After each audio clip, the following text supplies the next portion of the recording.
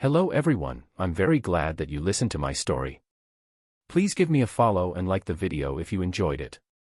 Feel free to comment and provide feedback so I can improve the sound quality. Yes, we invite you to listen to part 6 of the series. Chapter 374, Chapter 374, No One Knows More Than Me. Chapter 374, No One Knows More Than Me. West Cove Farm was located in the Golden Fertile Field, less than 10 kilometers away from the southern trade station in Rolling Stone Town. At this point, layers of folds appeared on the golden plains that bordered Rolling Stone Town. These folds were known as the West Valley Mountains. There was an undulating hill here, and there were occasional kobolds or other humanoid races on the hill. In the middle of the mountain was a West Valley with a beautiful stream flowing through it. It was rumored that every summer, there would be white deer from the Heaven Realm drinking there. The residents nearby unanimously thought that this legend was nonsense. However, this did not stop West Cove from becoming famous. The farm that was backed by this valley was named after it. The owner of West Cove Farm was related to the feudal lord of Red Mountain by blood. Before the war broke out, the current feudal lord of Red Mountain liked to go to West Cove Farm for a holiday. It was through this relationship that this place was not affected by the flames of war and became the only pure land in the Golden Fertile Field. When Matthew found the owner of the farm, he only gave a vague date and booked a large piece of wasteland on the farm. Other than that, he also ordered a large number of the farm's self-produced, 3 autumn ale wine. The owner of the farm originally wanted to refuse him. However, Matthew had given him a lot of money. Moreover, his identity as a mage added a lot of importance to him. It was something that the farm owner did not expect. When Rolling Stone Town and Red Mountain were negotiating, he had accompanied them outside as the owner of this place. As a mortal, he had never seen such a scene like the magic carpet landing. At that time, he just stood there foolishly, not knowing what to do. Very quickly, the angry voice of the Red Mountain representative came from the room. "Why are there other people?" The owner of the farm immediately quivered when he heard that. He quickly went in and smiled apologetically. "Master, there seems to be a group of mages over there. They're from that alliance." The representative of Red Mountain suddenly stood up from his chair. He walked to the window and stuck his head out, looking at the magic carpet and the figure in the open space in the distance. "Why are there so many mages? Don't tell me they are from the Seven Saint Alliance." As he spoke, he looked back at the Rolling Stone Town trio suspiciously. However, no one answered him. The air in the room seemed to have become hot and dry. In the open space, the mages got off the magic carpet one after another. In front of them was a vast plain that stretched as far as the eye could see. 50 meters ahead was a neat wheat field. The early summer wheat had already sprouted green ears, shaking slightly under the sunlight. Far away from the wheat field, a sparkling river flowed diagonally across the plain like a thin silver ribbon. The gentle wind blew across the earth, mountains, and rivers, and everyone's faces, giving them a relaxed and happy feeling. Matthew called out. A few helpers from the farm pushed 2 wooden carts over. The car was filled with the specialties of West Cove Farm. 3 autumn's ale. In addition, Matthew also prepared a lot of food for the mages. The food was arranged in the form of a dining cart on the outskirts of the farm, guarded by a few members of the garrison.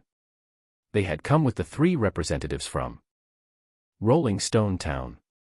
Accompanied by the arrival of the dining car and ale, the wasteland gradually became lively. A few mages found an open space and impatiently used house-type spells to build temporary residences for themselves. However, they were only halfway through their actions. Edmund, who had been observing his surroundings, suddenly opened his arms. "Summer is hot. How could there be no place to stay?" On the barren land, tall tree houses rose from the ground. The trees supporting the treehouse were intertwined with each other. Some tree houses were built under the tree, while others were suspended in the air. The tallest one was built on the crown of several trees. The dense branches and leaves blocked the sunlight above their heads. "If your stomach is empty, how can there be no delicious food?" Edmund's voice, which seemed to carry a hint of laughter, rang out once more.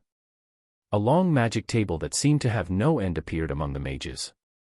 A dazzling array of food was placed on the long table.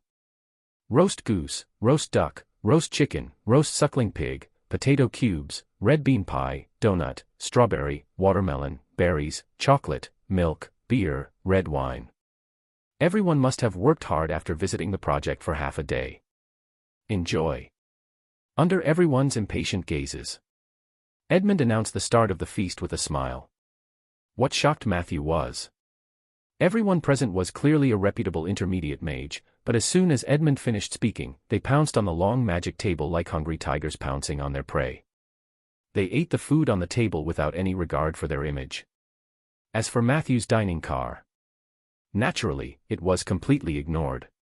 Is it that delicious? Matthew curiously took a strawberry and stuffed it into his mouth. Soon, he frowned. Taste. It could only be said to be very ordinary. Hint: Edmund has used the legendary feast spell. You have consumed the legendary magical food, Edmund's heart-shaped strawberry. Your mental power has received a slight increase. These magical foods can add attributes. Matthew's eyes lit up. At that moment, he did not care about the dignity of a mage and immediately joined the eating army. For a moment, all the mages were lying on the table and eating heartily. Chapter 375, Chapter 375, No One Knows More Than Me. Chapter 375, No One Knows More Than Me. Only Edmund smiled. He slowly made his way to the treehouse at the very top, his gaze looking towards the south. He looked and looked. His expression became serious. It looks like they were just passing by chance. It has nothing to do with us. A few people from Red Mountain came to this conclusion after observing for a while. Red Mountain had sent over a dozen representatives to negotiate this time. The leader was a warrior named Tefrise. Of course, both sides knew that there was a Red Mountain troop hidden in the mountains of the West Valley. There were more than 200 of them, and they were the ones who had threatened the southern trade station. Jeffries returned to the negotiation table impatiently. He and the other three from Rolling Stone Town stared at each other for a while. He couldn't help but frown and ask the person beside him. Where was I? The attendant beside him added, old man, sissy, and chest hair. Jeffries immediately continued. Rolling Stone Town is too much. They sent the three of you to negotiate with us. You have no sincerity at all. Richard gently tapped his gentleman's cane and showed a sentimental expression. It's been many years since a hooligan showed off in front of me. This feeling is really nostalgic. When I go back, I must tell Rieger and thank him for giving me an experience like this. As soon as he finished speaking, a straw rope that was originally scattered around Jeffrey's feet suddenly trembled. It quickly spun around Jeffrey's ankle, and a second later, Jeffrey's was lifted upside down by a force. The chair fell to the ground. The people of Red Mountain panicked when they saw their leader hanging upside down in the air. The straw rope that was wrapped around his ankle was thrown up and hung on the beam, automatically tying a dead knot. What did you do? Put me down. Jeffrey's face flushed red. His follower wanted to save him, but Zeller raised his finger slightly. With a croak, the follower turned into a frog and jumped on the ground. The others had just started to move. A dozen straw ropes suddenly appeared on the ground. These ropes were the same as what they did to Jeffries, hanging everyone upside down on the beam in one breath. When the owner of the farm at the door saw this scene, he was so frightened that he immediately turned around and closed his eyes. Your methods are too rough. We're here to negotiate. It won't be good if you scare them. Lorraine complained to Zeller and Richard. If you turn people into frogs at the drop of a hat, what if they are traumatized? That's why I say that you warlocks are not careful enough. And you, he only called you old men. Do you have to be like this? Isn't the ability of the Silver Snake domain able to control all snake-like objects? If it were me, I would never be taken down by you. As long as I'm tough enough, I won't be controlled by you. Richard snorted. You'd better make sure that's true. Seeing Lorraine speak up for them with a smile on his face, they were shocked. Jeffrey seemed to see a glimmer of hope. Yes, yes, yes. We're here to negotiate. Put me down quickly. Let's talk. However, Richard and Zeller were unmoved. Lorraine could only sigh softly. I wanted to tell you all about Mr. Jeffrey's glorious deeds after you are put Down. It seems that you don't have the luck. You can only hang upside down and listen. As he spoke, he cleared his throat. Jeffries was born in a village in the northwest of Red Mountain. Your father was a hunter, and your mother ran away with someone a long time ago. When you were 7 years old, you stole the saddle of the only retired knight in the village and tried to sell it to the knight's son. As a result, you were beaten up by him. When you were 9 years old, you tried to rape your cousin but failed. You were beaten up by your cousin. The next day, when his mother found out about this, she beat you half to death. A week later, your father, who was a hunter, came home and heard about this. He didn't hit you, but he almost castrated you. After that, you fled your hometown and wandered around Red Mountain. 2 years later, you joined the skunk mercenaries and gained the recognition of the leader. However, half a year later, you were arrested for attempting to rape the regiment commander's wife. A few women in the mercenary group joined forces to pick out one of your eggs. This time, you have learned your lesson. Before the leader returned, you escaped from the mercenary group. You've done a lot of work since then. You had delivered moonshine to the kobolds. Pimped for the wild boarman prostitutes. You also stole chickens and dogs, but your skills were not good, and you were often beaten. You are a born beast, unable to restrain your own beastly desires and evil thoughts. However, you were born useless. Even if you tried to rape someone, you never succeeded. The closest you came to success was that boarman prostitute. You and the other 3 worked together to rape her. This is your first time experiencing the opposite sex. But unfortunately, you soon realized that it was a kidnapping play between the wild boar prostitute and the other 3 customers. You joined just to make that night more enjoyable. To put it bluntly, you were still a useless tool. A year ago, your distant cousin became rich and found you to be his bodyguard. You decided to be honest this time. Unfortunately, he sold you to the Lord of Red Mountain, and you became a member of the mercenary army. Chapter 376, Chapter 376, No. One knows more than me. Chapter 376, No one knows more than me. Perhaps your luck had changed. When the mercenary army attacked the golden fertile field, the few people who charged the most fiercely were killed by the villagers with pitchforks. You, who followed the second group, obtained the first credit by chance. After that, you were promoted to be the captain of the Red Mountain Northern Expedition Army. A week ago, you were ordered to come here to negotiate with us. Last night, you masturbated 3 times. You did 1 more this morning. Because you're nervous. Am I right? Mr. Jeffries. Jeffries listened to Lorraine's devilish narration in a daze. His eyeballs were about to pop out. Look, I'm not a petty person. You mock me like that, but I'm just giving you a precious lesson. Remember, don't mess with people who dare to expose their chest hair. You'll die a miserable death. Lorraine smiled like a bright and cheerful boy. Those who didn't know better would probably think that he was telling a heartwarming and touching story. Their brains are so congested that they can't listen to any stories.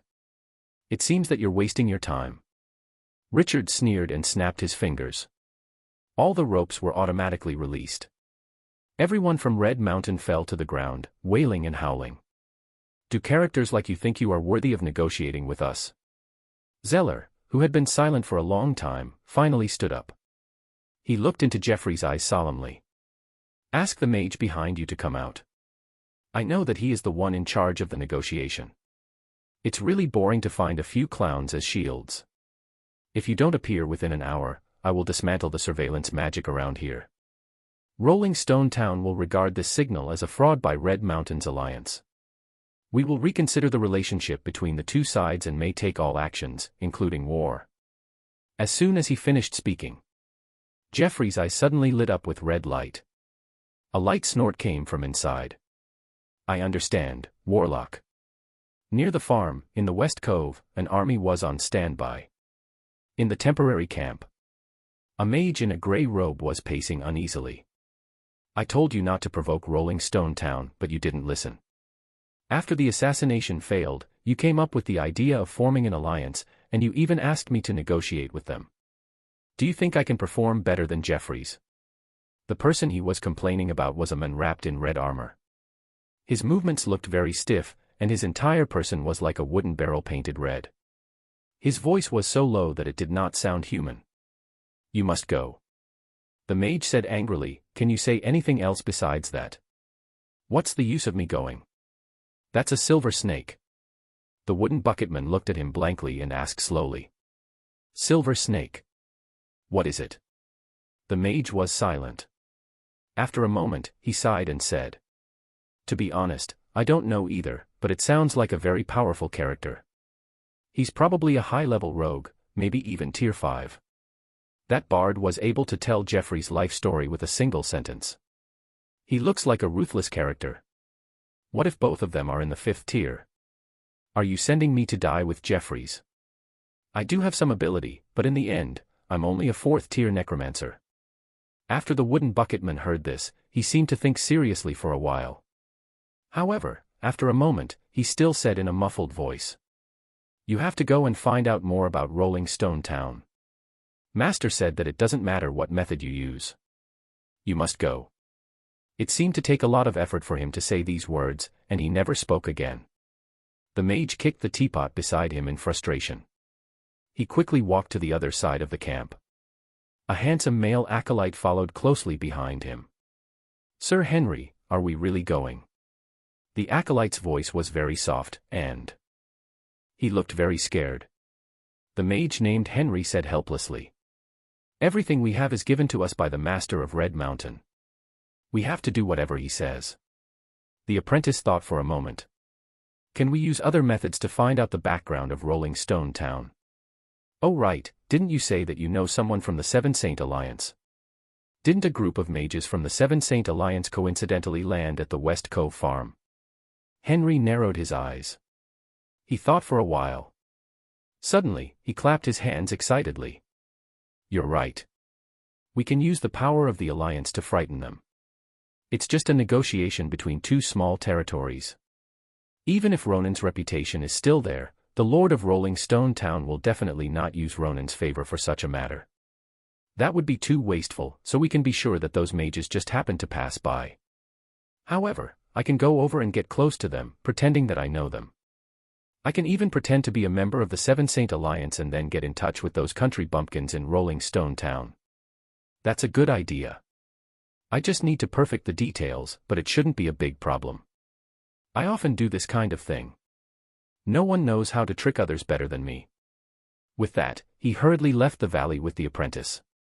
He headed straight for the treehouse, where the mages were enjoying the shade.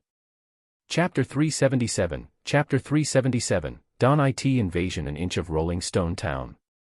Chapter 377, Dawn IT Invasion, an inch of Rolling Stone Town. Outside the dense treehouse, Henry carefully approached. He left the apprentice outside the farm and went over alone to get close to the mages. What kind of magic tool is used to create such a magnificent residence in the wasteland? Henry looked at the scene in front of him with envy. He guessed that there must be a high-level big shot among this group of mages, at least at the 5th tier. This guess made him feel uneasy. Mages had always been arrogant and reclusive, especially high-level mages. They hated being disturbed the most. It was actually risky for him to go over and try to get close to them. However, this was the best solution he could think of at the moment. Without the help of the Seven Saint Alliance, it was hard for him to imagine that he could suppress the rogue and the bard in the negotiation. Henry's footsteps were not slow, but each step was heavy. He had prepared a script in his stomach and thought of every excuse. Soon, he found something surprising. There was no magic barrier outside the treehouse. This meant that the mages inside didn't mind communicating with outsiders. He mustered up his courage and walked in. Soon, he saw a long magic table. Most of the mages were eating and drinking on it without any image to speak of. Henry heaved a sigh of relief. He didn't dare to use detection spells to spy on the level of these people, but he could make a judgment based on common sense. These people should be mage apprentices. An intermediate mage above the apprentice level would not eat without caring about their image. It was much easier to deal with apprentices. Although there was still a huge difference in status between the two sides, he had the advantage in level and could more or less make up for it. He thought about it. Henry walked around the long magic table with a smile on his face. He tried to strike up a conversation with a few mages. However, no one paid attention to him. A few minutes later, the smile on Henry's face stiffened. He felt extremely humiliated. He was a level 15 mage, after all, so how could he be looked down upon by others? But very quickly, this humiliation turned into helplessness. Actually, he was already used to it. This was the tragedy of a rogue mage. No matter how high the level was, it was still empty talk without a system. The world of mages was a more snobbish world. Wild mages were poor, had outdated magic techniques, had few magic tools, and lacked knowledge of magic. Mages from the Alliance, even if they were apprentices, rarely looked at wild mages. Henry once had a mage friend, and the two of them agreed to work together. In order to pass the recruitment and promotion assessment of the Seven Saint Alliance for wild mages, they worked together for nearly 3 years. However, in that assessment, his friend got selected. However, Henry himself lost the chance to become an Alliance mage because of the 1-point difference. After that, he was unable to recover. Even though his friend had been encouraging him and sharing his wealth with Henry, hoping that he could persevere for 3 years and take the exam again, Henry rejected her. Not long after, he left silently. Wandering alone outside, he became a true rogue mage. This kind of life was not bad. After all, no matter how lowly a wild mage was, he was still a respected mage in a slightly backward territory. Gradually, Henry had completely forgotten the humiliation of being rejected by the Alliance. He also buried her in the bottom of his heart. But today, when he met the people of the Seven Saint Alliance once again, that sense of humiliation surged into his heart again. He realized that he was still so powerless. Other than gritting his teeth, there was nothing he could do. If I can control legendary power one day, I will definitely destroy all those who look down on me. He stood at the side with a stiff expression, his mind wildly fantasizing. However, a moment later, he still had a smile on his face, because a handsome young mage was walking towards him. The other party's voice was also very gentle. "Hello, do you need help?" Henry was instantly flattered. "Oh, no, no, no. I just came over. I saw you guys land here, so I wanted to come over and say hello." The young mage smiled and asked, "I see. Are you a mage living nearby?"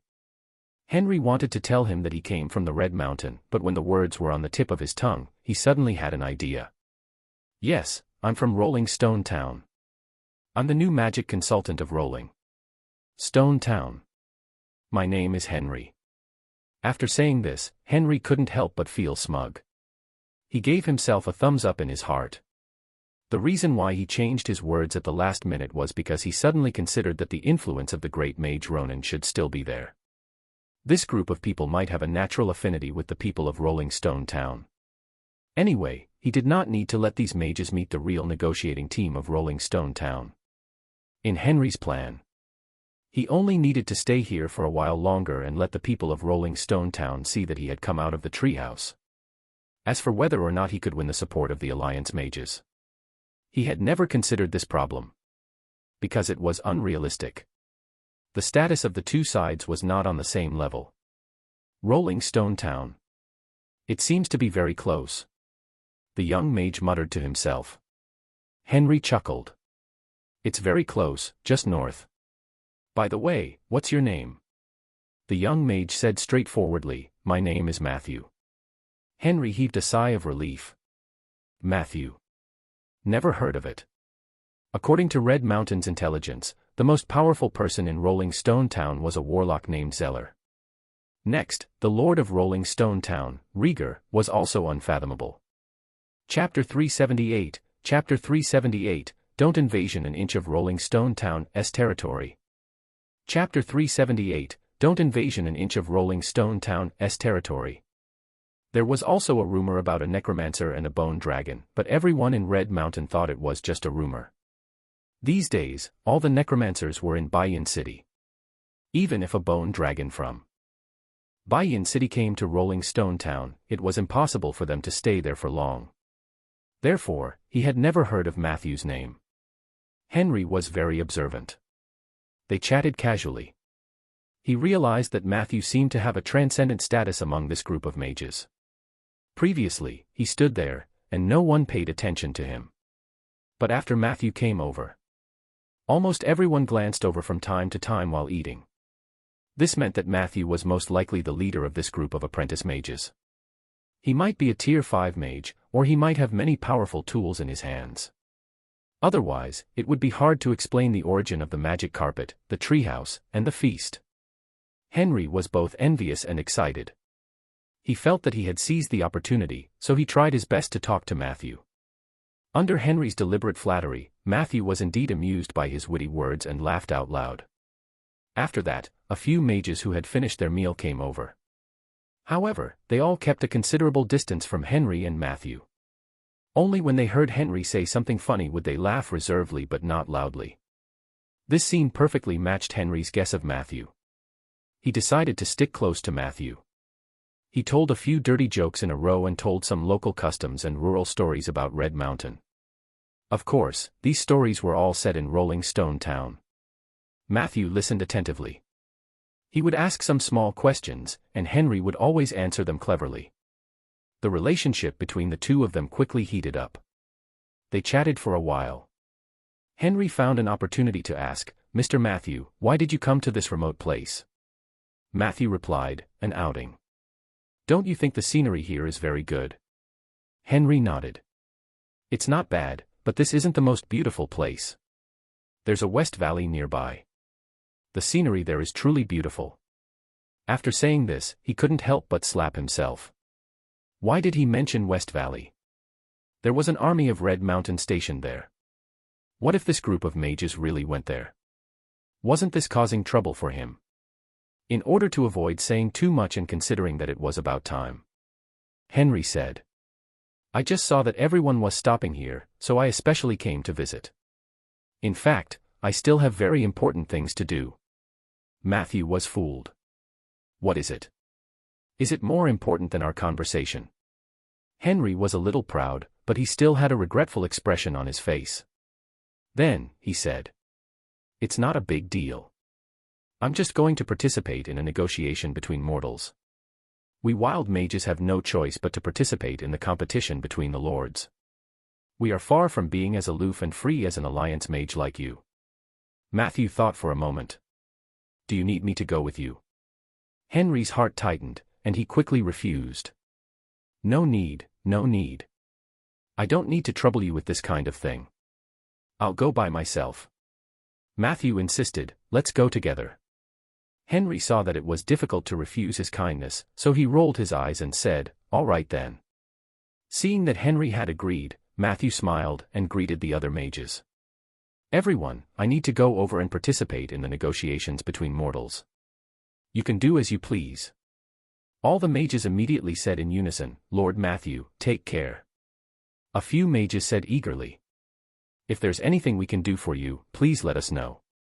Henry thought to himself, "This Matthew has an extremely high status and is approachable.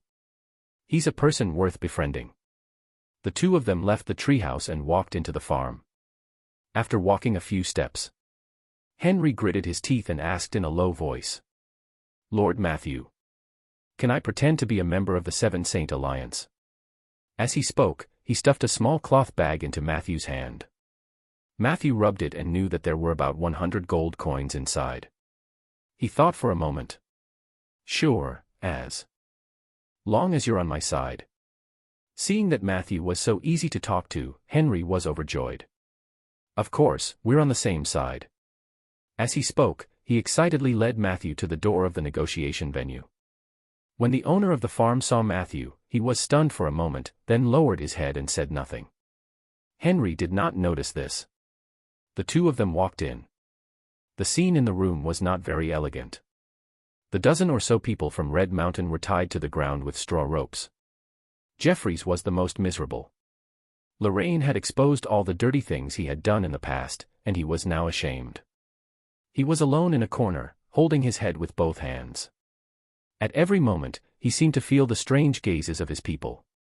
Meanwhile, the three players from Rolling Stone Town were very good at playing tricks. Richard leaned on his cane, his back straight. He didn't seem to understand what tiredness meant. Zeller was sitting on a chair, resting with his eyes closed. He was playing with a frog doll in his hand. When he heard footsteps approaching, he suddenly opened his eyes. As for Lorraine lay on the negotiation table with an enchanting figure, holding a small yellow book in his hands and reading it attentively. Heart-shaped chest hair popped out from his wide collar, adding a hint of masculinity to his unrestrained posture. Henry saw this. Chapter 379, Chapter 379, Dawn T Invasion, an inch of Rolling Stone Town. Chapter 379, Dawn T Invasion, an inch of Rolling Stone Town. He immediately shouted at the three of them. Aren't you guys going too far? Do you know who I am? I'm from the Seven Saint Alliance. Release my people. The three people from Rolling Stone Town looked at each other. Lorraine jumped off the table and looked at Matthew curiously. Is this some kind of trendy performance art? Zeller looked at Henry seriously. Are you the real person in charge of the negotiation at Red Mountain? Richard's expression was still very serious at first, but after half a second, he couldn't help but laugh. What are you laughing at? What's so funny? Henry said unhappily. At this moment, Matthew pulled his sleeve kindly. Let's go sit down. As he spoke, he dragged Henry to the negotiation table. However, the seats where the two of them were seated. They were on the same side as the Rolling Stone Town trio. Henry was completely confused. As soon as he sat down, he hurriedly reminded Matthew. You're sitting in the wrong direction. Our seats are over there. Matthew patted his shoulder kindly. It's not reversed. My seat is here. Let me reintroduce myself. My name is Matthew, the newly appointed magic consultant of Rolling Stone Town. I currently hold the L rank of the Alliance of Seven Saints. Nice to meet you, Mr. Henry. Henry was stunned. His eyes were filled with disbelief. Then, his face turned red, and his entire body began to tremble uncontrollably. You. His voice seemed to be stuck in his throat, and he could not speak smoothly. Matthew gave him some time to react. After a while, he asked, Do you want to sit over there? He pointed at the seat across the negotiation table. Sit over there. Henry couldn't help but shudder. In the next second, he suddenly slammed the table hard and shouted at the dozens of people who were tied up with straw ropes in a righteous manner. Jeffries. And you rats who don't know the immensity of the situation. Go back and tell the Lord. No, go back and tell that arrogant brat. As long as I, Henry, am here. Don't even think about invading an inch of my Rolling Stone Town's territory. Don't even think about it. Everyone looked at him with their mouths agape.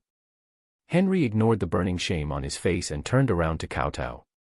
Respected Lord Matthew, as I said before, of course I'm on your side.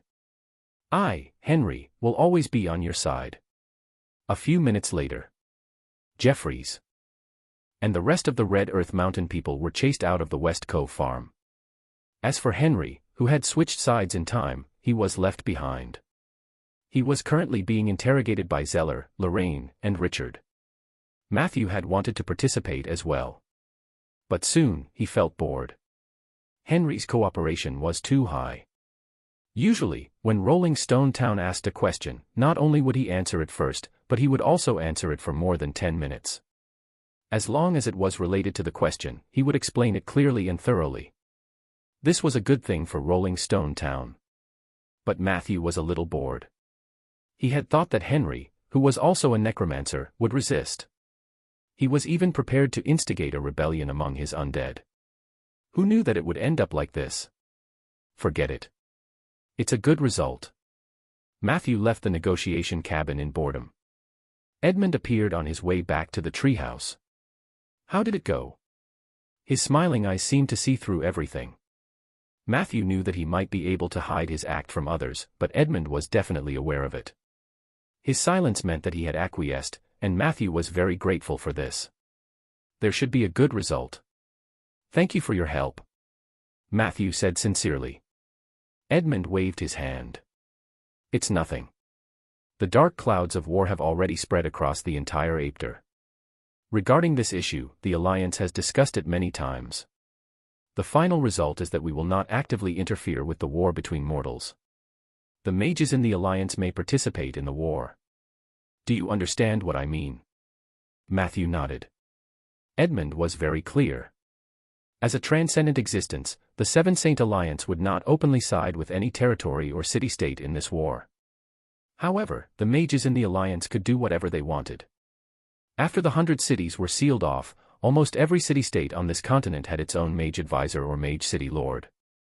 The Alliance's non-interference might cause the war to escalate. It might even affect the Alliance. However, as long as the war was still under control, the higher-ups of the Alliance, represented by the Seven Saints, would ignore it. This round of war will also be an opportunity for the Alliance to replace members. We need more fresh blood, and this continent needs a slight pain to stimulate more vitality. Edmund said emotionally. Matthew did not reply. He knew that the slight stimulation mentioned by Edmund could be a disaster for some families and cities. However, the objective law was unavoidable. The gods were eyeing this continent covetously. The hundreds of years of peace after the ascension of the heavenly palace would soon be gone. To the future generation. It was just that, history had turned a new page. Only those who were in it could truly feel the surging tide of the times. Oh, right. I've made a small discovery. Let me bring you to take a look. It might be a safety hazard near Rolling Stone Town. Edmund said as he casually opened a portal. The two of them passed through the portal. He appeared in the West Cove. The scenery in front of them was indeed beautiful, but the army that was coming towards them was a bit of a spoilsport. Who is it? A soldier noticed the two of them. Edmund did not seem to notice him and only strode forward. Matthew followed closely behind. Strands of white light shot out from Edmund's sleeves. Mass immobilizing spell. In the blink of an eye. All the soldiers in the temporary camp were frozen in place. An unlucky soldier was scooping soup from a pot when he was frozen, but he could only watch as the soup in the spoon slid down his mouth. His chest and crotch were wet. Not long after. The two of them arrived outside a tent in the middle. Edmund raised his eyelids. The cloth outside the tent was blown away, leaving only a few ropes and a skeleton made of wooden planks. Inside sat a stiff man in scarlet armor. When Edmund saw him, he immediately said. As expected, it's a dragon puppet.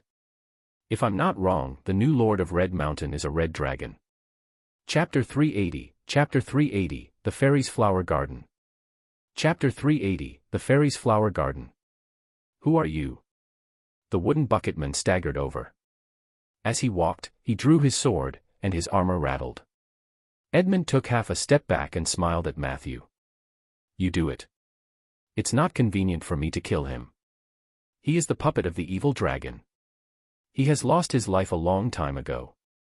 He is a living dead that is even more pathetic than the undead. Killing him is a relief for his soul.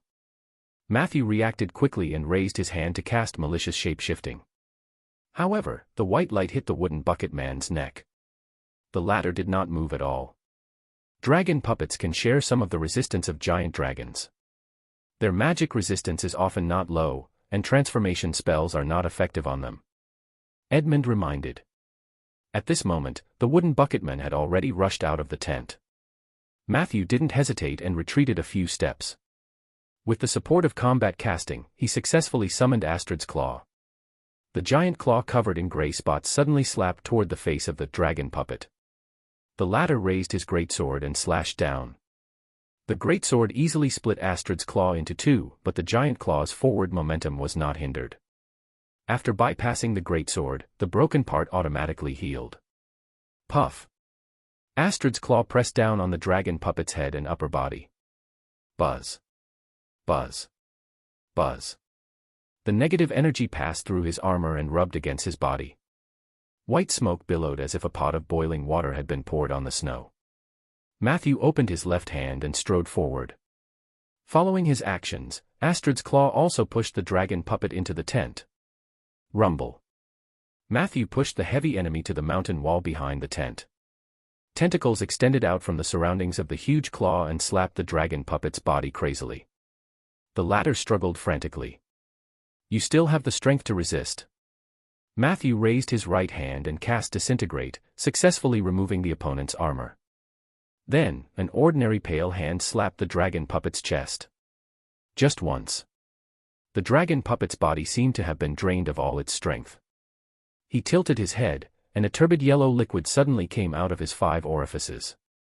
Walala. He quickly collapsed at the foot of the mountain. Hint, you have killed the puppet warrior of the red dragon Kuzulas. The hatred of the red dragon Kuzulas towards you has increased by 1. The pale hand killed and captured a high-quality soul, red dragon puppet /LV14.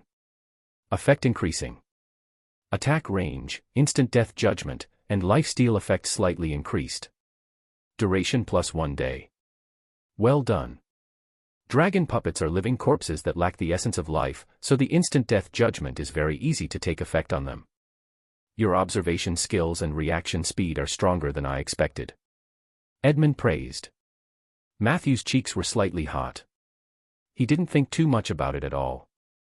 He was simply used to the operation of Astrid's claw and pale hand. However, Edmund's words did teach him a new lesson. Living dead who lack life elements are more likely to trigger instant death than ordinary life forms. Matthew immediately memorized this message. Then, he asked respectfully, "How did you discover that he was a dragon puppet?" Edmund said seriously. Observation. If you pay attention, there are many interesting secrets hidden in the details of life. Matthew scratched his head in confusion. Edmund could not help but laugh. I lied to you. I used the divination spell. Although my divination spell isn't as good as Roderick's, it's more than enough to gather information. In fact, when I arrived on this land, I sensed the strange smell in the air. The smell of the dragon puppets is too strong. If you have studied them, you will be able to smell them from hundreds of miles away like me. Matthew was puzzled. But even if you can confirm that there is a giant dragon on the Red Mountain, how can you be sure that he is the new Lord of the Red Mountain? Edmund smiled faintly. Because I quickly remembered that the Red Dragon paid the Alliance a life-saving fee last month. Matthew was speechless. Edmund said without hiding anything. Because I personally checked the fee, I have a good impression of the Red Dragon named Kuzulas. I just used a prophecy spell to investigate and found out that 2 months ago, Kuzulas murdered the youngest son of the Red Mountain Lord. Then, he used a transformation spell to transform into his appearance and then assassinated the Red Mountain Lord.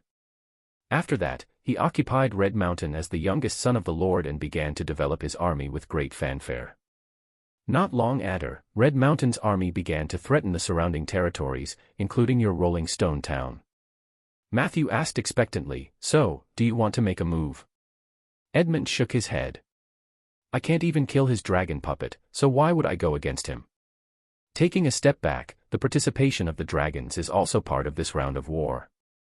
As long as Kuzulas doesn't do anything outrageous, our attitude towards him is actually the same as that of a mortal lord. You don't have to worry too much. In the short term, Kuzulas won't dare to attack Rolling Stone Town. My appearance here today is also a deterrent to him. Matthew understood. He even suspected that Ekmond already knew that the new Lord of Red Mountain was a red dragon and that what he said just now was just his excuse. Chapter 381, The Fairy's Garden. Chapter 381, The Fairy's Garden. The reason why this wily mage leader had taken the initiative to lead his team here was partly to sell him a favor and partly to beat up the red dragon Kuzulas. Matthew carefully recalled Edmund's every word and realized that there were indeed flaws in his words. The other party probably did not deliberately cover up his lies. There were many things that were best known in secret. Matthew would be embarrassed if he exposed him. But very quickly, Matthew noticed another unusual word in Edmund's words. Did you just say, life-saving fee, not protection fee? Edmund explained patiently. It's like this. This money is paid by the dragons to the legendary mages led by the 7 saints. The purpose is to avoid being slaughtered for no reason. Matthew was shocked. Do the 7 saints like to slay dragons? Edmund shook his head. There is only one person who likes to do that, and that is one of the 3 holy mages, Lady Soria. As Mr. Capital's most outstanding disciple, Ms. Soria is obsessed with slaying dragons. There was a period of time, about a few decades ago, where she searched the world for dragons almost day and night. Every time she found one, she would take the initiative to find trouble. In the beginning, the dragons were confused. Many hot-tempered young dragons started fighting with Soria. Then, they became the dragon scales, dragon bones, and medicinal wine in Soria's collection cabinet. Very quickly, Soria's infamy of slaying dragons spread throughout the world of dragons. Because she had gone too far, the remaining dragons of Aender had no choice but to join forces. It was mainly the red, white, black, blue, and green pentashade dragons. They were the ones who suffered the most injuries in Soria's dragon-slaying operation. The chromatic dragons joined hands and fled to Eternal Gathering Island. The pentashade dragon god Baruch shed its tear into the material world before ascending to the heavenly palace. The island formed by the tear had formed a world of its own, and Baruch was able to send down divine power there. The chromatic dragons didn't like to live on Eternal Gathering Island, but Eternal Gathering Island became their haven during that time. Not long after, Soria barged into Eternal Gathering Island and fought with the pentashade dragon god Baruch. The result of that fight was probably a draw. After that, the two sides had several rounds of negotiations. As far as I know, Soria had obtained what she wanted. At the same time, she had also promised Baruch that as long as Baruch's people paid her a sum of money every 20 years, she would not take the initiative to cause trouble for the pentashade dragons that were active on the continent. Of course, we all know that other than the immemorial dragon, the seven saints all have the ability to kill dragons easily. Therefore, in the end, this life-saving fee was upgraded to 7 portions. The chromatic dragons either fled to other planes to make a living because they couldn't bear the humiliation, or they can obediently pay up, and at least the Alliance upper echelons won't take the initiative to find trouble with them. At this point, Edmund sighed. Speaking of which, Madame Soria is quite reasonable. She won't take a life-saving fee from a dragon that hasn't been active on the continent for decades. Matthew said thoughtfully. So, someone recently awakened Kuzula's. Edmund nodded. It's possible. Matthew was very emotional. The seven saints were truly terrifyingly powerful. If only he had that kind of power, he could go to Eternal Gathering Island to snatch the pentashade dragon god's disciples for fun. Soria is Capital's student, Margaret is Soria's student, and I'm learning combat spells from Margaret. Speaking of which, I'm also Capital's disciple. Matthew let his imagination run wild. In short, you don't have to worry too much about the matter of Kuzula's in the near future. If you have any thoughts about him, you can go and talk to Soria's students. Perhaps you'll get some unexpected gains. Edmund chuckled. It's not convenient for us old fellows to show ourselves, but if a war breaks out between you guys over a territorial dispute, it naturally won't violate the agreement between the pentashade dragon god Baruch and Soria. By the way, are you ready for the exploration of the outer plane? Matthew said in a deep voice. I've already informed the goddess of moonlight a few days in advance.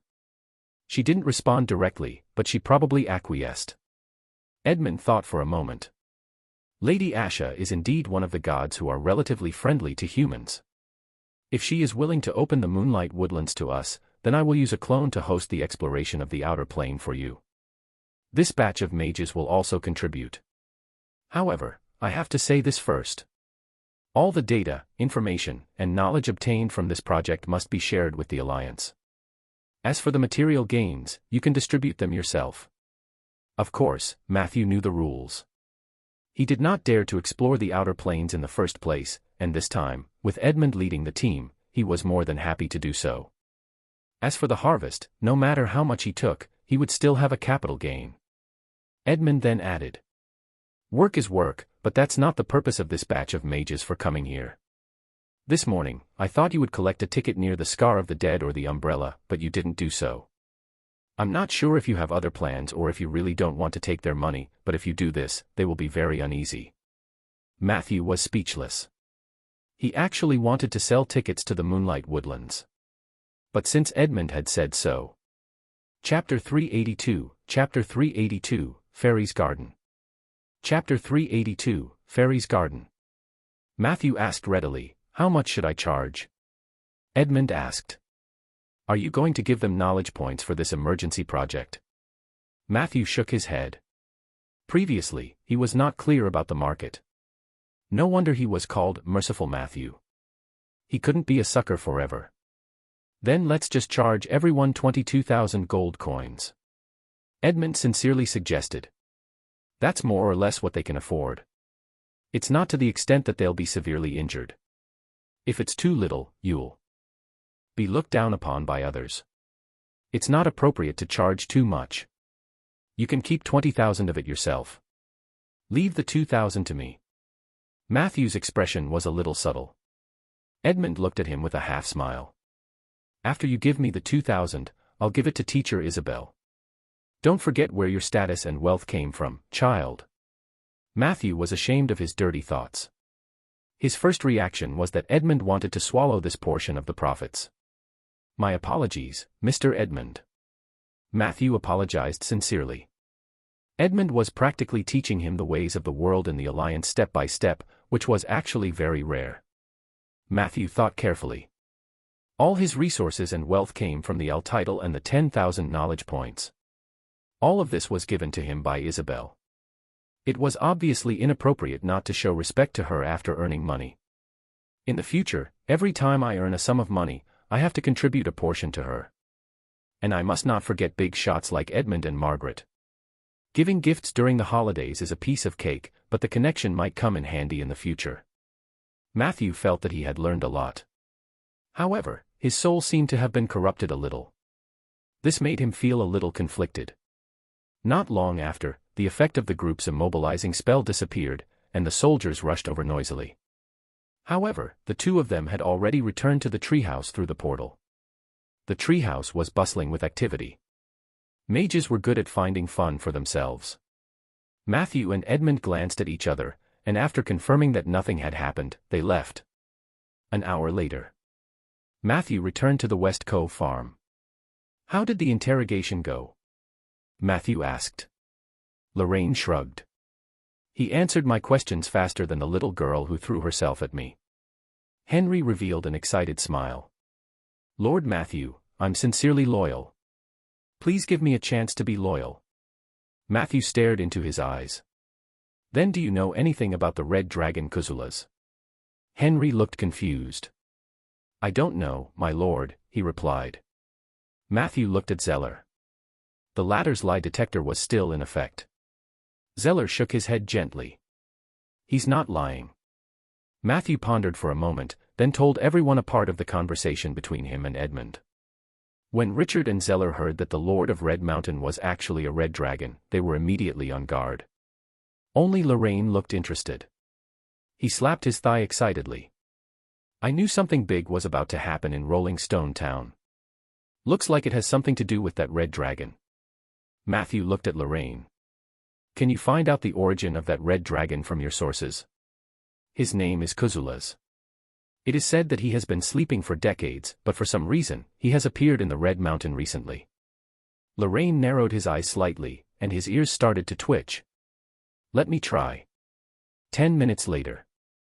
Only then did he exit from that state, somewhat exhausted. I think I know where that red dragon came from. Lorraine's tone was a little strange. Matthew asked, did someone wake him up? The slumber of a dragon had always been a cycle of 100 years. During this period, if it were not artificially awakened, the dragon would rarely take the initiative to break out of its slumber. Matthew suspected that there was another mastermind behind Kuzulas's awakening. As expected, Lorraine replied, someone woke it up. Matthew asked anxiously, who is it? Evil organization. Evil art master.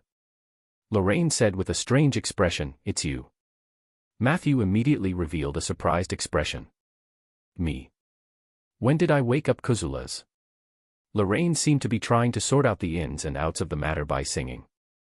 However, Matthew rudely interrupted him. Get to the point. All right, Matthew, I'll only give you face. Next time, don't stop me from singing. Lorraine looked a little unhappy but explained patiently. I learned from the legends of the Underdark that Kuzulas was a red dragon that had just entered the youth stage. His strength grew rapidly, and so did his. Before he woke up, he found a very hidden place in the Underdark to hide himself and had his last long sleep before he reached puberty. However, a sudden earthquake struck him, and the falling stones woke the grumpy young red dragon from his sleep. After waking up, the flustered and exasperated Kuzula spent a long time removing the stone from his body. After that, he wreaked havoc in the Undercity and even destroyed a gathering place of ghosts. A few days later, Kuzulas, who had just discovered his anger, found the exit to the surface. With his extraordinary talent, he successfully integrated into human society with the help of his shape-shifting spell. After learning that the Red Mountain Lord was secretly recruiting soldiers, Kuzulas decisively took action. Chapter 383, Chapter 383, The Fairy Eye-S Garden. Chapter 383, The Fairy Eye-S Garden. Matthew knew what happened after that. The most important thing to note was the earthquake. It originated from the explosion of an evil altar thousands of miles away. The explosion did not cause much damage to the underground space where the explosion occurred. However, by chance, it triggered a resonance at the bottom and accidentally blew up the underground city of Kuzulas. And the instigators of that explosion dash. I heard from the description of the fungus tribe that you're one of them, Matthew. You are the one who awakened the red dragon Kuzulas. Matthew's eyes widened. Was this for real? Was there such a coincidence? 2 months ago, he had blown up the evil god altar of the Order of Calamity with Bobo in the underground city of the rainforest. The explosion at that time only caused a small-scale collapse. Unexpectedly, it triggered a butterfly effect thousands of miles away. If Lorraine hadn't said this, Matthew would never believe it. What about the high mountain reservoir in the High Leaf region? It couldn't have collapsed because of that explosion, right? He couldn't stay calm anymore. Lorraine shook her head. I don't know about that. It might be related, but it might not be. As far as I know, there seems to be a black dragon moving there. There's a high chance that you are not responsible for that. Matthew heaved a sigh of relief. Zeller and Richard looked at each other, and their expressions became even more serious. The former said, "In that case, there is a green dragon in the north of us. There is a red dragon in the south. There seems to be a black dragon in the southwest. We are short of the white dragon and blue dragon to complete the chromatic dragons. Are the dragons targeting Rolling Stone Town?" No one could answer his question. The few of them discussed for a while. They decided to detain Henry temporarily at the southern trade post. Zeller planned to use Henry to continue negotiating with Red Mountain. Even if he knew that the other party was a red dragon, he still had to put on a facade. Rolling Stone Town was not ready to deal with a dragon. Before that, it was better to ensure the stability of the situation. At night, Matthew led the mages back to the oak forest and knocked on the door of the Moonlight Woodlands under the moonlight. As expected, Asha acquiesced to his actions. After that, everything went smoothly. Edmund's clone was in charge of the meeting. Matthew only needed to sit back and enjoy the fruits of his labor. He stayed in the laboratory of the Unto Empire for a while. After letting Soldier and Peggy monitor the scene, he quietly slipped out. In the oak forest late at night. Silence. Matthew came under a tall and holy oak tree and gently called out the name of Fairy Princess Lulu. After a while, a bright light flashed. The long-lost beautiful face entered Matthew's eyes. "Good evening, Matthew." Lulu still looked very shy, and her voice was soft. "Good evening, Your Highness," Matthew said kindly. "I want to summon the Dryad Guardians, and hold a ritual called Enemy of the Forest. When the size of the oak forest reached a certain level, he could summon tree spirits to guard it. These guards could be used as the first barrier of the oak forest. The Enemy of the Forest ritual was a tracking ritual. It could be used to find hidden enemies nearby. Matthew's intentions were obvious. He wanted to find those witherers and kill them all. Lulu revealed a troubled expression. "I've just become a fairy princess and haven't had the time to go to the flower court to get my crown and scepter. Summoning Dryad guards might be barely possible, but the ritual of Enemy of the Forest is a little too high-end for me." As she spoke, she looked at Matthew hopefully. "Can you accompany me to the fairies' garden? It's the gap between the arcane wilderness and the prime material plane. There are many fairies living there. Some of them are very good at bullying people. I need to hide from them every time. But Matthew won't let me be bullied, right?" Chapter 384, Chapter 384, A Demoness Who Won't Refuse People. Chapter 384, A Demoness Who Won't Refuse People. Fairy's Flower Garden. Is it a place I can enter? Matthew asked in surprise. Lulu nodded vigorously. Just become a fairy. Matthew readily agreed, all right. He had always been very interested in the world of fairies. After confirming that the fairy's flower garden was a mezzanine plane similar to the moonlight woodland, Matthew gladly agreed to Lulu's request. Lulu looked very excited. She took out a small magic staff and waved it. Don't resist, Matthew. A series of pale green lights fell on Matthew's body. His body shrank rapidly. In an instant, it turned into an oak tree fairy about the same size as Lulu. Matthew curiously looked at the changes in his body. His body shrunk by 100 times, and a pair of thin wings grew out of its back. With a thought, he could fly up and down in the air at high speed. Hint: you have been turned into an oak tree fairy by Fairy Princess Lulu. In your current state, you cannot use normal spells and abilities. You have obtained the ability, Fairy Language.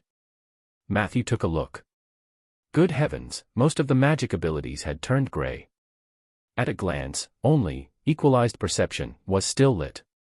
The good news was, the 3 wilderness forms were preserved.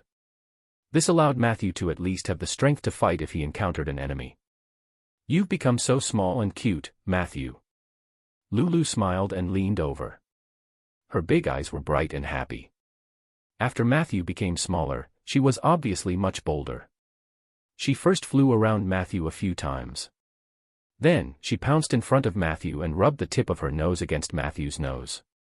Her actions looked very intimate. Matthew subconsciously wanted to lean back. But Lulu said, "Don't hide. This is a necessary step to enter the flower garden." As soon as she finished speaking, Matthew felt a warm sensation on his nose. A weak arcane power burst out from the tip of his nose and surged upwards. Very quickly, Matthew felt his forehead heat up. There should be an arcane imprint formed there. Hint: you have obtained Lulu's mark. With this mark, you will have proof of identity in the fairy world.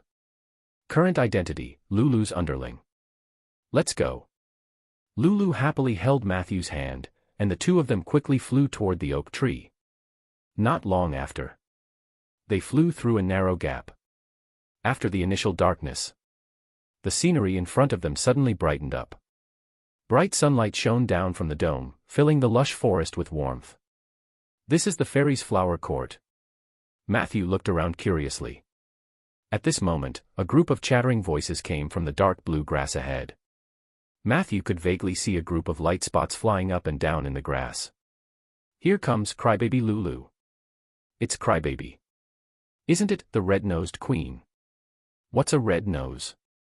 Idiot, your nose will turn red if you cry too much. Oh. Lulu grabbed Matthew. Let's go. Matthew asked curiously, who are they? Lulu said in disdain. That's the annoying singlars, also known as tagging grass spirits. These grass spirits like to label people with bad labels and then mock them all day long. They are everywhere in the forest in the front garden. As long as you are tagged by a bunch of grass spirits, the other grass spirits will laugh at you. I hate them. Before Matthew could say anything, the grass spirits laughed in unison. That's right. That's right. Hate us. This way, we won't feel any burden when we laugh at you. Immediately, a sharp voice shouted, "There's a newcomer. Quickly label him." The other grass spirits immediately jeered. Let me. A sharp voice was clearly louder than the other grass spirits. Let me see what suitable labels he has. Haha, I found it, Tauren. The new fairy is a Tauren. The other grass spirits asked in confusion. What is a Tauren? The sharp voice explained, I'm not sure. Maybe it's the aliens. The grass spirits continued to ask. Why are the Taurens aliens? The Taurens I've seen are all very gentle. They never take other people's things. Grass spirit Fei, what label did you put on? What a mess. You've embarrassed our grass spirit clan. Very quickly, an even more heated argument broke out in the haystack. They seemed to be fighting over what kind of label they wanted to give Matthew. Lulu looked at this scene curiously. On the contrary, Matthew listened for a while and felt that it was meaningless for him to listen to the children's quarrel, so he signaled Lulu to take him away. The two of them flew through the forest at a moderate speed. There were several bushes of tagged grass spirits passing by. However, they were all arguing fiercely about Matthew and had no time to care about the people flying above. A fairy's flower garden is divided into 4 parts: the front garden, the middle garden, the back garden, and the flower heart. Lulu introduced to Matthew as she flew. The Flower Heart Fortress is located in the sky above the middle garden. If you want to reach there, you have to use the middle garden's Velociraptor flower pipeline. Starting from there, you'll reach the middle garden very quickly. You just have to pass through a portal. But I'm worried that there will be evil spirits waiting for me outside the door. Her face was filled with worry. Chapter 385, Chapter 385, A Demoness Who Won't Refuse. Chapter 385, A Demoness Who Won't Refuse. Matthew asked. In the world of fairies, can I become a raven or a moon bear? Lulu nervously replied. It's best not to. You should solve the matter of the little fairies in the way of the little fairies. If you turn into other creatures, the big sprites of the arcane wilderness will interfere. Matthew asked curiously, what is the way of the little fairy? Lulu said with some grievance. Dance. I'm just not very good at dancing, so I've been bullied by them. Matthew, you can dance, right? As she spoke, she looked at Matthew eagerly. Matthew fell silent. At this moment, he suddenly saw a fairy with a pair of red underwear covering her head on a branch by the roadside. She was like a headless fly, flying around on the tree. That's Piapia the daredevil. She noticed Matthew's gaze. Lulu introduced nervously. We'd better not go over. Piapia is not only rash, but she also likes to be mischievous. She always does unexpected things. Maybe this is her prank. She might be baiting us. However, Piapia heard Lulu's words. Snee-snoutia. What kind of ability is it to tease a crybaby? I don't care about bullying you. Come and help me take off my headscarf. I can't see the way. I beg you, please help me. I'll definitely thank you heavily after this. Lulu pouted. Only Matthew mustered up his courage and flew over. Let me help you. He was filled with curiosity about everything in the garden. If he went over to help, at most, he would be pranked. With Matthew's psychological quality, it was not that he could not withstand it. With Matthew's help, Daredevil successfully landed on the branch. Matthew grabbed the hem on both sides of her head. Quick, quick, quick. I can't wait to see the light again. Piapia's voice was filled with anticipation. Matthew pulled hard. The red underwear was in his hand. Why can't I see anything? Piapia asked loudly. Did you pull it off? Matthew looked at the fairy's head in amusement. He had already torn off a pair of red underwear, but there was still a pink one inside. Matthew pulled again. As expected, there was a blue one under it. In the end, Matthew took off 3 pairs of underwear of different colors from the daredevil's head. Piapia was finally able to see again. She was actually more beautiful than Lulu, but her messy hair affected her appearance. Thank you, Torin, said Piapia happily. You're such a good person. To thank you for taking off my headscarf, I'll give them all to you. These 3 headscarves are the underwear of the witch Parison. It took me a long time to steal them from her dog.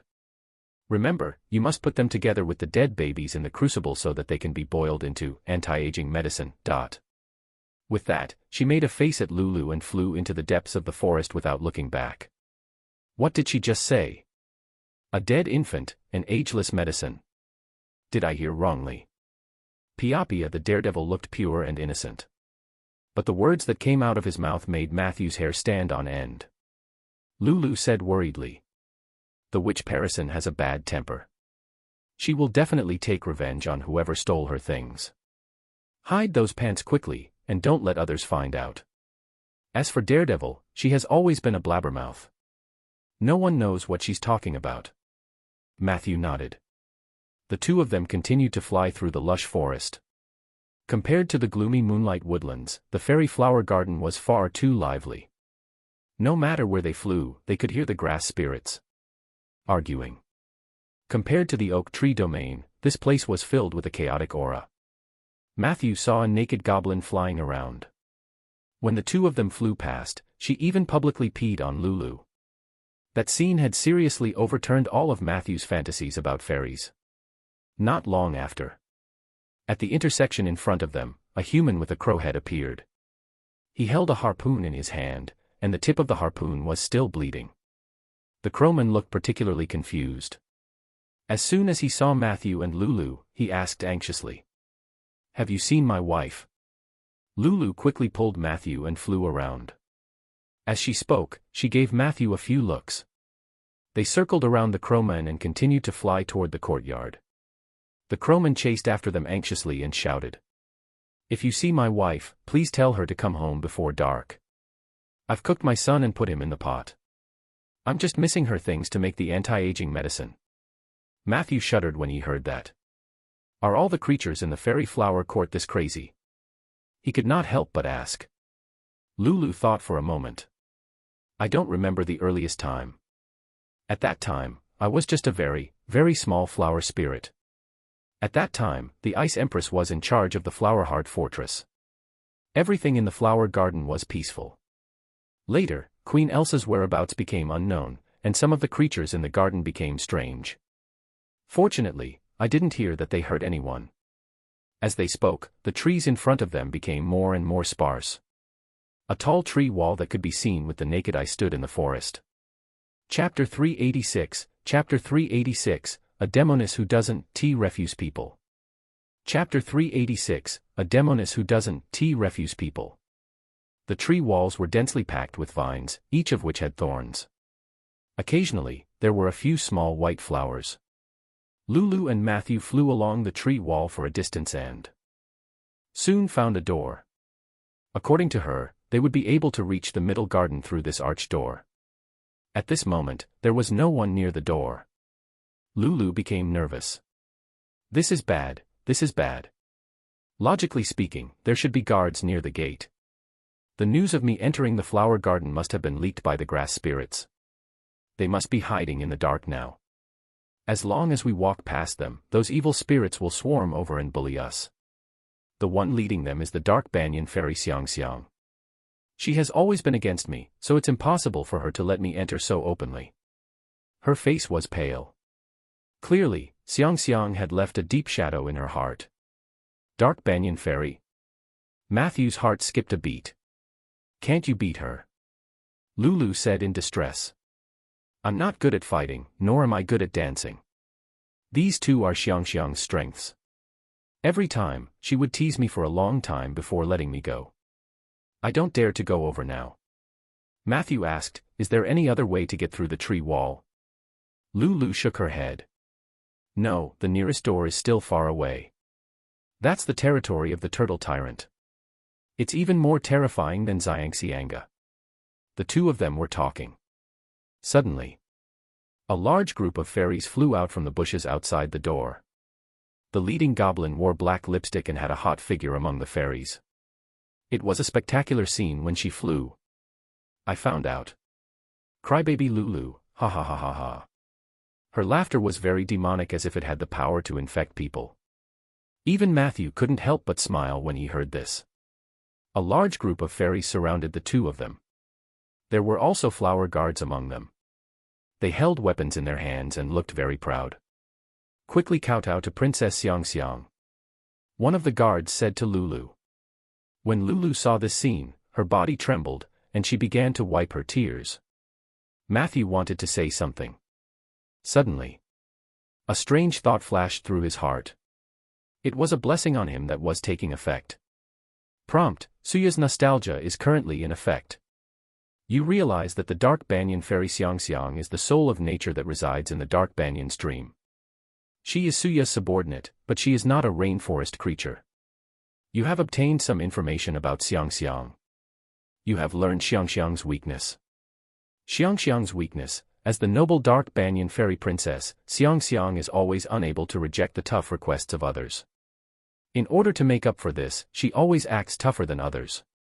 Moreover, before others make a request of her, she will always make a request first or simply not let that person speak. Both of you, kowtow to me. Xiang raised her voice and arrogantly ordered. You have to kowtow 100 times. I won't let you in if you miss even one. Otherwise, I'll get Hu and Fu to strip you naked and parade you through the streets. Matthew was still worried. He wondered if he should turn into a raven to scare them. But now, there was a new solution. Immediately, he pulled Lulu's cold little hand and shouted at Xiang, "You can't stop us from passing through the gate." Xiang was stunned for a moment. However, Matthew's order had already been shouted. The flower guard was furious. What nonsense are you talking about, Torin? But in the next second, Xiang said in a trembling voice, "All of you, go away, don't surround them." The guards scattered helplessly. Matthew ordered again. You have to teach your subordinates a lesson. Not only do I want them to kowtow to me, but I also want them to slap themselves. The guards went completely crazy. What nonsense is he spouting? What right does he have to order our princess around? However, an instant later, they saw Xiang's face reveal a thick look of fear. Immediately after, she scolded the guards weakly. Quickly kowtow to them and slap yourself. The guards looked at each other. Although they were unwilling, they could only do as they were told. Xiang looked at Matthew aggrievedly. She had a pleading expression on her face. Please don't do this again. However, Matthew only smiled coldly. You have to apologize to Lulu. As soon as he said that, Xiang was like an ignited explosive barrel. She screamed and flew up and down.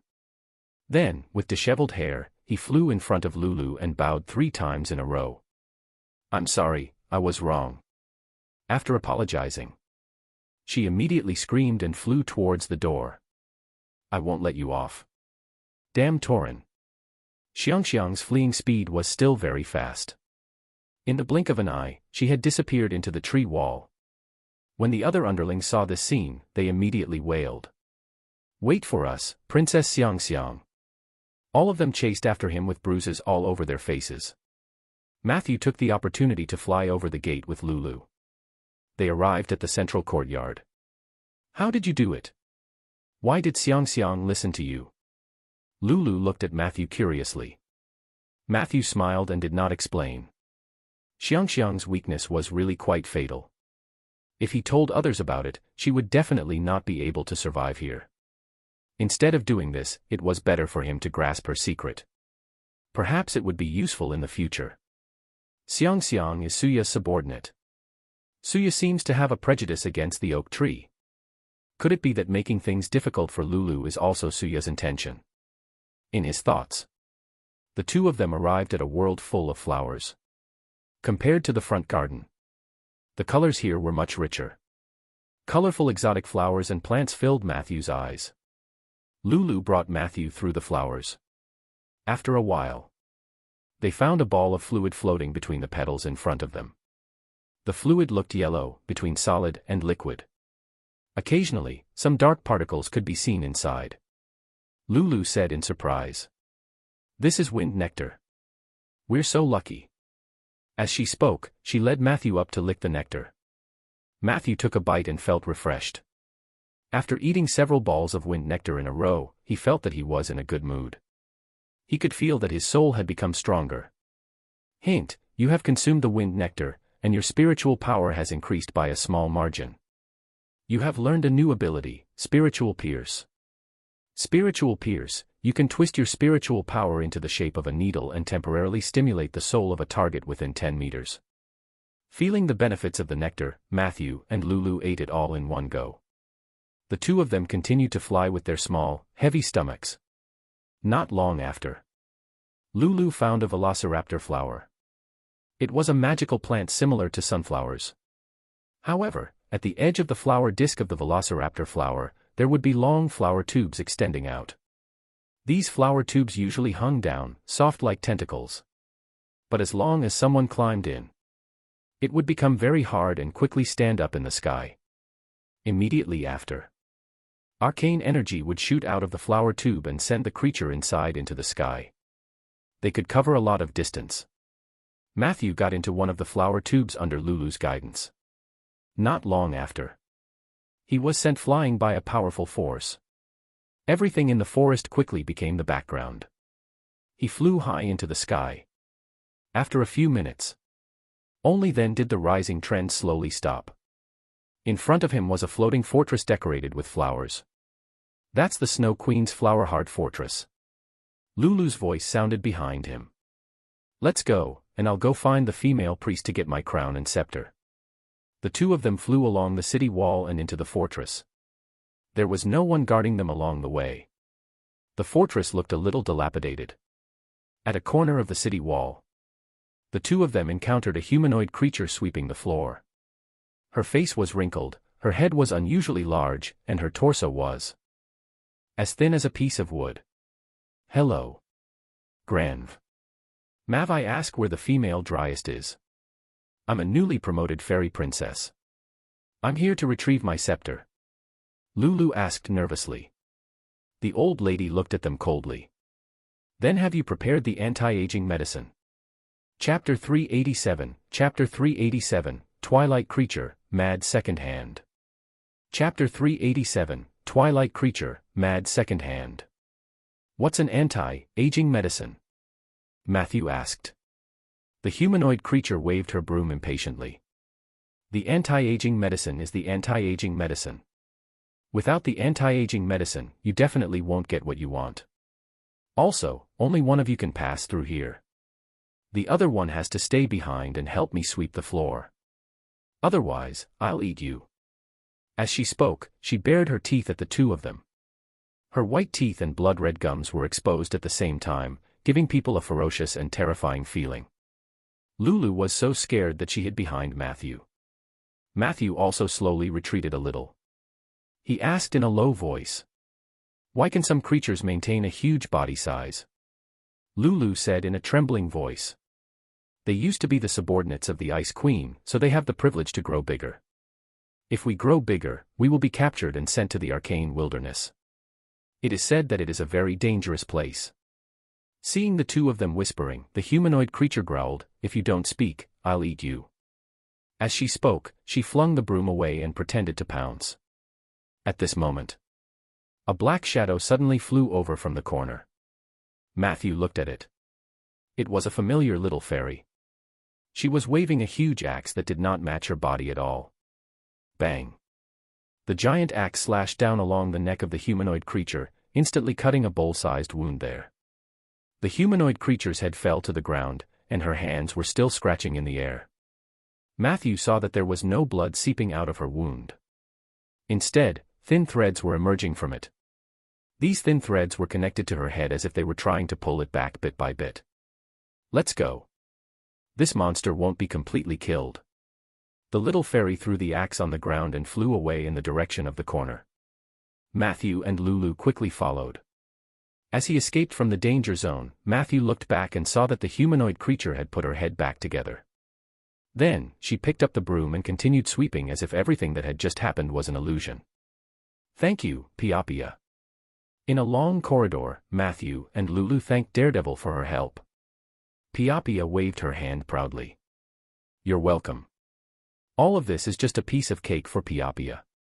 When I saw the crybaby, I suddenly remembered that I also wanted to retrieve my scepter and crown, so I followed you all the way here. They all say that I'm a natural daredevil, but I'm not. I failed to become a fairy princess during the advancement ceremony, and then I was cursed for some reason. From then on, everything I did seemed to have become unreliable. This should be called the curse of recklessness." Lulu asked doubtfully. "Since you failed to advance, why did you come here to take the scepter?" Piapia said righteously. "Because I don't think I've failed. Although I'm not a fairy princess now, I can call myself a super fairy princess. After that advancement ceremony, my strength became very strong. Even a few fairy princesses combined couldn't defeat me." Lulu nodded weakly, proving that what Piapia said was true. Matthew felt that although Piapia's behavior was a little exaggerated, she did not seem to have any malicious intentions towards the two of them. It should not be a problem for them to travel together for a while. Unlike Lulu, who usually lived in the oak forest, Piapia was a real native of the flower garden, so she should know more about this place. So Matthew took the opportunity to ask, "What happened here? Why was the person sweeping the floor so strange?" Piapia said helplessly. After the Empress went missing, the Flower Heart Fortress was in chaos for quite a while. Fortunately, the female priest took charge of the overall situation. Soon, everyone found that the female priest's spirit became unstable. She often sang alone at night and especially liked to fiddle with a broken alarm clock. However, because we are fairies, the fairies think that it is normal for fairies to have mental problems. Not only do we not care about other people's mental illness, but we also feel that it's fine if we are mentally ill. Therefore, no one cared about the female priest. It was also because no one cared about her. Slowly, this place has become like this. Matthew asked again, "Then what kind of fairy are you?" Piapia said blankly, "I don't remember. Maybe that was part of the curse. A great sprite once said, 'Memory is the source of pain, and reason is the hotbed of pain.' I have lost both my memory and my rationality, so I am very happy every day. The only thing I'm not happy about is that group of grass spirits. What label did they give me? They should call me an optimist, not a daredevil." Along the way, Matthew and Piapia chatted casually. He had indeed obtained some useful information, but his understanding of the true changes in the flower garden was still limited. Piapia usually lived in the forest, so she did not seem to know much about the Flower Heart Fortress. The corridor came to an end. A familiar arch appeared in front of them. Behind the arch door was a background of flowers. It looked like a garden. A man with a crow's head was standing in front of the arch with a harpoon in his hand. He seemed to be the guard there. Chapter 388, Chapter 388, Creation at Dusk, Crazy Second Hand. Chapter 388, Creation at Dusk, Crazy Second Hand. Matthew identified that this man was shorter than the one in the forest. "Are you here for the female priest?" the crowman asked gently. Piapia said first, "We're fairy princesses. We're here to take our items." The crowman took out 3 dried flowers from his bag and handed them to the 3 little fairies. "Give this to the female priest. She will arrange it for you." This crowman seemed to have a good temper and was very rational. He took the initiative to make way for the 3 of them. As he did so, he asked, "By the way, have you seen my brother? I'm very worried about his mental state." Matthew and the others had already flown over. Hearing this, Matthew told him about his encounter in the forest. The crowman listened very carefully. After listening, he let out a long sigh. "Since he was born, he has been with me most of the time. Where did his wife come from? There was probably something wrong with his mental state. The fairies in the garden had become crazy. He was too close to the fairies and would inevitably be contaminated. You 3 little fellows should also be careful not to get too close to those crazy fairies. You must be like me, loyal to your post. Don't ask or think about things you don't understand. This is the only way to maintain your rationality." As he spoke, a bloody arm suddenly fell out of his luggage. The crowman reacted quickly. He quickly picked up his arm and stuffed it back into his luggage. That was a fairy's illusion. "I've always been normal." The 3 of them looked at each other and could only speed up and leave. "What the hell is this place? Why is it that everyone I meet is crazier than me?" Piapia could not help but complain. Matthew did not say anything, because he finally couldn't help but use his equalized perception. In order to prevent any complications, he activated this ability as quickly as he deactivated it. Mad Second-Hand Touring, one of the creations of Twilight. Sealed in the arcane wilderness, it controls part of the domains of madness and time. It was another Twilight creation. Matthew's expression was solemn. Galen was sealed in the shadow world, and this guy named Mad Second-Hand was sealed in the arcane wilderness. It seemed that their seals had loosened. In comparison, the influence of the Mad Second-Hand seemed to be stronger. Even the flower garden has been infiltrated. What's the situation in the arcane wilderness now? Matthew couldn't imagine it. "What's wrong, Torin? "You look like you might have diarrhea at any moment," asked Piapia loudly. Matthew hesitated for a moment before sharing the information he had obtained with the two fairies. They were all amazed. "So that's how it is. Our flower garden has been polluted. I thought we fairies were born to be sick."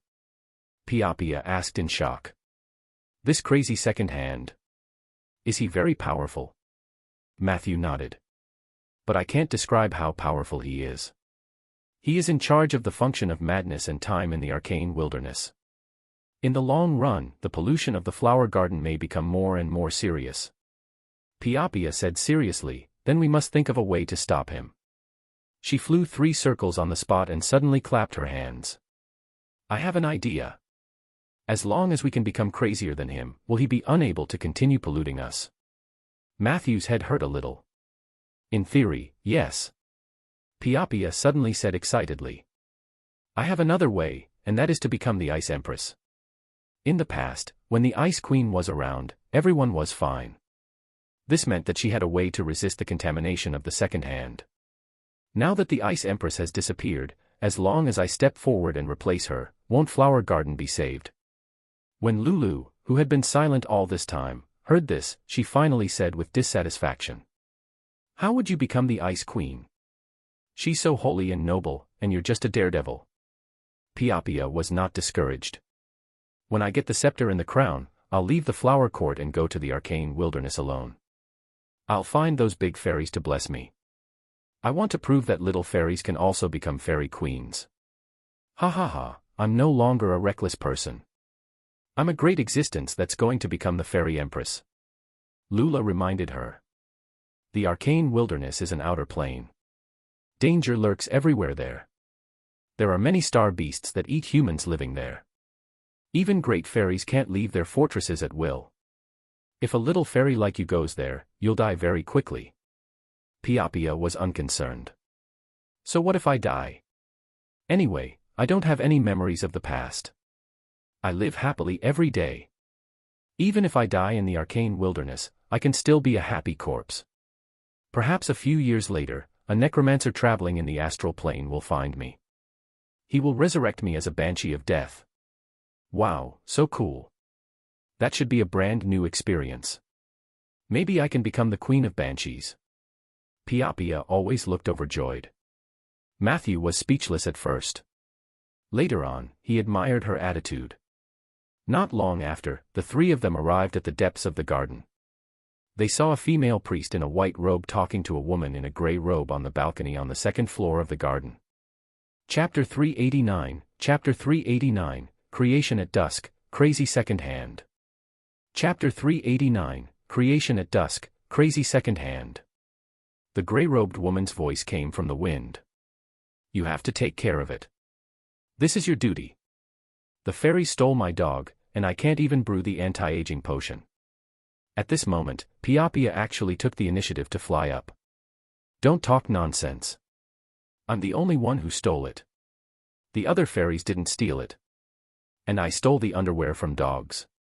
Don't complain to the female priest." The gray-robed woman was furious. "You still dare to appear in front of me?" Piapia made a face. "Why not? You can't catch me." Woof woof woof. A loud barking sound was heard. The gray-robed woman suddenly fell to the ground, and her body suddenly turned into 5 or 6 large fierce dogs. All of them drooled and bared their fangs as they charged at Piapia. "Come and chase me." Piapia was not afraid at all. She flew extremely fast and disappeared into the garden with the dogs in the blink of an eye. Before Matthew and Lulu could react, the female priest leaned on the balcony and asked, "Is it the new fairy princess?" Lulu said nervously, "Yes, I've come for my scepter and crown." The female priest walked down from the stone steps beside the terrace. She took the 2 dried flowers from the crowman and nodded. "Follow me." She led the 2 of them through the garden for a while before arriving at a tunnel. The sound of the wind came from the tunnel. The female priest walked in. The 2 could only follow. The atmosphere in the tunnel was a little gloomy. Lulu's little hands were extremely cold as she held onto Matthew tightly. They walked down for a while and came to a flat ground. Rows of rooms appeared on both sides. Most of the rooms were locked. The two of them followed behind the female priest. However, when they passed by a room, an accident happened. A strong gust of wind blew from the depths of the tunnel. The door was pushed open, revealing a shocking scene inside. Matthew saw a huge iron rack in the room. Dead babies were stuck on the rack like roast pigs. Pa. Before Matthew could take a few more glances, the door was forcefully closed by the female priest. She gestured at the two of them to keep quiet. Then, she said, "Don't let Parison the witch know I stole her dog, or she'll go mad. Let's go." After saying this, she walked into the depths of the tunnel calmly. Lulu looked terrified, and Matthew felt his scalp go numb. However, at this point, running away might alert the enemy. The two of them braced themselves and continued to move forward. Before long, they came to a raised platform. Below the platform was an invisible darkness. Matthew noticed that there was a clock pattern in the center of the platform. This clock was different from normal ones. There was only one hand on it, and it was a second hand. The heavenly change is approaching. The creation of twilight is restless. The Snow Queen has disappeared into the depths of the back garden to protect the flower garden. In order to resist the power of the hunters, I had no choice but to pretend to flatter the mad second-hand touring. This caused a lot of pollution to the flower garden, but at least this place has not been destroyed yet. The female priest continued. Don't be too nervous. One of the fairies' natures is kindness.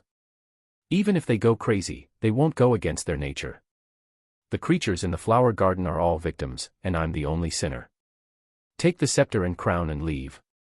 Don't stay in the flower garden for too long. As she spoke, 4 glittering objects flew up from the abyss below the platform. Matthew took a closer look. It was a combination of 2 scepters and a crown. Come. Who will wear it first? The female priest asked gently. Matthew was shocked. Me too. The female priest smiled and said, Every fairy princess has one. Of course, you have one too, little cutie. As she spoke, she pressed the crown on Matthew's head, and the scepter flew into his hand. Hint, you have obtained the princess scepter and princess crown. They can be used when you are in fairy or soul form. Princess scepter, when equipped, you will gain the following abilities: spell enhancement. Your spell effects are increased by 1.5 to 3 times. Spell spread, the range of your spells is increased by 2 to 3 times. Spell upgrade, your spells can cause an effect equivalent to your level +2. Princess crown, when equipped, you will gain the following abilities or attributes. Charm. +1, winky face. Arcane torrent, after activating this ability, all your abilities will have a new cooldown time. Can be used once a day. Cold wave, spreads several cold waves in all directions to freeze nearby enemies. Can be used 3 times per day.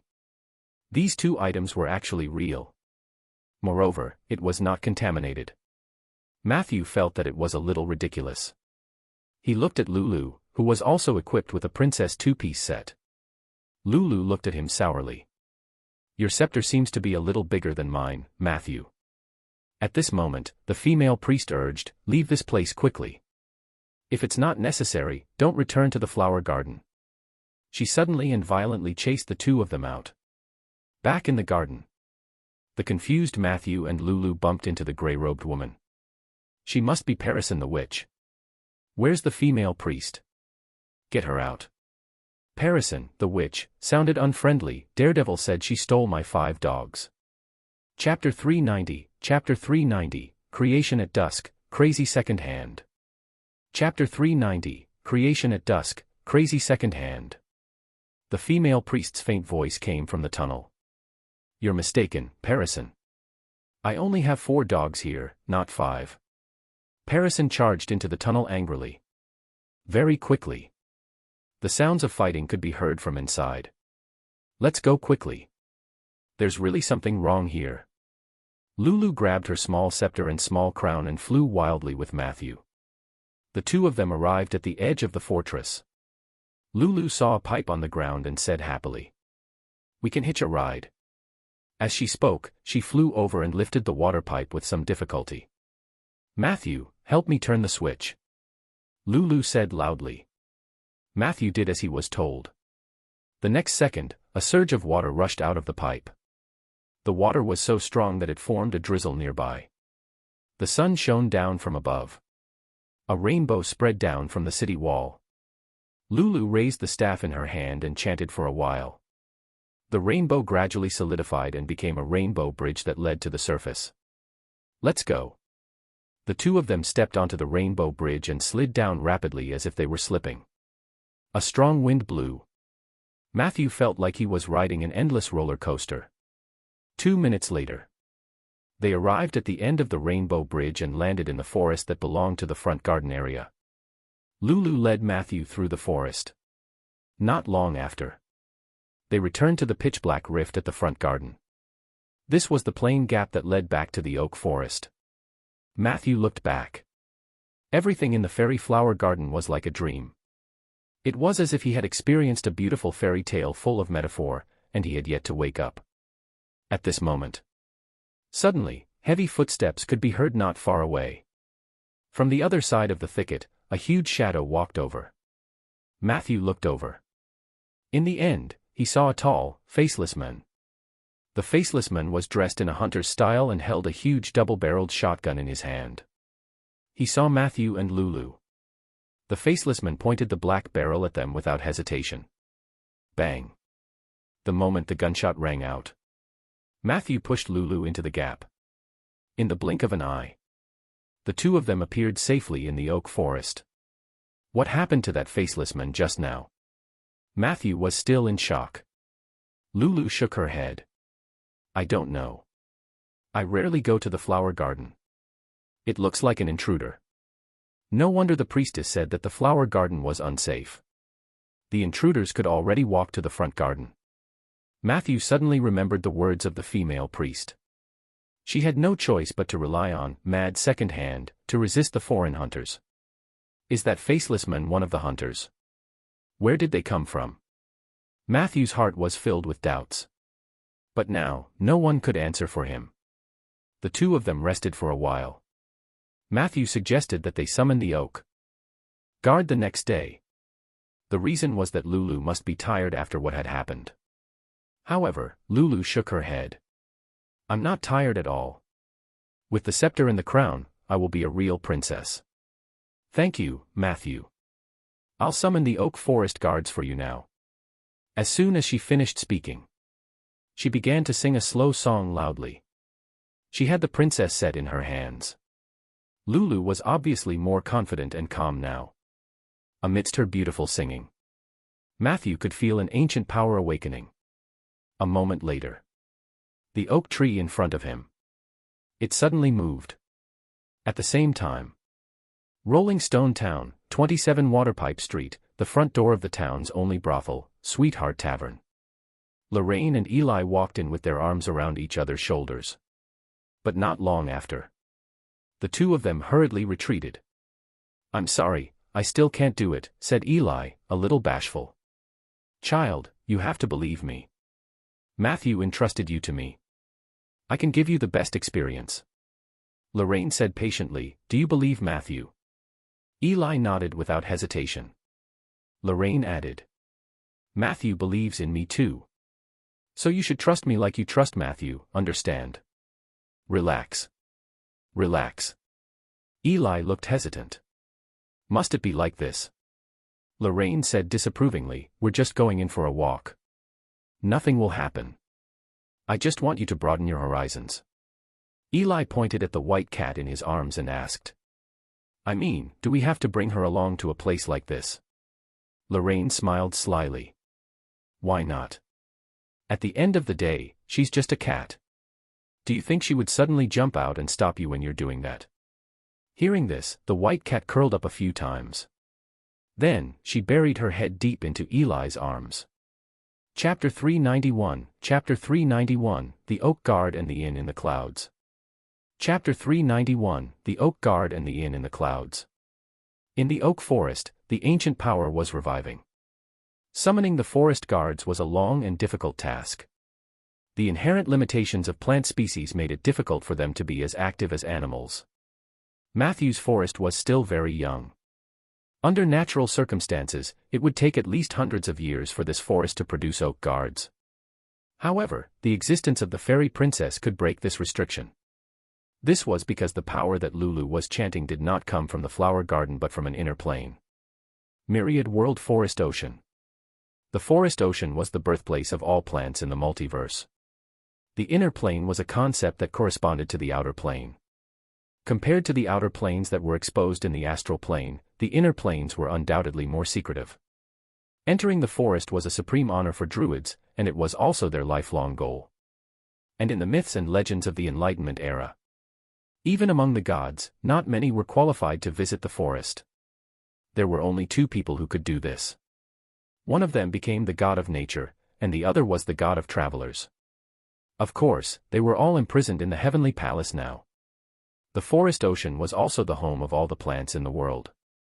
In the knowledge of the druids, every fallen leaf eventually returned to the forest.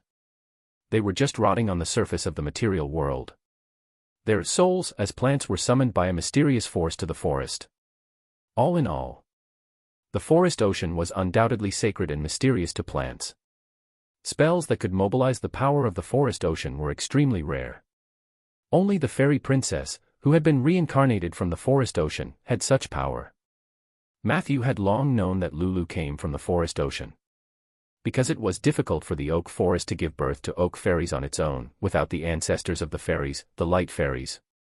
Therefore, the only source of this group of outsiders could only be the forest ocean. This was also the reason why Matthew had decisively asked Lulu to summon the oak guard. Lulu did not disappoint Matthew. With the power of the forest ocean, after the chant ended, 4 oak trees in the forest awakened and became oak guards. This ratio was ridiculously high. What made Matthew even more excited was that, with the strange movements of the oak trees, a fleeting space-time gap appeared in front of the two of them. A burly figure slowly walked out from inside. He bowed slightly at Lulu. "I'm willing to serve the princess." It was a male centaur. Hint: Centaur tree herder Obist, LV-18, was summoned by fairy princess Lulu. He decisively left the forest and came here to follow her. Obist had a muscular upper body. He had a thick beard and hair, and his hair and beard were connected together, revealing only his brownish-red face. His weapon was a spear, and he also had a certain amount of nature magic. As a tree herder, Obist had a natural instinct for the maintenance of the forest. He would patrol the forest every day and carefully inspect and take care of every tree. The tree herder's special characteristic determined that he could gain XP during the growth of the forest. The larger the forest was, the more benefits he could obtain. It could be said that as long as he stayed there, his achievements in this life would be bound to this oak forest. "I'm not the owner of this forest." Lulu was still a little shy when she met strangers. She quickly flew behind Matthew, who had also returned to his human form. "Matthew is," Lulu said. Obist looked at Matthew with a solemn gaze. "A necromancer." Matthew spread out his right hand and activated the domain of the undead. A look of disgust appeared on Obist's face. However, Matthew reached out his left hand almost at the same time and opened the oak domain. The disgust on the centaur's face immediately turned into surprise. "How is that possible? Your Excellency has both the undead and the oak tree in your hands. Aren't you afraid of repeating the same mistake as the second son of death?" Obist said in surprise. Matthew's heart skipped a beat. He asked, "What was the mistake of the second son of death?" Obist said in a deep voice, "The second son of the god of death, barren. He once tried to combine death and the natural domain, and in the end, he almost drove himself crazy. He almost died because of this. The myriad world forest ocean was also damaged because of that incident. There are still many elves working day and night near the scars left by barren. They are working hard to repair the wounds." Matthew's heart sank. However, he was not surprised by this result. It was not easy to forcefully combine two large domains. It was normal for others to fail on this path. Just because others couldn't do it didn't mean that he couldn't. Matthew was very confident in himself. So he said, "I don't have a noble background like the second son of death, and I don't have the ambition to combine the two fields into one. I walk the path of equilibrium and transformation. I am indeed a necromancer, but I planted every oak tree here myself. If you mind my identity, you can leave now, but I hope you can stay." There was no expression on Obist's face. He thought for half a minute and finally said, "I choose to stay. Because I believe in the princess's choice. But if I find that this place is different from what I expected, I might leave at any time." Chapter 392, Chapter 392, The Oak Guard and the Inn in the Clouds. Chapter 392, The Oak Guard and the Inn in the Clouds. As he spoke, the centaur put down the spear in his hand and knelt on the ground with his forelimbs, his forehead touching the ground. Hint, you have obtained a follower, Centaur Tree Herder Obist. Your race friendliness +1, Centaur. Obist will reside in the oak forest. You need to prepare a tall treehouse for him to live in. Your oak forest has obtained a characteristic, small animal friend. Small animal friend, centaurs are naturally popular with all small animals. Attracted by Obist, a certain number of small animals will appear in your oak forest in the future. Obist's request was easily satisfied. Without needing Lulu and Matthew to do anything, he started to build the treehouse with spells. Just as Obist was busy working, the 4 awakened oak guards walked over. Matthew noticed. One of them was actually a cannibal tree. The oak guard was in existence after the oak tree awakened its humanoid soul essence. They had the appearance of a Trent, but they were far stronger than ordinary Trents. Matthew looked at it. An ordinary oak guard had a total of 6 abilities. Catapults, as long as the oak guards are provided with stones of suitable sizes, they will be natural catapults. Range, 150 to 180 meters. Firing frequency, 1 shot every 30 seconds. Charged sprint, the oak guard can take root in the same place. After charging for a period of time, it will charge at the enemy at a speed several times faster than normal. The longer the charging time, the faster the speed. The fastest is 3 times the normal speed. Malicious bind, the oak guard can summon a large number of vines to entangle the enemy. This ability is regarded as natural spellcasting, and the spell effect is equivalent to the Tier 4 Mass Vine spell. Each oak guard can use this spell twice a day. Weight suppression, the oak guard can double its weight. When fighting in close combat with the enemy, it can use its weight advantage to crush the enemy. Current average weight of oak guards, 1 ton. After using this ability, it can reach a maximum of 2 tons. Sighing tree wall, 2 or more oak guards can connect their bodies to a tree wall. The tree wall had a high amount of natural armor and at least 10% damage reduction. The more oak guards that form the sighing tree wall, the wider the range of the tree wall, and the more significant the reduction effect. Light Fairies Lair, every oak guard has at least 1 Light Fairies Lair, and each lair will have 10 to 50 light fairies active. The light fairies could sow seeds, promote growth, and clean up pests. They can also do some simple construction work, such as building treehouses and digging wells. It was a rather comprehensive set of abilities. It could be used for long range, close combat, and defense. There was also a construction team living on it all year round, the spirit creature called the Fairy of Light. They looked like furry balls of light, and they felt like a sponge when touched. They always liked to move in groups. Light fairies lacked individual intelligence and could only accept orders in a collective manner. They were not only the cheapest forest workers but also the ancestors of all spiritual creatures. All the fairies, wood elves, night elves, and other high-level creatures in the world were all reincarnated from light fairies. There was a legend among the fairies. After a light fairy had finished its long and hard-working life, its consciousness would be raised to the reincarnation pool in the forest and wait in line for reincarnation. According to how hard the light fairies worked when they were alive, they would receive different evaluations and rewards. A lazy light fairy could only be transformed into a little fairy. Hard-working light fairies could become great fairies or wood elves. Only the most diligent light fairies could turn into night elves or sea elves after a lifetime of hard work. And the laziest of the light fairies would turn into drows. This legend was very widespread, and even Matthew had heard a little about it. Perhaps it was because of this legend that most fairies of light worked so hard. They were accumulating blessings for their next life. The 3 normal oak guards were all level 14. And the giant tree guard that was transformed from the cannibal tree was actually level 16. Obviously. In the process of absorbing the power of the forest ocean, it had mutated. Not only did the cannibal tree guard have the strength of a normal guard, but it also had 2 additional abilities. Bloodthirsty fever. After enjoying a sufficient amount of blood food, the cannibal tree guard's agility +1, strength +1, and gains the fever halo. Fever aura increases the attack speed of allies within the aura by 5%. Duration 60 minutes. Cooldown 24 hours. Wall of predators. The cannibal tree disguises itself as a wall of trees. It can blend into the wall of the sign tree and wait for an opportunity to devour the enemy. In addition, Matthew also discovered that the cannibal tree guard's horizontal movement speed was much faster than the oak guard. His appearance greatly enriched the oak guard's defensive tactics. It could also make up for the weakness of the oak guard's slow movement speed. He had to think of a way to teach this guy not to eat people. As the master of the oak forest, the oak guards naturally took orders from Matthew. However, they were similar to the undead and could only carry out the simplest orders. Deep communication was impossible. Matthew and the cannibal tree guard had a friendly interaction.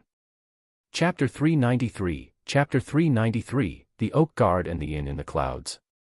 Chapter 393, The Oak Guard and the Inn in the Clouds. In the end, Matthew still decided to hang a sign on the other party's body. I'm a cannibal tree.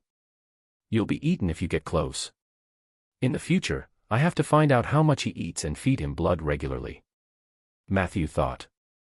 After exchanging some pleasantries with the oak tree guards, Matthew asked Lulu, "Can you turn me into a fairy at any time?"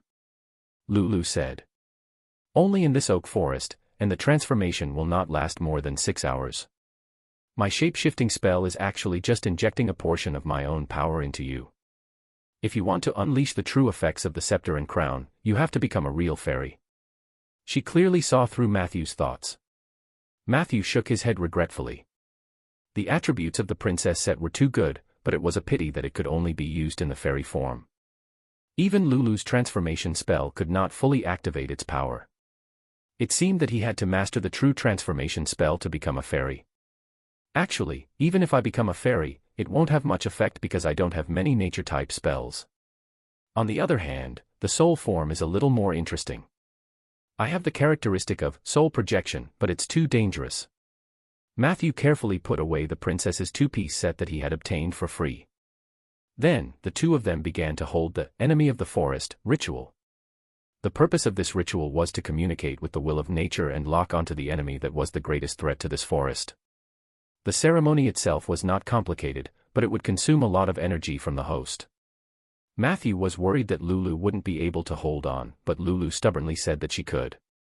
At that moment, Lulu was the leader, and Matthew was the assistant. They used leaves to form a circle on the ground. Matthew stood in the center of the circle. Lulu began to communicate with the will of nature. Under the moonlight, the crown on her forehead shone brightly. A clear and low moan sounded. Matthew activated the oak domain to lighten Lulu's burden. Not long after, a powerful magic power entered Matthew's eyes. His vision seemed to be covered by countless clouds. A voice sounded in his ear. "Are you tracking the enemies in the forest?" Matthew replied loudly. "Yes, sir. 120 kilometers to the southwest. It's not on the ground but in the clouds," the voice said. In an instant, the fog in front of Matthew quickly dispersed. He saw a lone vine hanging down from the sky. He didn't know where it led to at the bottom end. Where it came from at the top. A platform could be vaguely seen on the vine. There were some small houses on the platform. A few figures were moving around at the door. Matthew couldn't see clearly. When he tried to wipe his eyes and see more clearly, all the scenes quickly faded away. In his mind, there was an additional blurry coordinate. There was no specific location in the coordinates. But no matter where Matthew was, he could sense the direction of the location just now. In the northwest. That's the direction of Gilia City. Hint, you have discovered the temporary camp of the Order of Withering, the Cloud Lodge. Cloud Lodge, a hunting lodge built by the Cloud Elves. It is suspected to have been abandoned and has become a gathering place for the Witherers. Good heavens! It was actually in the sky. No wonder there was no reaction from Eli's nose. Matthew guessed that the white cat wasn't a Witherer. She must have communicated with the Witherer through some kind of method. This was not simple. However, considering that the Order of Withering had the help of the God of Midnight behind them, he had to be careful. It wasn't unusual for the cult of Withering to have a true god as external aid. Matthew stared in the northwest direction and did not act rashly. This was a great opportunity to exterminate the Witherers. He had to be fully prepared. Then, he would go all out. He had to annihilate this group of flies that were eyeing his oak forest. The next morning, Matthew went to the Liege's residence to discuss the elimination of the Church of Withering with Rieger and Zeller. However, as soon as he entered the door, he met Lorraine. The latter looked exhausted. As soon as he saw Matthew, he said listlessly, "Matthew, I'm here to say goodbye to you." Matthew said in surprise, "Are you leaving already? Not staying for a few more days?" "Wait, didn't you say yesterday that you were going to take Eli out to see the world?" Lorraine sighed. "I was just about to tell you that it was because of what happened with Eli that I wanted to leave early. I was going to leave anyway. You've already invited Edmund out of the northernmost floating city. What else can happen in Rolling Stone Town? I plan to try my luck at the High Leaf region. Perhaps I can catch one or two big pieces of news." Matthew asked curiously. "What happened to Eli?" Lorraine said. "I brought him to Sweetheart Tavern yesterday. Although Eli was resistant, I managed to convince him. At the same time, in order to provoke the cult of Withering spies, I also asked Eli to bring the white cat with him when he went to the brothel." Matthew frowned. "Isn't this a little too much?" Lorraine looked at him sideways. "As far as I know, you seem to do this kind of thing often." Matthew coughed lightly and changed the topic. "What happened after that? Is he not willing to go in at all?" Lorraine said helplessly. "That's right, but I tried my best to persuade him. With my eloquence and charm, he was finally convinced by me and successfully walked into the room of the woman named Lily." Matthew asked again. "Who is Lily?" Lorraine said. "You don't have to care about who she is. You just need to know that she's doing a good job. If you want to meet her, I can tell you her physical characteristics and her usual working hours." Matthew shook his head. "What happened after that?" Lorraine said. "I lured Eli into Lily's room with the white cat. At first, there was no movement inside, but not long after, Lily's laughter came. I thought it was settled, so I left to have some fun. Who knew that an hour later, when I returned to Lily's room, I could still hear her laughing.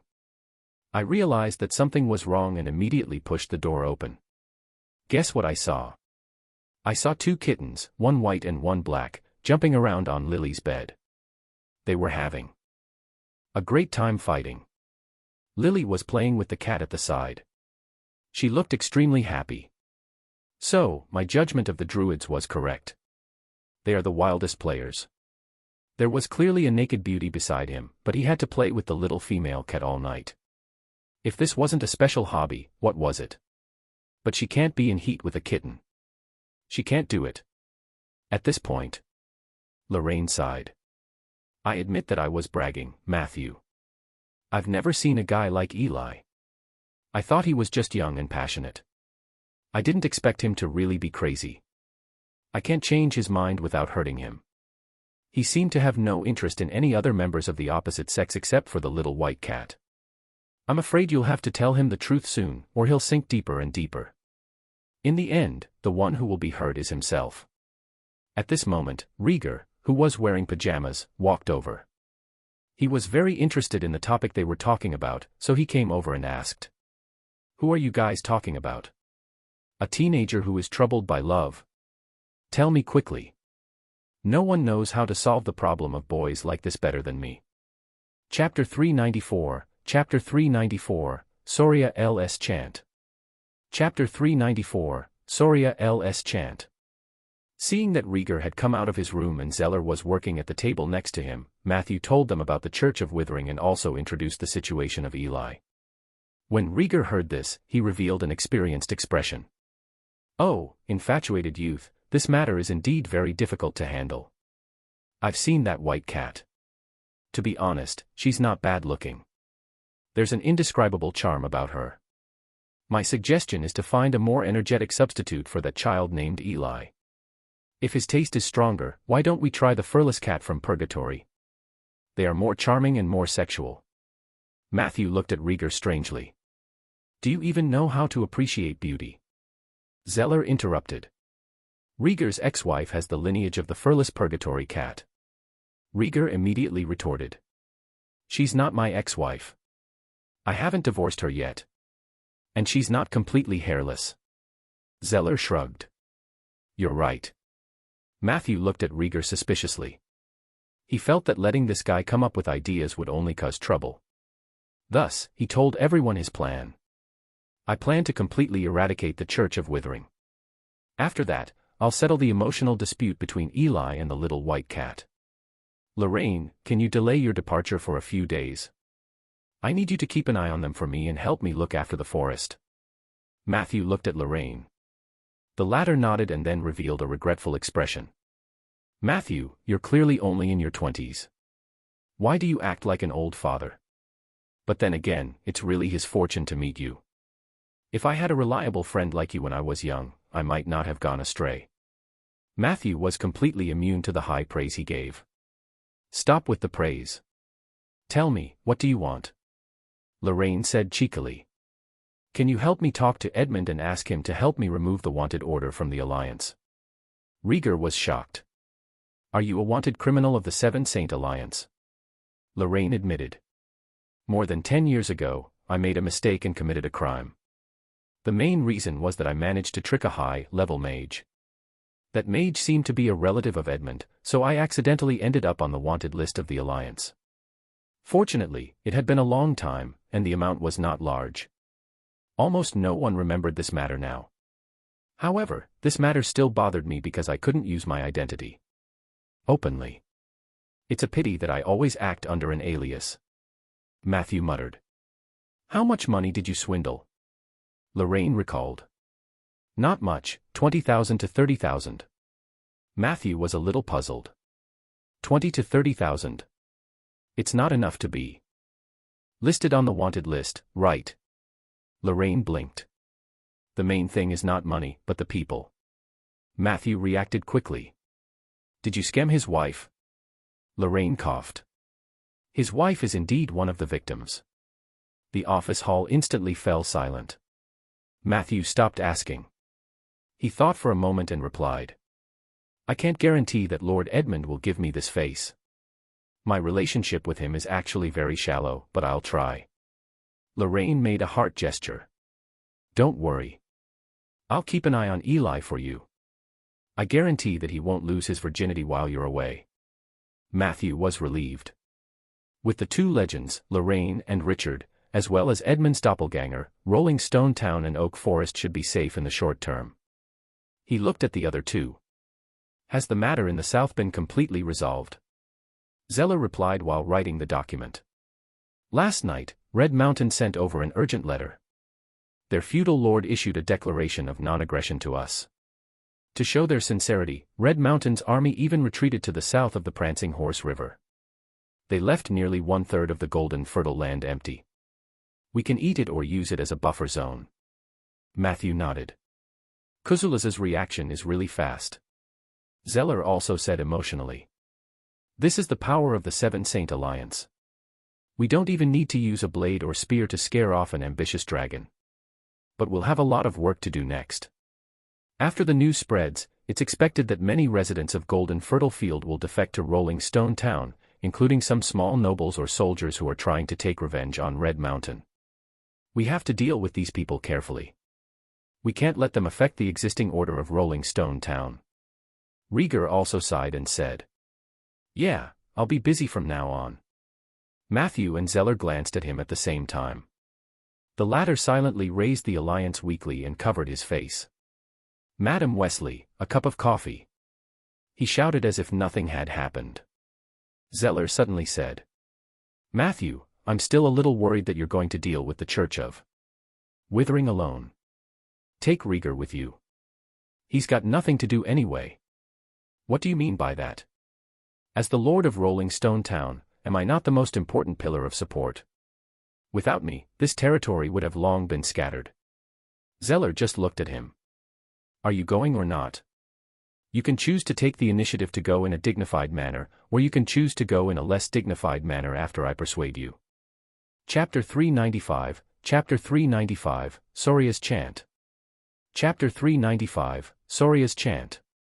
I remember that Asma and Brittany are about to come out from behind the door, right? If there's enough time, I'll get them to pick you up. Rieger glared at Matthew and said weakly, all right, all right. I'll go with Matthew. I don't need to pack my luggage. I can set off now. Matthew raised his hand to stop him.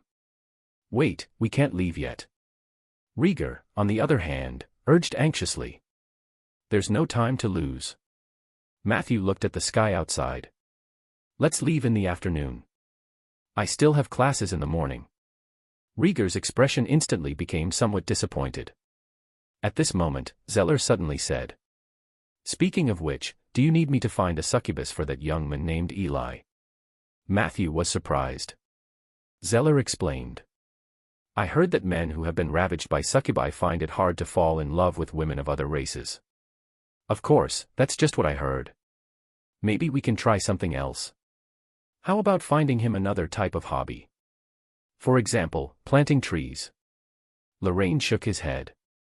It won't work. He's a natural man of infatuation. He likes to weave illusory traps for himself and then fall into them. Rather than saying that the women lied to him, it's better to say that he likes to lie to himself. Rieger couldn't help but put down the newspaper and suggest. Why don't we? Let him see a woman's true colors. Find a bad woman to teach him a lesson. Zeller said. Do you want to scar him even more? Lorraine felt that this plan was feasible. The three of them began to discuss intensely. Gradually, the heated discussion in the office hall gave Matthew the illusion that he was on a neighborhood committee. Cauldron House. Margaret was wearing a casual outfit with milk patterns. She looked a little listless. But during class, Margaret's voice was still sonorous and powerful. Today is the third theory lesson. It's mainly about direct confrontation. What was the most important part of a face-to-face confrontation? It is a chant. We all know that the casting time of Tier 1 to Tier 2 spells is around 2 to 4 seconds. The casting time of Tier 3 to 4 spells was extended to 3 to 8 seconds.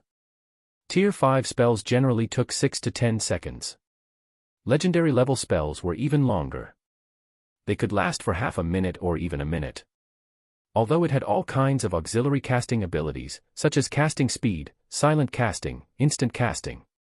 However, these techniques were very difficult to use on spells of the same level. If you were a legend, you could, of course, instantly cast spells below the 5th tier, but it would be very difficult for you to cast legendary spells. By the way, bullying is not part of our curriculum. I will only teach you how to fight against opponents of the same level or even higher in various situations. Therefore, in a head-on confrontation of the same level, chanting was an almost unavoidable part. In this segment, I need to emphasize 3 things to you. They are spell awareness, spell ability transformation, and Soria's chant. Swoosh. Swoosh. Swoosh. The feather notebook in Matthew's hand flew up. Margaret took a sip of water and explained. Spell awareness is the most useful ability. It is essentially a spell. It could help you determine what spell the enemy was chanting by the first few syllables, or at least what domain spell it was. Knowing what spells the enemy is using will allow us to respond better. If he is chanting a fireball, we will use an evocation spell reversal. If he's summoning celestial creatures, we can prepare the expel otherworld creatures in advance. If he's creating an illusion, we can just hang the high-level truth gem and watch the clown. In short, knowing spells is the basic skill of a head-on confrontation. Matthew could not help but nod. This was an ability that he lacked. He had good eyesight and good hearing, but due to his lack of training and lack of solid knowledge of magic, it was difficult for him to predict the enemy's spells. Usually, Matthew would only react after the other party had finished casting. In this regard, the system only played a supporting role. It could only give Matthew the information that he had sensed in a digital and intuitive manner, and rarely could it bypass Matthew's perception to do more. This was actually a very dangerous signal. Margaret didn't give Matthew a chance to think. She continued. The second point is the spell ability transformation. As the name implied, this process was to solidify the combat spells that you often used into your own abilities. Currently, there were dozens of ways to turn spells into abilities in the Alliance. But I personally only recommend two. First, find a high-level mage and ask him to help you cast a spell on your body. This is the easiest way. You just need to lie down. The only thing you need to do is to build relationships. Second, train hard and use the spell every day with the corresponding potion. Usually, after 2 to 3 training cycles, you will be able to turn a common spell into your own ability. Each training cycle lasted from 14 to 21 days. This method was very difficult, but it was the most down-to-earth method. Spells like Counterspell, Spell Awareness, Spell Reversal, Copper Skin Iron Bones, Bull's Strength, and Dash were all spells that were very suitable for ability. Transformation. Chapter 396, Chapter 396, Soria's Chant. Chapter 396, Soria's Chant. By the way, I can tell you something, Dash. I have more than 40 ability spells on me. Matthew exclaimed, "You're really hardworking." Margaret glanced at him. No. Only a quarter of it was obtained through my own hard training. The rest was solidified by legendary or quasi-legendary mages whom I spent money on. They are the root cause of my debt. At this point, she frowned and sighed. This brings us back to our first lesson. What is the most important thing for a mage? Money. Money. It's still fucking money. Margaret looked very resentful. It seemed that her financing plan had not been going smoothly recently. Matthew obediently lowered his head and listened. Fortunately, she quickly entered the state of explaining again. The third piece of content is the focus of today's lesson. It is also the best chanting technique that I currently know. It originated from my teacher, Ms. Soria. After having an in-depth conversation with the dragons, Ms. Soria extracted a part of the essence of dragon language magic and integrated it into the chanting of human spells. From then on, Soria's chant was born. The advantage of this chanting method was that it was clear and rhythmic. One could control the speed and rhythm of the chanting and thus control the injection and flow of magic elements. That's a little abstract. Let me show you the comparison. As she spoke, 3 figures appeared in front of Matthew. They were all chanting the classic spell Fireball. Margaret nodded lightly.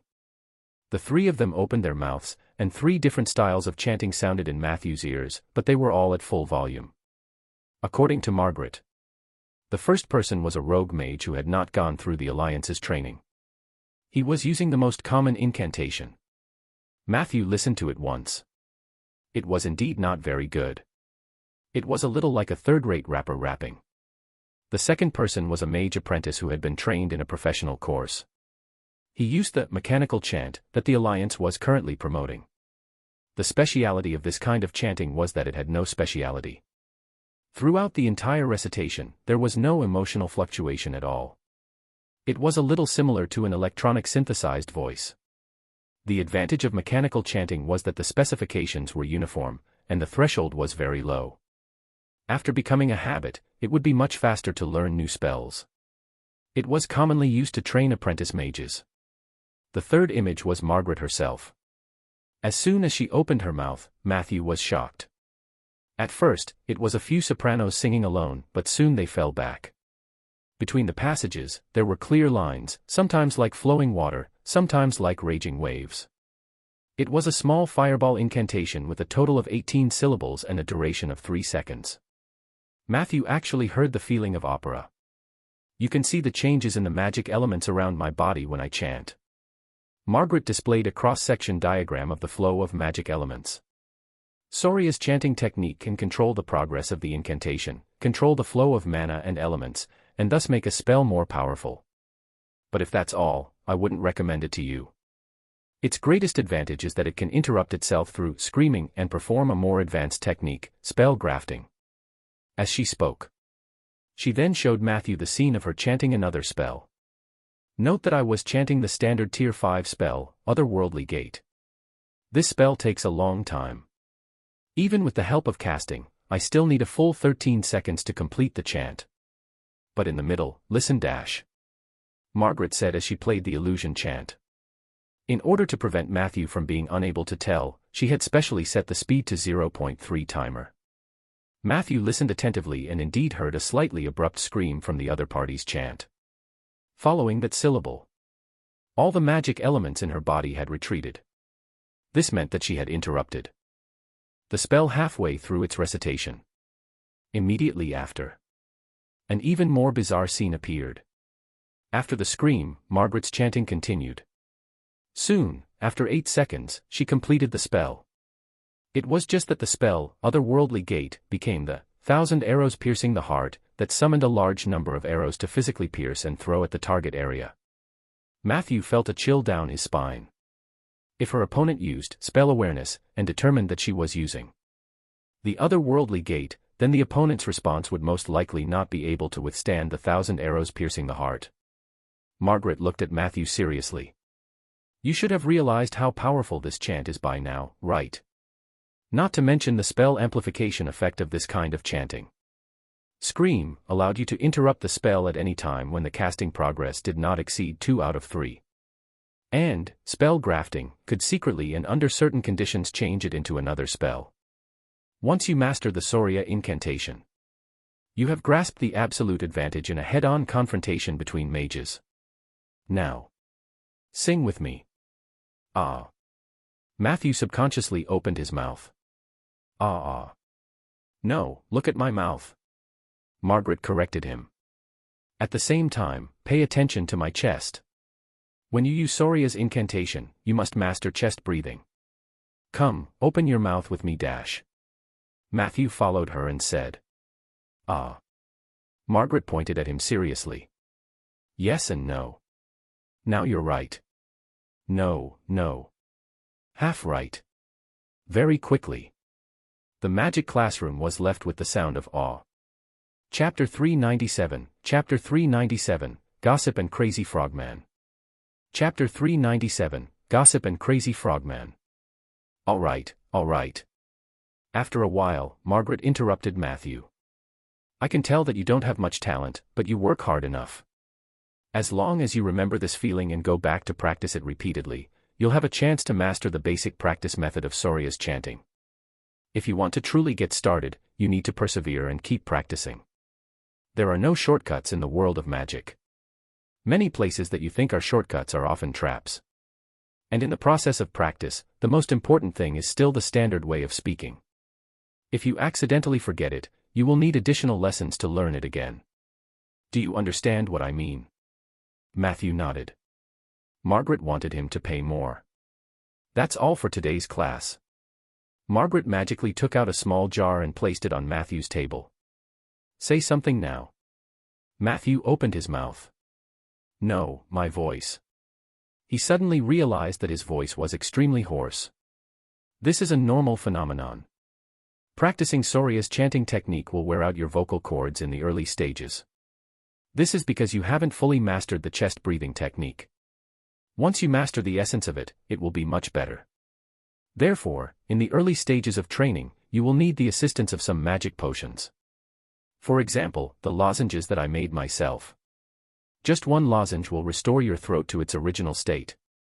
You can eat up to 12 lozenges a day, but in theory, I only recommend you eat 2 lozenges a day. There are 60 lozenges in this jar, enough for you to practice for a month. Teacher and student price, 100 gold coins. Do you want to buy it? Matthew immediately heaved a sigh of relief. Margaret did not ask for too much, which was beyond Matthew's expectations.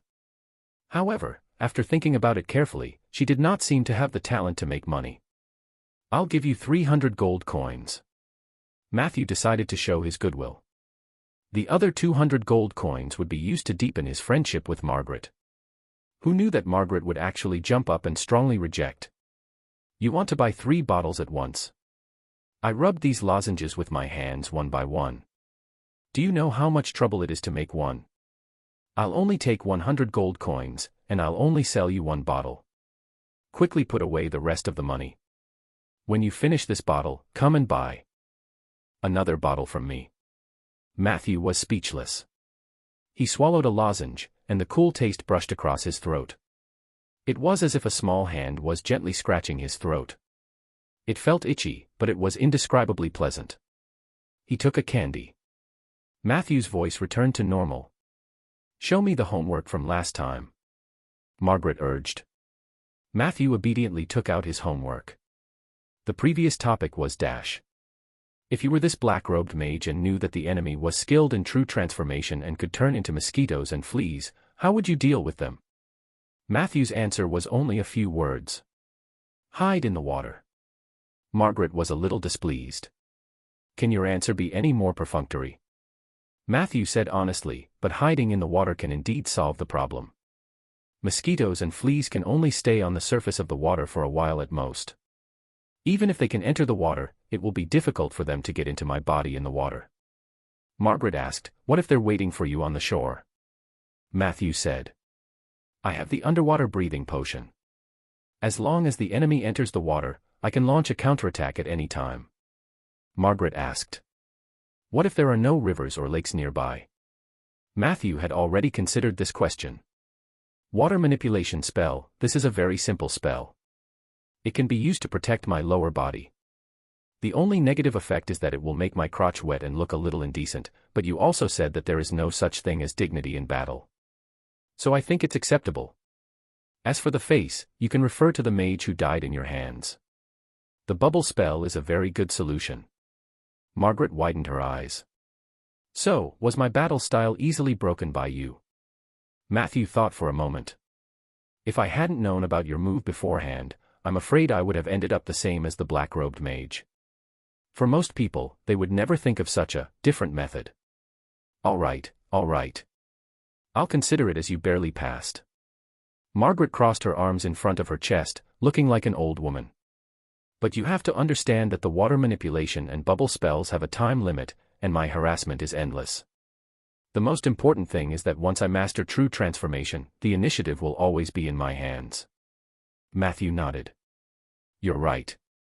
I'm also interested in practicing true transformation. Margaret seemed to be in a good mood. You have a good eye, but the secret of true transformation can only be taught to you in practical class. But then again, you passed this homework. You definitely didn't pass last time. Regarding how to make money, you have to hand in another assignment to me, and you have to tailor the content to my situation. Margaret's thoughts were clear. Matthew smiled bitterly. I don't know your situation. How can I customize it? Margaret looked unreasonable. I don't care. You're Isabel's student, and she's the most profitable woman in the Alliance. Her student, Ronan, is also one of the most profitable men in the Alliance. I don't believe you can't give a perfect answer. Chapter 398, Chapter 398, Gossip and Crazy Frogman. Chapter 398, Gossip and Crazy Frogman. Matthew asked curiously. Is Lady Isabel good at earning money? Of course. Margaret immediately replied, legend has it that her wealth is enough to buy 3 alliances. Later, this legend was heard by Lord Edmund. He quickly came out to refute the rumor, saying that there were definitely more than 3. Matthew was amazed. Margaret continued. Do you know what happened between Lady Isabel and my mentor, Lady Soria? Matthew said blankly, never heard of it. Margaret said with relish, back then, during the Scar of the Dead project, Lady Isabel proposed a solution of Mordenkainen's scalpel, which was initially agreed upon by the other 2 heavenly mages. However, during the implementation stage of the project, Miss Soria was the first to betray her. From then on, the feud between the 2 of them was formed. But then again, Miss Soria did this for a reason. The disagreements between the 2 of them could be traced back to when the Calamity Mage were still around. However, at first, they could still maintain their relationship as fake sisters on the surface. While Lady Soria was slaying the dragon, something happened that made her very dissatisfied with Isabel. Matthew's urge for gossip was also ignited. What exactly happened? Margaret snorted. As you know, Miss Soria's teacher is Mr. Capital, and capital spells have always been known for their low cost-performance ratio in the Alliance. Some mages even ridiculed his spells for being flashy. The most famous capital's dragon-slaying spear is what they criticize the most. In order to clarify this point, Ms. Soria began to frequently slay dragons. During this process, she only used a few spells that cost a lot of money. Most of the time, she used her own spells. However, the purpose of her doing this was to prove to everyone that slaying a dragon would not be a loss. But in the end, she found that she still lost money. Matthew reacted a little. Is the reason for the loss related to my mentor? Margaret nodded with certainty. When Isabel heard that Soria was slaying dragons, her first reaction was to run to the remaining chromatic dragons and warn them that they were about to be slaughtered. Matthew looked surprised. Is she doing this to protect the dragon? Margaret sneered. You're too naive. Think. Why would Isabel be the most profitable woman in the Alliance? Every time she found a dragon, she would leave after giving a warning and loot the dragon nests. Matthew didn't expect this to happen. This resulted in every dragon Soria slaughtered after that being an empty nest dragon. The dead dragons can't speak, and the living dragons think that Soria robbed the wealth of these dragon nests. For a long time after that, Madame Soria was very depressed. She carried the blame on her back and investigated where the wealth in the dragon nests went. Margaret felt indignant for her mentor. Matthew hesitated and said, "In the end, did Miss Soria find out the truth?" Margaret shook her head. Later, Isabel probably couldn't help but want to show off. At Madame Soria's 100th birthday party, she gave half of the wealth of the White Dragon's nest as a congratulatory gift. It was not until that night that the unsolved mystery of where the dragon's treasure vault that was once circulated among the higher-ups of the Alliance went was revealed. Matthew asked carefully, did the two of them fight on the spot? Margaret shook her head. You underestimate the ability of women to maintain a superficial relationship. They even shared a strawberry cake that night. Isabel also had an explanation. Robbing dragons is one of the common hobbies of legendary mages. She can claim that this hobby has been active more frequently during that period of time. Since then, their relationship, which was already unpleasant, became even worse. That's why my mentor's temporary betrayal led to the follow-up of the Scar of the Dead project. Matthew nodded. It was quite interesting to discuss the gossip of these important people, but he would not completely believe Margaret's one-sided story. Margaret must have gotten the news from Soria. He was there for the popcorn. He did not have to believe everything. If he did, he would be letting down the 9,000+ knowledge points in his account. All in all, if you have 10% of Isabel's ability, you will definitely be able to write better homework. Margaret looked at Matthew with a burning gaze. Matthew cleared his throat. Speaking of which, I think I need to take a few days off. Margaret's gaze instantly turned hostile. You can take leave. But you must hand in your homework. Hand in your homework or keep me as your mistress. You have to choose.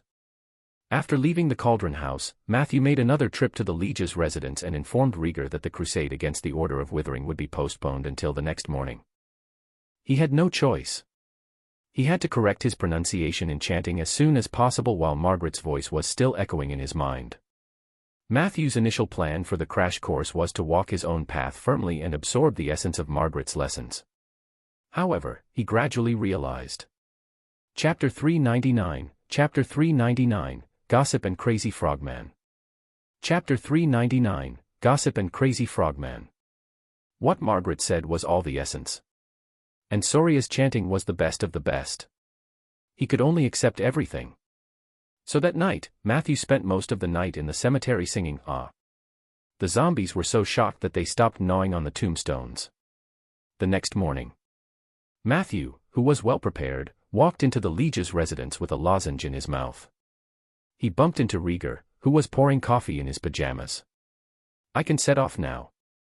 Matthew reminded him tactfully. Rieger let out an "oh" and revealed an embarrassed expression. I almost forgot about this. Have you had breakfast? How about having breakfast together? I'll go pack my things after breakfast. Matthew thought for a moment. Having breakfast was nothing much. He had only eaten 2 mouthfuls of bread when he went out in the morning, and his stomach was still empty. So he said, all right. Rieger led Matthew to the side hall of the Liege's residence. A few maids brought up a dazzling array of breakfast from the kitchen. At the dining table, the two of them chatted as they ate. Very quickly. An hour passed. Rieger quickly wiped his mouth and handed the handkerchief to the maid beside him. "I'll go pack my equipment. Wait for me." Matthew returned to the office lobby to wait. 2 hours later. He rubbed his eyes and woke up from the sofa. He saw Zeller working at his desk. Matthew yawned. "Where's Rieger?" Before Zeller could speak, Rieger's voice came from the room behind him. "Madam Wesley. Where's my sword oil? You didn't take it. Who else would enter my storeroom but you? How many times have I told you not to enter my storeroom? You're just cleaning. Why did my sword oil disappear when I was cleaning? Oh, right, I remembered wrongly. The box of sword oil last time was sold to Matthew in the South. I'm sorry, I remembered wrongly. But your attitude is not good either. Although I remembered wrongly, don't you have any mistakes?" Matthew rubbed his temples. "Has he always been like this?" Zeller smiled. "Of course not. It's just that after getting old, he has become a little sluggish. You have to understand him, Matthew. Sometimes, you have to give him a push." Matthew followed the sound and found that Rieger was trying on all kinds of armor in an open storeroom. On the ground, there were a lot of big and small bags. Nocturnal clothing, daytime clothing, a large pile of bottles and jars, tent modules, adventure modules, thief toolbox, goose feather pillows, 7 to 8 hammocks, a barbecue rack, a set of dishes. Matthew said in surprise. "Are you monks?" Rieger changed into a set of half-body armor and replied seriously, "You must be well prepared when you go out. You can't leave anything behind. Does this suit me?" Matthew looked at his bulging belly. "It's all right. But we might not need heavy armor where we're going." Rieger shook his head and said, "You never know what kind of accident you will encounter outside. I'll take this one. I'll wear it first. Anyway, my storage ring has enough space." He. As he spoke, he proudly put away his things. When he passed by Matthew, he even gently patted Matthew's bag at his waist. "You don't have to be too envious of me. For a young man like you, it's already very impressive to be able to use a storage item of 1 cubic meter." Upon hearing this, the slight impatience in Matthew's heart instantly disappeared. Very quickly, a slightly guilty smile appeared on his face. "All right. Take your time to pack up. I'll wait for you outside." Another half an hour passed. When Rieger arrived at the office hall fully armed, Madam Wesley had already walked over to remind him. "Gentlemen, lunch is ready. Are you sure you don't want to eat before you leave?" Rieger did not say anything. He just smiled and looked at Matthew. "You decide." Matthew rubbed his emptying stomach and thought to himself that since it had dragged on until now, it would be better to have lunch before leaving. However, today's lunch was exceptionally sumptuous. It was already 1 o'clock in the afternoon after they finished eating. Not to mention Rieger, even Matthew, who was stroking his little belly as he walked into the office hall, felt a surge of sleepiness tormenting his eyelids. "Do you want to take a nap?" Rieger tentatively suggested. An appropriate nap will help to increase combat effectiveness. What else could Matthew say? At 2 o'clock. The two of them woke up one after another. "Madam Wesley. Give me 2 cups of coffee. By the way, where's today's newspaper? Hasn't the porter sent it over yet? Damn it, he must be slacking off. I'll fire him next week." Rieger shouted. Another half an hour passed. The two of them, who were gradually invigorated, looked at each other. Matthew asked, "There are still at least 3 hours before dinner. Is there anything that hasn't been completed?" Rieger slammed the table. "What are you saying? We'll set off now." As he spoke, he walked out of the hall in an imposing manner and headed straight for the entrance of the Lord's manor. Matthew was curious and followed closely behind. The two of them came to the door. Rieger suddenly stopped and started to walk back. As he walked, he said, "Oh no, I forgot to get the horses ready. My horse. Before he could say anything, Matthew pulled him over. Pa. A magic carpet spread out. Matthew pressed Rieger onto the magic carpet and sat on it himself. Whoosh. The magic carpet slowly lifted off the ground. Chapter 400, Gossip and Crazy Frogman. Chapter 400, Gossip and Crazy Frogman. In the corridor not far away, Sif happened to pass by and saw this scene. She could not help but reveal an envious expression. Their relationship is really good now. Are they going on a trip today? Madam Wesley walked past her with a jug of water. Fortunately, I heard that they went to fight some enemy. My dear, if they really went on a vacation, you should be worried. Sif smiled, her eyes sparkling. I don't believe in that nonsense. I know that Father and Matthew are very normal men. After saying that, she coughed lightly. Madam Wesley hurriedly reached out and touched her forehead.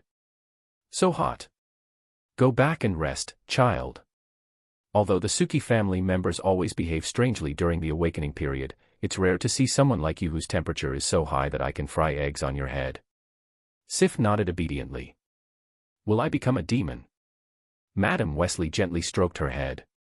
Our Sif is the cutest and purest girl in the world. How could she become a demon? At most, you will grow 2 horns on your head. Sif lowered her head in embarrassment and coughed twice. Then she waved her little fists and said, I think so too. The magic carpet flew northwest. As it was the first time he was taking a long journey on a magic carpet, Matthew did not fly high or fast. The average height was about 200 meters above the ground, and the speed was between 50 to 60 kilometers per hour. After getting on the magic carpet, Rieger became much more obedient. Within 3 hours. He only said 3 sentences in total. Matthew, can you move over a little? I want to sit in the middle. Is your magic carpet stable? What will happen if you fall? Can I grab your belt? He seemed to be a little afraid of heights, but it was not obvious. Matthew was focused on finding the way and controlling the carpet. Half an hour after takeoff, he saw the outline of the North Trade Station from afar. After that, Matthew headed west. The area in front of them had become a dense, hilly area. More than an hour later, Matthew flew past the border of Rolling Stone Town. There was a road heading north, which was the direction of Stormwater City. To the west of the highway was a complete wilderness. There was a large area of wasteland here. At sunset, a fog rose from the hills. In order to determine the direction, Matthew had no choice but to lower his altitude and slow down. He was constantly on guard. This was because monsters roamed far away from the road. The Seven Saint Alliance would regularly send mages to wipe out monsters or foreign races in certain areas on a large scale. Their focus was on the city-state and the vicinity of the highway. This was the tradition of the Seven Saint Alliance. Whenever they sent out a group to clear an area, the leader was at least a Tier 5 mage. This was to ensure that every operation could achieve the goal of nipping in the bud most of the hidden dangers that might endanger humankind. Therefore, at least near the southern highway, it was difficult to see a truly powerful monster. If there were any, they were basically new to the Underdark, and they would soon be killed by the mages who heard the news. In places far away from the roads and cities, the living conditions of monsters and foreign races were much more relaxed. For example, the hills that Matthew was currently crossing. This place was called the Moss Hills. The terrain here was not only complicated, but it was also full of water vapor. Matthew looked down from the magic carpet and saw a puddle or spring at every hill. As far as he knew, many mad frogmen lived in this area. The mad frogmen were a demi-human race that did not have particularly high intelligence. They were probably only slightly stronger than the goblins. But they had one positive thing. They knew who they could offend and who they could not. Matthew saw many human skeletons hanging on the outskirts of the moss-green hills. They were used to deter people who tried to invade their territory. However, he knew that none of the corpses belonged to mages. The mad frogmen weren't good at communicating with people, but for some reason, they had somehow gotten in touch with the Seven Saint Alliance. Matthew guessed that they had spent a lot of money. Thus, the Alliance tacitly agreed to give this area to the frogmen as their habitat. The mad frogmen are very xenophobic, but they know how to distinguish whether a person is a mage or not. After entering this area, you must follow me closely and not get lost. Remember, our goal is to find the Order of Withering's encampment and destroy them in one fell swoop. Matthew controlled the magic carpet to slowly pass through the fog above the hills. When Rieger heard this, he nodded with a serious expression. Not long after, the sun slowly set. The afterglow of the setting sun painted an orange-yellow halo in the mist. The two of them quietly admired the beauty in front of them. Suddenly, the speed of the magic carpet suddenly decreased. There was a clamor of angry curses coming from the front. The two of them focused their eyes. On a hill not far away, a group of mad frogmen surrounded a human woman in the middle and were punching and kicking her. Matthew immediately leaned over. Chapter 401, Why do you mages learn everything? Chapter 401, Why do you mages learn everything? The magic carpet was very eye-catching. The moment it lowered its altitude, the mad frogmen noticed it. They looked at the magic carpet warily and croaked. A few of the mad frogmen even raised their spears.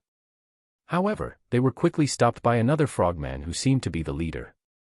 Matthew noticed that the frogman's skin was green, which meant that they were warriors. The mad frogmen were a race with a strict social hierarchy and a clear division of labor. Everything was divided by caste. And the specific symbol of caste was skin color. The green-skinned and blue-skinned mad frogmen belonged to the lower castes. The former were mainly warriors, hunters, and low-level laborers. The latter were the servants of craftsmen or high-caste mad frogmen. Purple and red were middle caste. Purple frogmen were usually commanders, leaders, or overseers who were in charge of supervising laborers or slaves. The red frogmen were usually scholars or low-level spellcasters. Further up were the extremely rare upper castes. There were orange-red-skinned elite warriors and golden-skinned frogmen royalty. However, Matthew didn't see the group of green frogmen clearly. Their social status might be low, but their combat strength might not be so. For the sake of caution, Matthew parked the magic carpet on another hill. The distance between the two sides was more than 100 meters, so there was enough buffer space. Rieger carried his great sword and lazily walked down the magic carpet. Looking at the frogmen who were rushing over, he asked, "Do you need me to apply oil?" Matthew shook his head. "There's no need." As he spoke, he went up to the other group. The mad frogmen dragged the woman over. The wariness in their eyes was very obvious. As Matthew walked, he flicked himself up spotless to make the badge on his chest look more dazzling. "It's an alliance wizard." Seeing this, the frogman leader hurriedly turned around and instructed his companions. Then, he respectfully wanted to salute Matthew. But at this moment, the woman suddenly broke free from the two frogmen's control. She suddenly jumped up from the ground and ran to Matthew like crazy. "Save me! Save me! They wanted to kill me. These monsters snatched me back from the roadside. They wanted to take me back to wash their clothes, cook for them, and have children. I don't want to live like that. Please save me!" She shouted as she ran. When she passed by another frogman, she tilted her body and slammed into his waist, knocking him to the ground. The other frogmen wanted to make a move, but they were stopped by the leader. The woman then ran towards Matthew. Her face was filled with hope. However, in the next second, Matthew raised his hand, and a short chant sounded. Human immobilization spell. In an instant, the woman froze in her running motion. Seeing this scene, Rieger clicked his tongue in wonder. You really don't have the instinct to show mercy to women. If it were another young man in your place, this would probably be the script of a hero saving a damsel in distress. Matthew glanced at him. Who is the damsel? Her. Rieger shrugged. From my perspective, although the mad frogmen were punching and kicking her, they didn't kill her. On the other hand, this woman took advantage of the time when I was negotiating with the mad frogmen to suddenly make a move. She seemed to be trying to intensify the conflict. Matthew said calmly. So if I have to choose between them, I might choose to help the frogman instead of this human woman. Can you help me keep an eye on her? Rieger made a hand gesture that said, Don't worry, I'll do it. Matthew turned to the group of frogmen. The frogman leader stuttered. Venerable One, hello. This woman, she, stole children. Many children, we can't find them. Our children, disappeared. Matthew used language proficiency. Soon, he understood the truth from the frogman's words. According to the leader of the warriors, this woman claimed to be the leader of the caravan. They were attacked by bandits and fled after being seriously injured. In the end, they accidentally got lost and came to the territory of the mad frogman. She begged the mad frogman to save her life and promised to reward them with a large sum of money when she recovered. The mad frogman agreed and brought her to the village to take good care of her. Who knew that a few days later, they found that the children in the village began to disappear. When they suspected the woman, she had already quietly escaped. If not for the shamans in the village who could track her location, they would not have found her. When Matthew and Rieger came over, these mad frogman warriors had just found her hiding place. They were going to bring her back, but their children had been stolen, so they were very angry and decided to beat her up first. According to the warrior leader, currently, the atmosphere in the village was very tense. Many female frogmen were about to go crazy. This woman was very important to them. He begged Matthew to let them bring the woman back to the village. Matthew nodded after listening. Compared to other demi-humans, the growth cycle of the mad frogman was quite long. Chapter 402, Why do you mages learn everything? Chapter 402, Why do you mages learn everything? The larvae would stay in the pond as tadpoles for a full 90 days. During this period, the temperature of the pond must be kept warm enough. Otherwise, the tadpoles would have the possibility of freezing to death. In these 90 days, the tadpoles would complete their abnormal development and transform into young frogmen, and they would be able to go ashore. However, young frogmen usually needed 18 to 24 months of care to grow into young frogmen. After that, they needed to spend the same amount of time before they could enter the breeding period. Compared to the kobolds, gnomes, and gnolls, the cost of reproduction for the frogmen was relatively high. It was no wonder that the female frogman would go crazy. Master Mage, our shaman, said that he saw this woman with another mage through the tracking spell. They had planned this. The warrior leader looked at Matthew nervously. Matthew replied firmly. If there really were mages involved, it would definitely be rogue mages, not mages from the Alliance.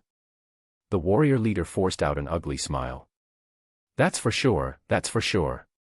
Matthew wasn't just messing around. He now had a good understanding of the Alliance's style. If they needed something like this, they wouldn't steal it.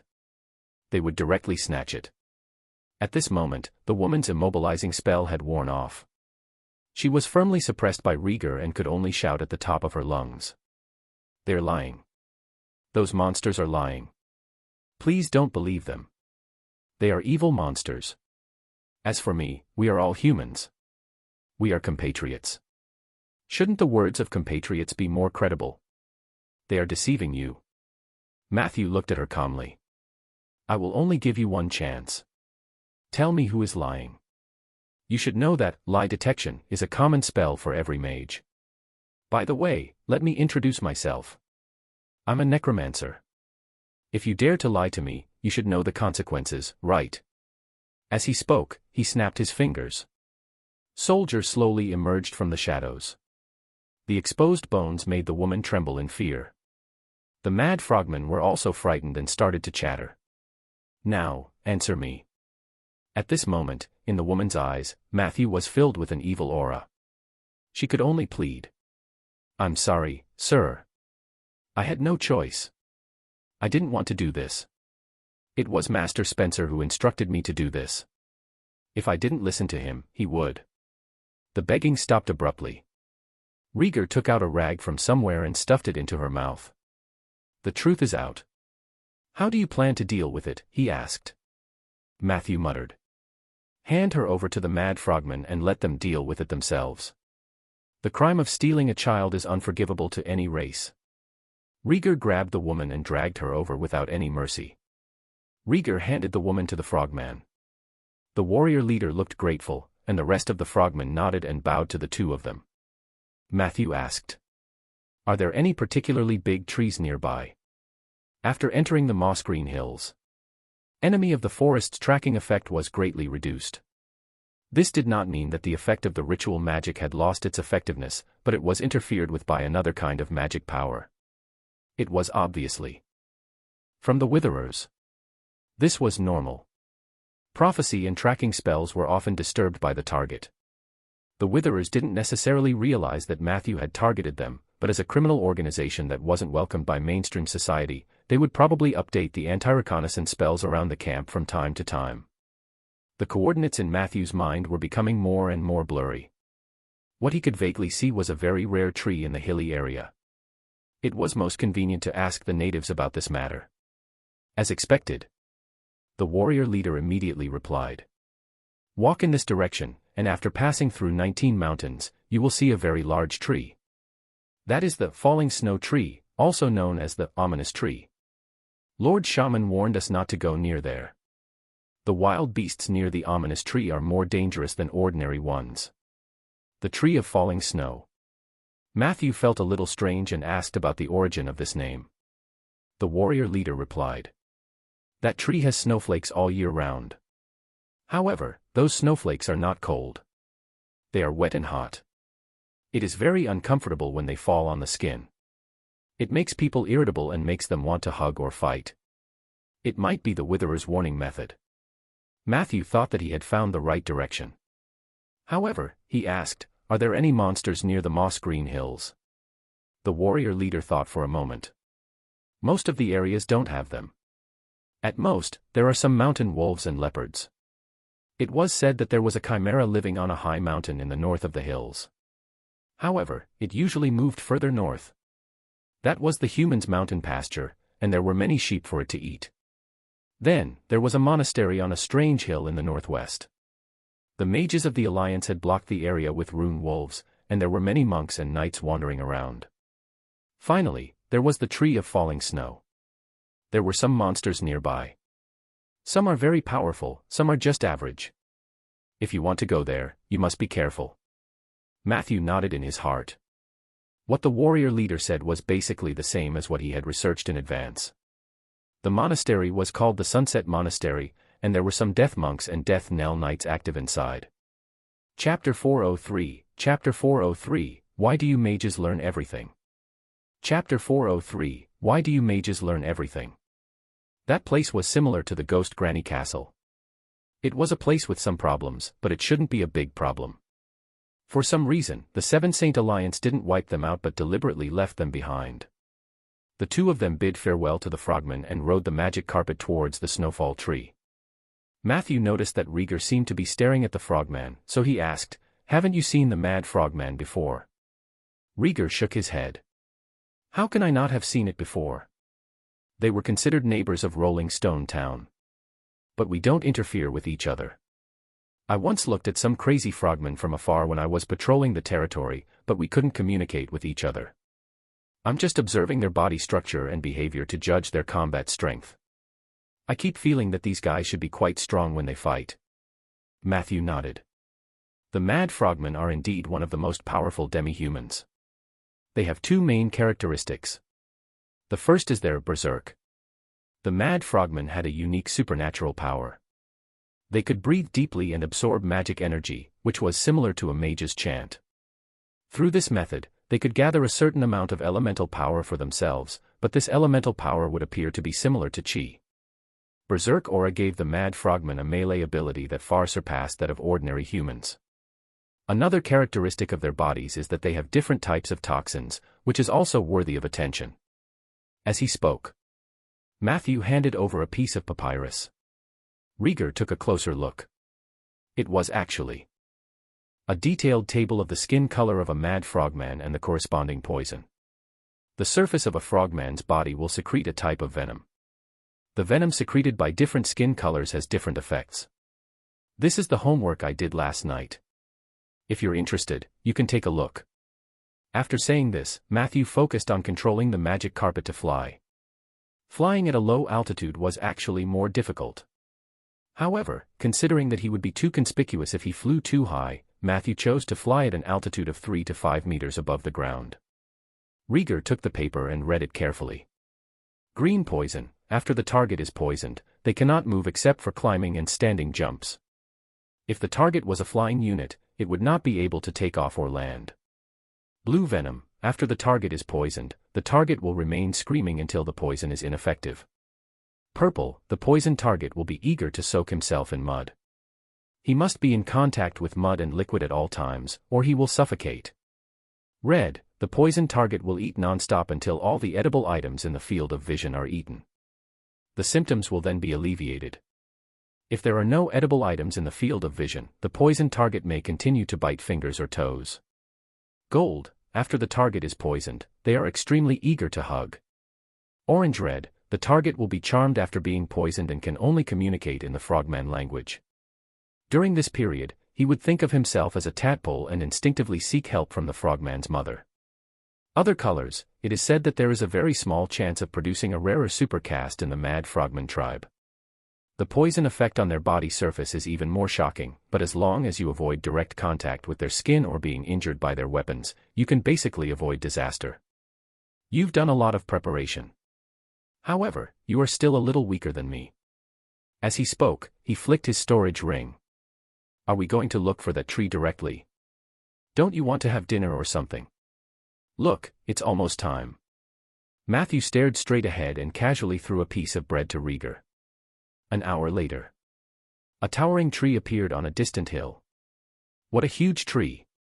Rieger exclaimed. Aren't you a necromancer? You should be able to communicate with the big tree, right? Matthew looked at him strangely. That should have been the case, but the inside of this tree has completely withered. Come down. We'll move forward on foot. Rieger reluctantly left the magic carpet. The two of them walked for a while. Suddenly, wolf howls sounded from the hills on both sides. A few mountain wolves appeared on the hill. Behind them was an entire group of mountain wolves. Rieger. Matthew suddenly raised his voice. Rieger placed his greatsword on the ground unhurriedly and began to take out something. Don't worry, I'll apply oil. Matthew stared at the movements of the mountain wolves and took the time to glance down. Which bottle of oil do you want to apply? Open the lid. Rieger took out a bottle of black sword oil with the label, Canine Special Attack, on it. He opened the bottle cap and smiled. Are you going to help me apply it? Matthew concentrated and tried to chant a syllable like Soria. The sudden increase in his voice not only startled Rieger but even the mountain wolves on both sides retreated a few steps in shock.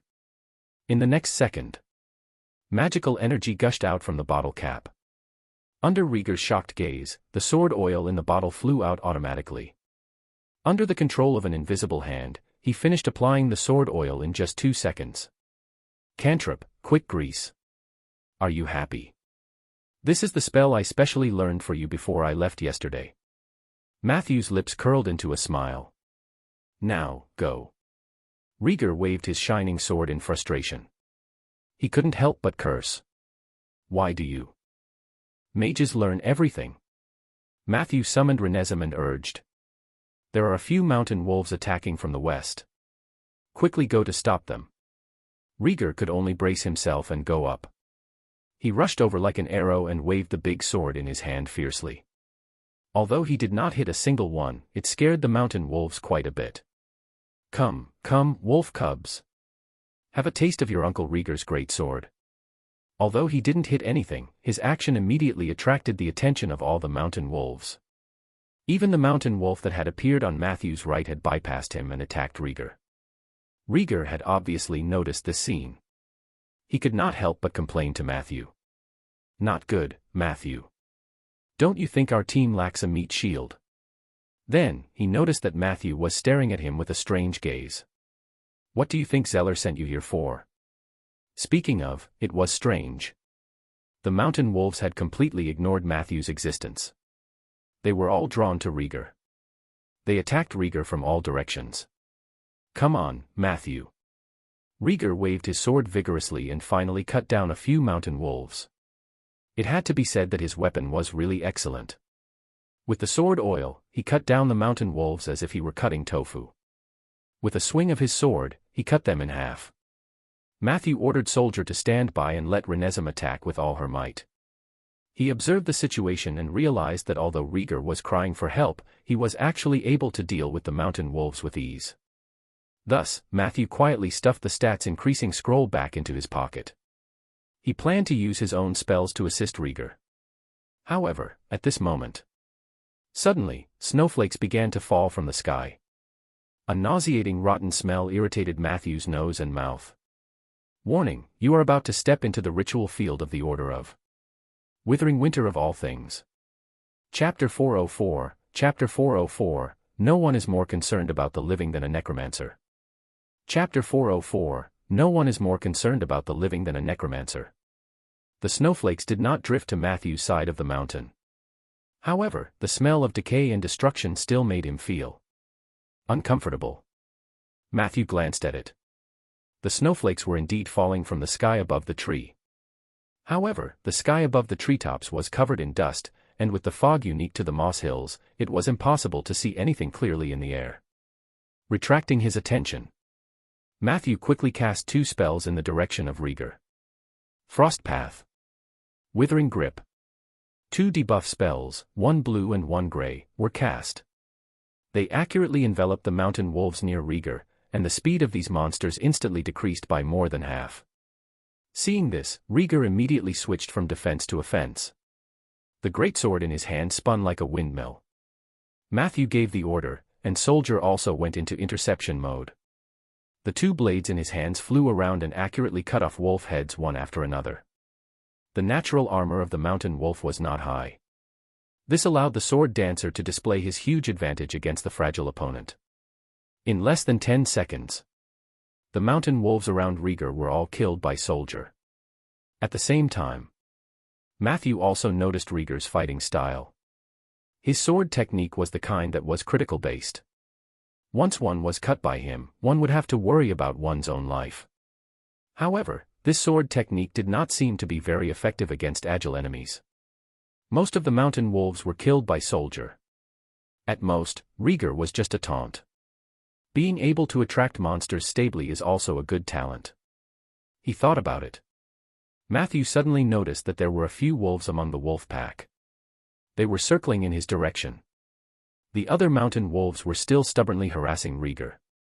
The only thing the mountain wolves learned was dash. They maintained a certain distance from Rieger to ensure that they would not be cut by a sword. But with Soldier there, the death of these mountain wolves was only a matter of time. Matthew's gaze withdrew from Rieger. Not far away, a thin mountain wolf had quietly circled behind the hill. Matthew was planning to use magic to deal with this guy. But at that moment, Matthew suddenly had an idea. He gave Renesm an order. Go, block that mountain wolf for me. Renesm was clearly somewhat resistant, but it was the instinct of all undead to defend their master against enemies. She took the jade trade wind and went up to him. Mountain Wolf came out from the other side. When he saw Renesm, he immediately pounced on her excitedly.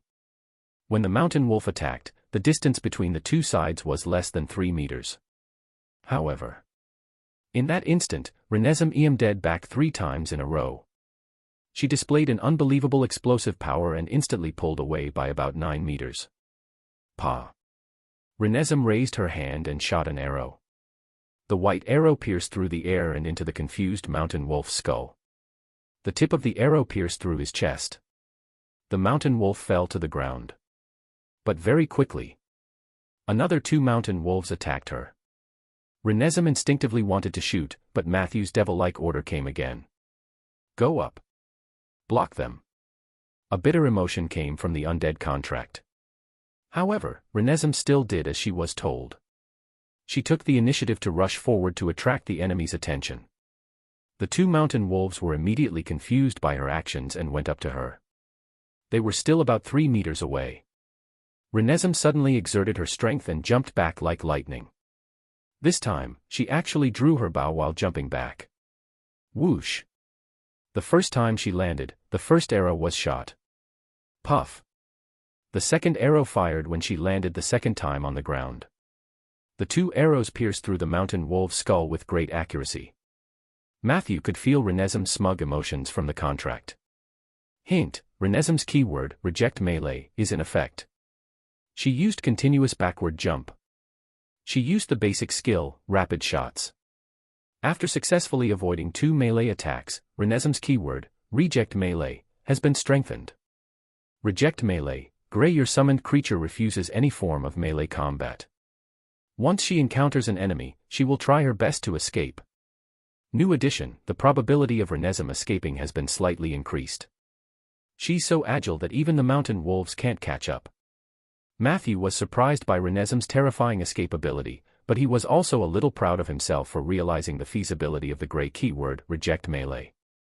Perhaps this is the correct way to activate reject melee. Renesme's current success rate of escaping the enemy is 100%. If she can keep doing this, she will be the best tank. A tank didn't have to just stand there and absorb damage. If she was afraid of close combat and could fully withdraw from battle while at the same time attracting the enemy's attention, she could also be qualified to be a tank. Matthew was in high spirits. He wanted to continue experimenting. Unfortunately, the number of mountain wolves was soon insufficient. The average level of this monster was level 11. It might cause some trouble for ordinary teams, but Rieger and Soldier were both Tier 4 top-notch melee experts. With Matthew and Renesme supporting them from behind, the mountain wolves were quickly cleared out. Matthew began to clean up the battlefield with some regret. Not long after, Rieger walked over and wiped the blood and sword oil off the big sword with a linen cloth. Chapter 405, Chapter 405, No one is more concerned about the living than the Necromancer. Chapter 405, No one is more concerned about the living than the Necromancer. Then, he looked at Soldier and said, Your summoned creature is indeed extraordinary. I just counted it. He and I killed 38 wolves together. Matthew glanced at the data panel. Soldier killed 34 of them. Rieger killed 4 of them. Well, at least the total was right. Your mocking ability is indeed unique. At least the feudal lord had put in some effort, so Matthew still complimented him. Unexpectedly, Rieger said in surprise, I haven't used my taunt ability yet. Matthew fell silent. Rieger said to himself, Speaking of which, there's something wrong with these mountain wolves. Matthew nodded. Indeed, they look too irritable and brainless. This goes against the characteristics of a normal mountain wolf pack. I guess they've lost their minds because of the Witherer's ritual. Rieger shook his head and said, I'm not talking about that. Didn't you notice? These wolves are all female wolves. Matthew went over to check the corpses of the wolves in surprise and found that it was just as Rieger had said. None of the 38 wolves that had been killed were male wolves. This included the taller alpha wolf. This was an extremely rare thing. How did you find out? Matthew looked at Rieger in surprise. Rieger pinched his nose a little proudly. It's just a little experience from the older generation of adventurers.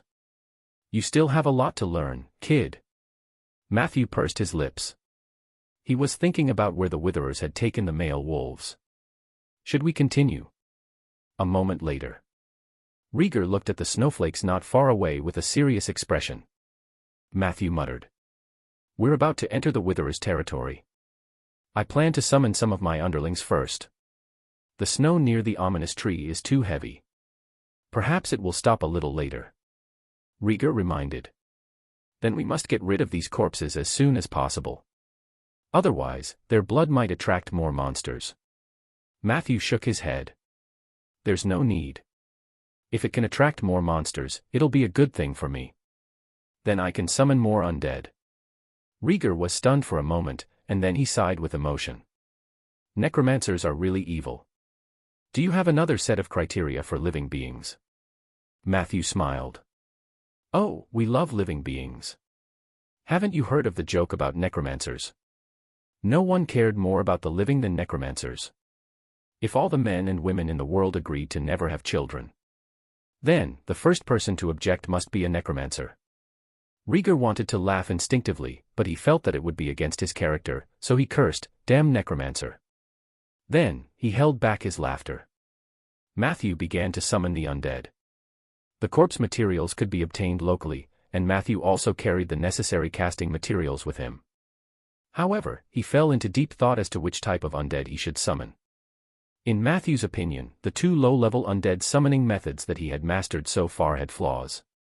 As for the zombie wolves, most of the mountain wolves had their heads chopped off, so it was quite troublesome to pick them up. After that, he would have to sew them up one by one, which was a waste of time. Summoning skeleton wolves could avoid this trouble. After all, as long as the soul fire was lit, the skull of the skeleton wolf could be installed at will. However, the skeleton wolf was too weak. What was even more fatal was that the location he was about to head to was the cloud in the air. Whether it was the zombie wolf or the skeleton wolf, they would have a hard time moving in the air. I got it. Matthew thought about it and decided to try summoning the third low-level undead summoning spell that he had yet to try. He wanted to summon the spirit wolf. Before joining the Alliance, Matthew did not have much information about spirit summoning. He would only use the most common method to summon the ghosts of the newly dead. However, after joining the Alliance, the situation improved. Even though there weren't many undead spells in the spell library, Matthew had enough knowledge points. Therefore, he had obtained a large amount of information about the spirit summoning spell, but he had never had the chance to try it. And these mountain wolves in front of him were a good opportunity to test his skills. Matthew took out one material after another from his magic bag and counted them. He frowned slightly. No. He was missing a key ingredient. But a few seconds later, Matthew's eyebrows relaxed. He smiled and looked at Rieger. I have to admit that the rich experience of the older generation of adventurers can indeed come in handy. Rieger shrank back warily. What do you want? Matthew smiled. I remember that your pillow is goose feather, right? Rieger revealed an expression of disbelief. I only brought 2 pillows. Do you want to take them away? I can't sleep well without them. Matthew could only try to reason with him. I really need them as my casting materials. Think about it. Once I summon these little brothers, you won't have to go up and taunt the enemy so hard. In a sense, this is also for your own good. He coaxed him. Finally, he got a goose feather pillow from Rieger. In front of Rieger, Matthew tore the pillow apart. Goose feathers flew in the sky. Chapter 406, Chapter 406, No one is more concerned about the living than the necromancer. Chapter 406, No one is more concerned about the living than the necromancer. Rieger's expression was a little pained. Hint, your Tauren element plus 10. You have accumulated enough elements. Do you want to explore the Tauren domain for the second time? That counted. Seeing the reluctant look on Rieger's face, Matthew chose to postpone the exploration. It was more important to summon his underlings first. He placed goose feathers on the corpses of the mountain wolves. Then, he smeared a small jar of low-quality corpse oil evenly between their eyes. It was supplemented by a series of basic rituals. 15 minutes later, Matthew began to chant the summoning of the dead to awaken the spirits. 3 minutes later, the crescent moon had just risen. Specters stood up from the mountain wolf's corpse. They slowly moved their limbs around Matthew. From time to time, spirit wolves lowered their heads and rubbed their foreheads against Matthew's hand. This was a master recognition ceremony. It's simpler than I thought. Matthew heaved a sigh of relief. Perhaps this was related to him becoming a high-level necromancer. After all, spirit creatures were relatively low-level. He summoned them with ease. On the data panel. Hint, you have obtained a new summon, Spirit Wolf, X38. Spirit Wolf, a ghost-type undead formed from pure soul energy and a little soul fire. They have characteristics similar to human ghosts and have their own special abilities.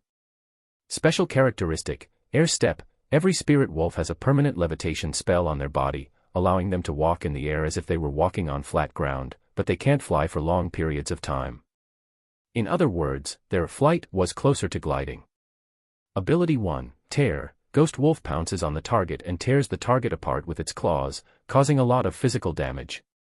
Ability 2, Wolf Howling. Ghost wolves can howl in a way that is even more bizarre and terrifying than normal wolves. If multiple ghost wolves howl at the same time, it will produce a certain stunning effect.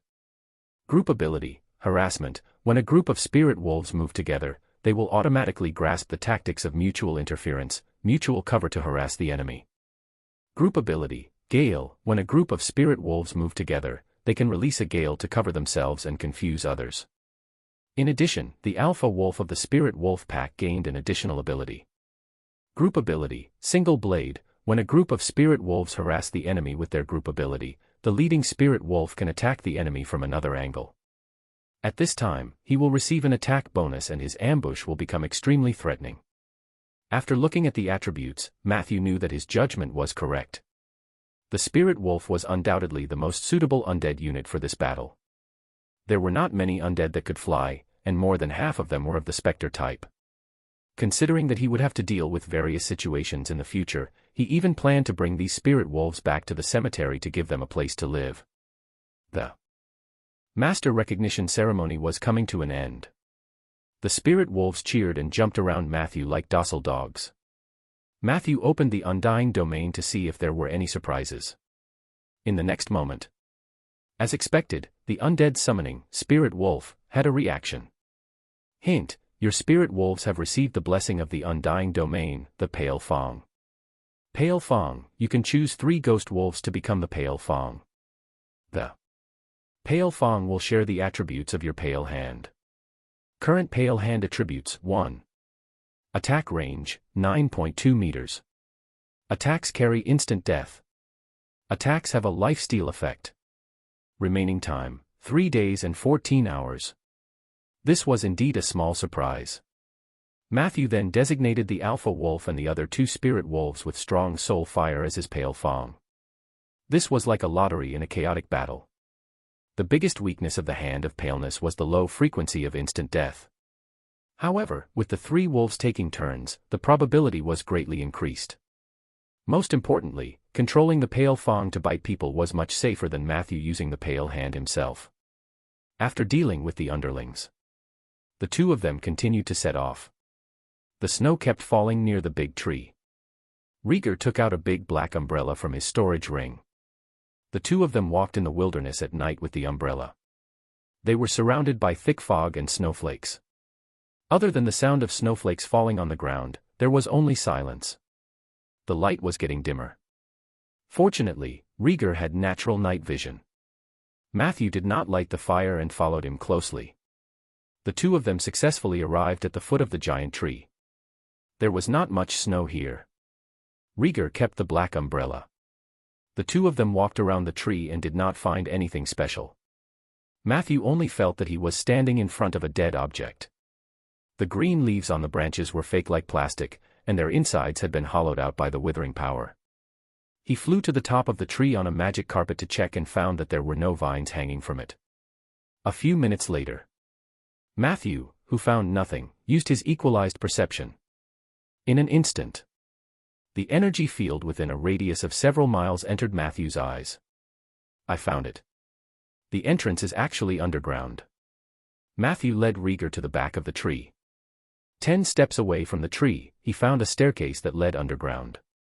After moving the stone slab on the steps away, the 2 of them slowly descended and arrived at a sealed underground stone room. The environment here was a little like a tomb, giving people a depressed and gloomy feeling. Matthew searched the stone room for a while and soon found the hidden magic door. Prepare for battle, Matthew said to Rieger, and then called the spirit wolves to his side. He took out the defensive psalm and used an unlocking spell on the secret door. In the blink of an eye, a magic portal glowing with green light appeared on the left side of the stone wall. Matthew and Soldier stepped over together. In the next second, he appeared on an empty platform. There were no railings around the platform. It was pitch black at the moment. Cold wind blew in from outside as if they were in the sky. In the middle of the platform was a woman with scabies all over her face. She had been sitting there in a daze, but the moment she saw Matthew, she jumped up on the spot. Then, she took out a copper whistle from her pocket and wanted to blow it hard. At the crucial moment, Matthew took half a step forward with the defensive psalm in his hand, then activated the spell of the pink chapter embedded in it. Delirium. He opened his mouth and spat out a pink mist at the woman. The woman was stunned for a moment before she pounced on Matthew with a lewd smile. He. The scabies on her face did not affect Matthew. He calmly turned his body to the side and avoided the woman's pounce. Soldier then struck the woman's neck with his hand. The latter fell unconscious. In the next second, Rieger appeared between the two of them with his greatsword. Did I miss something? Rieger turned around to look at the woman. Her face was covered by her black hair.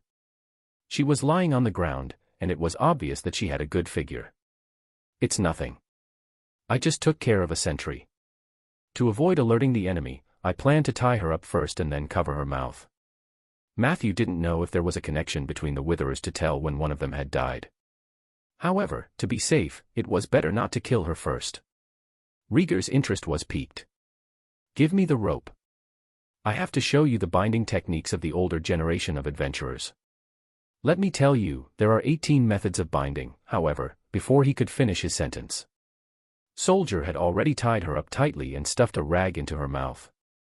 It seems that you youngsters are also very good at binding. Rieger looked at Matthew meaningfully. Matthew ignored his gaze and picked up the copper whistle. Then, he began to carefully size up his surroundings. On the data panel. Hint, you have arrived at the Cloud Inn's watchtower. Cloud Inn was a platform built in midair. It looked like a floating island. It was in the shape of a spindle-like object. The platform in the middle was the widest. As they walked up and down, the edges of the platforms began to narrow. They were currently at the lowest observation deck. This place was only a dozen square meters in size. There were no railings at the edge of the watchtower. Looking down, even if Matthew wasn't afraid of heights, he still shivered a few times. On their left was a revolving staircase. The staircase also had no railings. Fortunately, it was built near the center. Matthew and Rieger made a gesture. The two of them walked up the stairs quietly. Very quickly. They arrived at the second last level. Still on the stairs, Matthew heard a fierce argument. Why do you always enter the door with your right foot? Why did you stop putting chili in your cooking now? They sounded like a middle-aged couple. They were arguing. With a thought, Soldier slowly disappeared into the shadows. Chapter 407, Chapter 407, Suki Prince. Chapter 407, Suki Prince. Soldier lurked in the shadows. At the stairs, Matthew and Rieger also quietly stepped forward. It was already nighttime, but the lights on the second-last floor were very bright. They could tell that this was a kitchen from the view near the stairs. However, the kitchen was a little messy. There were discarded trash and kitchen utensils everywhere. A few rats swaggered past the aisle. After a while, Soldier's strange emotions came from the undead contract. Master, something doesn't seem right. Matthew heard a thought. Just as he was about to do something, Rieger took out a mirror and aimed it forward. With just one glance, the two of them revealed shocked expressions. There was only a huge figure in the middle of the kitchen. It was a two-headed ogre. This ogre had two heads. They looked similar, but the hair on the left head was red, while the hair on the right head was blue. At this moment, they were having an intense argument. Red Hair roared. Answer my question first. Why do you always take the right step first? Blue Hair was not to be outdone. Because I can only control my right foot. Haven't you always been controlling my left foot? Now tell me, why didn't you add chili? Red Hair sneered. Because the big shot's buttholes haven't been doing well recently. Can't you hear the screams at night? That's right. Every night, you sleep like a dead pig. The snoring you make is so noisy that I can't sleep for several nights. Even if you heard it, you wouldn't be able to react in time. If you were half as smart as me, we wouldn't be trapped here as chefs. Blue Hair asked curiously. Don't they know magic? Can't they cure their assholes with magic? Red Hair laughed mockingly. I know magic too, but I can't cure your brain either, right? Blue Hair was a little angry. He pushed the other head hard. Hey, Elv, I won't allow you to talk like that. I'm your biological brother. Red Hair said mercilessly. Bullsh *T, I'm the one who crawled out of my mother's womb earlier, and you're more like someone who crawled out of her asshole. Blue Hair was so angry that his neck trembled. If you insult me again, I'll kill myself with you. Red Hair also replied irritably. That will be suicide. Even if we don't die, I'll definitely ask the big shots to cut us apart after they're done with their business. We'll live our separate lives from now on." The kitchen was silent for a while. Then, the sound of cooking could be heard. Rieger adjusted the angle of the mirror and captured the scene above the ogre's neck.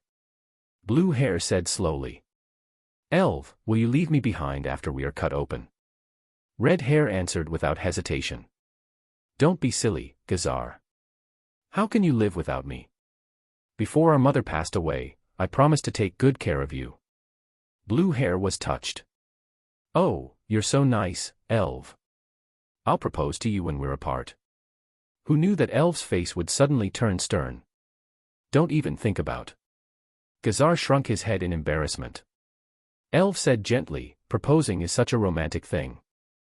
I'll be the one proposing. Not you. Just wait and marry me, Gazar." After saying this, the two heads kissed passionately. This scene was not earth-shattering. However, it also made Rieger and Matthew look at each other for a long time at the stairwell. Taking advantage of this opportunity, they found more clues. There were not only rubbish and kitchen utensils in the kitchen but also two thick chains that tied the ogre to the kitchen. They could only move in this narrow space. It was difficult for them to even raise their heads, let alone go anywhere else. Ogres were shorter than trolls, but their muscles were stronger, and their combat power was stronger. Matthew guessed that there should be other seals on their bodies. Otherwise, these two chains alone would not be able to trap the ogre who knew magic. At the same time, they also realized that the stairs leading to the third last floor were not far away. Matthew gestured to Rieger. Then, he secretly used a spell. Little animal trick. A puff of white smoke rose. An old hen appeared in the middle of the kitchen. It flopped on the table for a while before strutting towards another corner. "Hey! A chicken!" Gazar was the first to notice this. He shouted, "You're in for a treat tonight, Elv. Watch me catch it." The ogre's left hand grabbed downwards. The old hen flapped its wings. He didn't get it. "Trash, watch me." Elv cursed. The ogre's right hand also attacked. However, the old hen's positioning was amazing, and she once again escaped from the ogre's clutches. Just like that, they were at loggerheads with the chicken. Using this opportunity, Matthew led Renesm and Soldier quickly across the kitchen and ran to the stairs that led to the upper floor. The spirit wolves followed closely behind. Everything went smoothly. Until it was Rieger's turn. He rushed past the kitchen excitedly and rushed to the other side of the stairs. In the end, there was a loud bang. Matthew looked at him. This guy had placed his sword on his back. The stairs leading up were extremely narrow. He ran over, but the sword scratched the walls on both sides, making a sonorous sound. Chapter 408, Chapter 408, Suki Prince. Chapter 408, Suki Prince. The sword was stuck, and it pulled Rieger back like a slingshot. He turned around and saw the twin-headed ogre staring at him. At the crucial moment, the experience of the older generation of adventurers came in handy.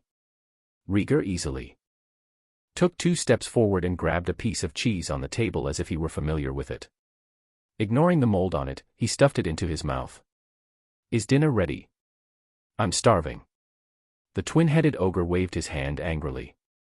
Elv said angrily, "Get out of my territory. You humans." Gazar was equally unhappy. "We will ring the bell when dinner is ready.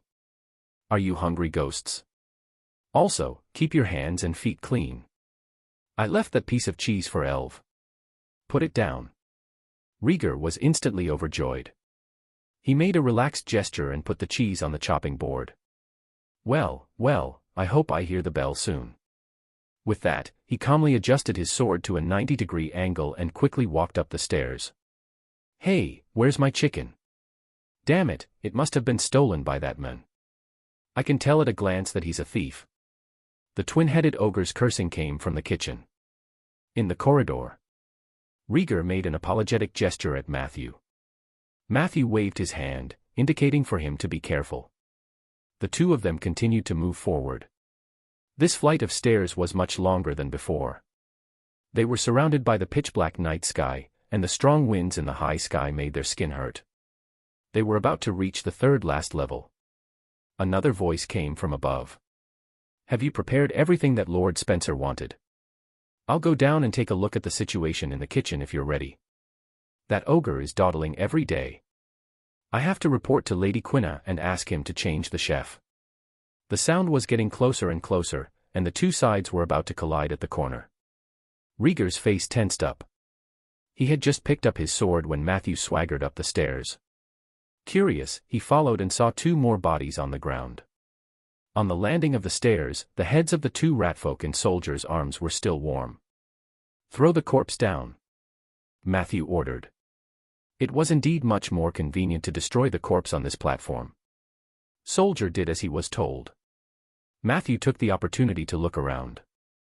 This platform should be the one he saw in the Enemy of the Forest ritual. This place was very spacious. The middle was covered with houses, and there were railings at the edge of the platform. It was obvious that this was a place where people lived. There was a row of houses about 200 meters ahead. The lights were bright, and there were some people inside. That should be the camp of the Witherers. On the side of the camp, there was a thick cloud in the sky. The faint moonlight shone on the clouds. Matthew vaguely saw a large building complex. That place seemed to be one of the legendary cloud ruins. However, the ruins looked lifeless, and there was no light at all. It was unknown if it had been developed by the Cloud Elves. How did the cult of Witherers find the abandoned lodgings of the Cloud Elves? Matthew looked around and pondered. He took a few steps forward and suddenly stopped. There was a warning spell. However, they were all very low level. Matthew easily saw through them. He had to admit that the Order of Withering was indeed quite trashy. Other than finding a decent camp, the camp radiated poverty. In other words, most evil organizations did not have a good life. This was also the reason why Matthew dared to come and destroy them alone. He was about to walk towards the light.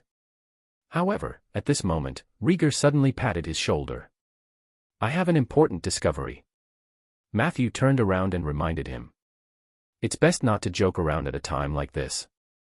Rieger was stunned for a moment, and his small expression looked a little aggrieved.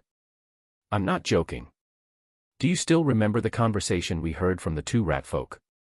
They mentioned a person called Spencer." Matthew nodded. "I know. The woman who stole the frogman's child mentioned this name. He's probably a rogue. Mage who's colluding with the Order of Withering," Rieger said seriously. "He's a rogue mage now, but that doesn't mean he was always one. Do you still remember when I asked you what it feels like to cast a spell? At that time, I saw a piece of news about a group of mages who were addicted to casting spells and stole the speed gem from the Alliance's treasure vault. After that, they were on the Alliance's wanted list. The leader of this group of mages is called Spencer." Matthew looked surprised. "Really? How do you have such a good memory?" Rieger revealed a proud expression. "Do you really think that I only read the newspaper and drink coffee every day for fun? I have my own uses." Matthew's expression turned serious. "Did the wanted list say anything about his strength?" Rieger recalled. "Tier 3, but he stole from the Alliance's treasure vault. He must have something good in his hands, even though the news said that they only stole one speed gem. But believe me, that is not the truth. They must have stolen something more important. The Alliance had to issue a wanted warrant, but they were afraid that the people who saw the arrest warrant would also covet the stolen treasure." Chapter 409, Chapter 409, Suki Prince. Chapter 409, Suki Prince. This isn't unusual for the Mage Alliance. Matthew's eyes lit up.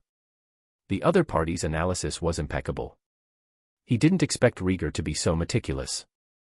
If Spencer were really with the Cult of Withering, it would mean that the difficulty of tonight's operation would be greatly increased.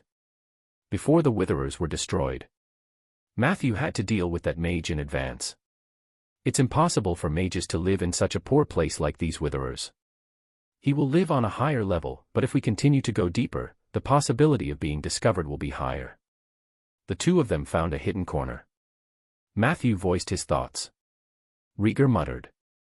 "In this situation, the best way is to imitate a siege to lure out the reinforcements. We can feign attacking the Witherer camp and make a commotion. Then, we can guard the passage from the upper level to the lower level. Once the mage shows his face, we will kill him. Of course, there's a problem. There must be a lot of witherers in the camp. We have to have enough troops to do this. Rieger's method was indeed feasible.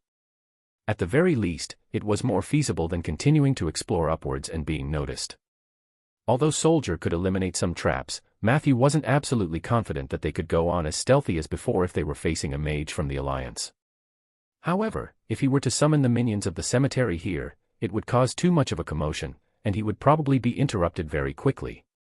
Just as Matthew was thinking of a strategy, Rieger suddenly started warming up. Matthew looked at him strangely. "What are you doing?" Rieger spread his hands. "We can't keep staring at each other, right?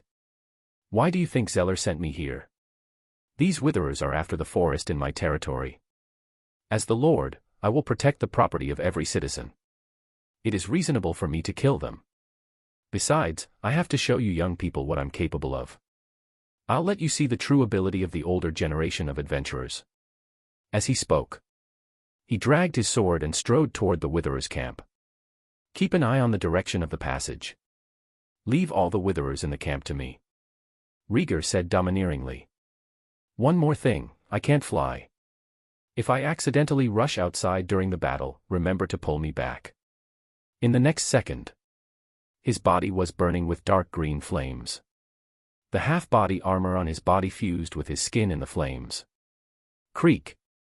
Creak! Creak! It was the sound of bones growing rapidly. In the blink of an eye, Rieger's height had reached 2.3 meters. A pair of bloody goat horns grew out of his forehead. A pair of long, narrow, shriveled, thin, but crystal-clear wings grew out of his back. A nimble tail grew out of his tailbone. His eyes turned pure green. He looked like a terrifying demon. Hint: your partner Rieger has activated his second form, Suki Prince. Suki Prince, Rieger has revealed his true demon form. His combat power has been raised to Tier 5. His speed and agility have been greatly increased.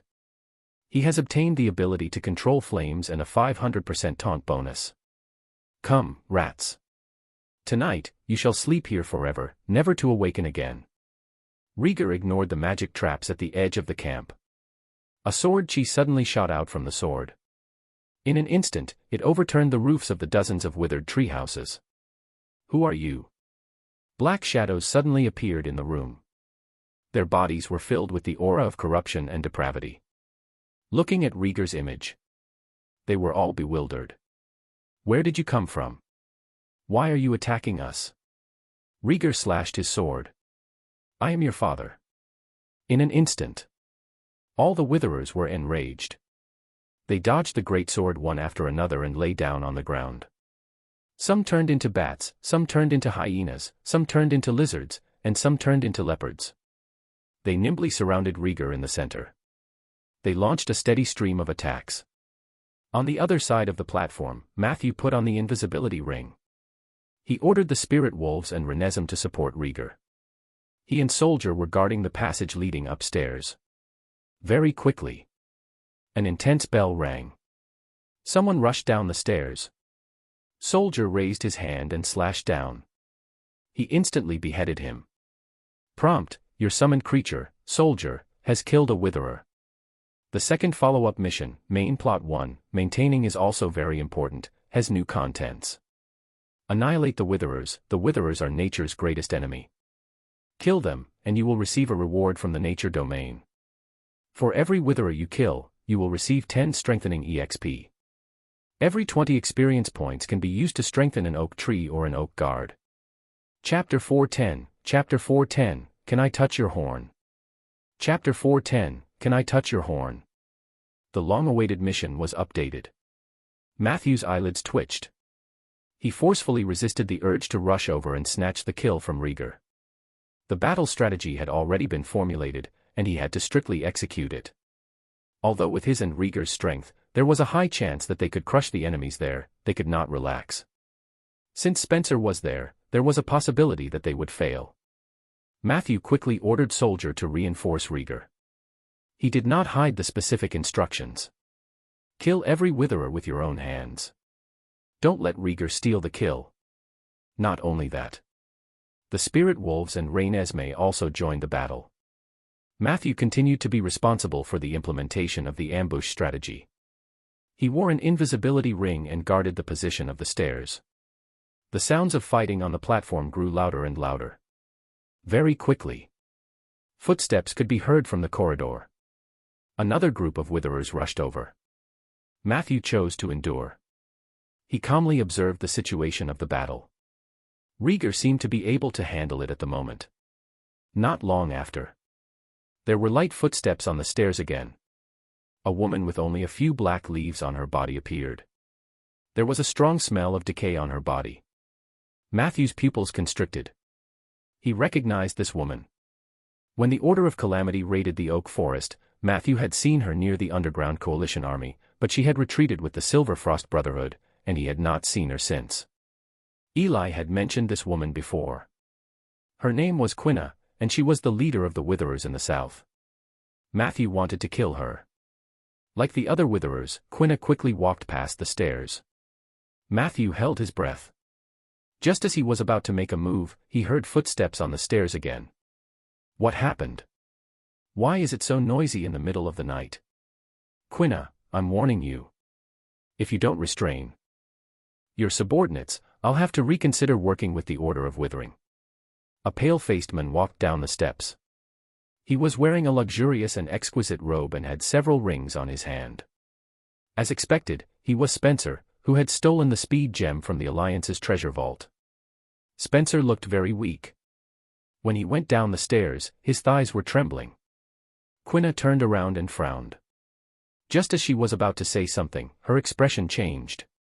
Be careful behind you. Matthew took a step forward and punched the back of Spencer's head. The latter staggered and fell to the ground. A weak protective barrier was activated on Spencer's body. But at that moment, Matthew pinched the dragon fire amulet in his left hand. A stream of dragon fire hit Spencer's body, and the latter immediately wailed. He spun on the ground and barely managed to see Matthew's face. But in the next second, to Spencer's horror, Matthew's eyes had turned into two terrifying black holes. His body seemed to shrink infinitely. Everything in the surroundings was sucked away, leaving only endless darkness. Spencer did his best to resist Matthew's alluring gaze. His spiritual power was not low. Therefore, Matthew chose the most effective negative effect, illness. Hint, alluring gaze is in effect. Judgment successful. Spencer fell into a sickly state of weakness. His mobility would be greatly reduced, and he would suffer from the pain of the disease. Duration, 60 seconds. 60 seconds was enough for Matthew to do a lot of things. He saw Spencer groaning in pain on the ground. In the corner of his eye, a black panther suddenly appeared in front of Matthew. She jumped quickly and high. Just as her cold claws were about to tear Matthew's throat open, a ghost suddenly jumped out from Matthew's waist. The black panther was startled. In an instant, the drifter's pretty face collapsed to the limit. Her ugly face was stuck to the black panther's claws. Immediately after, it was a heart-palpitating wail. Ability, Cries of Death. The drifter's Cries of Death was an attack directed at the soul. This ability had almost no casting time, so it was almost always effective when used in close combat with enemies. Black Panther had her eyes rolled upwards. She instantly fell into a state of absent-mindedness. On the ground, Spencer covered his ears in pain, his legs kicking wildly. It was an opportunity that could not be missed. Matthew calmly took out his staff and quickly chanted a spell. Malicious transformation accurately hit Quina. The Black Panther suddenly turned into a goat. She paced back and forth on the ground in a daze. In the next moment, Matthew rushed in front of Spencer. While the enemy was weak, Matthew took out a sharp dagger from his inventory. Puff! The dagger stabbed into Spencer's throat. Almost at the same time, the robe on Spencer's body expanded violently. The magical robe made Spencer bulge into a ball. Wherever the robe wrapped, it formed an indestructible defense line. The drifter came over. Her claws scratched the robe fiercely, but all she could do was create sparks. It was a pity. The protective action of this robe was destined to be useless because Spencer's throat was already sliced. Spencer tried to cover his throat with his hands in pain. However, both of his hands were grabbed by the drifter. He could only feel a large amount of blood gushing out of his throat in despair. Not long after, he was completely out of breath. Chapter 411, Chapter 411, Can I Touch Your Horn? Chapter 411, Can I Touch Your Horn? Hint, you have killed the traitor mage of the Seven Saint Alliance, Spencer. Phew. Matthew heaved a sigh of relief. During the few rounds of sneak attacks on Spencer, he maintained a high level of concentration. This guy had a lot of good things on him. Matthew knew that he could not give the other party a chance to catch his breath. The physical attack at the beginning was somewhat risky, but it also benefited him greatly. Not only did that punch make Spencer see stars, but it also confirmed the important information that he did not have any spells or items that automatically protected him from attack to the head. The Dragon Fire Amulet was used to break any possible spell counter. And the alluring eye was the most crucial step to establish the overall advantage. As long as Spencer was in a bad state and could not cast spells, Matthew would always have the initiative. As for Quina, it wasn't that Matthew looked down on her, a level 14 Witherer leader. It was just that there was nothing threatening about a non-legendary Witherer. After getting rid of Spencer, Matthew ordered the drifter to guard the corpse while he looked at the goat. Quina's resistance was not low. She had gradually freed herself from the malicious shape-shifting spell. Black Panther's belly was pressed against the floor. She gritted her teeth and questioned. "It's you. Why did you come to find trouble with us?" Matthew looked at her calmly. "Do necromancers need a reason to find trouble with people? Can't I just be interested in your dead bodies?" A hint of anger flashed in Quina's eyes. However, this emotion was quickly dispelled by her. She said in a deep voice, "There is no enmity between us. When the Order of Calamity attacked the oak forest, I even took the initiative to retreat with my people." Matthew smiled. "What about Eli? You don't think that I'm so slow that I can't find the problem with the little white cat, do you?" Matthew's voice carried a hint of laughter. But in Quina's eyes, "Necromancer." She took half a step back. "But we still have room for negotiation, don't we? Spencer is dead. We need to find another mage to work with. Aren't you curious why he wants to work with us? We found a secret treasure vault on the upper floor of the inn." She hadn't finished speaking. Matthew raised his staff and began to chant. A few seconds later, a huge claw of negative energy suddenly emerged. If it weren't for the Black Panther's agility, she would have been pressed down by this claw. But she had no room to breathe. Astrid's claw chased after her. More than a dozen spirit wolves had also rushed over from the battlefield. These spirit wolves could not really cause any real harm to Quina, but their existence would also make her impatient. Gradually, Quina was forced into a blind spot near the inner building.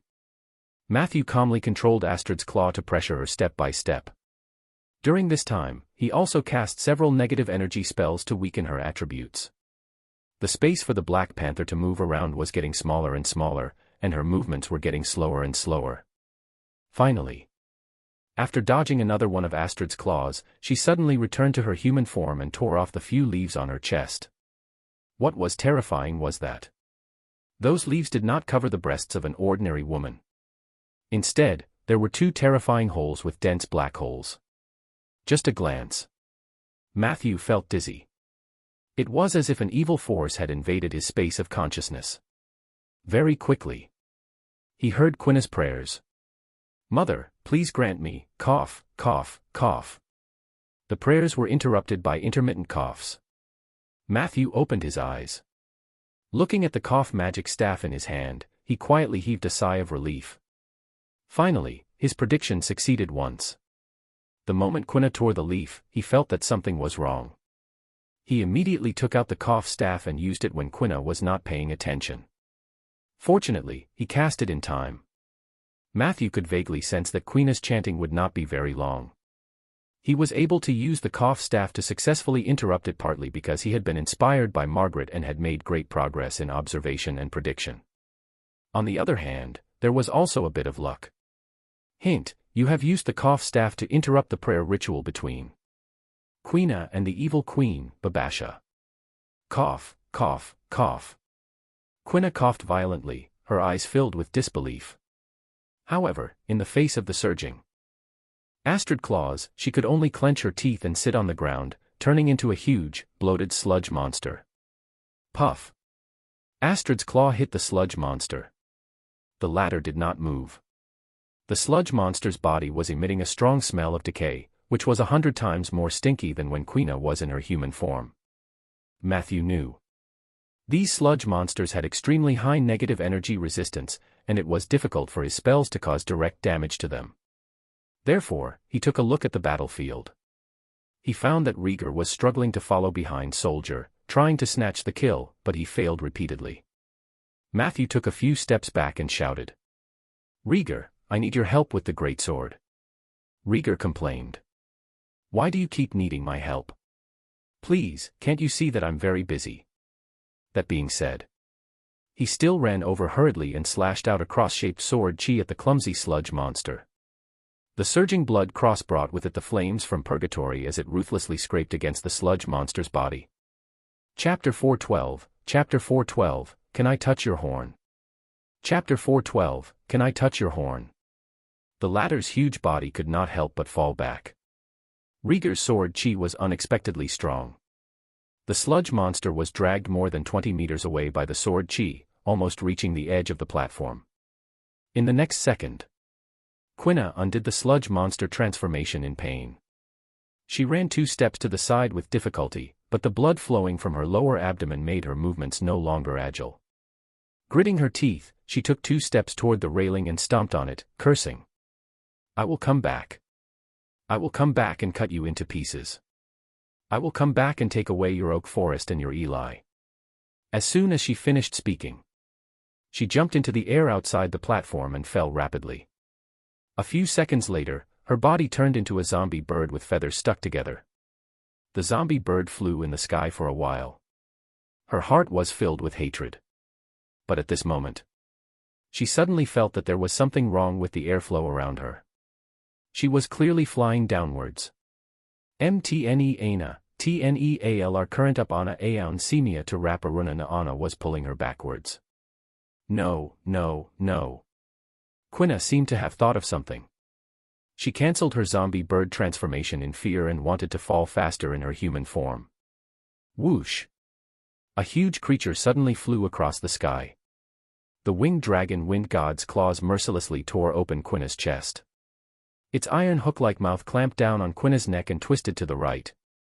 Quina's eyes widened, her neck tilted, and she stopped breathing. The winged dragon wind god let go of her. Quina's corpse fell rapidly. However, a few seconds later, her neck suddenly turned back, and her eyes regained their liveliness. Fortunately, I faked my death. Just as this thought flashed through Quina's mind, she felt an intense pain all over her body. It was as if 2 walls had clamped her in the middle and crushed her hard. The winged dragon wind god chewed on the corpse in his mouth and swallowed it. Then, he spread his wings and flew into the sky again. Hint, you have killed the believer of evil Queen Babasha, the southern leader of the Withering Order, Quina. Babasha's hatred towards you +20. Your ability, Predator, is in effect. You have recovered most of your magic power, stamina, and mental strength. With the help of Predator, Matthew could clearly feel that the corpse swallowed by the winged dragon wind god was instantly digested. This process was unbelievably fast. The abundant energy that followed also made him feel extremely comfortable. He had thought that he would be very resistant to this process. However, he didn't expect that in the winged dragon wind god's state, those unacceptable things for humans became as simple as eating and drinking. What's up with this Babasha? Is she that vengeful? Matthew was a little puzzled. He had offended many evil gods and big shots. For example, evil spirit Lord Omadochi and the great evil spirit Trier. Even if he killed their evil art masters, they would only gain 10 hatred points. The red dragon Kuzulas was a model of friendliness. Matthew had killed his dragon puppet, so he only gained a little hatred. Only this evil empress. Matthew took a small bite of her follower and gained 20 hatred points. He felt a little uneasy.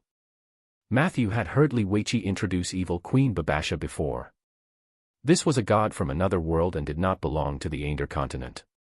Therefore, before and after the ascension of the heavenly palace, not only was she not affected, but her influence had increased greatly because the gods had lost control of the mortal world. It was known that many monks in the Far East and drows in the Underdark believed in Babasha. This god was temperamental and narrow-minded. Matthew guessed that she would soon take revenge on him. The only good news was that she was a foreign god. Her influence was still limited. When Weichi comes back, I'll have to ask him about Babasha. In his thoughts, the winged dragon wind god returned to the platform on the third level. The battle was nearing its end. Without Quina, the Witherers had lost all will to fight.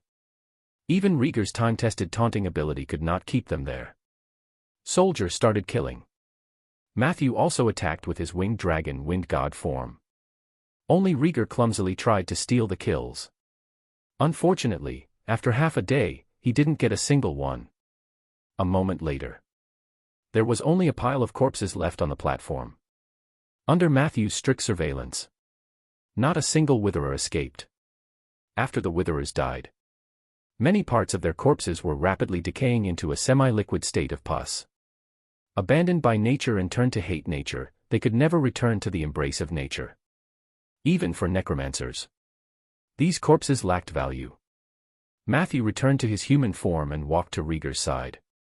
He asked casually, "Why did the horn on your forehead become bigger?" Rieger touched his two swollen scarlet and black horns. This was the stimulation from the smell of blood in battle. As long as I bled more on the battlefield, my horn would be able to absorb the blood, and it would become harder and thicker. At the same time, my natural armor will also be strengthened. Matthew nodded. He looked at Rieger's forehead with great interest. "Can I touch your horn?" Rieger immediately retreated and decisively refused. For a demon, this is a very excessive request. Our horns are very sensitive in non-combat situations. You can't touch them just because you want to. Usually, only the most intimate partners will exchange the right to touch each other's horns. Matthew revealed a regretful expression. Then, he asked, "How long can your transformation last?"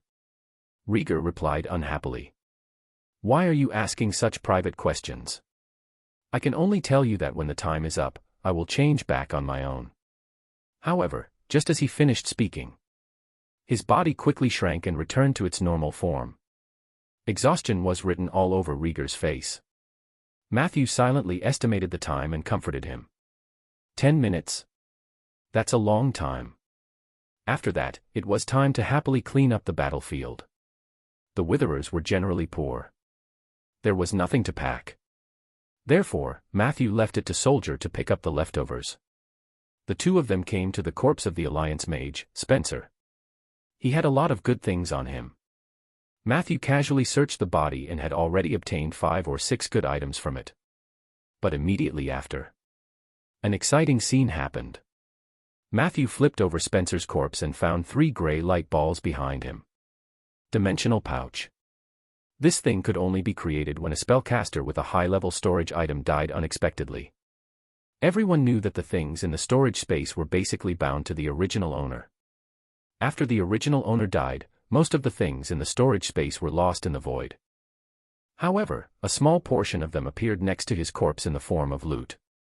The dimensional pouch was a higher-level form of loot. Before opening it, no one knew what was inside. Matthew and Rieger looked at each other. One each. Matthew confidently reached out and touched the first dimensional pouch. Puff. The ball of light disappeared. A gold coin landed in Matthew's hand. His face instantly fell. "You're too unlucky, Matthew." Rieger rolled up his sleeves happily. "Let me show you the luck of the older generation of adventurers." As he spoke, he reached out to open a dimensional pouch. A pair of stinky socks landed in Rieger's hands. "What is this? I don't believe it." Rieger was flustered and exasperated. He reached out to grab the third dimensional pouch, but Matthew pulled him back. "Wait. Let her do it." Matthew called Renesm over and asked her to bend down to touch the dimensional pouch. However, Renesmee didn't seem to understand what Matthew meant. She walked over casually. She kicked the dimensional pouch. The light disappeared. There was nothing. Rieger couldn't help but spit out angrily. Does your zombie know what she's doing? The dimensional pouch is such a sacred thing. How can she kick it? You have to touch it with your hands and open it with your heart. Only then can you find something good. What a pity. Moreover, I suspect that she is the unluckiest among the three of us. He hadn't finished his sentence. A series of gold coins smashed into his head. At this time, Matthew and Rieger looked up in shock. However, they found that a narrow space-time rift had appeared above their heads. In the next second, a flood of gold coins mixed with other items poured over their heads. The two of them were soon drowned in a small mountain of gold coins. Chapter 413, Chapter 413, Augustus's Skull. Chapter 413, Augustus's Skull. Of course, drowning was an exaggeration. When the things from the dimensional crack were poured out, there was indeed a large pile of gold coins and other miscellaneous things on the ground. Matthew cast a detection spell and estimated it with his naked eye. The gold coins here were around 200,000.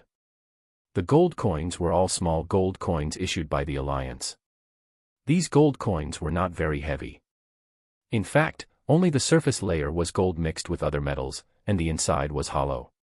You can judge the quality of a small gold coin by gently tapping the surface of the gold coin to produce an echo.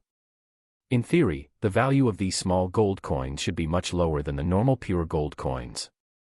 In the Ander continent, or at least in the south, these small gold coins were as easy to use as pure gold coins. This was because it represented the credibility and authority of the Seven Saint Alliance. So, even though these small gold coins looked very plastic, it didn't stop Matthew from liking them.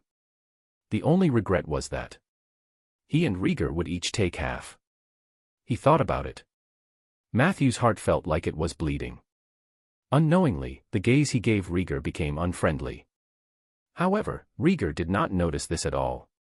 He excitedly walked around the pile of gold coins twice.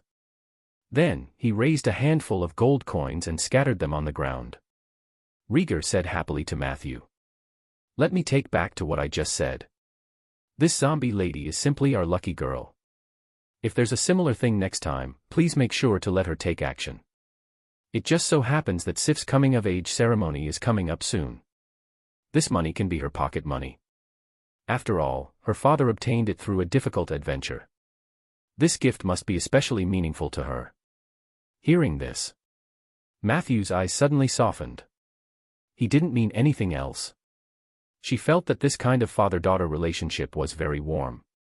Next, it was time to count the items. There were many things left behind by Spencer. Most of them were magic materials, magic scrolls, and some strange items. Matthew quickly sifted through them and found a few more valuable magic tools. The first item was a purple metal pendant that he wore in front of his chest. The metal shell of the pendant was very big, almost as big as Matthew's palm. Through the gap in the metal shell, Matthew could see a yellow gem inside.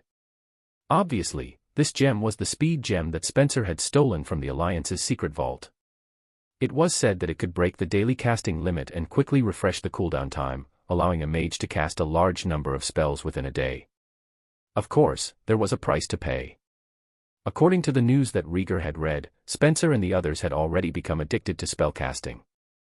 For mages, this symptom was very fatal. Even if Matthew did not kill him, Spencer was not far from death. Therefore, the speed gem was listed as a forbidden item by the Alliance. Usually, only mages with permission could borrow it. Matthew held the pendant in his hand and looked closely. He found a secret lock on it. This secret lock was very profound. The keyhole was a coffee-colored gem, and there was a large amount of milky liquid flowing into the gem. Matthew took a glance and felt his body being sucked into a milky white vortex. He quickly averted his gaze. Even so, he could still feel the veins on his forehead throbbing. This was a sign that his spiritual power had been greatly consumed. It's a secret lock from the Alliance. It's of a very high level and requires at least a Tier 5 mage to crack it. Once you fall into the illusion, you might not be able to recover for 10 days to half a month. Matthew put away the purple pendant with lingering fear. It seemed that although Spencer had stolen the speed gem, he hadn't had the time to use it. No one knew what he was thinking at that time. For something that he couldn't use, he actually betrayed the alliance. There must be a reason for this. Unfortunately, Spencer was too serious and didn't write in his diary, so Matthew couldn't get a full picture of the incident. Regarding the secret lock and the speed gem, Matthew planned to study them for a while. If he really couldn't understand it, he could find a way to drag the mages in the alliance into it. It wasn't impossible to just return it, but he had to test if the alliance was willing to increase the reward for the arrest warrant. Next were the 3 items that were taken from Spencer's corpse. Hardshell robe. Under normal conditions, it looks like an ordinary robe. It provides 1 point of armor and a small amount of stamina recovery. When activated or when the caster is in danger, the hardshell robe will rapidly expand and form a ball that will tightly protect all parts except the head. At this moment, the armor provided by the hardshell robe was 13 points, equivalent to the defense of heavy armor. Remark: why didn't it protect the head? It was because the mage who placed the order did not give enough money. It was that simple. A famous but unnamed Saint Alliance alchemist. Dragon skin belt, strength +1. Slowly increases mana recovery speed. In particular, the dragon skin belt could greatly increase the strength of the waist. Note: initially, I made this belt to win the sit-up competition. However, I didn't expect it to make me the famous King of Hundred Flowers City. A famous but unnamed Saint Alliance alchemist. Fairy necklace, charm +1. Slightly increases the success rate of divination.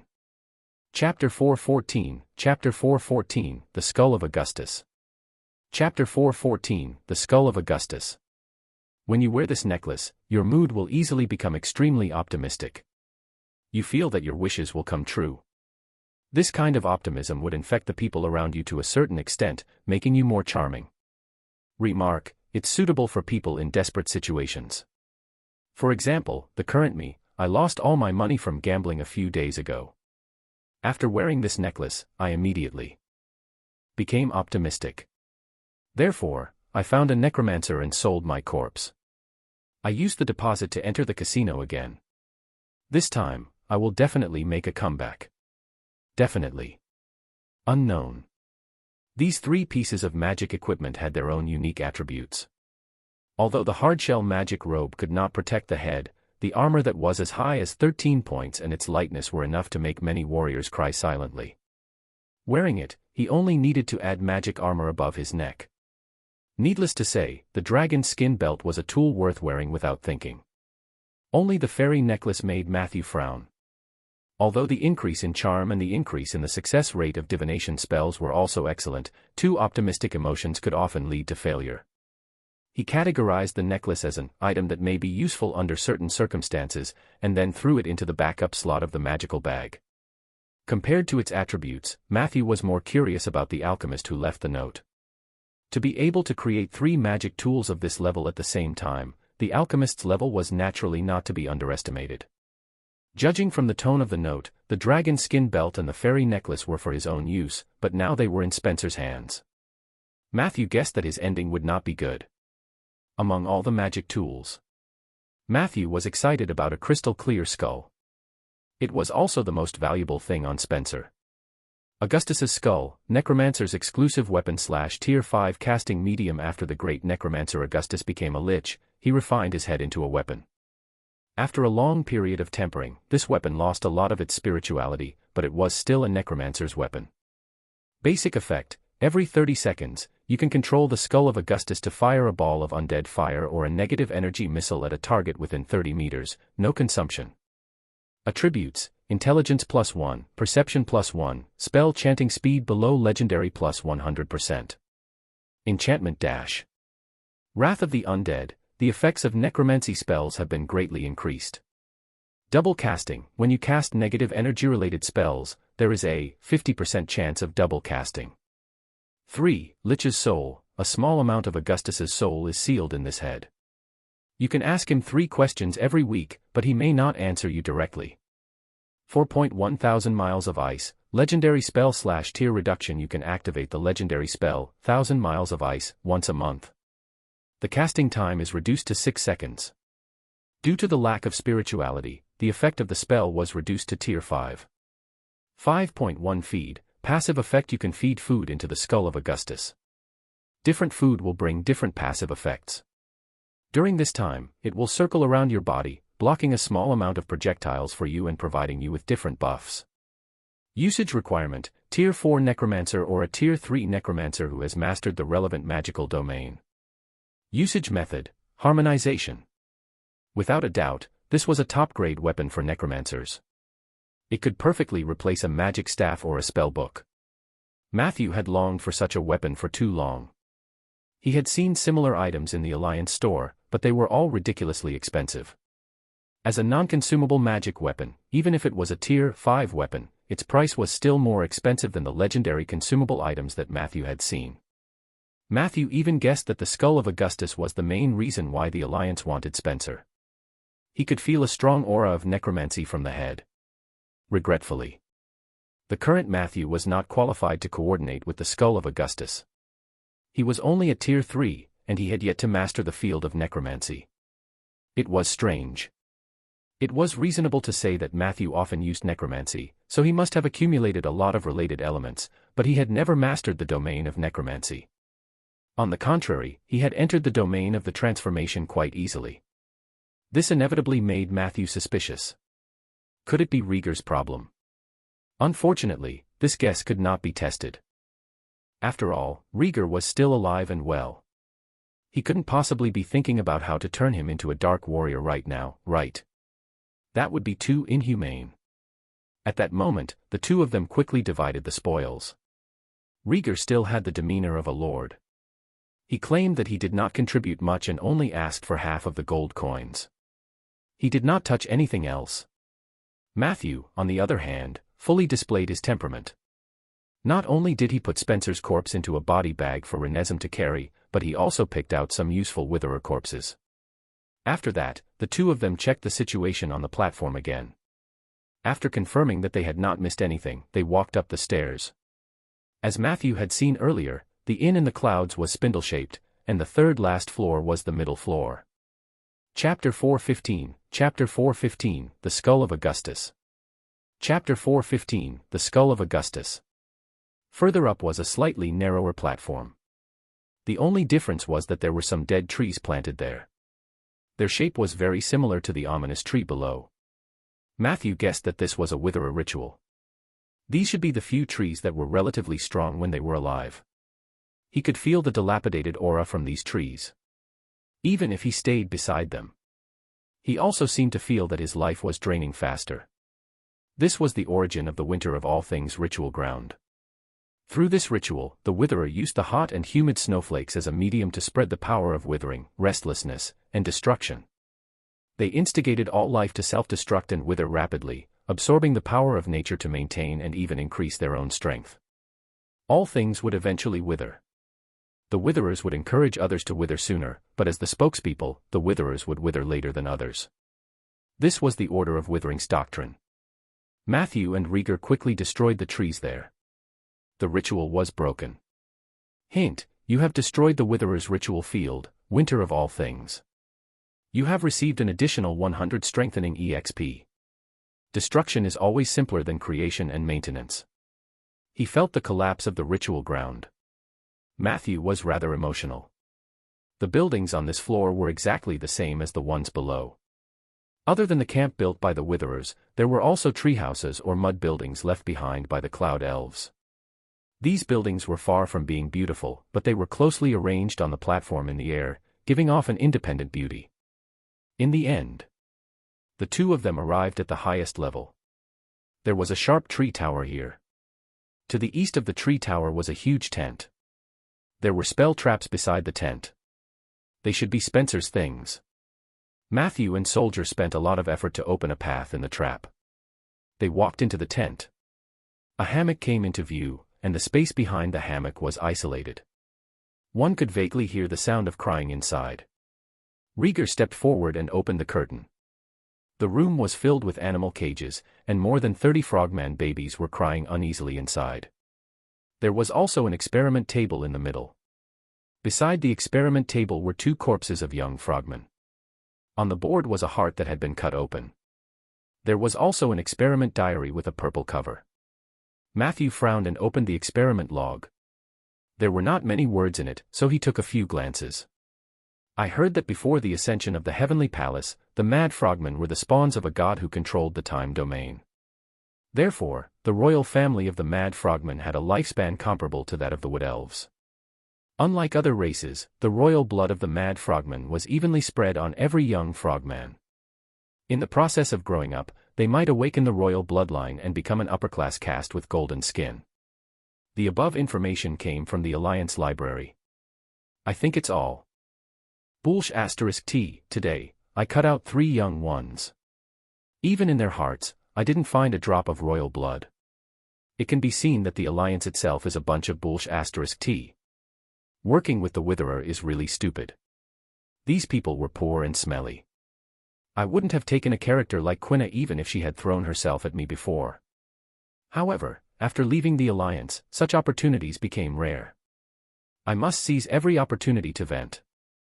Otherwise, I'm afraid I won't be able to restrain my urge to cast spells again. Damn it, it's so itchy. I really want to cast a spell, even if it's a tongue of fire. So the reason why the Witherers were willing to help me steal the frogmen's babies was because they hoped to anger the frogmen and make them fall into the withering domain. What a bunch of lunatics. What was so good about the withering domain? I've decided that no matter how much Quina tries to seduce me, I'll reject her tonight. I couldn't refuse Quina. Because the urge to cast spells was getting more and more serious. I could feel it gnawing at my bones. It was definitely not an illusion. Heart-eating insects really existed. I don't have much time left. I have to do something for that lord. Only then would I have a chance to survive. Damn it, ordinary mad frogmen can't do it. I want the blood of the real mad frogman royalty. I played a little new tricks with Quina today. My butt is hurting a little now. I had to instruct the kitchen to put less chili in my food. Sigh. My waist hurts too. Fortunately, the symptoms of the spellcasting impulse had been greatly reduced today. I'll have the energy to cut a few more frogman cubs, and I can also speed up the pace of deciphering the secret door. I miss the Alliance. Perhaps I should go back and turn myself in after I've deciphered the secret door. Even if I have to stay in the prison of Black Isata Mountain, it would be better than staying in this damn place. Yes, I've decided. He didn't expect that even though this guy didn't write in his diary, he wrote his thoughts in his experiment diary. There wasn't much information about the experiment in the log. But Spencer complained a lot. It was a pity. Spencer had no chance to turn himself in. Matthew and Rieger decided to inform the Frogman tribe to save their children. Matthew left this matter to Rieger. The Mad Frogman had always respected the Alliance mages, and Matthew would not benefit much if he were to step in personally. However, if it was Rieger, it meant that there would be more opportunities for friendship between Rolling Stone Town and the Mad Frogman tribe. Since it was a favor, Matthew was naturally happy to give it to him. The two of them split up. Rieger went down to look for the village of the Mad Frogman. Matthew came to the tree tower outside the tent. In the center of the tree tower was the secret door that Spencer had mentioned in his experiment log. Matthew walked over. He placed his hands on the secret door. Hint, you have discovered the portal door of the ruins on the cloud. Abandoned/encrypted. Do you want to try deciphering it? Chapter 416, Chapter 416, Our Rolling Stone Town. Chapter 416, Our Rolling Stone Town. Hint, defensive psalms, breaking the secret door, failed. You need to master a higher level of secret door knowledge. Matthew was not surprised. The defensive psalm could only destroy intermediate or lower secret doors, and the portal door in the core of the tree tower was obviously an advanced one. If it was really that simple, Spencer would have opened it long ago.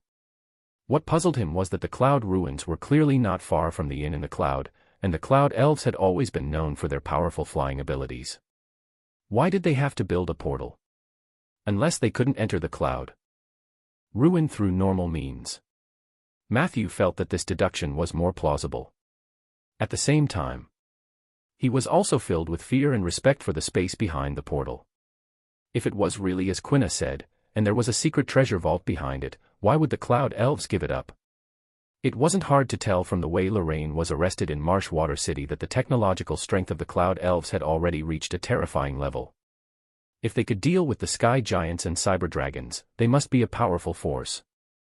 There was a high chance that they wouldn't give up a valuable ruin on the cloud. The greater possibility was that the benefits behind this portal had been squeezed dry.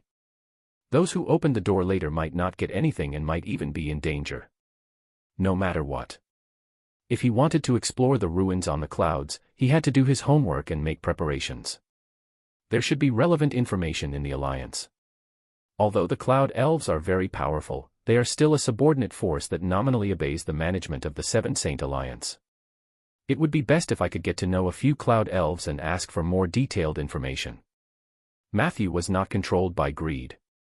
He walked around the tree tower a few times with restraint, studying the magic runes nearby at a moderate pace. Deciphering the secret door was just a side quest. He was more interested in how the Cloud Elves had managed to fix such a huge building in midair. Matthew did not find any enchantment similar to super levitation on any floor of the tower. Only at the top of the tree tower. He sensed traces of a force field spell solidifying. At that moment, he lit a few more mage fires and began to study them with great interest. The night passed quickly. During this time, the frogmen went up and down, but they didn't disturb Matthew. At a certain moment after dawn, Matthew dejectedly climbed down from the top of the tree tower core. I don't understand. It's too difficult. Matthew had long known that his fundamentals were not solid enough, but he did not expect that deciphering a solidified force field spell would be so taxing. A night passed. He could barely decipher the meaning of the bits and pieces. As for the core content, it was like he was studying something in a different language. Forget it. I'm a necromancer who doesn't need much culture. He comforted himself silently. At this moment, a somewhat familiar quarrel came from the platform below. We should return to the surface. That is the home of the ogres. It was Khazar's voice. Idiot, fate has guided us here. There must be some mission waiting for us to complete. If we leave now, we will definitely regret it many years later. Elv was still very fierce when he cursed. All right. I'll listen to you then. Khazar cowered. Be good, give me a kiss. Elv seemed to know how to control his partner. Matthew was amused when he heard their voices. This ogre was released by Rieger last night. Before making this decision, he had also asked Matthew for permission. In the end, the two of them decided to release this two-headed ogre. Ogres were a classic misunderstood race. Other than their skin, they looked very similar to trolls. Even their names were very similar, so most people thought that they were close relatives. However, ogres and trolls were not related by blood. Trolls were a type of strange monsters, descendants of ancient earth spirits. Not only were they low in intelligence, but they also did not belong to a civilized race. Ogres were cursed trolls. They were a highly intelligent race with a once glorious civilization. Their tribe had a heritage of civilization. Matthew had read in a book that before the Age of Enlightenment, before the gods ruled over Aender, the trolls had established an unprecedented empire in the south. The ogre tribe was the backbone of the troll empire. At that time, they were not called ogres but Savassin. Savassin, in the troll language, meant a wise man. There were many mages in the Savassin tribe. It once represented the highest level of magic in the Troll Empire. However, as the Troll Empire was destroyed by several gods, the Savassin tribe was also cursed by the gods. They still retained the ability to cast spells, but their intelligence was weakened by the curse. In the end, Savassin's giant mages fell into tragedy after tragedy because their intelligence was not high enough to control their innate spellcasting abilities. Several years later, the Savassin mages who wandered the wilderness after their tribe was torn apart was gradually labeled as ogres. Nowadays, most of the ogres had already forgotten about their rich heritage. They also accepted the identity of an ogre. They also began to try to eat people. But to be honest, due to the habits inherited from the Troll Empire, most ogres had extremely high standards for food. Chapter 417, Everyone's Rolling Stone Town. Chapter 417, Everyone's Rolling Stone Town. Human flesh was far from the best choice for ogres. Only the most desperate ogres would eat human flesh when they were forced to. Comparing ogres with trolls, intentionally or unintentionally, is the work of some great existences trying to smear the ogre's name. Smear campaigns are normal for these great existences. Once you know this epic tale, please tell a lost ogre that the glory of the troll empire flows in his blood. Please call him the descendant of the great Savassan. Those were the original words from the book. Matthew did not intend to be so straightforward. But he was also willing to give the descendants of Savassan a chance. A night has passed. Have you given it much thought? Where do you plan to go next? Matthew walked down from the highest floor and smiled at Elv and Gazar, who were still arguing. We plan to stay. We can cook for you. Elv said you look like a very powerful mage. Gazar said first. Elv knocked his head hard. Idiot, don't tell anyone about our secret. He said to Matthew in embarrassment. Not only are we good at cooking, but we also know a little magic. I can help you crack the secret door in the tree tower. I almost succeeded before those despicable witherers tied us up. Matthew looked surprised. Were you here before the withered took over? Elv nodded. Yes, they came later. That idiot Gazar and I were originally living in the Helen Mountains in the north. Oh, that place is far from here. One evening, on our way to hunt, we encountered the legendary void whale. You've seen the void whale before. It's very big, very, very big. He appeared on the horizon in the distance. His body was translucent, like a whale wandering in the sky. Gazar said he saw a figure on the whale's back. But I didn't see it. I just stared at the tentacles by the whale's mouth. It was really beautiful.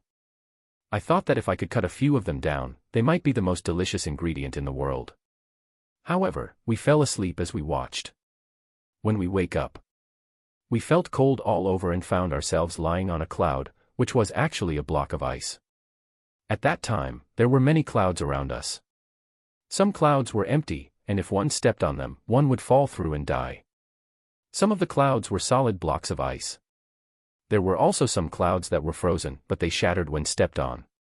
We crawled out of those clouds with great difficulty. In the end, we found the floating island in the sky. We don't have the ability to fly. We couldn't find a way down.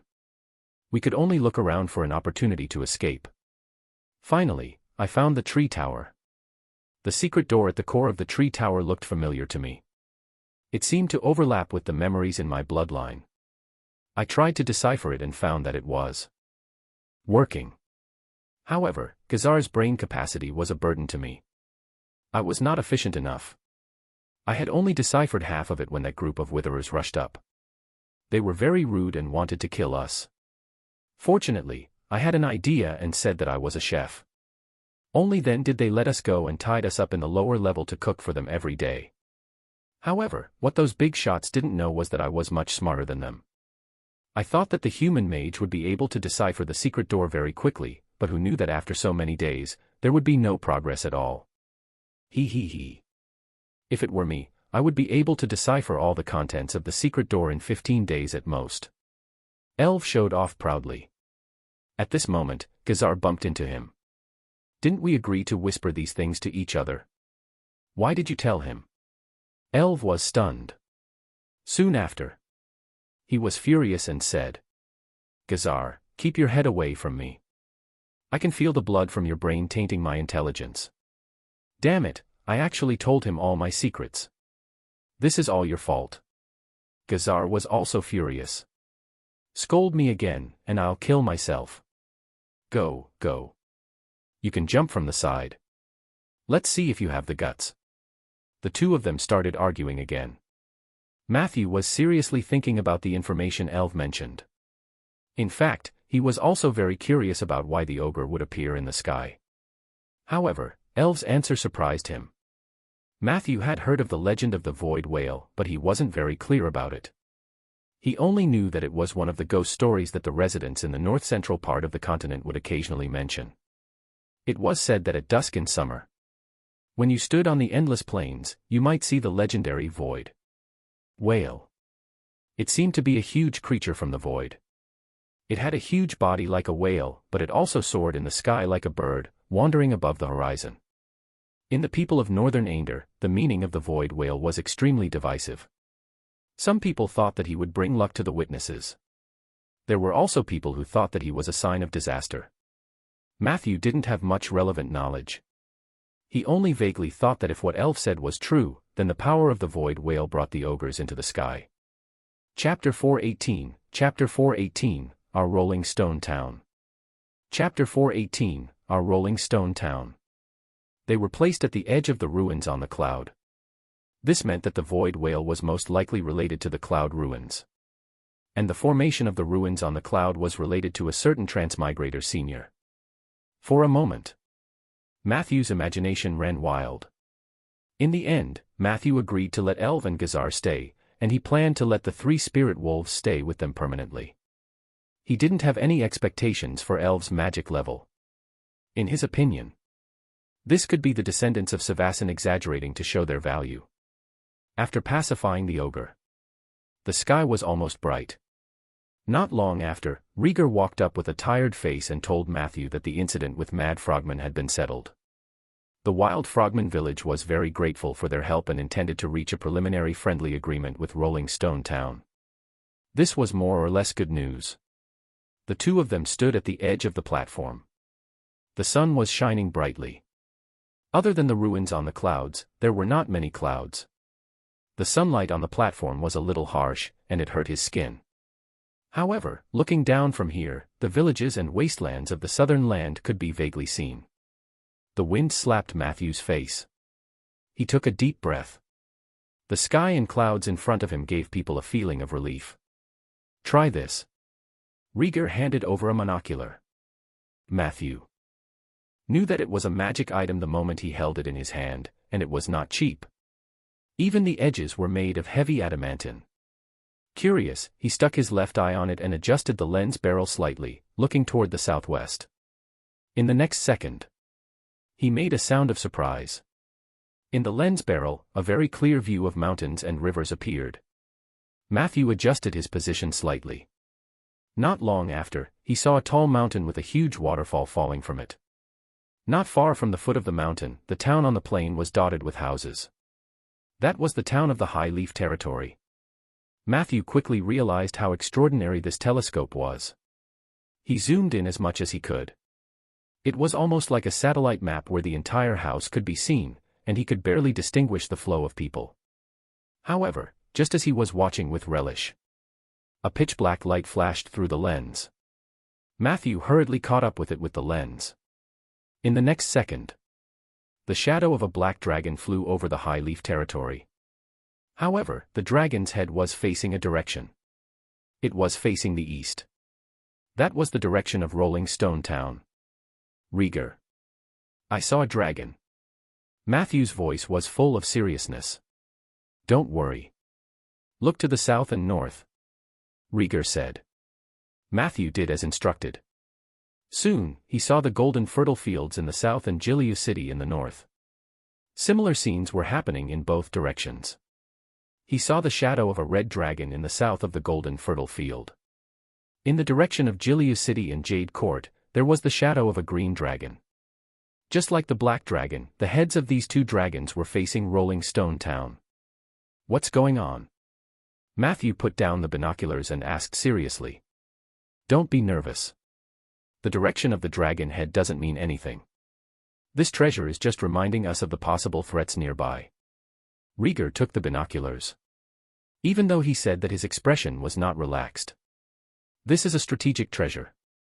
I used it to win 2 crucial battles. The current situation in Rolling Stone Town is not the worst, but we cannot let our guard down. These dragons might not be coming for us, but I have a feeling that we will at least have a conflict with one of them. Rieger said. Matthew was silent for a long time. He slowly said. Tell me, Rieger. How much support can you get from Purgatory? Rieger stared into his eyes. Half a minute later, he turned his head to look at the clouds in the distance. If I want, I can obtain an endless army of demons. But I can give you a clear answer now. I don't want to. I won't open the portal completely. As long as I'm alive. that scene would never have happened. I knew very well what kind of creatures demons were, and I also knew very well what kind of impact my decision could have on this world. Matthew. I've seen too many deaths in my life, innocent or inevitable. I'm tired of the withering of lives. I knew that war was inevitable. I knew that my will couldn't change anything. I just don't want to become that king whose hands are covered in blood. You might think that my thoughts are ridiculous. Actually, I also find it ridiculous. Ever since I returned to Rolling Stone Town and became the lord of this place, I gradually lost all my motivation to conquer and expand my territory. It was also because of this that my wife, who was originally very loving to me, chose to leave me. She was an ambitious person, eager to build a legacy. I only wanted to protect Rolling Stone Town and its people. I just want to watch Sif grow up, get married, and have children in peace. 10 or 20 years later. Perhaps I will have a few grandsons. They will fight in the Lord's residence every day, making me have a headache. Maybe I'll retire early and hand over Rolling Stone Town to the next generation. I'll go fishing by the river and live a quiet life. Perhaps my son-in-law will make my daughter sad. At that time, I think I will put on my battle robe and teach him a lesson. Perhaps my old age will be very happy, with many children and grandchildren, and Rolling Stone Town will become increasingly prosperous. Chapter 419, Chapter 419, Our Rolling Stone Town. Chapter 419, Our Rolling Stone Town. After my death, the people who came to mourn would sincerely cry at the funeral. They would write something like this on my epitaph dash. The one who lays here was the second lord of Rolling Stone Town, Rieger. He was incompetent, weak, childish, and laughable. But he was a good lord. And that was enough. Matthew nodded. He could understand the decision that Rieger made in the end. Do you think my idea is unrealistic? Rieger turned to him and asked. Give up on opening the gate of purgatory. When I told the others about this decision, they all had reservations. Zeller, Asma, Bryn, Richard, even Liwichi advised me that if I didn't open this door, someone else might open another door. This world will still suffer, and I might regret it one day. I know what they said is right. But I don't want to hurt anyone else anymore. I want to use our own strength to protect Rolling Stone Town, not the demons. Rieger watched him silently. A glimmer of hope flashed in his eyes. Matthew knew what he was longing for. Hence, he said. I don't think their way of thinking is wrong either, but I think your approach is correct. Everyone has the possibility of regret. If a decision is made because of the possibility of regret in the future, many decisions will lose their original meaning. If I were in your position, I might not be willing to open that door. In short, I support you. Rieger was moved. But soon, he smiled and asked. So you should give me some information, right? How is your relationship with the Seven Saint Alliance? Matthew muttered. I'm just a newcomer to the Alliance. The reason why Edmund was there that day was to give my teacher face. Now, many people in the Alliance think that I have a bright future ahead of me. I was an owl when I joined the Alliance, and it looked like I would be in the limelight for a while. But only I know. All of this was like a castle in the air, flashy and lacking foundation. As long as there was a slight change, they would shatter like bubbles. If the war really starts, I can guarantee that I will do my best. As for the mages in the Alliance, there's a high chance that they won't participate, and I won't expect more from them. Matthew telling the truth. He had never felt that his relationship with the Alliance was good. Was Isabel's student very popular? Ronan had thought the same before he was thrown into the astral plane. From the beginning to the end, Matthew did not forget her moodiness and mental torture. He knew very well that everything he had was arranged by Isabel on a whim. His identity wasn't a death exemption card. Isabel had students all over the Alliance. Blinken was an example. When the hidden big shot of the Alliance tried to kill Blinken, did Isabel intervene? The answer was obviously no. She didn't care about her students' lives at all. Or rather, in the eyes of a mage of her level, only those who survived and grew into legends were qualified to be her students. Matthew understood his situation. He knew that the only thing he could do was to make use of Isabel's influence to strengthen himself before she lost interest in him. During this period, he had to stick to his heart and tread on thin ice. He told all these to Rieger. After hearing this, Rieger nodded solemnly. I understand. You don't have to look so stressed. Rolling Stone Town didn't rely on the strength of one or two people to survive until now. You, me, Zeller, Liweichi, Richard, Blake, Old Fallon, your undead, and that little druid brother, there are also many other people. We are not fighting alone. We have many partners. As long as we are here, Rolling Stone Town will be here. Because this is our Rolling Stone Town.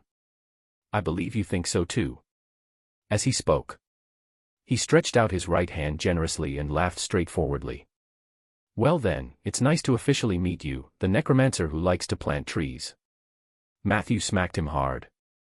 Nice to meet you, the peace-loving purgatory prince. After saying that, the two of them turned towards the distance. The noon sun shone through the ruins above the clouds. The nearby clouds reflected rings of colorful halos. So beautiful. Rieger sighed. Matthew quietly admired the beautiful scenery and did not speak. A moment later, Rieger suddenly asked, "How should we go back?" Matthew's voice suddenly changed. "Rieger, do you want to play something exciting?" Rieger's expression changed. Matthew. From below the platform came the howl of Rieger. His body fell rapidly. The sound of the wind whistled in his ears. However, in the next second, a powerful force grabbed his body tightly.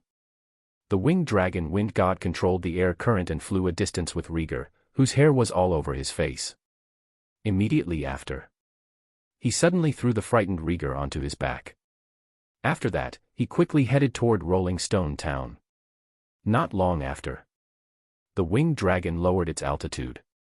The wasteland and the forest became clear. The buildings with red walls and black tiles in the distance also came into view. In order to avoid causing a disturbance, Matthew quickly landed on the northern wasteland. He put Rieger down and asked, "How do you feel?" Rieger covered his mouth and held it in for a long time before he could only say, "Damn necromancers." 2 days later, in the cemetery, Matthew carefully dragged a corpse out of the mud tank. After carefully checking the soaking condition of the corpse, he took out the dark divine oil. He began the second step of creating the dark night. Greasing. Chapter 420, Raven Pavilion Demonic Domain and Graveyard Domain. Chapter 420, Raven Pavilion Demonic Domain and Graveyard Domain. Oiling was a laborious and delicate job. The entire process could not be replaced by others, and the necromancer had to do it himself. Immediately, the 5 corpses were laid out side by side on a thick blanket. The dark divine oil that he had painstakingly refined was placed in a small bucket at the side. There were 3 types of brushes in the bucket. Matthew picked up the largest brush and fiddled with the small bucket a few times to make the grease and the negative energy residue fully fuse. Then, he carried the small bucket to the first corpse. From top to bottom, he brushed it 3 times seriously. After that, the second corpse, the third corpse, until the 5th corpse. Renesm, flip it over.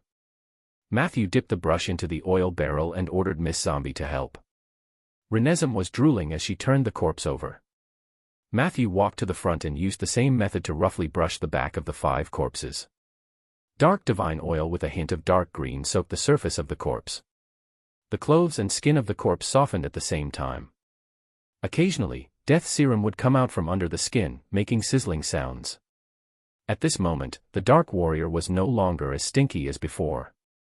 After being smeared with a layer of dark divine oil, the surface of the corpse emitted a faint floral fragrance. Matthew first used a large brush to brush both sides. Then, he took out a medium-sized brush and applied more oil.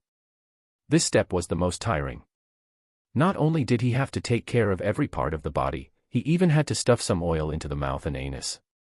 The dark divine oil was of great significance to the dark warriors. At the same time, it also affected the success rate of the 3rd step of the unbinding ritual. Matthew didn't dare to be negligent. Even with Renesm and soldiers' help, he was still sweating profusely after the 2nd round. In the final round, when he used a small brush to check the corpses for any spots he had missed with the oil, he felt that his arm was no longer his. Done. An hour later. Matthew rubbed his sore hands and ordered Renesm and Soldier to hang the 5 corpses upside down. This was also part of the ritual. After the divine oil dried, it could shrink the death serum that was soaked in the first step into the corpse. Along with it was the remnant spirituality in the corpse. This was also the reason why the dark night had to be clothed when oil was applied. The clothes of the dead carried a certain spirituality, and this spirituality had a decisive influence on the ritual of the dark night's true formation. He looked at the future dark warriors who were hung like dried meat. Matthew couldn't help but feel satisfied. After that, I need to put them down and brush them with oil every 3 days. After 21 days, I can start the unbinding ritual. If I make a few more dark warriors, I'm afraid I can become a barbecue master. Matthew laughed at himself. Then, he began to prepare the incantation needed for the unbinding ritual. Although the content was a little complicated, it was nothing to Matthew. He had all kinds of materials on the production of dark warriors exchanged from the Alliance. Under the guidance of various famous experts, he quickly understood the core of the unbinding ritual. Therefore, in the process of unbinding, the most important thing is for the necromancer to awaken instead of command. The remaining spirituality must be allowed to gather freely. Matthew was engrossed in his research in the small study next to the workshop. At this moment, there was a sudden commotion outside the cemetery. Matthew put down the documents, walked out of the stone house, and quickly rushed to the place where the commotion had occurred. At the edge of the cemetery, not far away, outside a row of sparse black locust trees, a group of ghosts looked at the undead creatures in the cemetery. In the cemetery, a dozen zombies and even more skeleton soldiers were pointing at them. Matthew walked over without batting an eyelid. Sensing the arrival of the Lord of the Graveyard, the black locust tree immediately moved to the sides, and a temporary passage was instantly opened. Respected Lord of the Graveyard, Great Necromancer, we are the undead from Xander. Our cemetery was destroyed by the dragon calamity. In order to avoid the evil red dragon, we had to come to the surface, but there was no place for my people on the surface. We drifted around, chased away by others. In our despair, we felt the calling of this place. I'm the representative of the clan. You can call me Ali. May I ask if my clansmen and I are qualified to serve you? A specter that was emitting white light asked sincerely. Matthew noticed that there were about 30 ghosts behind him. They were all in a bad state. They were all muddle-headed as if they would be blown away by the wind in the next second. Ali was the only one who was solid in his ghost form. There was a little golden light in the white light. He was indeed an elite ghost. He would probably be able to survive for a long time even if all his clansmen died. Matthew listened to Ali's story and couldn't help but ask, were you the ones who caused trouble at the South Trading Station of Rolling Stone Town? Ali looked ashamed. Yes, it was an emergency at that time. Many of our clansmen were in a very dangerous state. If they didn't absorb the energy of humans, they would have completely dissipated. We had no choice but to do this, but I assure you that the spirits of the Xander family are very principled. We only absorbed a little of their energy through scary methods, which is barely enough for us to survive. Chapter 421, Chapter 421, Raven Pavilion Demonic Domain and Grave Domain. Chapter 421, Raven Pavilion Demonic Domain and Grave Domain. And after that, we never harassed any human villages again. Matthew did not question the authenticity of his words. He only asked, if you want to join my cemetery, you have to become undead who listens to my orders. My orders are everything. Without my orders, you can only move around in the cemetery. You will lose your freedom. Can your people accept that? Ali smiled bitterly and said, of course, we understand what it means for the undead to join the Necromancer. Matthew said calmly, what I need is a clear answer. Ali was stunned for a moment, and a strange look flashed across his eyes. Then, he gritted his teeth and said, we are willing. All right, from now on, you're my undead. Welcome to Matthew's cemetery. Matthew opened his arms to the ghosts.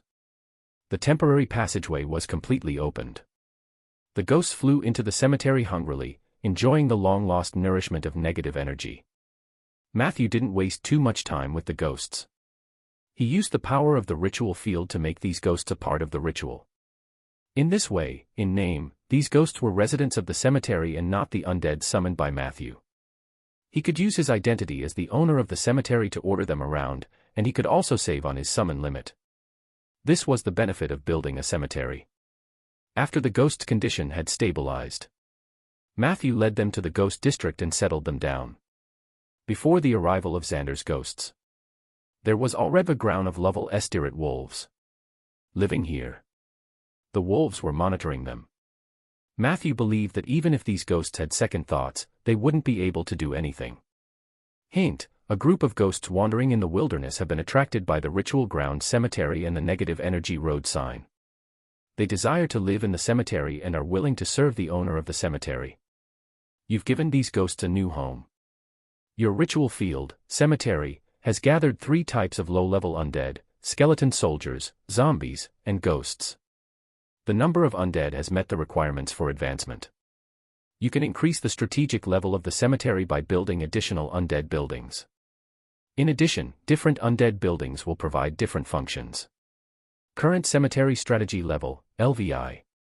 List of additional buildings that can be built - Well of Bones, increases the strength of skeleton soldiers and has a certain chance to convert skeleton soldiers into elite classes.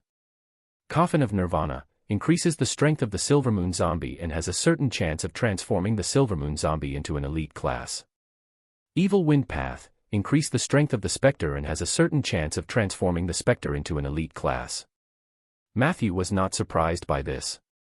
He had long known that there was a concept of a strategic level in the cemetery. It was not unique to the ceremony. Most larger ceremonial grounds had their own strategic level. The increase in the strategic level meant that all aspects of the ritual field had been strengthened. This process was mainly achieved by spending money to build various functional buildings. Legend had it that the current Lord of Bayan City's demiplane was a super-large cemetery. There were tens of thousands of skeleton soldiers in the cemetery. These skeleton soldiers were of different types.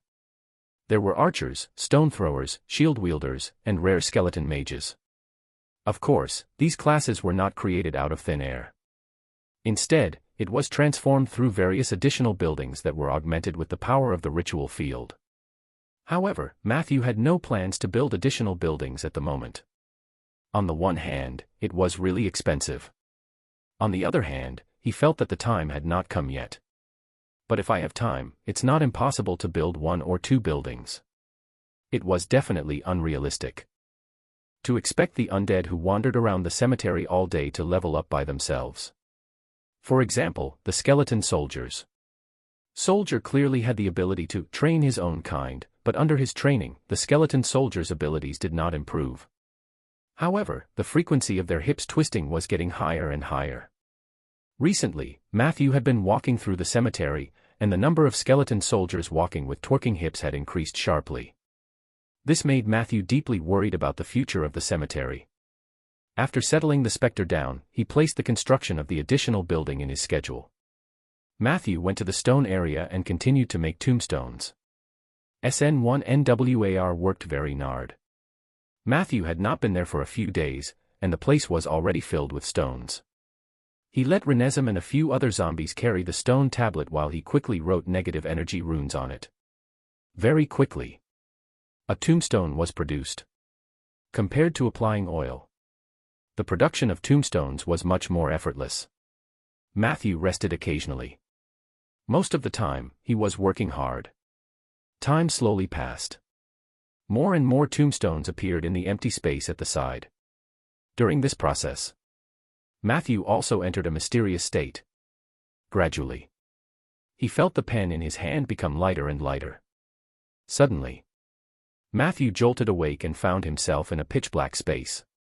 Am I in a coffin? As a necromancer, Matthew was naturally very familiar with coffins. He turned his head in shock. In the next second, he saw a pair of dark eyes staring at him. Matthew was shocked. His consciousness suddenly flew out of the coffin. Then, he looked around in shock. However, there was nothing but endless darkness here.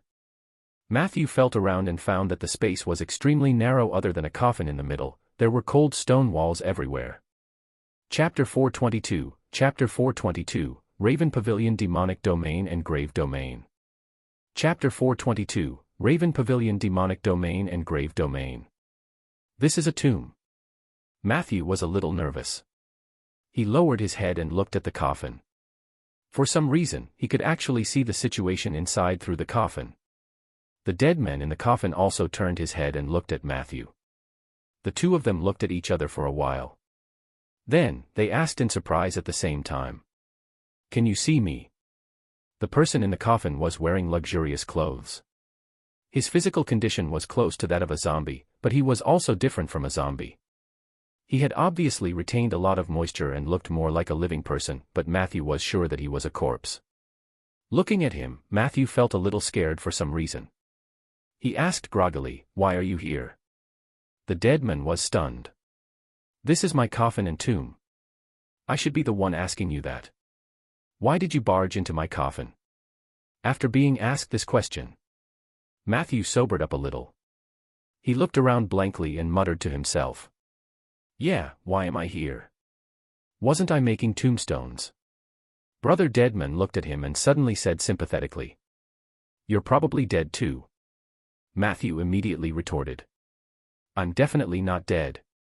The deadman consoled. "Dead people don't believe that they're dead. I didn't believe it either. Don't worry. The dead are much more comfortable than the living. Look at me. I sleep in a coffin every day. Where can I find such a good life? As a dead person, we only need to lie flat every day and not be pulled up by those damn necromancers. By the way, young man, what do you do?" Matthew answered honestly. "I'm a necromancer." Deadman fell silent. Matthew could feel the other party trembling in the coffin. "Can you let me go?" the deadman asked. Matthew shook his head and said, "I don't plan to do anything to you." The deadman asked again. "Then, can you let go of my coffin?" Matthew was puzzled. "Why do you ask?" The deadman explained. "As far as I know, necromancers have always been very poor. When they pass by the tomb, they will definitely plunder everything. Even if they can't lift the corpse, they will at least take a few pieces of the coffin and leave. I am not being prejudiced, right?" Matthew sighed. "I'm indeed not rich. But don't worry, I definitely won't take your things." Brother Deadman beamed with joy. That's good, that's good. This coffin of mine is quite expensive. I don't know how many years it's been lying in it, but it's still quite comfortable. By the way, is the world better now?" Matthew muttered. "I'm afraid it depends on your definition. Which era are you from?" The deadman said happily. "I can't tell which era it was. When I was alive, the glory of the gods bathed the entire Aender. Although there were living sacrifices and exploitation everywhere, the gods claimed that it was an era of great grace. If they said so, then so be it. The gods have no shame anyway. Speaking of which, do you know how cruel a living sacrifice is? They would throw the living into the water, into the fire, or put them on the chopping board and cut open their stomachs. This wasn't something a human could do. But in our era, almost every god would instigate their believers to do so. What was even more disgusting was that they had to pretend to be bright and mighty on the surface, claiming that the matter of living sacrifice had nothing to do with them and that it was an action initiated by the believers voluntarily. In my world, being alive is not easy. Fortunately, I died early to enjoy life." Matthew looked around and asked curiously. "From the tomb and coffin, it is not difficult to see that you were either rich or noble when you were alive. Even if the gods are cruel, you should not have been chosen for a living sacrifice, right?" The deadman said calmly. "I died because I was sacrificed. The area I live in believes in the god of death. At that time, the one chosen by death to participate in the live sacrifice was the Son of the Lord. Our Lord didn't want his son to die, so he pulled me over to take his place. However, they did not know that this action had angered the god of death. He didn't want to accept me at all. On the day of the sacrifice, they first threw me into the river and found that I could walk on the river as if it was flat ground. So they tied me up and roasted me with fire, but the fire couldn't hurt me. When they saw this, they quickly claimed that I was a demon and finally pushed me onto the chopping board to cut open my stomach. but I still wouldn't die. At that time, the death was right beside me, sneering at those comical devout believers. I know this couldn't go on. So I begged death for a long time. He was finally willing to let me die. When the Lord and the other believers saw that I was finally dead, they put my body back in this coffin and sent it to the Church of Death. I don't know what happened after that. When I was lying in the church, only the sound of the death knell and crows flying past could be heard. Not long after, the god of death appeared in front of me. He asked me if I hated the Lord's family when I was dragged over to replace someone else as a living sacrifice. My answer is, I hate them, but only a little. Death was puzzled. I told him that the feudal lord's family treated me very well. They gave me a job and a mouthful of food. When my parents died, they were even willing to lend me money to bury them. My health had never been good, and my work was also very ordinary, but the Lord did not fire me, and the Lord's Son also took good care of me. If I were in any other territory or wilderness, I would have died 10,000 times over. Therefore, I volunteered to replace him. Death choked after hearing that. He seemed to be very dissatisfied with this result. In a fit of anger, he locked me up here, saying that he wanted to punish me for my blasphemy. After that, I never saw Death again. He probably forgot about me. What a pity. If I can see him again, I must thank him properly. It was he who gave me a peaceful space and allowed me to lie quietly for so long. Lying down like this is really too comfortable. Brother Dead Man's tone was filled with optimism. After Matthew heard this, he felt that it was absurd and real. How is the world of the living now? Are there still living sacrifices? Brother Deadman asked with concern. Matthew shook his head and said, the gods have been exiled, and the human mages have ruled everything. There are very few living sacrifices in the world, and most people have the chance to eat their fill. Brother Deadman said happily. That's really a good world. Did our human mages become the rulers of the world? It must be a fair and beautiful world. That's great. Why don't you pull me up to the surface? I want to see the world now. Matthew wanted to say something. However, he felt a powerful force pulling him back. He was familiar with that feeling. In an instant, he suddenly understood why he was here. Matthew hurriedly asked, where is this place? I'm referring to the specific location and coordinates. Brother Deadman replied. This is the crow demonic domain of the netherworld. I should be in a part of the tombs. What's wrong? Matthew only felt that the force was getting stronger and stronger. He used all his strength to ask. What's your name? Brother Deadman replied, Alarin, my name is Alarin. What about you? Necromancer. As soon as he finished speaking, Matthew's figure disappeared into the tomb. All right then. Then I'll sleep again. Alarin muttered to himself. The tomb fell silent again. Hint, you have entered the subdomain of death, graveyard. Your domain, graveyard, resonates with the undying domain. Your domain ability, undead body, effect is extended for 30 seconds. As a reward for exploring the domain, you will obtain one of the following 3 abilities. Ring of Death, releases a ring of negative energy with you as the center. Enemies hit by the ring of negative energy will experience a state of mental delay and have the urge to sleep forever. Grave Guards, summons a group of grave guards to protect your target or cemetery. Archaeologist, obtain a large amount of tomb knowledge and obtain the coordinates of 3 large tombs at random. Chapter 423, Chapter 423, Descendants of the World Tree. Chapter 423, Descendants of the World Tree. Matthew chose 3 without hesitation. Which necromancer doesn't choose archaeology? In an instant, a large amount of tomb knowledge surged into his head. After a slight pain, it was a satisfying feeling. This knowledge seemed to have been integrated into his blood, and extracting it had become Matthew's instinct. As long as he wanted to, he could immediately transform into an expert in grave studies. Other than knowledge, Matthew also obtained 3 coordinates. The first coordinate was located in the depths of the Helen Mountains in the north-central part of the Ander continent. That was the area where the twin-headed ogres were active previously. The second coordinate was in the south. Matthew made a quick comparison and found that it was probably in the depths of the rainforest. It was obviously the one that belonged to the bright sandalwood king. According to Yu Lian, there was a dragon tomb below. The last coordinate was in the outer plane. Matthew took out a coordinate book and read it, only to find that it was a tomb in the arcane wilderness. In the 3 tombs, the bright sandalwood king's tomb was first ruled out by Matthew. Blinken was still squatting inside. Moreover, it involved the dragon tomb. Who knew how dangerous it was inside? Matthew wasn't capable enough to explore the tomb in the outer plains. The only one suitable was the one in the Helen Mountains. That place was about 2,000 to 3,000 miles away.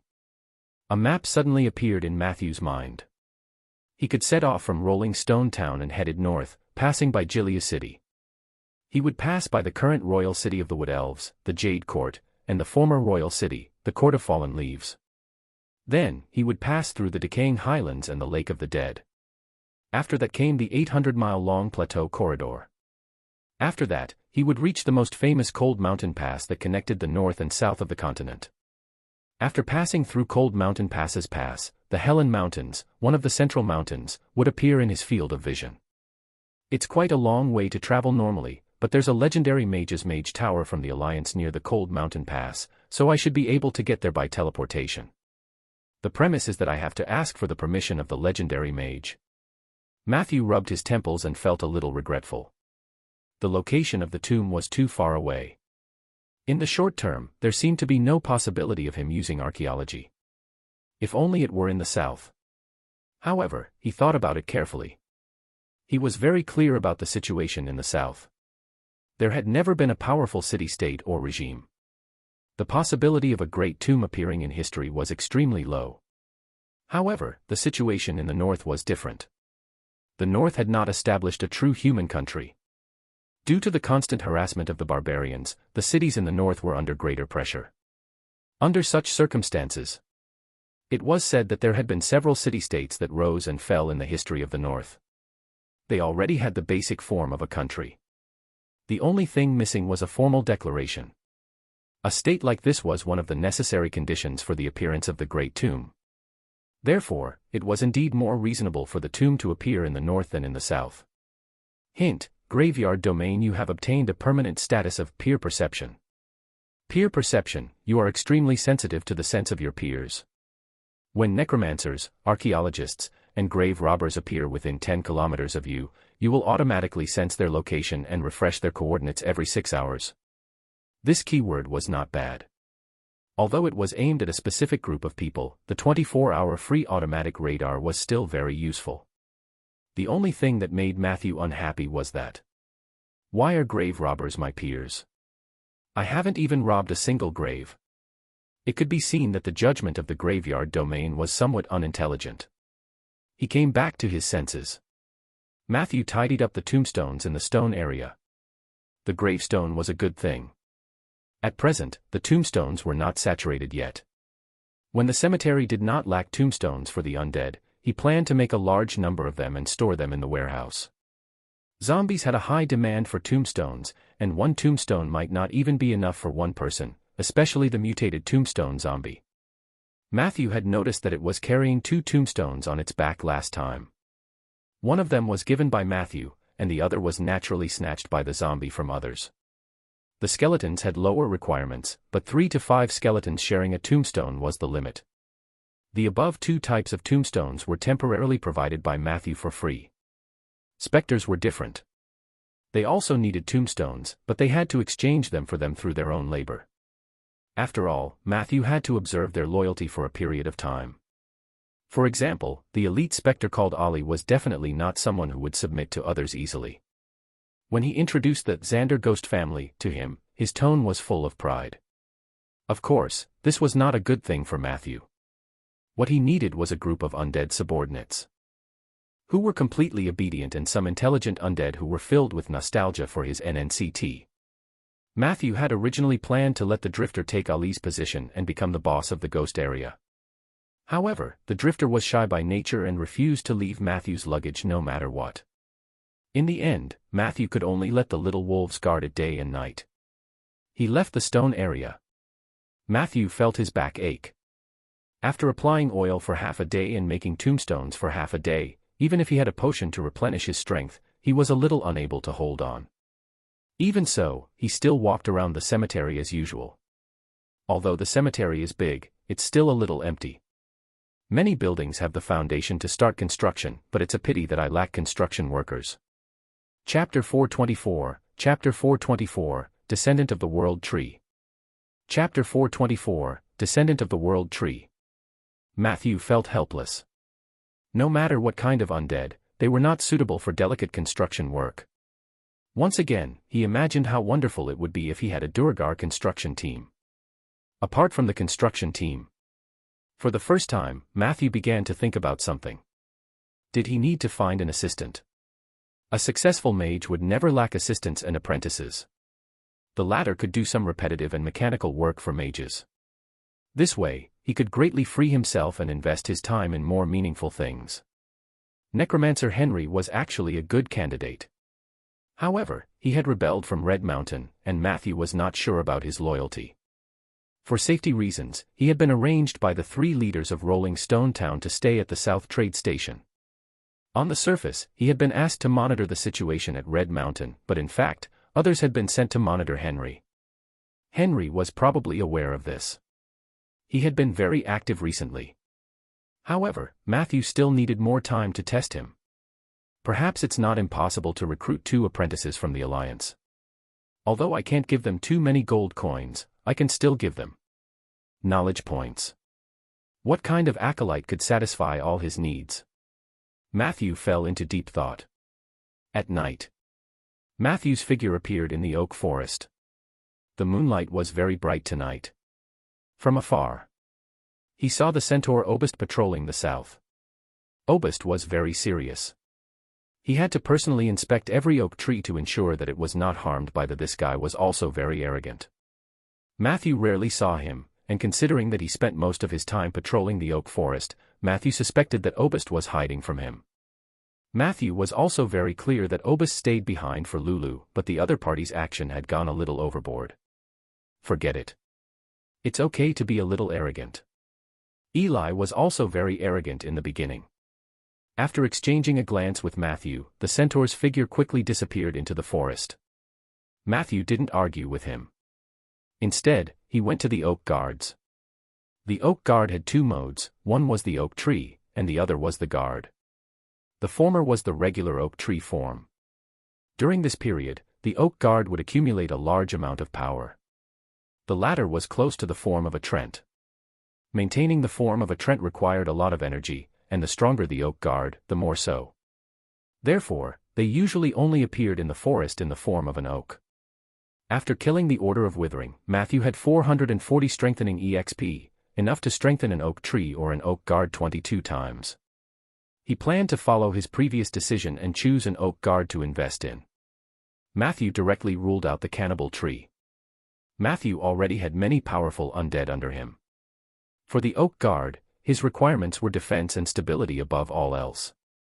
If he wanted to strengthen the cannibal tree, the uncertainty was too high, and it did not meet Matthew's current needs. He called Renesm over and asked her to choose one of the remaining 3 oak guards. Renesm didn't seem to understand what Matthew was saying. Matthew had no choice but to let her walk around. Renesm giggled and drooled. She looked at Matthew as she walked. As she walked, she bumped into a tree. She patted the tree in frustration. Matthew also looked helpless. This was because it was just a very ordinary oak tree, not an oak guard. Why would he use his precious experience to strengthen an ordinary oak tree? Choose another one, Renesm. Matthew ordered. Renesm walked around the oak tree before reluctantly leaving. A moment later, she came to an oak guard and frantically used its bark to grind her teeth. Matthew's heart skipped a beat. Just as he was about to raise his hand and strengthen it 10 times. At this moment, a reproachful voice rang out. How could you allow the undead to blaspheme the sacred oak guard? The elusive centaur suddenly appeared beside Renesm. He pushed Renesm away forcefully, his actions very reckless. Renesm instinctively bared her fangs at him. The centaur immediately raised his spear and warned, "Stay away from my oak tree." Upon hearing this, Matthew, who had been about to explain, instantly turned gloomy. He stared at the centaur with a sharp gaze. Audiobook frowned. "You know that's not what I meant." Matthew asked, "Then what do you mean?" "I'm making things in my own forest. Do I have to be ordered around by you?" Audiobook said coldly. "I don't think I did anything wrong. I spend every day with these oak trees. I know them better than you do. If I were you, I wouldn't tell real professionals what to do." His tone was filled with arrogance. Matthew's tightly furrowed brows relaxed. This centaur did not give him a good first impression, but considering that he was indeed a professional, he let him stay. He didn't expect that in just a few days, there would be a situation where the host was overtaken by the guest. "Mr. Audiobook, you can leave my forest now," Matthew said politely. Before Audiobook could react, he was still rambling on. "If it wasn't for Princess Lulu, I wouldn't have left the sea of forest and stayed here. This forest has great potential, and they need me very much." "Wait, what are you talking about?" Chapter 425, Chapter 425, Descendant of the World Tree. Chapter 425, Descendant of the World Tree. The centaur looked at Matthew in disbelief. Matthew said calmly, "You're fired. I'll give you 24 hours. If you still appear in my oak forest after 24 hours, I'll take it as a provocation." Audiobook asked in disbelief. "You want to expel me?" Matthew said bluntly. "You have been banished." Instead of getting angry, Audiobook laughed. "I was just about to tell you that this forest has a huge hidden danger, but I didn't expect you to take the initiative to expel me." "Good, good, very good. You're the master of the forest, so I'll leave immediately. I can only say that Princess Lulu really made a mistake. You and she will regret it." After saying this, he turned his head and ran toward the north of the forest arrogantly. He confirmed that the centaur had left. Matthew came to the oak guard chosen by Renesm. His mood was not affected at all. He raised his hand and strengthened the oak guard 10 times. Hint: your oak guard Dom has leveled up to LV16. Your oak guard Dom has obtained 2 purple, 1 blue, 3 white, and 2 gray keywords. Greater regeneration, purple in trend form, the oak guard Dom can cast. Greater regeneration on a single target. This spell can heal most serious injuries except for dying. It can be used once a day. Symbiotic partner, purple oak guard Dom can sign a symbiotic contract with a partner. He can share his lifespan equally with the other party. An oak guard had a lifespan of at least 800 years. Rain, blue Dom can cast rain in his oak or tree form to provide moderate rainfall for an area of up to 800 acres for no more than 6 hours. It can be used once a day. Construction experience, white oak guard Dom has awakened his work experience as a light fairy in his previous life.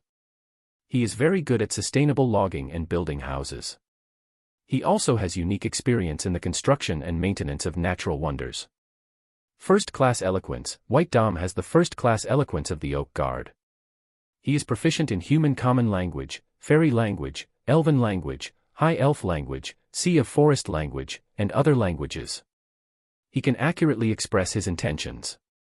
Bedtime story, white Dom can hear all kinds of strange ideas coming from the sea of trees in his oak form. He compiled these wonderful ideas into one interesting fairy tale after another, suitable for children to listen to before going to bed. Note: when Dom tells bedtime stories, he has a strong hypnotic ability. Wailing and howling, Grey Dom loves to sing and is willing to share his joy with others, especially in the dead of night. Sometimes, he can't help but sing. Unfortunately, his musical talent was at the bottom, and being tone-deaf was considered a compliment.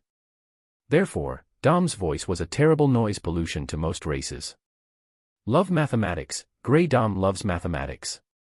He believes that mathematics is the most beautiful subject in the world. He is willing to be friends with anyone who likes mathematics. At the same time, he was passionate about any mathematical problem. Dom wasn't very good at math, and he was often confused by difficult math questions like why 2 + 2 = 4. If you wanted to talk to him about mathematics, you had to make Dom understand this, or he would torture you for 3 days and 3 nights. When you talked to him about other mathematical problems, he would also keep asking questions and hope to get answers from you. However, it won't be easy for Dom to understand your thoughts. It was very ordinary.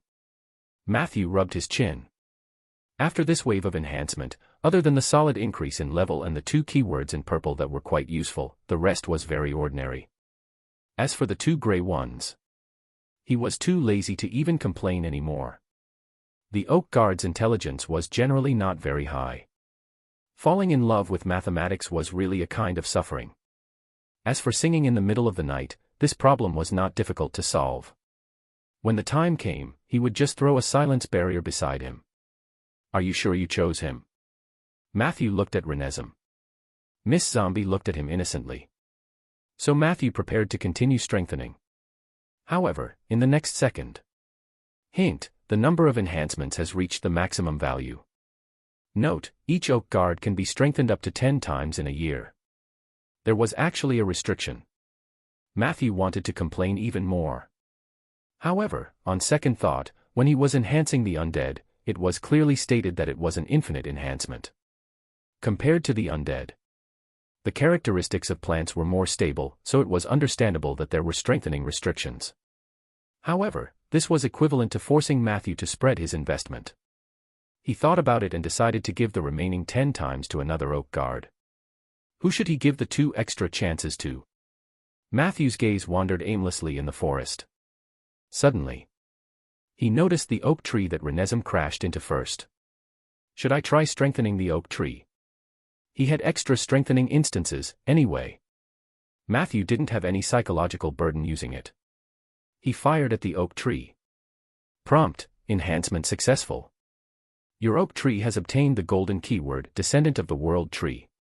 Descendant of the World Tree, your oak tree has obtained the Lord's template and has obtained abilities such as Giant Tree Seed, Unlimited Growth, Elven Hometown, and Ocean of Trees Link.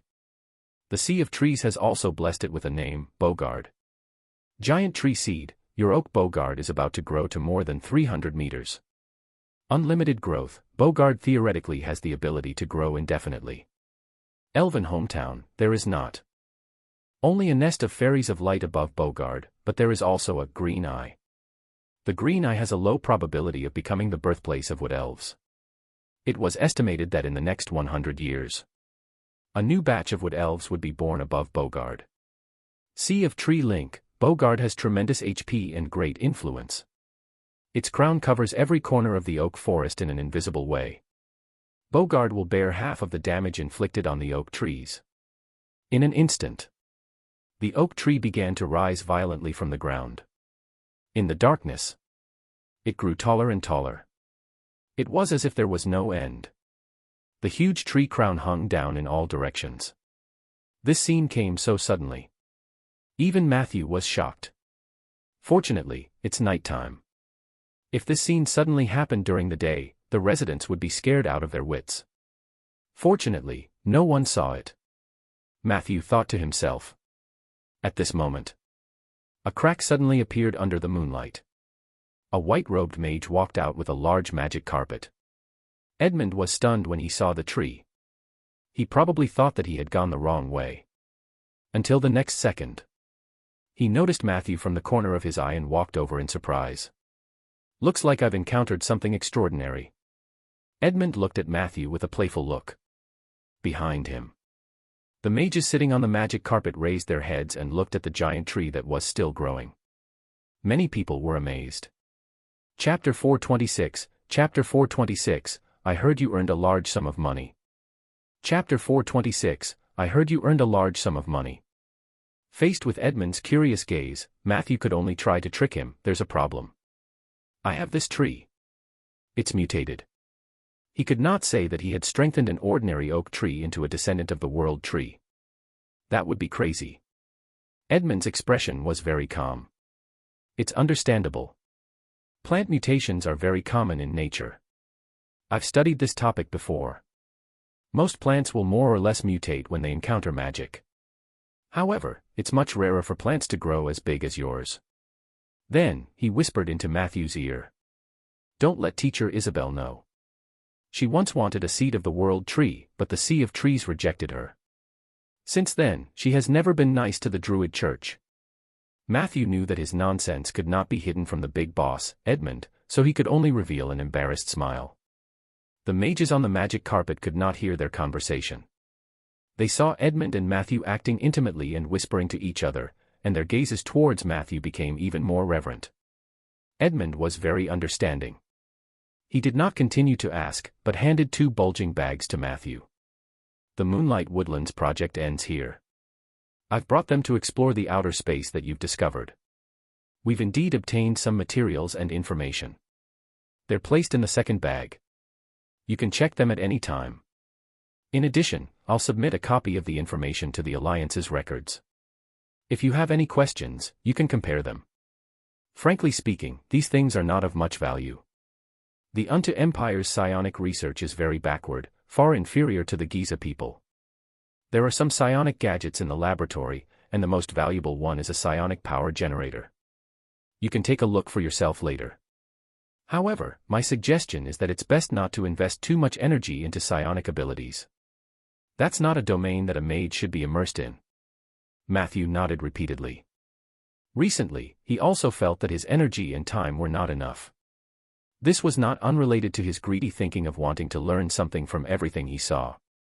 It was time to start reducing his burden. Psionic energy was originally meant for fun. During a real fight, Matthew normally relied on his undead. Matthew's attitude was sincere. Edmund laughed again. As for the first bag, it contains a list of 19 people and 380,000 gold coins. In the Alliance, there are many ways to spend money. You have to be careful of money traps, especially Roderick's counterfeit factory. Not every powerful magic tool is a must-buy, so you have to choose something that suits you. Matthew hurriedly said, I won't spend money recklessly. Edmund laughed. Don't be nervous, I'm not stopping you from spending money. In fact, learning how to spend money properly is one of the compulsory courses for mages. Why don't we make a bet?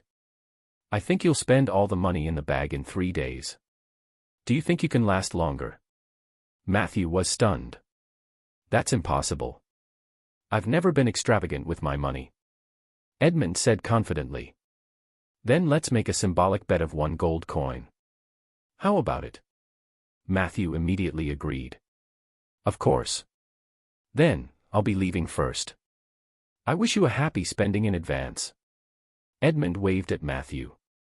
After saying that, he returned to the magic carpet and flew towards the east with the mages with different expressions. Matthew watched them leave. A moment later, a trace of doubt suddenly appeared in his eyes. Why didn't they go through the cauldron house? Isn't teleportation faster? However, his attention was quickly attracted by the first bag, which contained a huge sum of 380,000 gold coins. Matthew held the bag tightly, his heart thumping. With this money and the profit of more than 100,000 gold coins from this adventure, he could not help but feel nervous. His personal net worth went straight to 500,000 gold coins. He had been struggling on the poverty line for a long time, and he had never seen such a scene before. Matthew was so happy that he almost fainted. 500,000 gold coins. If I use all of it to buy oak seeds, how many trees can I plant? He tried his best to imagine, but he could not visualize the whole forest in his mind. I can't spend all of this money. I have to save a portion of it first, at least for a few years. If I have nothing to do, I'll be happy even if I count the gold coins. I can also make Peggy happy. Matthew thought about it for a while and put it away. As for the bet with Edmund, he didn't care at all. He had always been a temperamental person. Spending 380,000 gold coins in 3 days. It was impossible. The mages from the Seven Saint Alliance witnessed Bogard's growth. After daybreak, the surrounding residents would also be attracted by the natural wonder of Bogard. The legend of Bogard would soon spread in the form of gossip or written reports. Your faction's legend level +1, Seven Saint Alliance. Bogard's regional legend level +1, Southern Land. He came back to his senses. Matthew also knew that Bogard's sudden appearance could not be hidden. Tomorrow morning, he would probably have to discuss with Rieger and the others how to tell the residents of Rolling Stone Town about Bogard's origins so as to avoid potential panic. Chapter 427, I heard you earned a large sum of money. Chapter 427, I heard you earned a large sum of money. After seeing that he had hit the jackpot, Matthew naturally couldn't stop. Due to the restriction that a plant could only be strengthened 10 times a year, Matthew charged at Bogard with 9 consecutive enhancements.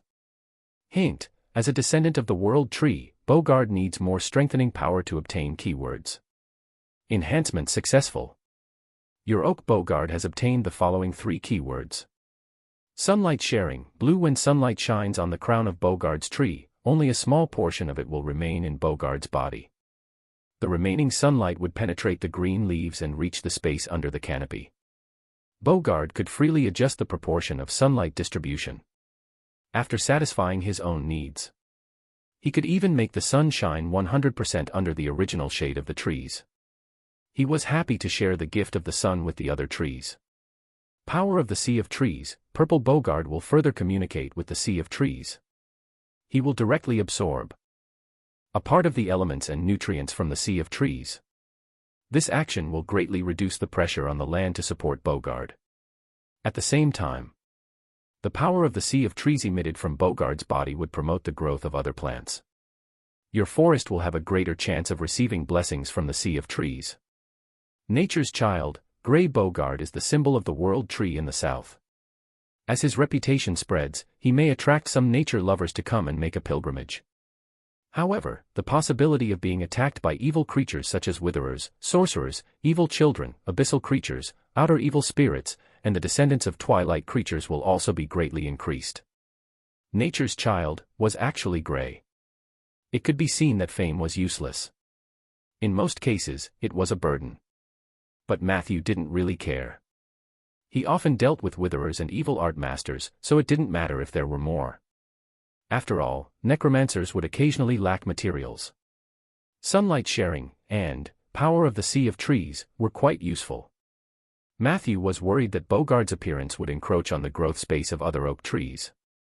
Now, this problem had been perfectly solved. Except for the few trees closest to Bogard that had to be transplanted due to the pressure of its huge trunk, the other trees were almost unaffected. In general, Bogard's appearance was definitely a good thing in the long run. Putting everything else aside, just the Sea of Trees link alone could greatly increase the defense of the oak forest. As for the challenges that he might face in the short term, Matthew was also confident in dealing with them. I just have to make up a reasonable story to dispel the residents' doubts about Bogard. At the same time, it's best not to have too many curious people come to visit. Matthew scratched his head. He did not forget that his cemetery was directly below Bogard. On the ground was a vibrant natural world. Underground was an orderly plane of negative energy. His idea had finally achieved its initial stage. This made Matthew feel both satisfied and worried. What worried him was Dash. From the moment Bogard appeared, he felt the change in the energy field. The balance of the elements in the earth had been broken. The descendants of the World Tree and the cemetery ritual field formed a faint conflict. This tendency was not obvious yet. However, as time passed, sparks would definitely fly between the two domains. That was the time to truly test himself. I have to think of a way to reconcile the two fields. Unfortunately, I haven't been able to enter the domain of equilibrium on my own. Do I have to use harmonization as the main element? He looked at the thriving descendants of the World Tree. He also felt the cheerful negative energy flowing in the cemetery. Matthew felt that the burden on his shoulders had become heavier. He still had a lot of work to do. The most important thing was, he had to enter the equilibrium realm as soon as possible.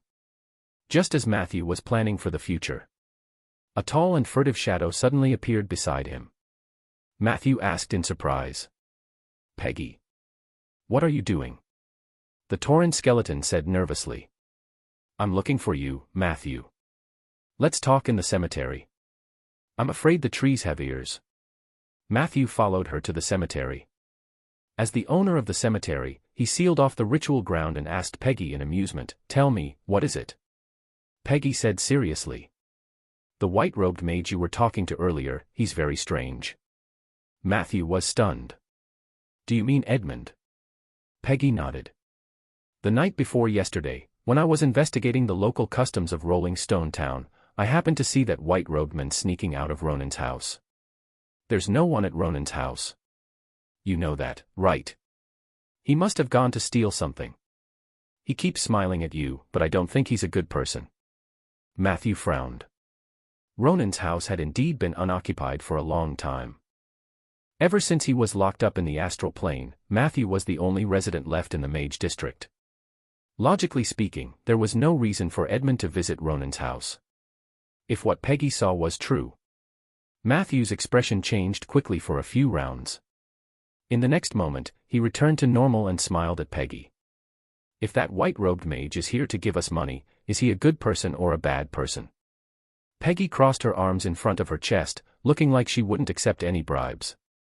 That depends on how much money he gives.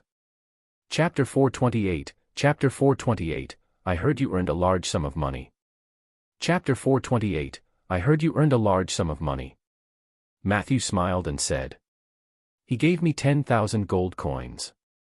Didn't you say that you wanted to know how 10,000 gold coins feel like? I can satisfy you now. Forget about what you just said. As he spoke, he took out 10,000 gold coins from the small bag and scattered them on the ground. Seeing this scene, Peggy's soul fire was about to fly out of her skull. She threw herself on the ground like a madman and counted the money while shouting happily. I take back what I said just now. That mage in the white coat is a very good person. Matthew, you have to thank him. Is he your superior in the Alliance? You have to work hard with him. Oh, the taste of gold coins is so delicious. He saw Peggy happily rolling around in the pile of gold coins. A gratified smile appeared on Matthew's face. But very quickly, the smile disappeared. Although Matthew hoped that Pegs would forget about Edmund.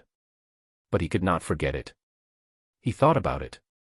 He realized that there were indeed some suspicious points in Edmund's actions. First, when they first met, he had wanted to give her a silver bell, the reason being to monitor Isabel's situation. But from Matthew's point of view, this bell was completely unnecessary. With Edmund's intelligence, it was impossible for him not to see this. Secondly, as the head mage, Edmund should have a lot of things to do. This time, he actually came to Rolling Stone Town to support him, which was a very inconceivable thing in itself. Under normal circumstances, neither the Scar of the Dead nor the Outer Planes would have bothered Edmund so much. It was also impossible for Isabel to be the reason. Others might think that Matthew had a bright future because of his title and his relationship with Isabel. But who was Edmund? He was the 8th powerful person in the Alliance. It was reasonable for him to show appropriate kindness to Matthew, but to show it to this extent was somewhat inconsistent with his status. Thirdly, the direct confrontation between Matthew and the Red Dragon, Kuzulas, seemed to have been led by Edmund. Edmund said that it was a coincidence, but Matthew felt that something was wrong. If his purpose in coming to Rolling Stone Town was to sneak into Ronan's house, then it makes sense.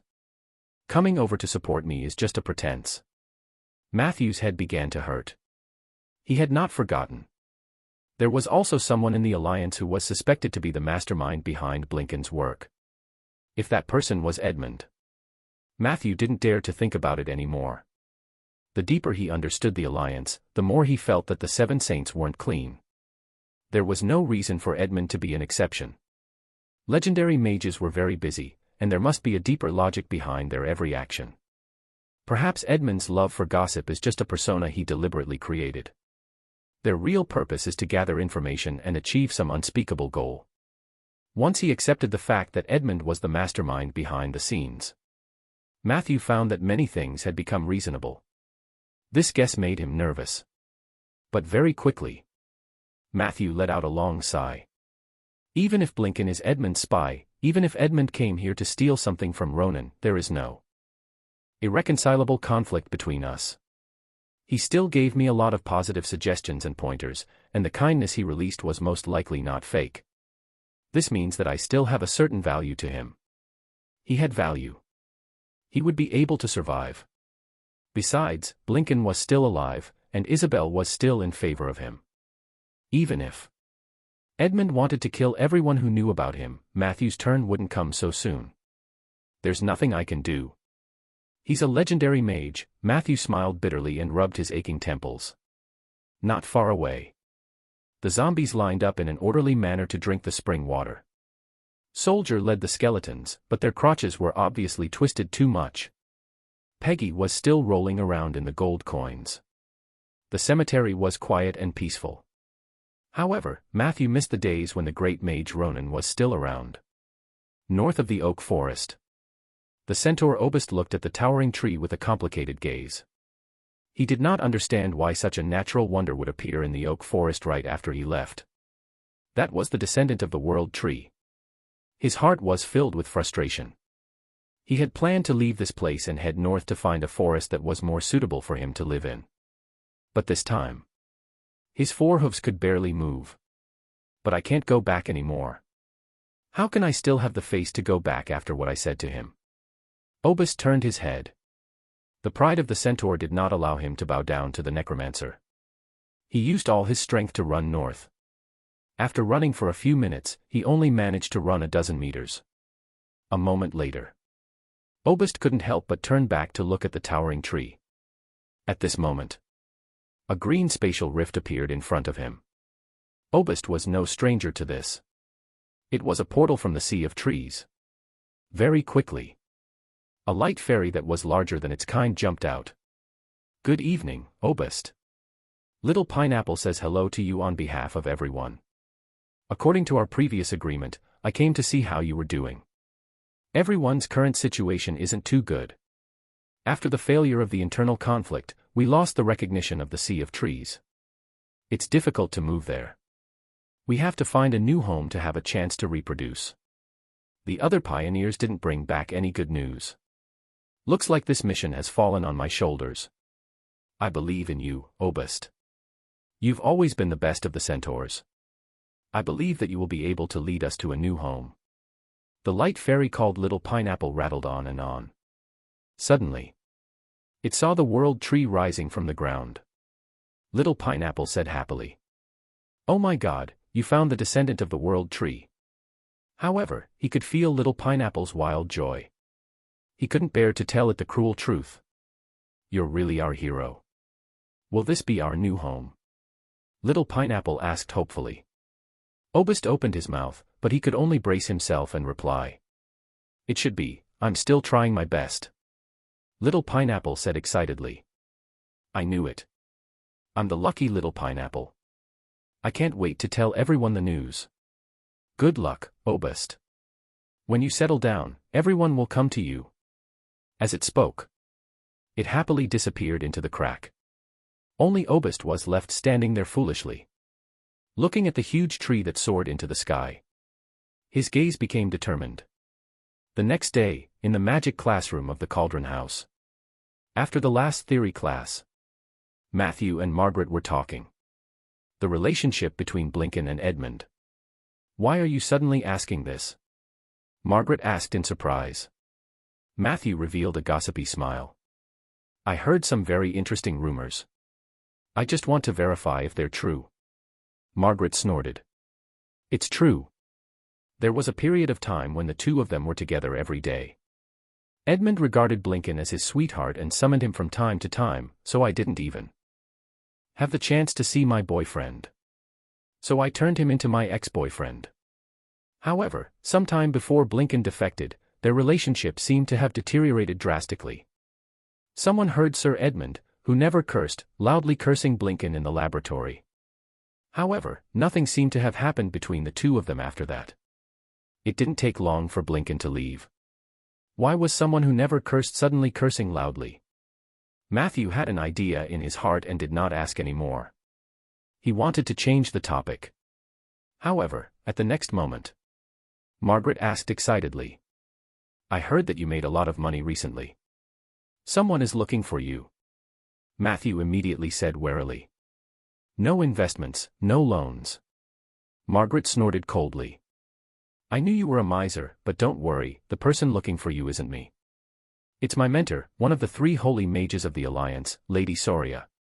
She specifically told me that after today's class, if you're free, she wants to see you. What do you think?" Chapter 429, Chapter 429, My price is very high. Chapter 429, My price is very high. Since the holy mage had invited him, Matthew felt that he had no room to refuse. However, he told Margaret that he would take some time to visit Isabel in the dark room. He wanted to at least leave a message for Isabel. Such a declaration was very important. If the relationship between Isabel and Soria was as bad as Margaret said, if he went to see Soria without notifying Isabel, Isabel might be unhappy. Matthew thought that Isabel would not reply to him quickly. Who knew that not long after the message was sent out, he received a reply from the communication crystal ball. Isabel's voice rang in Matthew's ears. You can meet any legendary mage in the Alliance, including Lady Soria. Besides, she's my best friend. I believe that she wouldn't look for you for no reason. If she has any other requests for you, you must make sure she is satisfied. It is rare to have the opportunity to curry favor with a holy mage, so you must cherish it. The only thing I need to remind you is that it's best not to come back in debt. Having fun. Don't get into debt. Isabel's reply confused Matthew. How could he be in debt? He had 500,000. With Isabel's permission, Matthew returned to the magic classroom to look for Margaret. The latter brought Matthew to the teleportation hall of the Cauldron House. The two of them walked into the green door that symbolized ultra-long-distance teleportation. A moment later, Matthew and Margaret appeared at a teleportation transit station.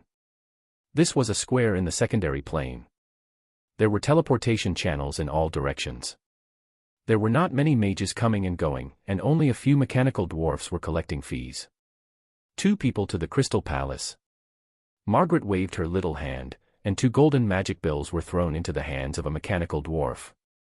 The latter nodded. He respectfully brought the 2 of them to another teleportation channel. We need about 3 minutes to inform the Crystal Palace and obtain their permission. After that, we can teleport, the mechanical dwarf said. While waiting, Margaret introduced Matthew. The teleportation fees within the Alliance are quite expensive.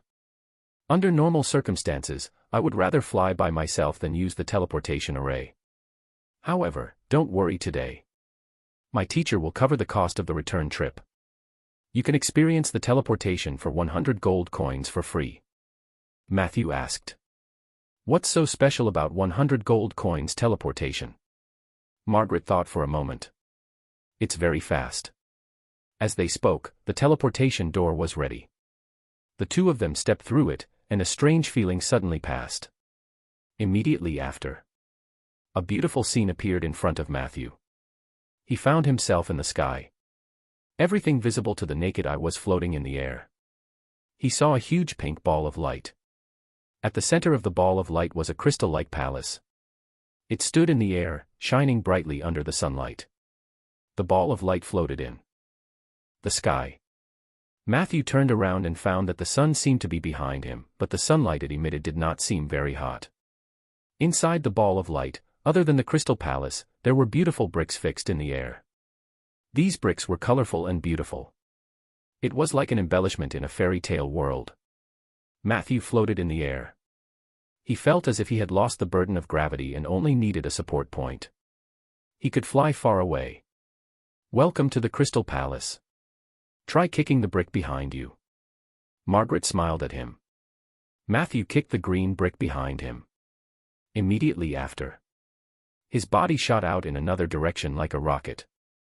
The brick said in disdain, "Everyone, come and take a look. Someone here went to someone else's house as a guest and didn't take off his shoes. He stepped on my face and left a bloody mark. It's really dirty." Matthew's body quickly passed through the ball of light. Above him was the blue sky and the shining sun. Beneath him were mountains and rivers that could not be seen clearly, as well as clouds that drifted lazily. It was a wonderful feeling. However, after traveling for a while, he stopped in a certain space. Because there were no more bricks nearby for him to use as leverage. What should we do in this situation? Matthew asked Margaret loudly. Margaret smiled and threw something at Matthew. Matthew took a closer look. It was a wrinkled, tightly curled thing. There was also a wristband-like device under it. Wear it on your hand, like me. As she spoke, she personally demonstrated and fastened a similar device on her wrist. Immediately after, Margaret raised her arm, straightened her wrist, and aimed it at a brick far, far away. "Hey!" A strange syllable came out of her mouth. In the next second, puff. A few seconds later, Matthew saw with his own eyes that the crumpled thing that flew out had turned into a huge claw and was tightly latched onto the brick. Whoosh! Margaret uttered another syllable. The magic rope at the end of the claw suddenly contracted and pulled Margaret over at lightning speed. Her body drew a beautiful arc in the air, then flew over the brick and toward the crystal palace under the effect of inertia.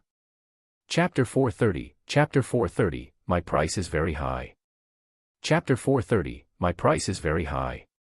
Matthew tried to mimic her. In the end, he was quickly dragged far away by the claws. Along the way, he almost bumped into a few other bricks. However, after a few attempts, Matthew was familiar with the function of this device. The two of them quickly approached the crystal palace. Along the way, Margaret introduced. This is the magic hook claw. This device was personally made by Ms. Soria. Its inspiration comes from an unpopular elite profession in the Eastern continent, the swordsman. It was said that the standard secondary weapon of this class was a similar hook claw. They used it to fly over roofs and walls, cross complex terrain, quickly approach the enemy, or pull the enemy from a distance to their front. I really like the feeling of using the magic hook. Unfortunately, it could only be used freely in the sky of the Crystal Palace. It has been banned by the Alliance. Matthew asked curiously. This weapon is so useful. Why didn't they make it widespread? Why did they ban it? Margaret shrugged. Who knows? It was said that some of the higher-ups in the Alliance felt that this weapon was too threatening to ordinary mages.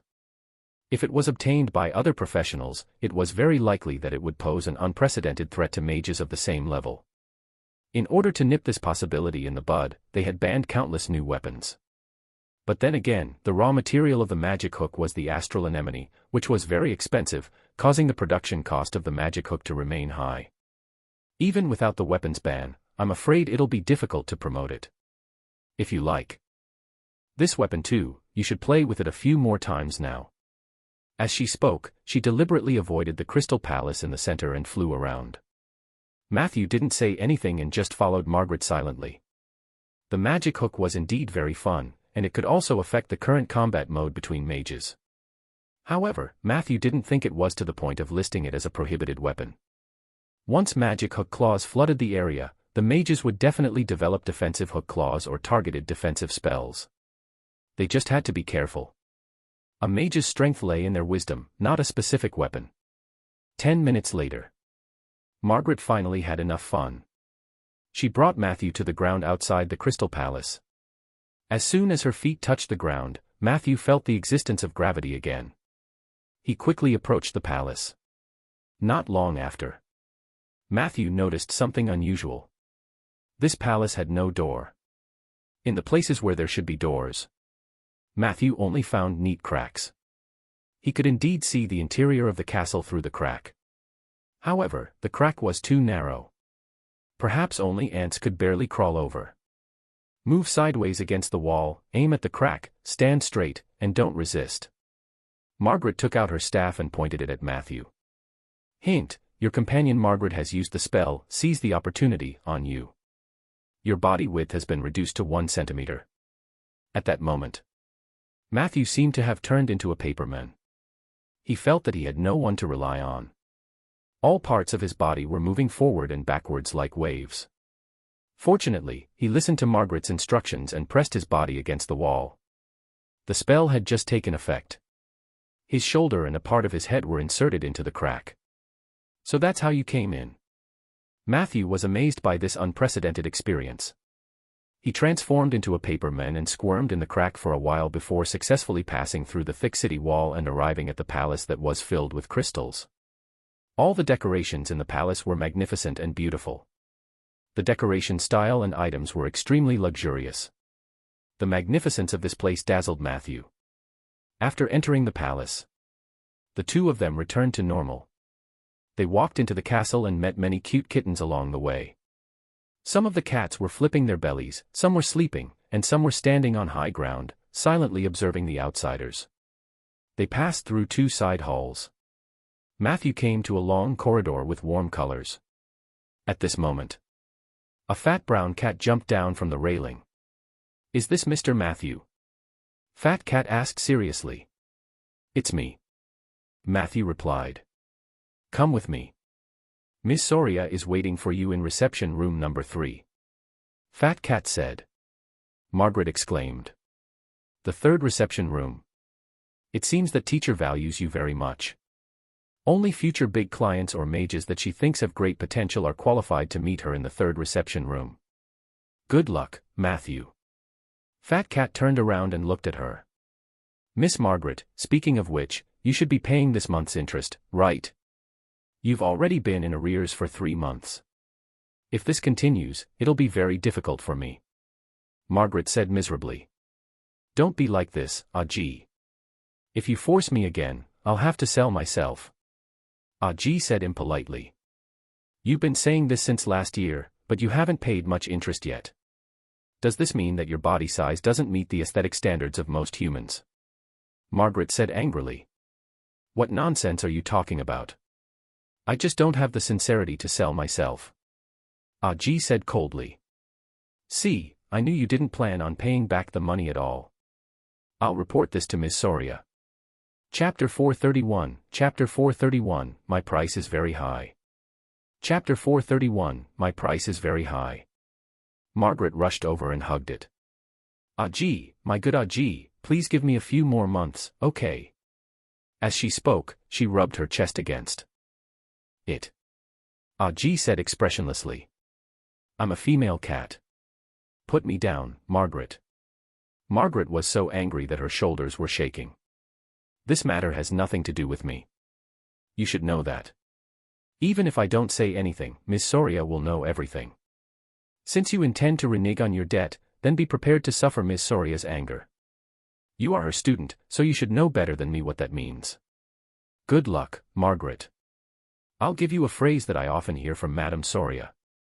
If an item can't be sold for a long time, you'd better think about whether you want to give it a discount." After saying this, she did not care about Margaret's expression and led the way. Not long after, Matthew came to an open door. The room at the door was covered with a warm plaid blanket. Audie brought Matthew to the reception room and gestured for him to sit on the sofa. While they were waiting, Audie said to Matthew seriously, "Listen up, kid. Next, you will face the most terrifying demon in the world. She will do everything she can to squeeze all the wealth out of you and make you carry a high debt. Spending wisely is the only way for you to escape unscathed. Miss Soria's dream was to become the debt holder of everyone in the Alliance, and everyone had to work for her obediently. At present, there were already quite a number of mages like Margaret who had essentially become her slaves. I don't want you to repeat the same mistake." Matthew asked in surprise. "Madam, that's not very good to say that about your master, right?" Audie calmly replied. "This is what Miss Soria wants me to tell everyone. She doesn't like to cheat her clients. To her, squeezing you dry after you're mentally prepared is the most fulfilling thing." Matthew shuddered when he heard that. He felt that the soft sofa under his butt seemed to have thorns on it. Is it really that strange? I have nearly 500,000, as long as I restrain my desire to spend, I won't be in debt, right? Matthew couldn't help but mutter in his heart. You have 5 minutes to prepare yourself mentally. Then goodbye, mage. I hope that the next time we meet, I'm not here to collect interest from you. Audie wagged her tail. She quickly slipped away. The room instantly fell silent. Matthew quietly activated the domain of temperance to cheer himself on. 5 minutes passed quickly. Soria appeared on time. It was their first meeting. Matthew was not particularly surprised. Miss Soria looked to be in her 30s. She had a round face and a pair of black glasses on her nose. Her hair was black and draped over her shoulders. She was wearing a curvy wool tube top and a flesh-colored knitted shawl of the same width on her shoulders. Her lower body was wearing a narrow short skirt made of an unknown material. The short skirt was embellished with a few magic diamonds, and it was dazzling at first glance. Looking at looks alone, Soria was not the type that was particularly beautiful. She was far inferior to Isabel. However, after a few more glances, one would feel that this woman was very charming. Every part of her facial features and every detail on her body seemed to be exquisite and thought-provoking. She had a faint smile on her face, giving off the feeling of a neighbor's aunt. It was a stark contrast to Margaret. Margaret's dressing style is at least 70 to 80% like Soria's. Matthew thought to himself. Matthew, right. Coffee, milk, or flower tea? Soria's voice was soft and weak, completely different from Isabel's domineering style. She gave off the feeling that she was a very easygoing young woman. As long as you were a little harder, she would obediently submit. However, Matthew knew that this was just an illusion. Soria was a holy mage on par with Isabel. He hurriedly bowed respectfully. Good morning, Lord Soria. Ah, just coffee will do. Thank you very much. Soria smiled gently. Don't be so nervous. Just treat this as your own home. Coffee, Natasha. A pitch-black teapot and 2 cups suddenly flew out from the cabinet beside him. The teapot spun 3 times in the air. Immediately after, a strong aroma of coffee wafted out from the teapot, and the black liquid sprayed out from the teapot and accurately fell into the cup. A moment later, the cup slowly stopped in front of Matthew. Matthew hurriedly took a sip. In an instant, he only felt his spirit lift. Prompt, you have consumed Natasha's strong coffee, your concentration +2. Temporary. Duration, 72 hours. I'm usually busy with work and research, so I haven't paid much attention to young people these past few years. It just so happened that Edmund reminded me yesterday that there's an Al in the Alliance recently. Coincidentally, he's a newcomer supervised by my best friend Isabel, so I specially called you over to take a look and have a chat. Speaking of which, Isabel is just your supervisor. After the 3-year rookie assessment, you can totally switch to someone else. How about it? Are you interested in working with me at the Crystal Palace? Chapter 432, Chapter 432, My price is very high. Chapter 432, My price is very high. Soria looked at Matthew with a smile. Her eyes were always watery, and her pupils had a kind of soul-stirring power. Matthew quickly averted his gaze. Well, I don't have such plans for now. I'll have to listen to Teacher Isabel. Soria did not mind. She smiled faintly and said, in that case, let's get straight to the point. How much do you know about the domain of enchantment? Matthew shook his head. I'm focused on the domain of undying. I've learned some spells in the domain of transformation recently, but I don't know anything about enchantment. Soria nodded. This is normal. Most mages in this world lack talent in the domain of enchantment. This is an important reason why magical items are always scarce. A long time ago, mages had discovered that through specific methods and combinations, they could pour magic power into other items to obtain magical effects. This process was called enchantment. At the very beginning, the research direction in the domain of enchantment was to focus the magic power from our bodies on external items. The items here included a single magic tool and a scattered ritual field. After the production and research of magic tools reached the peak, the magic tools were all refined. People suddenly realized that our bodies could also be carriers of enchantment. On this basis, we got the concepts of spell solidifying, spell constancy, and further spell ability. Of course, the development of enchantment was not limited to this. In the recent hundreds of years, it was combined with alchemy to develop the glorious construction technique. In the current Ander continent, there were 3 types of construction spells. The first was the external constructs represented by the cyber dragon. The mystic machinists of the cyber dragon were always keen on crafting all kinds of armor and constructs. Sometimes, they would move around in a golem, but in the end, a technician was a technician, and a golem was a golem. The two were separate. This model was also known as the separated construct. The second type was the implantable construct, represented by the major families of purgatory. As the name suggested, this method was to implant the power of the automaton into the human body. By replacing the human body parts, it would further improve the coordination between the human and the automaton. The flaws of this model were also very obvious. As more and more constructs were replaced on your body, over time, you will fall into self-doubt whether you are a human or a construct. As for the third type, it was to infuse magic power into an extremely small construct carrier and then implant it under the human skin. It could unleash the power of the enchantment domain like the above two modes, and at the same time, it had many advantages such as the miniaturized construct carrier, not affecting the image, not affecting the body, not affecting the mental health, not affecting the spell strength, and so on. I call this model, a construct. Once you have these constructs implanted in your body, other than the number of uses per day, there are almost no restrictions. You don't even need to chant. You only need to activate your mental strength, and the spell will automatically take effect. As long as you want to, I can enchant all the spells in the world into your body. If you have a wish, I can give it to you. Matthew's body trembled slightly after hearing this. However, Soria didn't give him a chance to think. She slapped a list of spells in front of Matthew. My price is very expensive. You only have this one chance. If you miss this chance, if you want to ask me to help you next time, you'll have to pay the price of a dragon's nest. Soria said gently. I heard that you're learning combat spells from Margaret. If you're interested in developing in this area, there are a few spells that you can't avoid. I suggest that you construct them and enchant your body as soon as possible. As she spoke, her slender fingers tapped on the list of spells. The names of the spells instantly became highlighted. Along with it, there was also the price of spell constructs. 50,000 gold coins category, spell awareness. Counterspell. Spell rebound, rebound all spells below tier 4. Body of steel, immune to 90% of physical damage below legendary for 7 seconds. Martial arts conversion, convert your intelligence to strength at a 1-to-1 ratio. 100,000 gold coins. True transformation, rocket ant, 150,000 gold coins. True transformation, heady flea, 200,000 gold coins.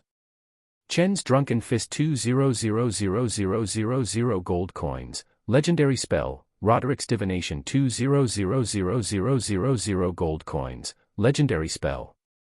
Ronan's super disintegration 200,000 gold coins. Legendary spell. He looked and looked. Matthew's breathing became heavy.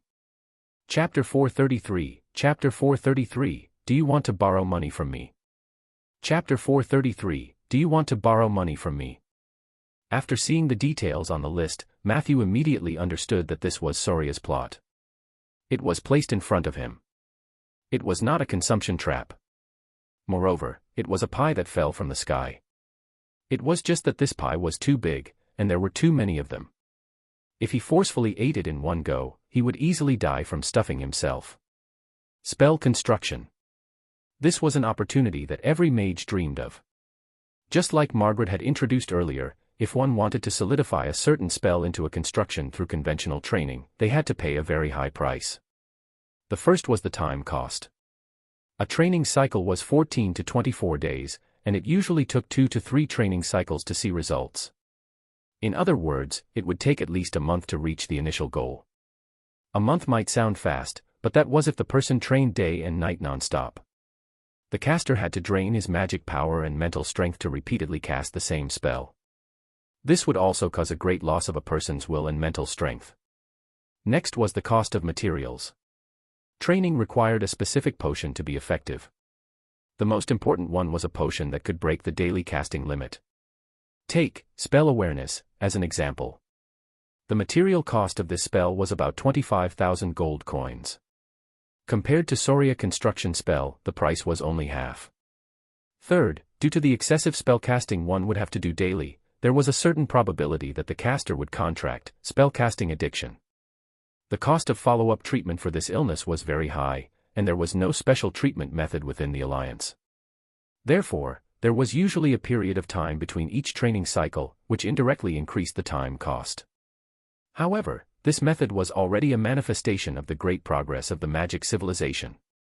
Before that, a mage could usually only turn one spell into a quick cast ability in their entire life. Moreover, most of them were common spells such as Mage's Hand and Illumination. However, it was different now. The spells on the list in front of him could be easily obtained as long as he spent money. 50,000 gold coins for one counterspell. Matthew didn't think it was expensive at all. He even felt that it was ridiculously cheap. Matthew took a deep breath, and his heartbeat gradually calmed down. During this process, the temperance domain was still calm. This was enough to explain Matthew's current state. His brain was actually very calm. It was just that Soria's offer was too tempting, and there was a certain physiological reaction. No wonder Soria was so confident and dared to say that she wanted to squeeze people dry. It turned out that she was sure that no one could refuse the things she gave. Matthew looked up at Soria. The price you give everyone is different, right? Soria smiled and said, "You're quite smart. If you are a 4th tier mage, the price on this list will double. If you were at tier 5, the price would triple. Legend tier is another price. Not only do I want your money, but you will also owe me a huge favor. To be honest, I have no intention of earning money from you, little mages. This money is barely enough to cover the cost. My labor fees are all free." Matthew believed her. Indeed, Soria had no intention of earning his money. Her purpose was completely public. She simply wanted to become everyone's debt holder, including Matthew. Therefore, she gave different prices to different groups of people. In any case, her goal was to squeeze your pockets dry and make you bear debts. Matthew smiled bitterly in his heart. He was actually a person who hated owing money. "There's no hurry. Take your time." Soria's voice was very gentle. She sat opposite Matthew with her knees slanted and her hands elegantly holding a cup of coffee. Her actions and demeanor were very much like a tutor who was tutoring a student. Matthew bit his lip and began to think about what he needed. A moment later, he took out a pen and began to tick the list. Counterspell. Body of steel.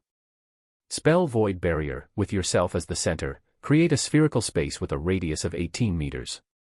In the space, all non-legendary spells will not be effective. Price, 100,000 gold coins.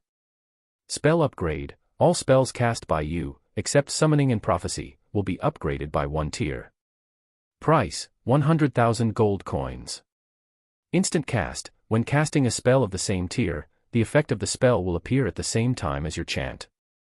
When casting a spell that is 2nd tier lower than you, your casting time is reduced to 0.02 seconds.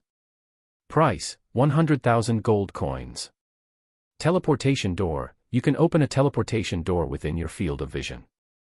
The other end of the teleportation door must not be more than 150 meters away from the door. You must have a strong impression of the space on the other end of the door in your mind. Warning, the accident rate of the dimensional door is 100 times that of the wall phasing spell. Please use it within your field of vision. Can be used 20 times a day. Price, 100,000 gold coins. Every spell he chose was carefully thought out. Spell rebound and body of steel were pure combat power. The former, together with counterspell and spell void barrier, formed Matthew's 3 abilities to deal with mages. The latter, along with the undead body, made Matthew a lot safer. Instant cast and spell upgrade were options with great potential. Their effects would increase with Matthew's strength. Chapter 434, Chapter 434, Do you want to borrow money from me? Chapter 434, Do you want to borrow money from me? Even if he reached the legend tier in the future, these 2 abilities would be very useful. As for the spell void barrier and teleportation door, they were also famous for being all-purpose spells, and learning them early would always come in handy.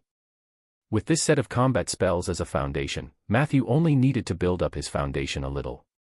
Then, he could put all his energy into the exploration of necromancy spells and domains. After ticking the last tick, Matthew felt his wrist tighten.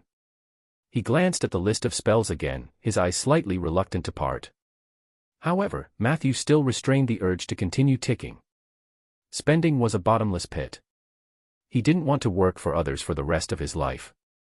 Soria's construct was indeed one of the ways to quickly become stronger. Matthew was willing to use this opportunity to further strengthen his own shortcomings. But he was also very clear. He was not capital, not Soria, not even Margaret. This path belonged to them, not him. Matthew had his own path to take. He joined the alliance to learn from each other's strengths, not to completely abandon his own path of legend. I should return to the ordinary forest and cemetery. Nature and undead, that is my path. Matthew's determination gradually became firm. Have you made your choice? Soria's gentle voice changed a little, which was rare. Are you sure you only want these 6? Matthew nodded. I should have enough money, right? Soria said bluntly. Not enough. You only have 470,000 gold coins in your storage item. You need to pay 500,000 gold coins here. You need to borrow 30,000 gold coins. Matthew quickly said. I don't need to borrow 30,000 gold coins. I can go back to Rolling Stone Town and collect some. I'll send it to you very soon. Soria did not make things difficult for him. Sure. But are you sure you don't want to choose more? You only have one chance. Next time, even if you kneel in front of the Alliance headquarters and beg me, I won't make this offer again. Matthew's emotions had already calmed down. He was still in the mood to laugh. To me, this is enough. Soria looked at him with interest. You are the most conservative mage I have ever met. When Margaret was your age, she was already in debt of more than 2 million gold. Because of this, she had transformed from a very ordinary mage to the champion of the Battle Mage tournament for 3 consecutive years. This is the charm of Soria's construct. I will remind you one last time that once the list is confirmed, it cannot be changed again. If you choose more spells, you can become stronger. Moreover, one's own strength was the foundation of earning big money. Look at Margaret. She paid off more than 1 million at such a young age. She only needs to work for me for a few more decades to pay off the remaining interest. If only she hadn't had the courage to go all out back then, I'm afraid she would still being used as a human battery by some intermediate mages in some corner. Sriel's words were very straightforward. Her advice was sincere. But Matthew still chose to decline. Very good. It seems that you are really resistant to letting me become your debt holder. A hint of displeasure flashed across Soria's eyes. Matthew hurriedly said. I'm very grateful that you're willing to help me for free. I'll always remember this favor.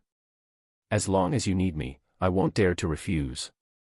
His words hit Soria's heart. She probably liked the feeling of being owed money or favors. Soria smiled and stood up to greet Matthew. All right then. Come with me to the studio. As she spoke, a portal appeared in front of the two of them. Matthew walked in. They arrived at a place with glass on all sides, where the ground was suspended in the air, and the sky was above them. He looked around him and suddenly realized that there was a huge city floating in the sky on his left. The architectural style of the floating city was very fashionable. From time to time, there were streaks of light flying above. It seemed to be a small aircraft. The entire scene gave off the vibe of a sci-fi blockbuster. Don't be nervous. They can't see in from outside. Soria said softly. Matthew asked curiously, is that the Alliance's floating city? Soria shook her head. That's Cyber Dragon. There's a group of paranoid machinists living inside. Matthew was shocked. Your residence is next to the Cyber Dragon. Soria nodded. There's no other way. Someone has to keep an eye on the Cyber Dragon in case the occult machinists blow up this world. Coincidentally, I'm the best enchantment and defense mage in the Alliance, so this job falls on me. Quick, take off your clothes. I want to check your body. Matthew instinctively wanted to take off his shirt. However, his movements instantly froze. Why do I need to take off my clothes? Soria urged. That's because we need to choose the parts to implant the construct spell. The human body is very mysterious. Every organ has a different function, and so does the skin. Although the Soria construct is buried in the fat layer under the skin and rarely affects the human body, if we can choose the best part to solidify it, the effect will be even better. As she spoke, she seemed to be a little impatient. Her fair index finger shook slightly. Matthew's clothes were instantly swept away. Chapter 435, Chapter 435, Do you want to borrow money from me? Chapter 435, Do you want to borrow money from me? Raise your hands and spread your thighs. Don't cover them. Let me take a good look. Soria's tone did not change. Matthew repeatedly told himself that all of this was to obtain spell constructs. Gradually, his slightly restless heart calmed down. Soria walked around him and asked suspiciously, "Is your body not very healthy?" Matthew thought for a moment. He turned off the temperance domain. A moment later, Soria nodded in satisfaction. "Yes, you look very healthy. Next, I will conduct a round of magic tests on you to determine the final implant site." As she spoke, circles of colorful magic runes surrounded Matthew's body like a huge silkworm cocoon. 5 minutes later, the magic light dissipated. Soria took out a magic pen, grabbed Matthew's wrists, and drew a cross on each of them. Then, she turned Matthew around and drew a cross on the inside of his shoulder blade. Then, she opened Matthew's thigh. She drew 3 crosses on his inner thigh. Matthew could feel the skin that was touched by the magic pen burning in pain. However, the pain did not last long. He felt some mischievous magical energy enter, but the existence of this magical energy was something he had never seen before. Its nature was also more stable than normal magic energy. "It's done. That's it," Soria said. Matthew's clothes that had been stripped off earlier suddenly appeared on his body again. "Pay up. I've already left a hole for you to solidify your spell. 3 days later, bring the remaining 30,000 gold coins to me, and I'll perform the spell solidifying ritual for you." Soria ordered him to leave. Matthew reluctantly handed over the money. Then, with the help of the fat Ketaji, he left Soria's crystal castle. Hint: relying on your own willpower, you resisted the temptation of Soria's construct. This is a shocking feat. You have once again stepped into the field of temperance. As a reward for stepping into the field, you can choose one of the following 3 abilities. Cheat meal: every 10 days, you can choose to practice temperance in the form of self-deception. On that day, no matter how indulgent you are, it will not affect the accumulation of elements in temperance. Instead, it may speed up the progress of domain exploration. Ascetic monk: you can choose to eliminate a worldly desire to obtain a stronger attribute bonus. A flexible bottom line: abstinence or indulgence, that is the question.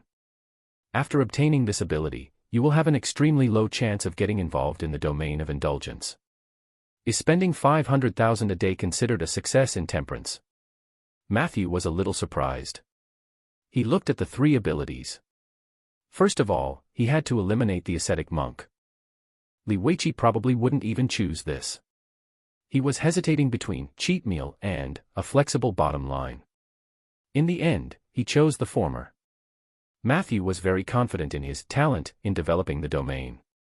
Even if he wanted to master the domain of indulgence, there was no need to develop it through this ability. On the contrary, the cheat meal could make him less self-restrained sometimes. The occasional indulgence helped to make the body and mind happy. Even if he didn't need it now, it would definitely come in handy in the future.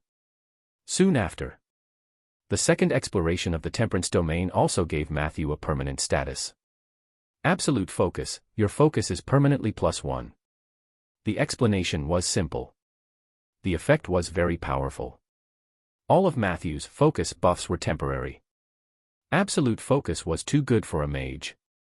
It seems that as long as I face temptation and show restraint, I can enter the temperance domain. Is that not the life of a Tauren too? It's a pity that there are too few temptations that can trigger the domain. Matthew left the Crystal Palace with his imagination running wild. He planned to return to Rolling Stone Town as soon as possible to borrow money.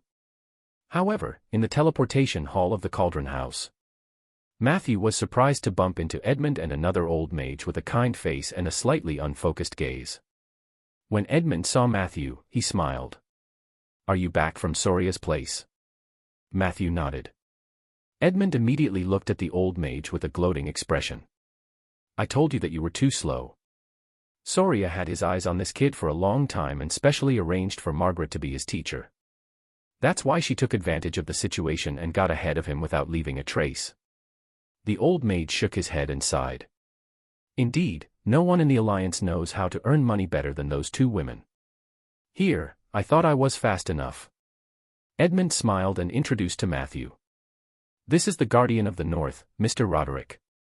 He's famous for his prophecy spells, the creation of magic items, and the imitation of ancient artifacts. Of course, he's even more famous for the high-quality imitations produced by Roderick's factory. You should have heard of him. Matthew hurriedly bowed. Edmund added. Roderick heard that you made a lot of money, so he came all the way from the north to sell you a batch of products. Unfortunately, it seems that his imitation semi-divine equipment might not be able to sell this time. He saw Roderick sighing. Matthew was very surprised. Was this group of legendary mages having some kind of competition? Chapter 436, Chapter 436, Do you want to borrow money from me? Chapter 436, Do you want to borrow money from me? Must they squeeze all the newbies who had recently earned a large sum of money out? And what was going on with Edmund? Who else but you knew that I'd earned a sum of money? He cursed in his heart. On the surface, Matthew smiled and gave him the gold coin that he had lost to Edmund. I told you that you would definitely spend all that money within 3 days, said Edmund, chuckling. Roderick suddenly said. Edmund, let's make a bet. This child just came out from Soria's place. Let's bet on how much debt Soria has on him. Neither of us will use prophecy. Let's see who can guess more accurately. How about that? Edmund looked at him with a smile. He then glanced at Matthew and suddenly said decisively. I bet he owes at least 500,000. Roderick shook his head and said. You're too conservative. I think it's at least 1 million. You and I both know what Soria is capable of. Before this, the lowest debt recorded by a mage who walked out of the Crystal Palace was 300,000. It looks like you want me to win. He watched as the two legendary big shots made a bet in front of him. Matthew's forehead immediately broke out in sweat. He asked carefully. What if the actual number is far from what the two of you have guessed? Edmund immediately became serious. Don't tell me you owe her more than 2 million. Matthew didn't know what to say. Roderick immediately pulled him back. Don't try to get information out of this child. Just tell us the truth. Edmund said casually. If the real answer is really different from what we guessed, then we'll give both of our bets to him. Roderick nodded, indicating that he had no objections. Under the gaze of the two of them, Matthew said with difficulty. I owe 30,000 gold coins on credit for the time being, but I didn't borrow anything. I can pay it off with the money I have back home. The two legendary mages looked at each other in disbelief. Silly child, how can you let go of the opportunity to reach the top in one step? Do you know how many people begged Soria to see them, but they couldn't get a chance to see Margaret? Although we always tease you about not getting into debt with her, that's just a joke. Even Teacher Isabel would encourage you to solidify a few more spells with Soria. This is a rare opportunity. Edmund looked rather anxious. He seemed to genuinely feel that Matthew had wasted a great opportunity. Matthew could only maintain a smile and explain in a low voice that the matter was a foregone conclusion. In the end, under the regretful gazes of the two legendary mages, Matthew also received the bets from the two legendary mages. They were 2 magic gold coins with their portraits printed on them. Gold coins contained unique magic powers. The two of them did not explain how to use them, so Matthew could only put them in his pocket like ordinary gold coins. After bidding farewell to the two legends, Matthew was finally able to return to Rolling Stone Town. He rushed to the Lord's manor. Rieger, I need to talk to you. He went straight to the point. Rieger, who was reading the newspaper in his pajamas, did not even raise his head. Forget about practicing spells. Forget about borrowing money.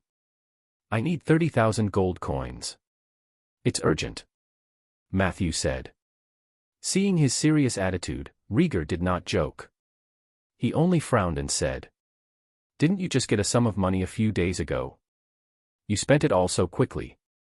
However, it's not impossible if you want to borrow money, but we have to write it down clearly in black and white. In addition, I'll have to charge you some interest. After all, we're using the treasury of Rolling Stone Town. Matthew asked in surprise, Didn't you just get a sum of money a few days ago? You spent it so quickly. Before Rieger could answer. A cute little head popped out from the corridor. "Matthew, do you want to borrow money from me? I got a lot of pocket money recently. I won't charge you interest." Sif looked at him with her big, sparkling eyes. Behind the desk, Rieger's expression immediately turned painful. As he wished, he received an interest-free loan of 30,000 gold coins from the Lord's Manor. Matthew's footsteps became lighter as he returned to the oak forest. He was in a good mood as he finished planting the oak tree for the day. Then, he started to make tombstones. At noon, a little black cat jumped into the cemetery. He came before Matthew and transformed into his human form. Matthew looked at him in surprise. He looked around but did not find any trace of the little white cat. Eli said to him with a complicated expression, "Matthew, I have to tell you something. Something very important." Chapter 437, 437 The world is like a filthy fish tank. 437 The world is like a filthy fish tank. What is it? Matthew asked curiously. A world tree has appeared in your forest. Didn't you notice? Eli's tone was filled with excitement. Matthew was speechless. How long has it been since you came to the oak forest? Did you only notice it now? He really wanted to ask him this question. But in the end, Matthew still calmly replied. I noticed. I planted it. Why? Eli took a deep breath. That's the world tree. Matthew, why didn't you tell me earlier? Matthew said helplessly. I haven't seen you recently, and I didn't want to disturb you. Eli said casually. You don't have to be so polite. If you need help, just call me. As he spoke, his expression became serious again. There's one more important thing. Matthew snorted, indicating for the other party to continue. Eli said. A few days ago, when I was at my saddest, a little white cat kept me company. I had a great time with her. She had forgotten the fact that she was born as a human. Sometimes, I even feel that it's not bad to be a kitten. I like her very much. She also likes me very much. I was already certain that we were in love. However, yesterday, she actually turned into a human in front of me and confessed to me that she was a spy sent by the Withering Order. At that moment, I can't accept it in my heart. Matthew was a little surprised. The little white cat had exposed her identity. What kind of trick was this? Playing hard to get? Matthew asked. Can't you accept that she's a spy of the Order of Withering? Eli sighed. Compared to this, I can't accept that she's actually a human. The moment the little white cat turned into a human, I completely lost interest in her. I didn't even want to look at her, let alone talk to her. Matthew, I'm a little worried now. Do I have the tendency to become a pervert? Matthew blinked. It might not be a tendency. You might already be a pervert. Eli's eyes widened. Avatar. Next. Chapter 438, Chapter 438, The world is like a filthy fish tank. Chapter 438, The world is like a filthy fish tank. If he and I work together, I'm confident that we can complete the initial setup of the life sanctuary within a month. He was a big shot from the sea of trees. You will definitely thank me. By the way, when you see him later, you must be more respectful. Big shots more or less have some temper, and you have to endure it. Do you understand? Matthew nodded with a strange expression. Then, Eli led Matthew north of the oak forest. There, a centaur was pacing back and forth anxiously in a small circle. Mr. Obist, this is Matthew, the master of the oak forest. Although he is a necromancer, he loves peace and nature. You must not be prejudiced against him because of this. Eli introduced seriously. Obist hurriedly said, I wouldn't dare. I'm not prejudiced. Seeing this, Eli sighed. The sea of trees is the source of all nature. I used to hear that the creatures there were full of arrogance, but now it seems that it's all a rumor. Mr. Obist is very kind. As he spoke, he turned around to look at Matthew and found that Matthew was standing far away with a calm expression. Eli said anxiously, Matthew, come here and join us.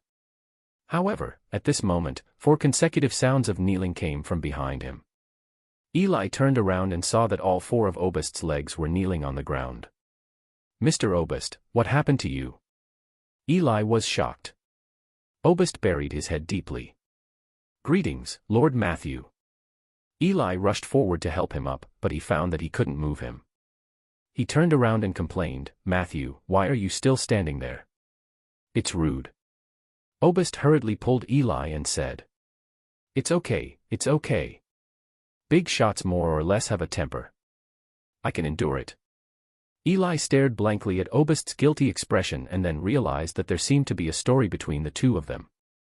At this moment, Matthew walked over slowly. I do need a ritual of life sanctuary, but I'm afraid this oak forest can only have one master. Obist stuck his head deep into the ground. If you are willing. Then from now on, you are my master, the proud centaur said. Matthew turned around and said, Get up. Let's finish the ritual together. I'll decide whether you stay or leave based on the results. Obist thanked him profusely on the ground. After seeing this scene, Eli's face was full of confusion, and his heart trembled. He raised his head and looked at the tree crown that towered into the clouds. Only then did he understand. The matter of the life sanctuary was left to Eli and Obist to prepare. Matthew only paid a small sum of money. Compared to the tens of thousands or hundreds of thousands of expenses within the alliance, the natural ritual was really too frugal.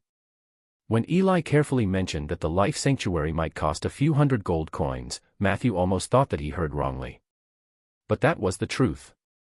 After breaking free from the alliance's exaggerated style, Matthew regained the peace of mind he had when he was planting trees and repairing graves. In the blink of an eye, 2 days passed. On the third day, the day before, he was about to head to the Crystal Palace to receive the spell. Matthew sat on a chair in the cemetery workshop, his right thumb constantly flicking 2 gold coins. The figures of Edmund and Roderick were sent flying in a loop, wheezing and landing. Matthew stretched out his left hand and covered the back of his right hand with 2 gold coins. He didn't try to guess which side it was. He just felt that they were hot. 3 days ago, Edmund had placed the gold coins in Matthew's hands through a bet. And in front of another legendary mage. Matthew had no room to refuse. However, this did not mean that he had no doubts about the 2 gold coins. He could sense that these 2 gold coins were extraordinary, but Matthew was obviously unable to detect the mystery contained in them with his strength. How to deal with these 2 magic gold coins became a difficult problem for Matthew. It's not like there's no solution. In his thoughts, there were a total of 30,000 gold coins in it, which was also the balance to be paid to Soria. Matthew took out 2 gold coins and replaced them with the magic gold coins with the portraits of the 2 legendary mages. In this way, they would be in Soria's hands. She was probably one of the few people in the world who did not fear Edmund at all. However, a few seconds later, Matthew took out the 2 magic gold coins. This won't work. Legendary mages are all smart people, and god mages are almost omniscient. It's too risky to play tricks with her. Matthew rubbed his temples. In the end, he put the 2 magic gold coins into his shirt pocket. After this action, Matthew looked hesitantly at the magic bag containing 30,000 gold coins. After staring at it for more than a minute, Matthew placed the bag in the cabinet in the corner of the workshop. He thought of another solution. Do you want to borrow money from me? Crystal Palace, reception room. Today, Soria was wearing a beige suit, giving off a refreshing feeling like an autumn day. She smiled and crossed her arms, placing them on her knees. Didn't you say that you could get the 30,000 gold coins if you went back home? Matthew said sincerely. I'm sorry, I couldn't gather enough money. I can only borrow it from you. Chapter 439, Chapter 439, The world is like a filthy fish tank. Chapter 439, The world is like a filthy fish tank. Soria smiled so hard that her eyes narrowed, but she still reminded him. You have to pay interest if you borrow money from me. Are you sure you want to do this? Matthew said calmly. I'm sure. Other than the interest, there were many potential benefits to borrowing money from Soria. The most direct point was that both parties had formed an unbreakable debt relationship. Once this debt was owed, Matthew did not plan to pay it back in the near future. With this bond, at least they were not strangers. To be able to build a relationship with a holy mage, even if it was through a debt, was still useful. If Matthew interpreted this interest as Soria's public relations fee, then he did not lose too much. Thinking about it this way, he did not feel so bad. Soria looked at him with satisfaction. Smart young man. People who owe me money will enter my field of vision. This is more beneficial than harmful to young people. But you didn't think so 3 days ago. What changed your mind? Her gaze was unbridled as she examined Matthew. A few seconds later, Soria smiled. So it's them. Matthew felt his chest heat up.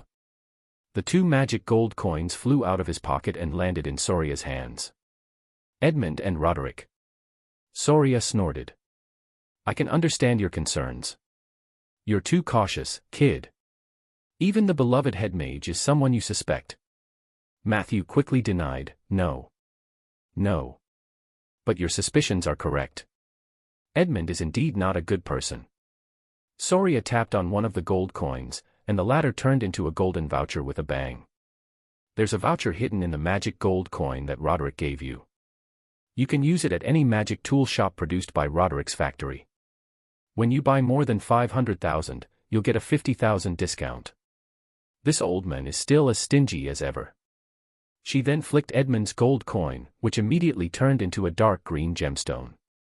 This is the backdoor that Edmund left for you, Dark Emerald. With this token, you can enter the secret organization, Snake Mountain Sect. This organization is filled with talented mages from Edmund's network. They work for Edmund, and in return, Edmund gives them benefits. Matthew muttered. Are these people including Blinken from the Dragon Worship Sect? Soria nodded. The Snake Mountain Gang are involved in illegal work. Blinken was the former vice president of the Snake Mountain Gang. If you join this organization, Edmund will help you grow quickly. Aren't you tempted? Matthew shook his head. I just want to walk my own path. Soria snapped her fingers. Understood. In return for borrowing money from me, I'll help you get rid of this dark green gem. If Edmund comes to you after this, you can say that I took the initiative to steal your magic gold coins. He won't dare to do anything to you. Matthew thanked her profusely. Actually, if your moral bottom line is a little lower, joining the Snake Mountain Gang is a good choice. There are countless mages in the Alliance who want to join, but they don't have a chance. I mean, there are so many people working for Edmund in the Snake Mountain Gang. But there was only one Blinken. As long as you can get past the barrier in your heart, this secret organization can help you become stronger. Soria sounded like she felt sorry for Matthew. Matthew remained firm. Joining other organizations too early will only distract me. My daily affairs are enough for me now. I just want to go on step by step. I never expect to reach the top in a single step. Soria nodded. It's good to have your own ideals. You're not attracted by my construct, nor are you bewitched by Edmund's organization. I believe you'll have your own achievements in the future.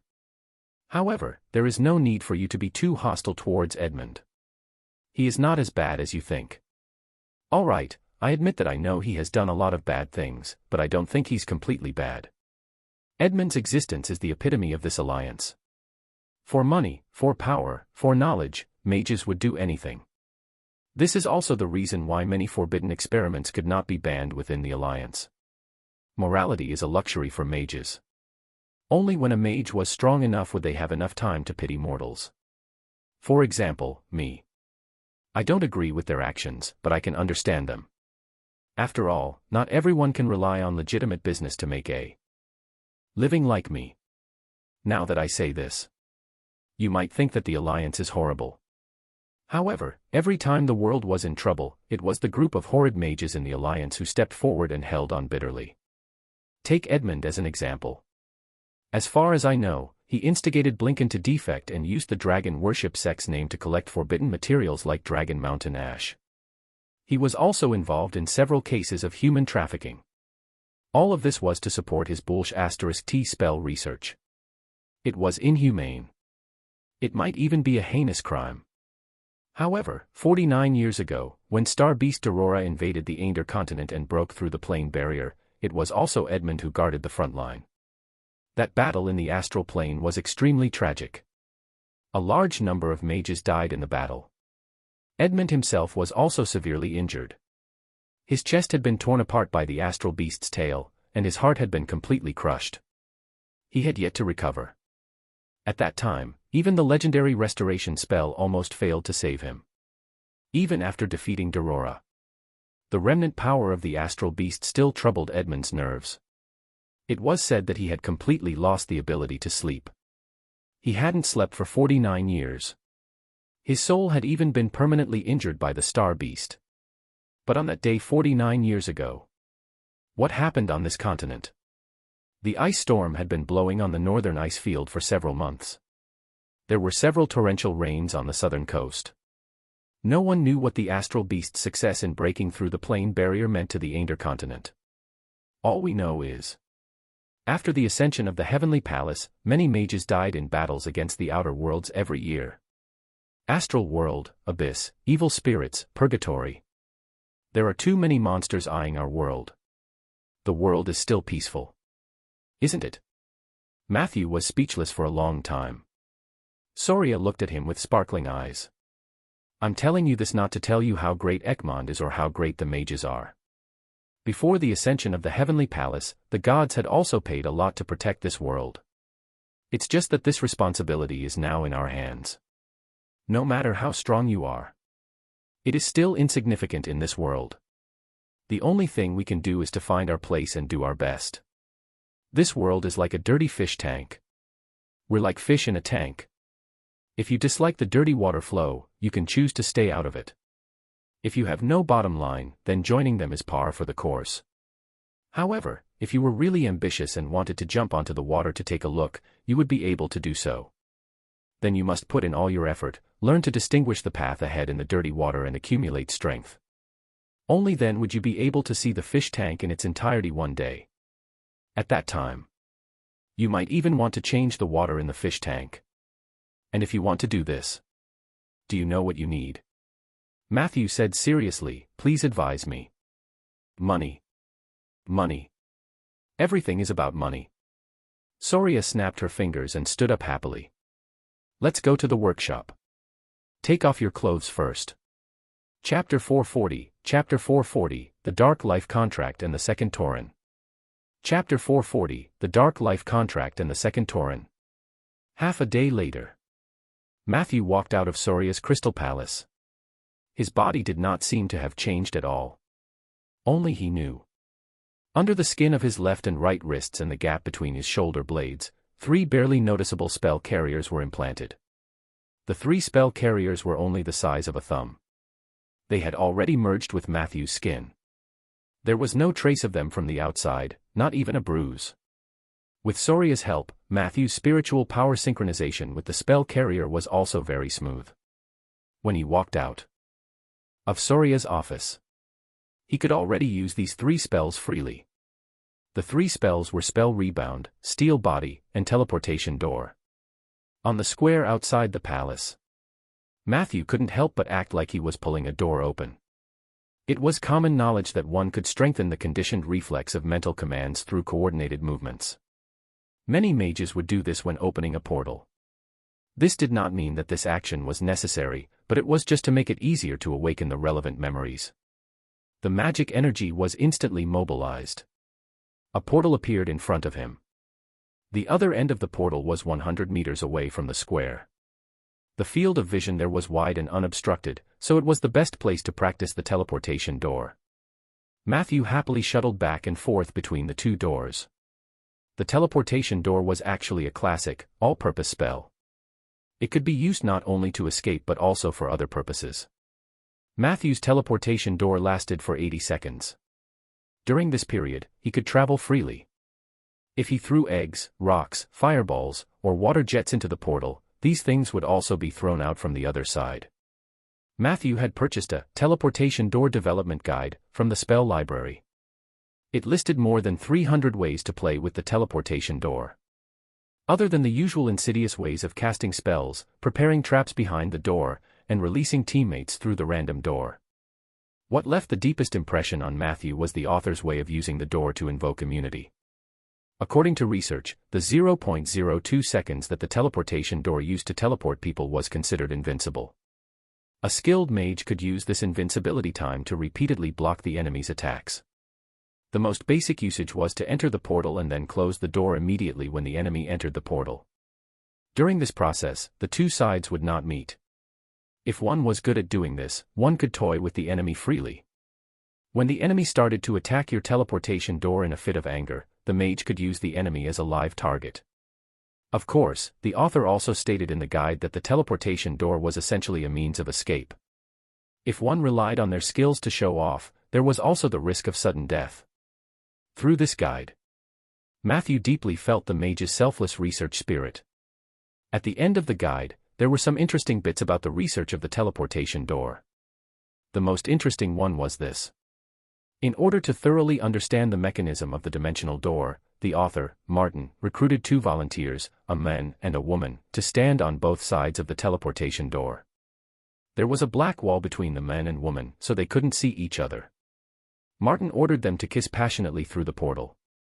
The results of the experiment were quite interesting. For a moment, the man claimed that he had not kissed anything. The woman insisted that not only did he kiss her, but he also stuck out his tongue. In fact, the man did stick out his tongue, but that was only a few seconds later. This result was confusing. To find out the truth, Martin changed hundreds of pairs of men and women, women and women, men and men, humans and orcs, humans and dwarves, humans and half-elves. He didn't just test kissing. He also tested if the men could make love to the women through the door.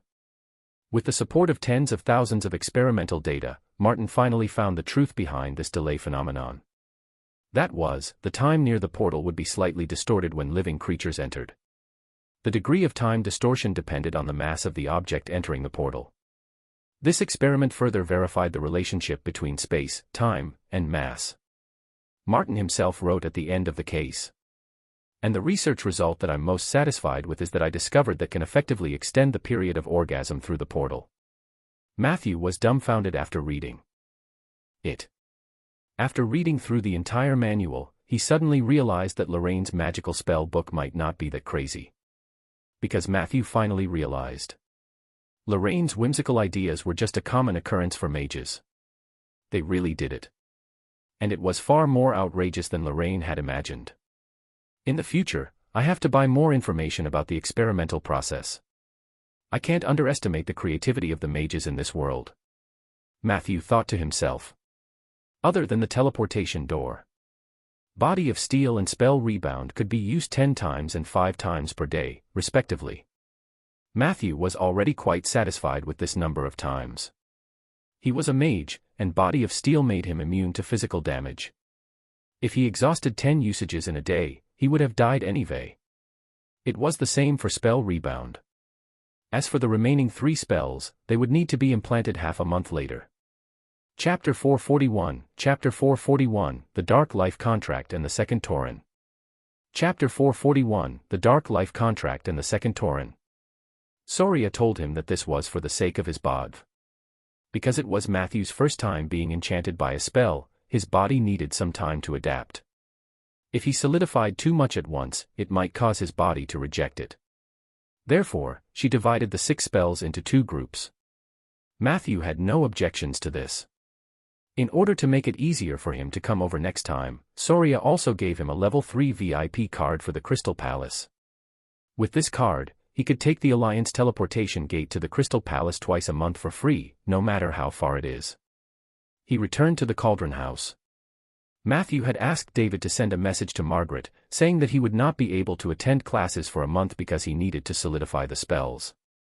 He hoped that the remaining classes would be moved to next month. He had no choice. Margaret's combat crash course was divided into theoretical and practical parts. The theory class had already ended last time. Next, it was time to put it into practice. According to Margaret, her practical class was very intense, and there would definitely be a bloody battle. Matthew could still cast a few spells, but he couldn't engage in high-intensity battles. He could only wait until this month was over before he continued with the rest of the training. A week later, Rolling Stone Town returned to its previous peace. Matthew read the newspaper at work every day, planted trees after work, repaired graves at night, took time to learn spells, and occasionally painted oil for the dark warriors. The days were quiet and fulfilling. Recently, he had started to learn Tier 3 spells in the undead domain. He did not know if it was because of the undead domain, but his learning speed was flying. In just 7 days, Matthew had already trained with 3 necromancy spells. The first one was Group Undead Summoning. It was the AoE upgrade as the summoning of the dead. It could take effect on multiple corpses, 3 to 7, at the same time. This meant that Matthew did not need to pull people one by one in the future. This greatly increased the efficiency of the Necromancer summoning his minions. The second was the Dark Life Contract. This was a passive spell that had a supportive nature. The Necromancer signed a contract with the supreme consciousness of the negative energy plane to increase the health of the summoned creature. What was more interesting was, the Dark Life Contract could be stacked repeatedly. One instance of Dark Life Contract could increase the HP of all the undead under Matthew's name by 1%. Matthew had already stacked 3 contracts in the past few days. That was to say, his undead's HP plus 3%. The method to stack the Dark Life Contract was also very simple. It was to find a place with abundant negative energy, and it was best if he could communicate with the node of the negative energy plane and continuously write a specific contract paper. Matthew's cemetery had a negative energy fountain and a death marker. There was no shortage of such places. This was also the advantage of building a cemetery early. It was extremely helpful in cultivating many negative energy spells. The success rate of writing a contract was about 5%. Matthew used papyrus paper, which was cheap and of poor quality, so it was easily damaged. He estimated that if he used goatskin paper or higher-grade paper, the efficiency would be higher, but the cost would also go up. The Dark Life Contract was a very practical spell. Matthew planned to stack it as high as possible. However, it was said that if this spell were stacked too much, one would easily suffer a backlash from the negative energy plane. Every 20 layers of the contract, there would be at least one powerful elite monster driven by the negative energy plane's will to attack Matthew. The plane will of negative energy was not a delicate little fox like the rainforest soul. Matthew had been busy recently, so he was more restrained in stacking contracts. However, once he recovered his full combat strength, it was time for him to test the quality of the elite monsters in the negative energy plane. The third spell was called Iwa's Scissors, also known as Deadly Scissors. The effect of this spell was to condense a huge pair of negative energy scissors in the target area and cut the specific space 3 times in a row. The first attack dealt average damage, equivalent to a level IL evocation spell. The second time, the damage was much higher. It was almost as strong as a Tier 4 evocation spell. And the third time, it was said that the power was comparable to a level 20 spell and could even cut off a dragon's head. However, this spell was special. Its casting speed was very slow, and it took a full 20 seconds to cast. Moreover, it did not have any support abilities. Moreover, the charging speed of the 3 consecutive slashes of the scissors would get slower and slower. It would first instantly when it was first summoned. The second cut had to be charged for 5 seconds. The third cut was even more ridiculous. It took a full 30 seconds to charge. In actual combat, no one would just stand there and let you cut them. Due to their weak attributes, the Deadly Scissors and the Death Curtain were ridiculed by mages as the 2 great traps of a Tier 3 Necromancer. Matthew also felt that it was difficult to use this spell efficiently. He had learned this spell purely because there were no other Tier 3 undead spells that he wanted to learn. This spell had an extremely high burst power, and if he could use it once, it would be a huge profit. The content of the Undying Domain was relatively monotonous. There were 3 main contents. Summon and create the undead. Negative energy-related spells, all kinds of debuffs, weakening, life-sucking, and instant death spells. Ritual magic. Among them, negative energy-related spells were filled with a lot of bloody, evil, and not necessarily powerful content. Matthew's current path was to focus on the undead and support negative energy. When his foundation was solid, he would advance more towards the ritual magic. He had not forgotten. Spells were just tools that could be used as a prerequisite for a domain. Ritual magic, which was closer to domain enlightenment, was more suitable for him to expand his legendary path. Chapter 442, The Dark Life Contract and the Second Tauren. Chapter 442, The Dark Life Contract and the Second Tauren. At night, Matthew placed the cured meatno, the dark warrior that had been oiled for 10 days, on the ground. The oil application segment had ended. The 5 dark warriors in front of him were all full of color and shiny. Matthew decided to strike while the iron was hot and complete the third step. Unbinding ceremony. The so-called unbinding ritual was to awaken the remaining spirituality on the dark warrior's corpse through incantations and rituals. During this process, Matthew would also call for the wandering soul to enter the dark warrior's body. At this stage of the ritual, the space he was in would temporarily overlap with the underworld. Matthew had to use his mental power to project the ancient divine artifact, the furnace of casted soul, that he had repeatedly memorized in his mind. This was to attract the unconscious souls into the dark warrior's body. This would further strengthen the power of the dark warriors. When the Dark Knight's body contained enough spirituality, he would complete the final binding and sealing through the form of incantations. After successful bindings, a large amount of spirituality would be active in the dark warrior's body. They would kill each other and fight for control of the bodies. The consciousness that survived in the end would become the dominant consciousness of the dark warrior. The other failed souls would become the source of power for the dark warriors. It was also because the birth process of the dark warriors was filled with killing and pain. This kind of undead would also want to self-harm day and night after taking shape. This self-harming instinct could comfort his heart. Matthew had made a lot of preparations for tonight's ceremony. He first found an empty space in the cemetery and carefully constructed all the materials, rituals, and media needed for the unbinding ritual. Secondly, he was prepared for battle. Soldier, Renesm, and even Peggy were on standby. His imaginary enemy was the messenger from the underworld.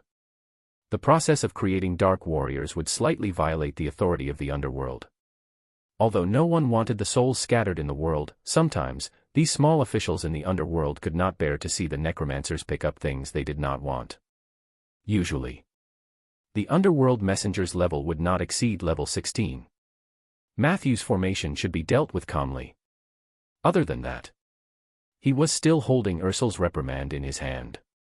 This treasure was also a great threat to spirits. It could be used just in case. After all the preparations were done, Matthew began a long chant. The Dark Knight's unbinding was also a type of ritual magic, but due to the exploration of the senior mages, this ritual was very concrete. Matthew chose a set of unbinding rituals with the lowest risk from the Alliance's spell library. He had to admit that the quality of spells that had been tested by the Alliance was indeed high. Even though it was Matthew's first time, the chant was very smooth. In the blink of an eye, accompanied by the ringing of the bell, the corpses of the 5 dark warriors began to emit a faint green light at the same time.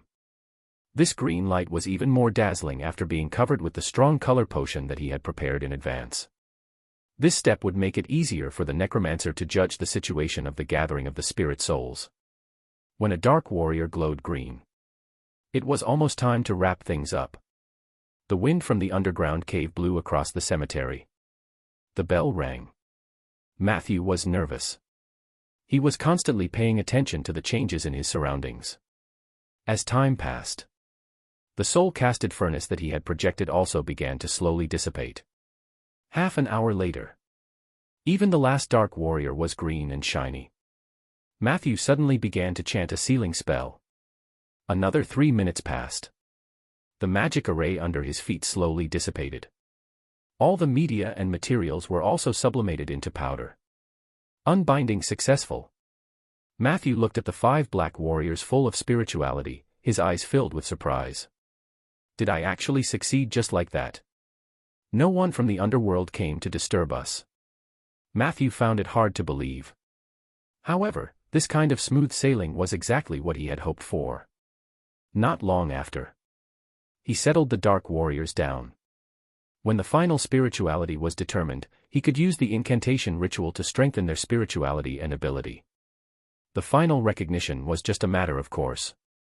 This was because, during the entire production process of the Dark Warrior, Matthew had already established an inseparable relationship with them. The cost of making a dark warrior was indeed too high.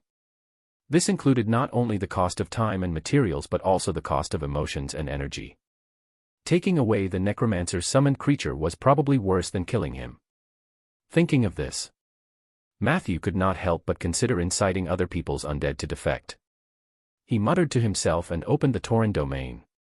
Before this, he had already accumulated enough elements from Rieger. Now, he could open it for the second time.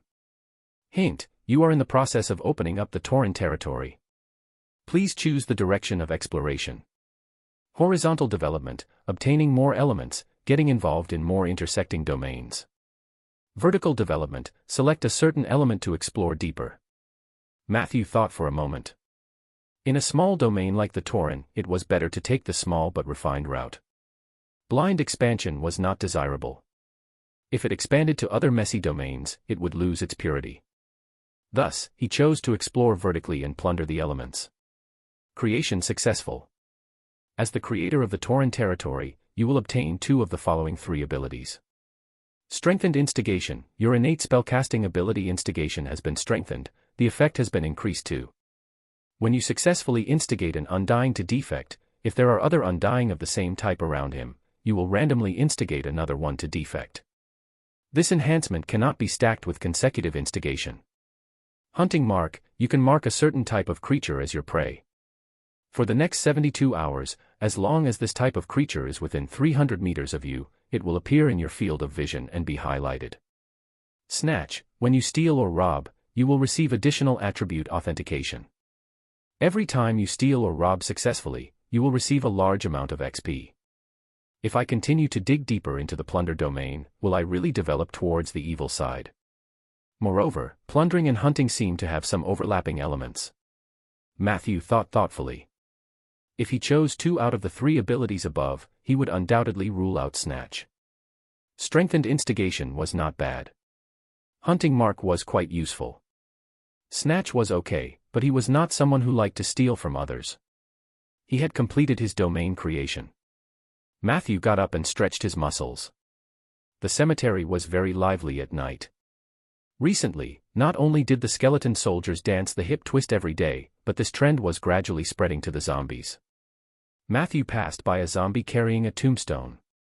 The latter actually bent down and twisted his hips twice. Matthew was speechless. He was also very curious about the medium through which the trend among the undead spread. While patrolling the cemetery, Matthew also noticed that many of the zombies' faces were swollen. Without a doubt, this was Renesme's handiwork. Just as he was about to go back and reprimand her, Matthew passed by the ghost district. When the spirit wolves saw their master passing by, they immediately pounced over enthusiastically and circled back and forth like huskies. At this moment, Elite Spectre Ali floated over. He said respectfully to Matthew, "Good evening, my lord. It just so happens that I have something to discuss with you. Speaking of which, I've been living in the cemetery for so many days, and I can feel your kindness every day. My clansmen and I have nothing to repay you with, so we can only share some of our discoveries with you. If you can use them, that would be the best." Matthew thought to himself, this guy finally couldn't hold it in anymore. It was probably because the skeletons and zombies had tombstones, and he could not bear to eat and drink for free every day. He was finally willing to offer something. He asked calmly, "What discoveries?" Ali said. "When we were wandering, we passed by many underground cities. On the way, I found an open-air sulfur mine and a very hidden silver mine. The sulfur mine is not far from the cemetery." Chapter 443, 443 Riegers. Sisters. 443 Riegers sisters. Compared to the surface, the Undercity was a dangerous place. Not only were there many underground residents hiding in the shadows, but there were also dark creatures from the Shadow Plane or the Evil Spirit Plane. In the 100 Cities Division Plan, the Seven Saint Alliance had once warned the mages of the various city-states that if they wanted to develop the underground space of their city, they must strictly abide by the 300-meter rule. In other words, the depth of the tunnel could not exceed 300 meters. In actual practice, it was the safest to operate within 180 meters. In the history of Aender, it wasn't rare for a city to be destroyed because the people dug too deep. The Undercity had another set of survival logic. This was also related to the fact that the Calamity Mage did not touch the dark gods hidden underground when they were exiled to the Heavenly Palace. Therefore, when Matthew planned his underground space, he strictly followed the 300-meter rule. In fact, his cemetery was only 7 to 9 meters below the ground, and the security measures were definitely fully implemented. After listening to Ghost Ali's description, Matthew's first reaction was, could there be a trap? He did not suspect Ali of setting him up, but it was rare for an open-air sulfur mine to appear underground. Because dark creatures needed sulfur, it was considered a hard currency for the creatures of the Undercity. Once a sulfur mine was discovered, it would definitely be mined clean at the first moment. Considering that the underground space in the Gold Digger Basin had been repeatedly plowed by human miners, adventurers, kobolds, gnolls, and other underground creatures many times in the past, Matthew felt that the probability of a fish slipping through the net was low. However, if the sulfur mine is close to the surface and the location is tricky, it is indeed possible that no one will know about it. He asked about the location of the sulfur mine in detail. After confirming that it was within 300 meters of him, Matthew decided to lead a team to investigate. He asked Ali to lead the way and called a team of skeleton soldiers, a team of Silvermoon zombies, and 6 spirit wolves. They walked majestically into a small tunnel. Along the way, Matthew had a sudden idea and used the undead transformation spell. He had become a skeleton dwarf who had been a musketeer when he was alive, mingling among the skeleton soldiers. In front of him was Renesm, behind him was Soldier, and on both sides were the other undead. Dwarves were too short. Matthew was sure that the enemy would not be able to find him if he hid among the soldiers. But correspondingly, he didn't seem to be able to see what was around him. Along the way, he was only looking at Renesmee's ass. This underground march took about 2 hours. Ali led them to a turbulent underground river. Matthew could tell from his sense of direction that this river was most likely a branch of the Old Woman River on the surface. They walked along the underground river for another 20 minutes. Chapter 444, Chapter 444, Rieger L.S. Sisters. Chapter 444, Rieger L.S. Sisters. Once a person who lacked defense was caught, it would be lucky if his skin was torn open. It was even more likely that he would end up with his stomach cut open. Hook horrors got their name from this. The tribes of these creatures maintained the traditions of the matriarchal clan. They fed on all prey, lichen, and fungi that they could catch or find. The most important thing was, hook horrors were vengeful and were particularly united among their own kind. If you accidentally provoked a hook horror, it would definitely bring along a large group of its own kind to cause trouble for you. Their only distinct shortcoming was that they were afraid of water and hated wet places. The above knowledge was a must for a mage. However, it was not common knowledge for others. Under Matthew's curious gaze, Ali's face darkened. There's a library deep in Xander's tomb. The owner of the library is an amiable Mr. Mummy. He allows us to borrow the books inside freely, but we must cherish every book. I spent a long time in the library and read a lot of books. Unknowingly, some changes happened to my body. My mind seems to be more sensitive than when I was alive. It's a pity that the library was destroyed during the dragon calamity, and the elder mummy was captured by the red dragon.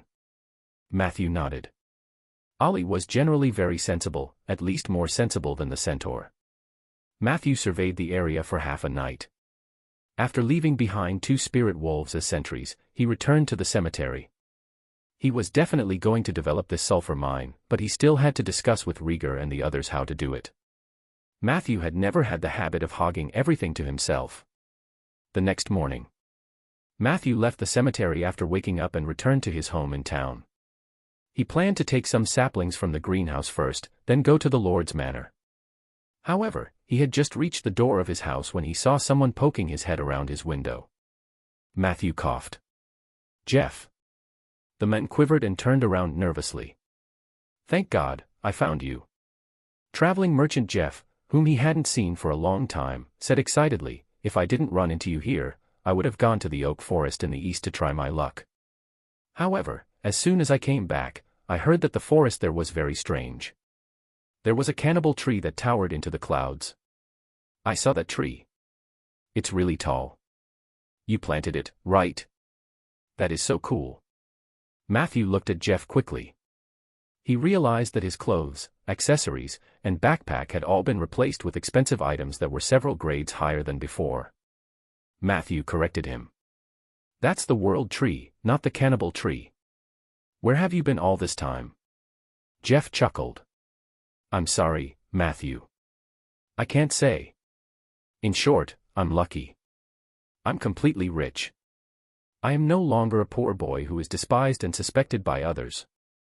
After this, I will leave Rolling Stone Town and start a new chapter in my life. As he spoke, he carefully took out a small bag of heavy things and handed it to Matthew. Take it. I won't charge you. I know you need this. You're a very dependable tree planting mage.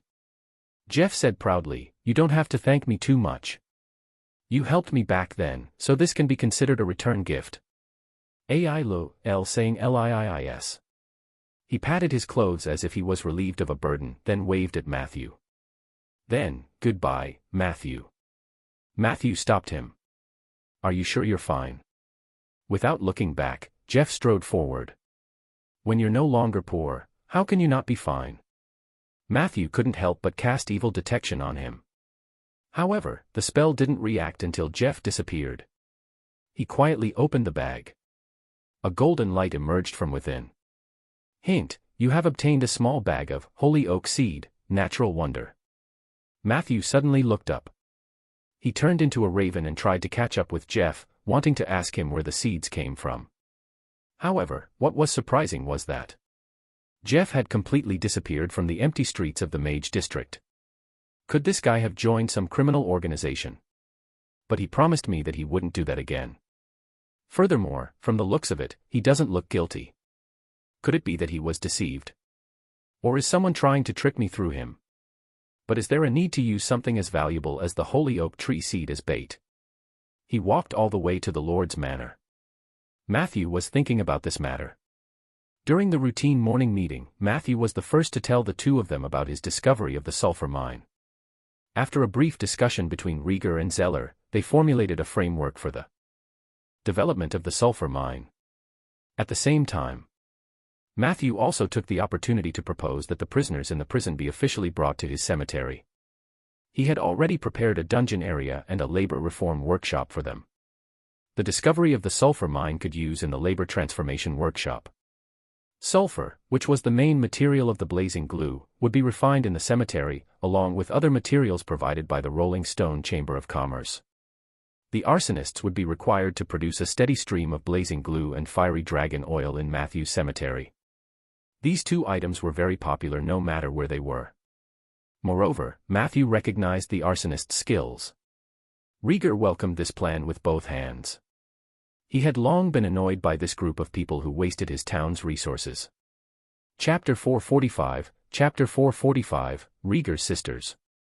Chapter 445, Rieger's Sisters. Zeller warned Matthew cautiously. Letting an arsonist make the blazing glue might be risky. Matthew was full of confidence. As long as they enter my cemetery, they will never have the thought of committing a crime. I'll let the ghosts absorb a part of their energy and make them depressed. Then, I'll let the skeletons and zombies supervise them and warn them of the consequences if they dare to rebel. B0x.com. In fact, if they really rebel, wouldn't it be good news for Rolling Stone Town? At the very least, I will have a legitimate opportunity to kill them, and I will have another batch of undead to serve me. Matthew was so confident. Zeller didn't say anything and said that he would transfer the prisoner to Matthew's cemetery by this afternoon. Matthew got a batch of free labor as he wished and leaned back on the sofa in satisfaction. Is there any news in Rolling Stone Town recently? He asked casually. Rieger shook his head and opened a newspaper. The recent news has all happened in the High Leaf territory. It said that the Red Mountain Army was attacked by a black dragon when they crossed the golden fertile field and tried to attack the High Leaf territory. In the end, they suffered heavy casualties. Li Weiqi and Huowen sent back messages saying that the Black Dragon seemed to have reached some kind of agreement with the High Leaf territory. He occupied the mountainous area near the High Mountain Reservoir. The current situation in the High Leaf territory is still very chaotic. There are small-scale fights happening every day. Zeller nodded. Recently, the number of refugees coming from the High Leaf territory to seek refuge with their relatives has increased dramatically. I've already arranged for the garrison to increase their patrols. It shouldn't affect the public security of Rolling Stone Town in the short term. Matthew stretched lazily. He was very satisfied with the calm situation. Thinking about it, it made sense. Since Lorraine had gone to the High Leaf territory, there would definitely not be any big news in Rolling Stone Town in the short term. A moment later, Rieger suddenly said, "Something big has happened in the Watcher's Highland." It was said that several evil organizations had gathered together and launched a surprise attack on the Druid Church's headquarters. That night, it was said that the remnants of the Scar of the Dead near the Watcher Highland were also restless. Some residents claimed to have seen a super-huge figure, which was as tall as 2 or 3 small mountains. The Druid Church sought help from the Seven Saint Alliance. The Alliance was still setting up an investigation team. But according to my estimations, the mages wouldn't care about such things at all. They are only putting on an act. It said that the main force of the attack that night was suspected to be the Order of Withering from the Helen Mountains. Their leader was a guy called the Withered King. It really made no sense. The Helen Mountains are thousands of miles away from the Watcher Highland. Did they fly over in a hot air balloon? Rieger ridiculed for a while, then suddenly smiled and said, "If you hadn't come to work every day recently, I would have suspected that you were the one who organized this raid. After all, the newspaper said that the Druid Church's biggest loss this time was some holy oak seeds. I feel like it's something you'll be interested in." Hearing this, Matthew suddenly felt that the small bag of seeds in his arms had become a little hot. There was indeed something wrong with Jeff. Did this guy really participate in the attack on the Druid Church? It didn't look like it. He was just a mortal, and at most, he had the ability to steal. His level would not exceed level 3. How did he get involved with the criminal organization in the north? Matthew was still thinking about how to deal with the bag of seeds. Madam Wesley, however, walked in when no one summoned her. The maids came to me in a panic and said that Sif's body temperature was not right. I went to see her, and it was really serious. She's already rambling. Rieger muttered. I'll go and take a look. But it shouldn't be a big problem. The temperature of the people from the Suki family can go up to more than 50 degrees. Madam Wesley shook her head. This child's condition is completely different from when you were young. I've never seen a child with such a violent fever but no emotional change. She might have buried herself too deep. Do you understand what I mean? Rieger nodded with a serious expression. He lifted his feet and walked towards the backyard of the Lord's manor. Zeller patted Matthew's shoulder. Let's go over and take a look. In the backyard of the Lord's manor. Outside Sift's room, a little devil was hanging in the air with its tail hooked to Nanuaner. When the sound of footsteps rang out, she obediently jumped onto the ground. Nini. You're here. How is Sif? Rieger looked at the little devil in surprise. The little devil said in an experienced manner. You also know that little Master Sif has never liked me, so whenever she has a little bit of strength, she will seal me up and not let me move freely. So I'm afraid she's in a very bad condition now. I saw her grow horns, but only a little. They're soft. The little master doesn't have the demeanor of a superior demon's bloodline at all. Her voice was sweet and pleasant to the ears. Rieger walked to Sif's bedside and pressed his hand on her forehead. His expression was unpredictable. Matthew followed her in to check on Sif. She was wearing a very thin nightgown. Her face was extremely pale. Her entire body was stiff and unnatural. The strangest thing was the cute and small horn that grew out of her forehead. Chapter 446, Chapter 446, Rieger's Sisters. Chapter 446, Rieger's Sisters. The horn was pink and was very short. It did not look sharp, and it had an indescribable childishness. He looked at the horn. Matthew felt a little strange. He had seen Rieger's second form before. It clearly had 2 horns on both sides, a little like a goat. Why was Sif growing a singular horn, and it was growing in the middle, like a unicorn? He cast a life detection spell. B0x.com. He found that Sif's vital signs were very weak, which obviously could not be explained by the awakening of the bloodline. I need a bucket of ice water, a big bucket. Rieger sounded a little anxious. Matthew immediately said, get someone to bring an empty bucket over. Soon, a strong servant carried a wooden bucket to Sif's bedroom. Matthew first cast a cantrip, water creation, and then used water manipulation to pull a wave of water from a nearby well. Then, he threw out a frosty spell to cool the water. Soon, a bucket of water that was close to 0 degrees was completed. Rieger picked up Sif and was about to throw her into the wooden bucket. Matthew hurriedly stopped him. Won't this shock her body? Rieger shook his head and said. A devil's body is much stronger than you think. Don't worry, Matthew. I'm her father. I know what she needs. Matthew thought for a moment and stepped aside. I'm sorry, Rieger. Rieger didn't say anything. He slowly placed Sif's body into the barrel. Faint steam rose from the surface of the water. She soaked for 5 to 6 minutes. Zeller made a few more large ice cubes and handed them to Rieger, who threw them into the wooden bucket. Half an hour later, Rieger walked out of Sif's bedroom and said to the 2 men at the door, Sif's condition has stabilized. She shouldn't have any problems in the short term. However, her state of awakening was indeed very strange. After she woke up, her consciousness was very clear, and her personality did not change much. There was not even the slightest fluctuation, let alone change. This didn't conform to the common sense of demons. Devils were always obedient. But during the awakening period, they would become very rebellious and crazy. But Sif was not like that. Although I'm not particularly worried about whether she can successfully awaken. To be safe, I plan to go back to my hometown soon. Go through the information and ask the old men in the castle. Matthew raised his eyebrows. The hometown that Rieger mentioned must be the Suki kingdom in the purgatory. At the mention of this, Rieger looked like he was sighing. Matthew could not help but ask curiously, is going home so torturous for you? Rieger did not say anything. Zeller smiled and said, Rieger is the 27th heir of the kingdom of Suki. However, the first 26 rules before him are all women. Although the demons allowed females to inherit the throne, Rieger, as a rare male heir, theoretically had the responsibility to spread the family's branches. In order to ensure that the bloodline of a superior devil would not be diluted, the unspoken rule within the Suki family was that close relatives should be matched. Rieger escaped from purgatory. Although many years has passed, if he goes back now, there is still a high chance that he will be pulled to breed.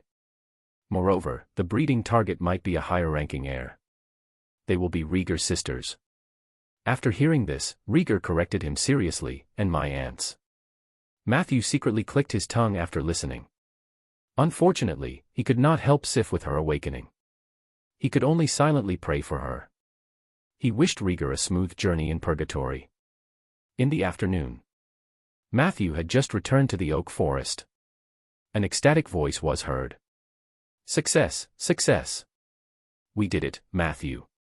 Hint, your partner, Eli, and your servant, Obist, have completed the initial setup of the ritual ground, the Sanctuary of Life. Warning, there is a conflict between the Sanctuary of Life and the cemetery. Do you want to try to mediate?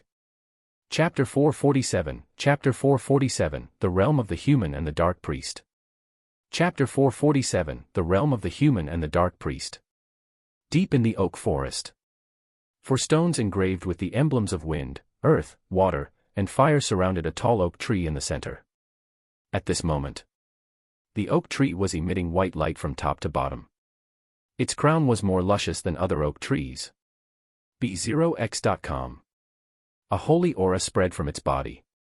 This was the natural medium used by Eli and Obist to construct the life sanctuary. The oak tree itself was a symbol of nature. Using the oak tree as the medium of the life sanctuary was also logical.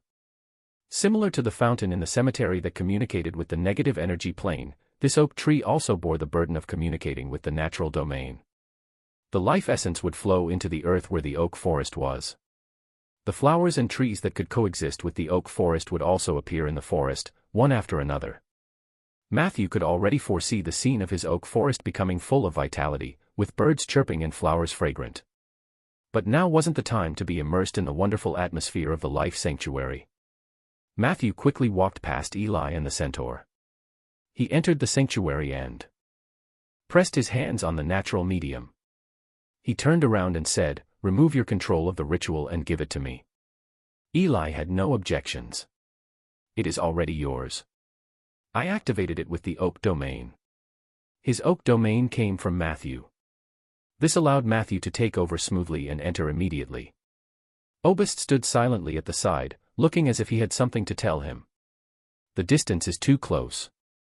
As expected, the two rituals still clashed. After becoming the master of the life sanctuary, Matthew used his senses to confirm that the two ritual fields were competing with each other. At the border between the cemetery and the oak forest, the clash of power in the ritual ground almost caused the air in that area to distort slightly. The life energy and negative energy clashed wildly. At this rate, the energy of the two rituals would be exhausted very quickly. Matthew had to intervene. He immediately activated the class characteristic of the Envoy of Equilibrium. Supreme Harmony. This spell was usually used to reconcile the internal power imbalance, but now that the two rituals were under Matthew's control, the principle of harmony was naturally highly similar. A moment later, Matthew felt as if he was in the middle of a conflict of different rituals. The power coming from all directions almost flattened him. Calm down. Relax. Be good. This was the first time Matthew had dealt with a conflict on the ritual grounds, so he did not have much experience to learn from. He could only coax the instinctive spirituality of the ritual ground like he was coaxing a child. However, this move had little effect. Half an hour passed. Matthew, who was in the middle, was dizzy from the impact. The lively sanctuary of life and the cold cemetery didn't give him much face. Not only did the conflict in the ritual field not ease, but it also became more and more intense. As expected, simply reconciling won't work. Matthew took half a step back and thought. Isabel said that balancing two powers is meaningless. Only by balancing all things is true balance. This sentence might not be what I initially understood. How can one balance all things if one does not rise above all things? Following this train of thought, he tried to use the supreme harmony to transmit his will. Stop. If you don't stop, I'll tear this place apart. Once this signal was sent out, the two rituals, which had been fighting fiercely just a moment ago, suddenly became gentle. Although there were still turbulent undercurrents at the border between the two sides. But it was much better than before. Hint: initial mediation successful. Your mediation element +5. Your threat element +10. Detected that you have accumulated enough relevant elements.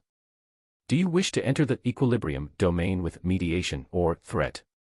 Does threat really belong under the umbrella of equilibrium? Matthew thought about it. If he wasn't strong enough, how could he balance everything? However, whether it was threats or mediation, they were just a means to achieve the goal of equilibrium. As long as he could distinguish these, then his legendary path would not go astray. However, he still refused to use these two elements to enter the art of equalization. Matthew could feel it. This was still an incomplete domain. He wanted to accumulate more elements before breaking through in one go. The equilibrium domain was very important to Matthew. He did not want his domain to be imperfect in the future because of a moment of impatience. Hint: there is still friction at the edge of the two ritual arenas. Do you want to consume 10 mediation elements to ensure that the ritual fields are safe in the short term? Consumption successful. Your ritual field, cemetery and life sanctuary have completed further mediation and formed a temporary, elemental lowland, with the adjacent land. You have completed a deeper level of mediation. Your mediation elements. +10. There are extremely small signs of elemental circulation in the elemental lowland. Your circulation element +1. Matthew felt the mediation elements that had returned. However, what surprised him the most was the further compromise that had been reached between the two ritual fields. They formed a circular elemental lowland at the entrance of the cemetery. There were very few elements there, but the remaining elements actually showed signs of circulating and transforming. This was a scene that could only happen in the elemental plane. The emergence of the circulation element meant that the path of grand equilibrium was feasible. The next step would depend on Matthew's efforts. Chapter 448, Chapter 448, The Domain of the Celebrity and the Dark Priest. Chapter 448, The Domain of the Celebrity and the Dark Priest. Immediately, Matthew calmly opened his eyes. Obist suddenly pointed in the direction of the world tree in surprise and shouted, "Look!" Matthew looked in the direction he was pointing. B0x.com. A gray full moon appeared on the branch of the world tree.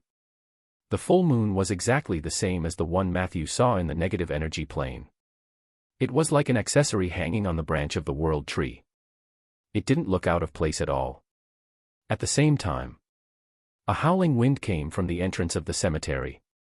Matthew hurriedly walked over, and there was a golden light underneath. Near the negative energy fountain, a golden oak tree rose from the ground.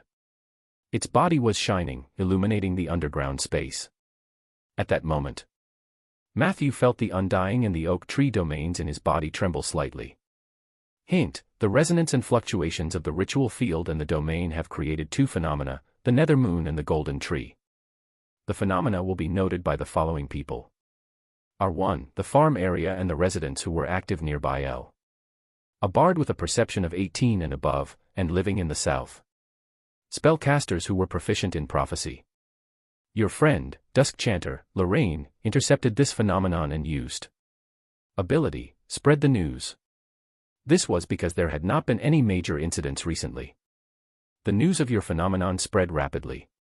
A new group of people has noted the phenomenon. The gods who were paying attention to the southern land or the living beings of the outer planes. The editors of Alliance Weekly. Your enemies, Evil Spirit Lord Omadochi, Great Evil Spirit Trier, and Evil Empress Babasha, have noted this phenomenon. Your patron, Queen Midnight, Arcane Wilderness/Fairy Overlord, intercepted this phenomenon. She was satisfied with the content and distributed the news to other places in the arcane wilderness in the form of a message spell. Your patron, Moonlight Goddess, Asha, intercepted this phenomenon and shared the content of the phenomenon with the Heavenly Palace. Your friend, Soul of the Rainforest, Suya, has intercepted this phenomenon. Your friend, Bobo Wilkins, intercepted the phenomenon through the arcane machinist Steel Crystal Ball. The phenomenon of the nether moon and the golden tree was widely spread. Your world legendary point, Ainder, plus L. You have already fulfilled one of the prerequisites for the legendary path, perfect advancement, reputation. Num. Matthew had never expected that he would make such a big scene just by squatting at home and planting trees to repair graves. He also asked his underlings to help him build a ritual venue. Lorraine. He can't be thinking that I'll thank him. Matthew had a terrible headache. Even if Lorraine did not add fuel to the fire, this sudden phenomenon would definitely attract widespread attention. But the process would at least be gentler. However, his system data panel was exceptionally active. Before Matthew could digest the previous information, new content came in the blink of an eye. Hint: due to your world-class legendary points, you have entered the celebrity domain for the first time. As a reward for stepping into the domain, you will obtain 2 of the following 3 abilities. Back off. When you burst out with a fierce shout, you can force all living things to retreat at least 3 steps. The effect of back off depends on your reputation. The higher your reputation, the stronger your ability. Girl's Bane: as a world-class celebrity, you can gain the unconditional support of girls by telling or even bragging about your deeds. Even if it is proven that what you say is not true, it will not affect your image in their hearts. World Event: you will have the ability to capture world level and regional phenomena. When an event that affects the fate of the world or the situation of the region occurs, you will have a certain chance to obtain relevant information or clues. Alright then. It seemed that the world-class legend level did not bring all the bad news. He had to abandon one of his 3 abilities. Matthew had no doubt chosen to abandon the Girl's Bane. He had no interest in it. The other 2 abilities had their own uses.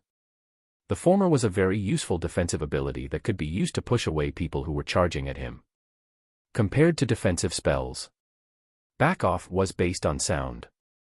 As long as the sound was shouted, it would take effect immediately. This was more in line with human instinct than defensive spells. The latter gave Matthew the ability to gather information or make groundless accusations, similar to Lorraine's.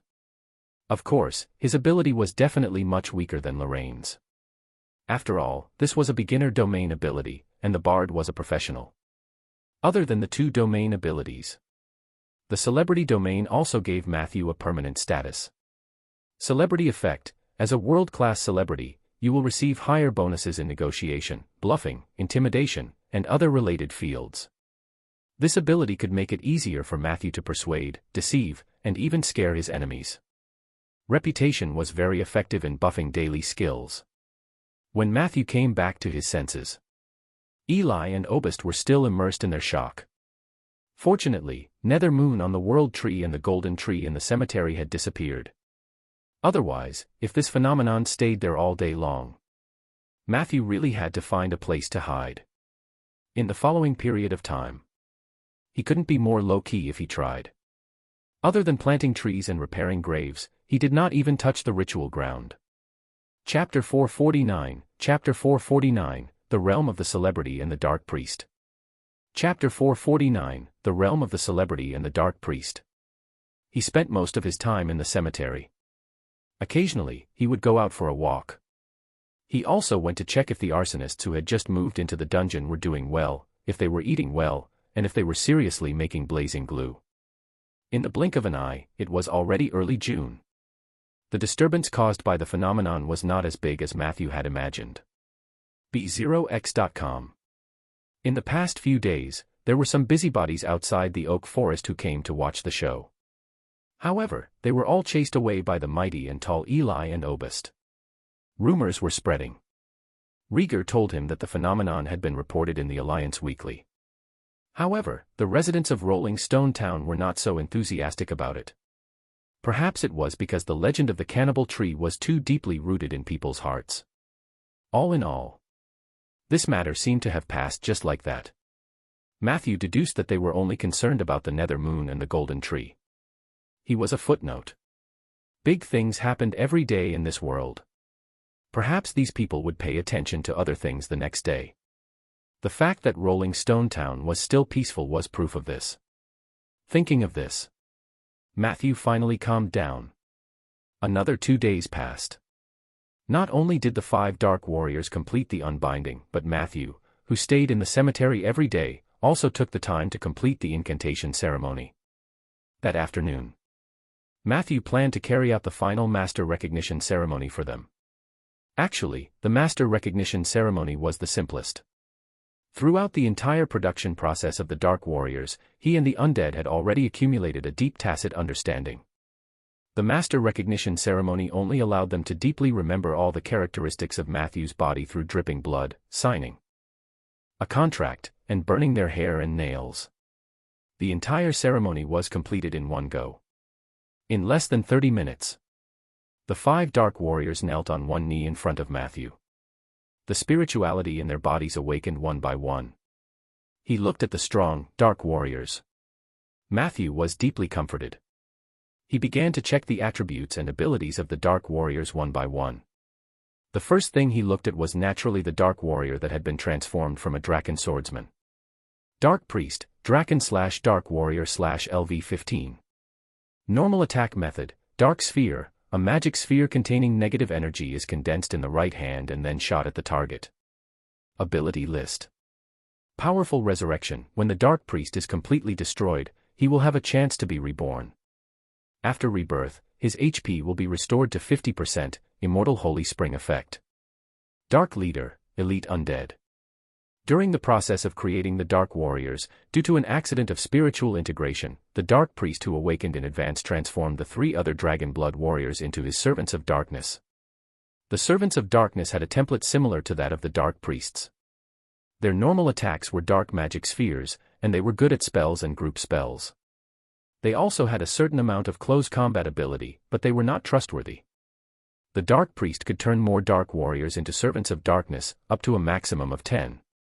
The Dark Priest could command the Servants of Darkness unconditionally. Dark Priests have a certain level of leadership and commanding ability. The Dark Priest has the potential to evolve into a hero. Exotic weapon proficiency. Dark Priest is good at giant crosses, flails, sickles, and other exotic weapons. Dark spells. Dark Priests can use the following spells: negative energy. Healing, mass negative energy healing, spur, dark space, sky veil, instant death sphere, cursed eye, gale, dark shield, spell deviation, etc. He looked and looked. The smile on Matthew's face gradually disappeared. He had expected that the dark warrior that the Draken swordsman had transformed into would be a spellcaster. However, he did not expect that this guy had actually secretly awakened his spirituality. Not only did he become a magical class, but he also turned the other 3 dragon blood warriors into magical class units. Matthew looked at them. The attributes of the Servant of Darkness were very mediocre. They were not tanky at all, and their close combat ability was also trash. Their spells were weaker than Matthew's.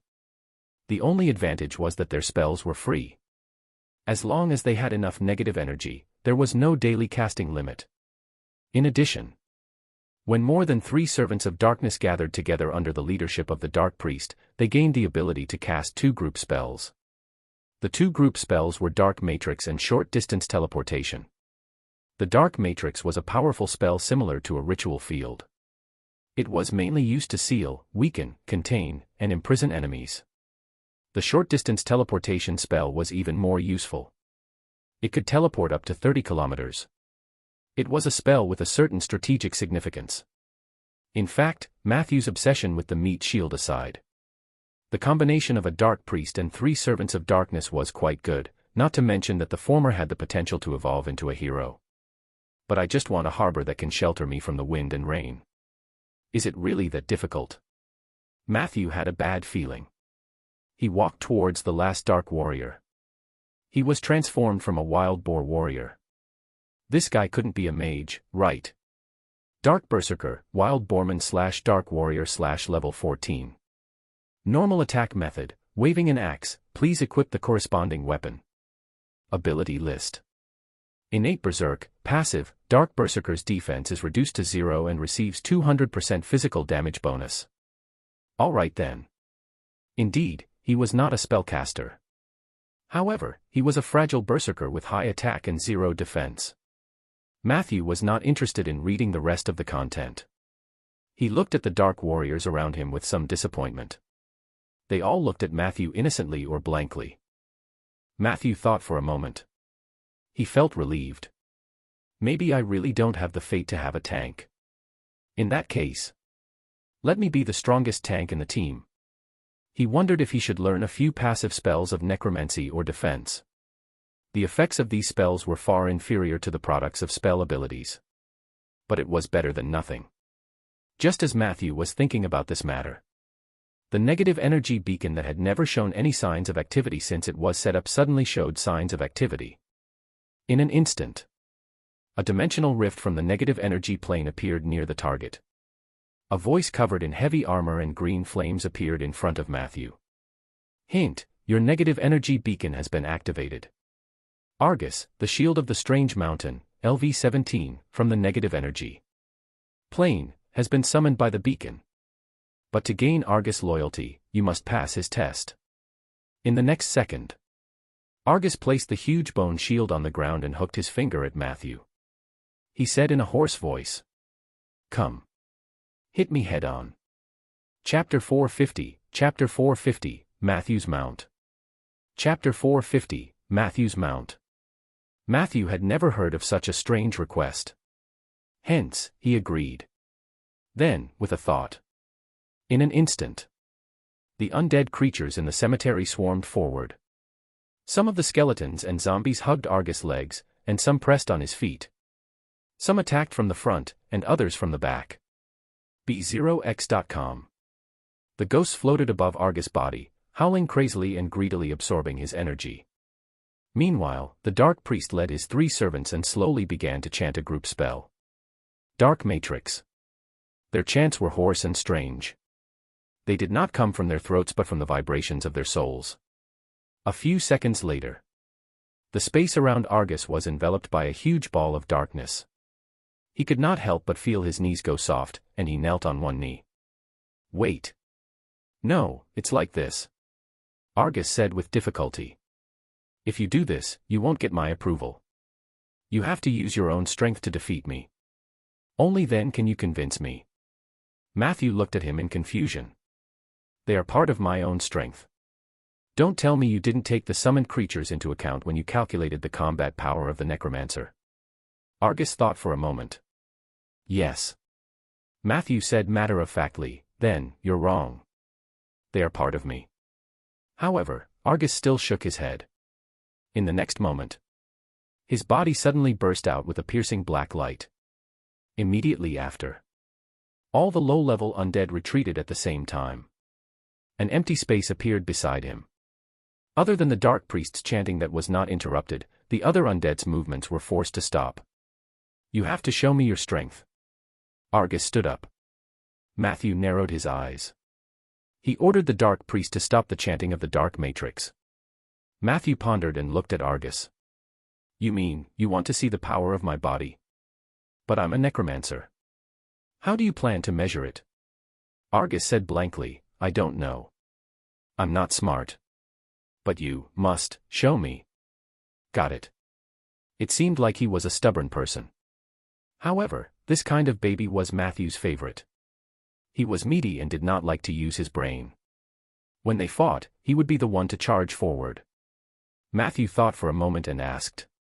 If you really want me to show off my strength, let's arm wrestle, shall we? Argus replied without hesitation. Sure. However, in the next second, a moon bear appeared in front of him. You. Argus looked very shocked. Aren't you a necromancer? Am I in the wrong place? Isn't this a cemetery? Matthew couldn't help but urge. I'm a necromancer. No one said that necromancers can't turn into bears, right? Come. As he spoke, he led Argus to a stone table. The two of them sat on both sides of the table. Matthew stretched out a thick bare paw and pressed it against Argus. Equally thick palm. The moon bear's strength was 16. In order to increase his strength, Matthew took out Anderson's mace and held it in his left hand. The data panel showed that he had lost 2 points of agility and gained 4 points of strength. In theory, the shape-shifting form could not enjoy the buff of weapon mastery. However, Matthew had inadvertently tested out that this mace could provide the wielder with the effect of transmuting agility into strength. He guessed that this effect was not a special effect of the weapon but a curse on the mace. After all, this thing was called the Cursed Mace. All in all, Matthew's current strength had reached 20 points, which was the limit of the strength that mortals could have. Once this limit was broken, one would obtain extraordinary power. Usually, only legendary professionals and a small number of people could have such attributes. Matthew felt that in his current state, even if he could not defeat Argus, he could at least fight to a draw. However, after shouting 1, 2, 3, both sides exerted their strength. Matthew sensed the terror of Argus. His strength was obviously higher than Matthew's. He had the upper hand in arm wrestling. The moon bear's paw sank in the direction of failure. What terrifying power! Matthew couldn't help but glance at the data panel. Hint, you have detected that Dark Warrior Argus has supernatural power. Their specific attribute is at least 22 points. Transcendence limit breaking. This was a special case where a mortal possessed power comparable to a legend. Matthew gritted his teeth. Losing to such a fierceman wasn't shameful. After all, he was a mage. However, out of respect for the Dark Knight, Matthew decided to go all out. He immediately poured all his strength into his right hand. During this process, he could not help but raise his left hand. Inadvertently, the huge mace swung in front of the Dark Warrior. Argus was expressionless. However, his right hand, which had been frantically exerting strength, suddenly became much softer. The moon bear took the opportunity to push back. The two sides were evenly matched again. It was a stalemate for a while. He saw the mace swinging back and forth on his forehead. Argus finally said slowly, "Why don't we, let's draw. Your strength has won my respect." There was a hint of fear in his tone. Chapter 451, Matthew's Mount. Chapter 451, Matthew's Mount. Matthew let go of his hand, relieved. Bang! The huge mace smashed onto the ground, shattering the stone table into two halves. The dark warrior silently looked at the remains on the ground, the soul fire in his eyes jumping slightly. Matthew, who was fully immersed in the arm wrestling process, did not notice this detail. B0x.com. He took 2 deep breaths and returned to his human form. I'm a mage. Strength isn't my forte. If you want to see something else, I can show you some spells. Matthew said with a pleasant expression. The more he looked at Argus, the more he liked him. Who wouldn't love a chubby and perceptive baby? He hadn't even entered the cemetery, yet he already knew how to save face for his leader. It seemed that he was just being modest when he said that he was not smart. Argus asked cautiously. Will you still need to bring this mace with you when you cast spells? Matthew replied strangely, of course not. Argus sounded relieved. Then please show me. So Matthew brought him to the northwest corner of the cemetery. This was the reserved training ground, and there were many stones piled up inside. Matthew faced one of the huge rocks and slowly chanted deadly scissors. A few seconds later, when the first pair of scissors made of negative energy appeared, the dark warrior's soul fire trembled slightly. Bang! A loud sound rang out. The scissors cut the rock in half. After a while, the second pair of scissors with negative energy appeared. Matthew casually snapped. Another stone was split into 2, but this time, the cut was smoother. Argus' soul fire jumped again. When the long third incantation was completed, the final deadly scissors appeared in the air. Perhaps it was because the stone powder in the air was spreading. Matthew accidentally sneezed. In the next second, the scissors tilted and were vaguely aimed at Argus. Argus fell to his knees with a thud. I don't need to see more. I acknowledge your strength from the bottom of my heart. Matthew rubbed his nose and was a little surprised by Argus' change in attitude. However, since the other party had said so, he naturally would not do anything unnecessary. He controlled the fatal scissors and cut the air. Thrust. The terrifying negative energy flow tore through the nearby space. There was a moment. There was even a slight tear in the space in that area. Argus watched everything silently. The soul fire in his eyes throbbed violently. It was not until Matthew finished his demonstration that he slowly stood up from the ground. Your power is amazing. I don't have to see anything else. However, I still need to stay in your cemetery for a while before I can confirm if I really like this place. I'll give you a formal answer in 7 days at most. The other party did not immediately agree. But there should be a good result. Matthew readily agreed. Of course.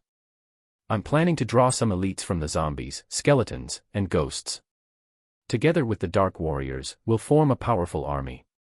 The members of the guards would be responsible for the daily patrol and security of the cemetery and the nearby underground city. They would also enjoy more negative energy fountains and other benefits that only senior members of the cemetery were entitled to. If you're willing to stay, then the position of commander of the guards will be yours.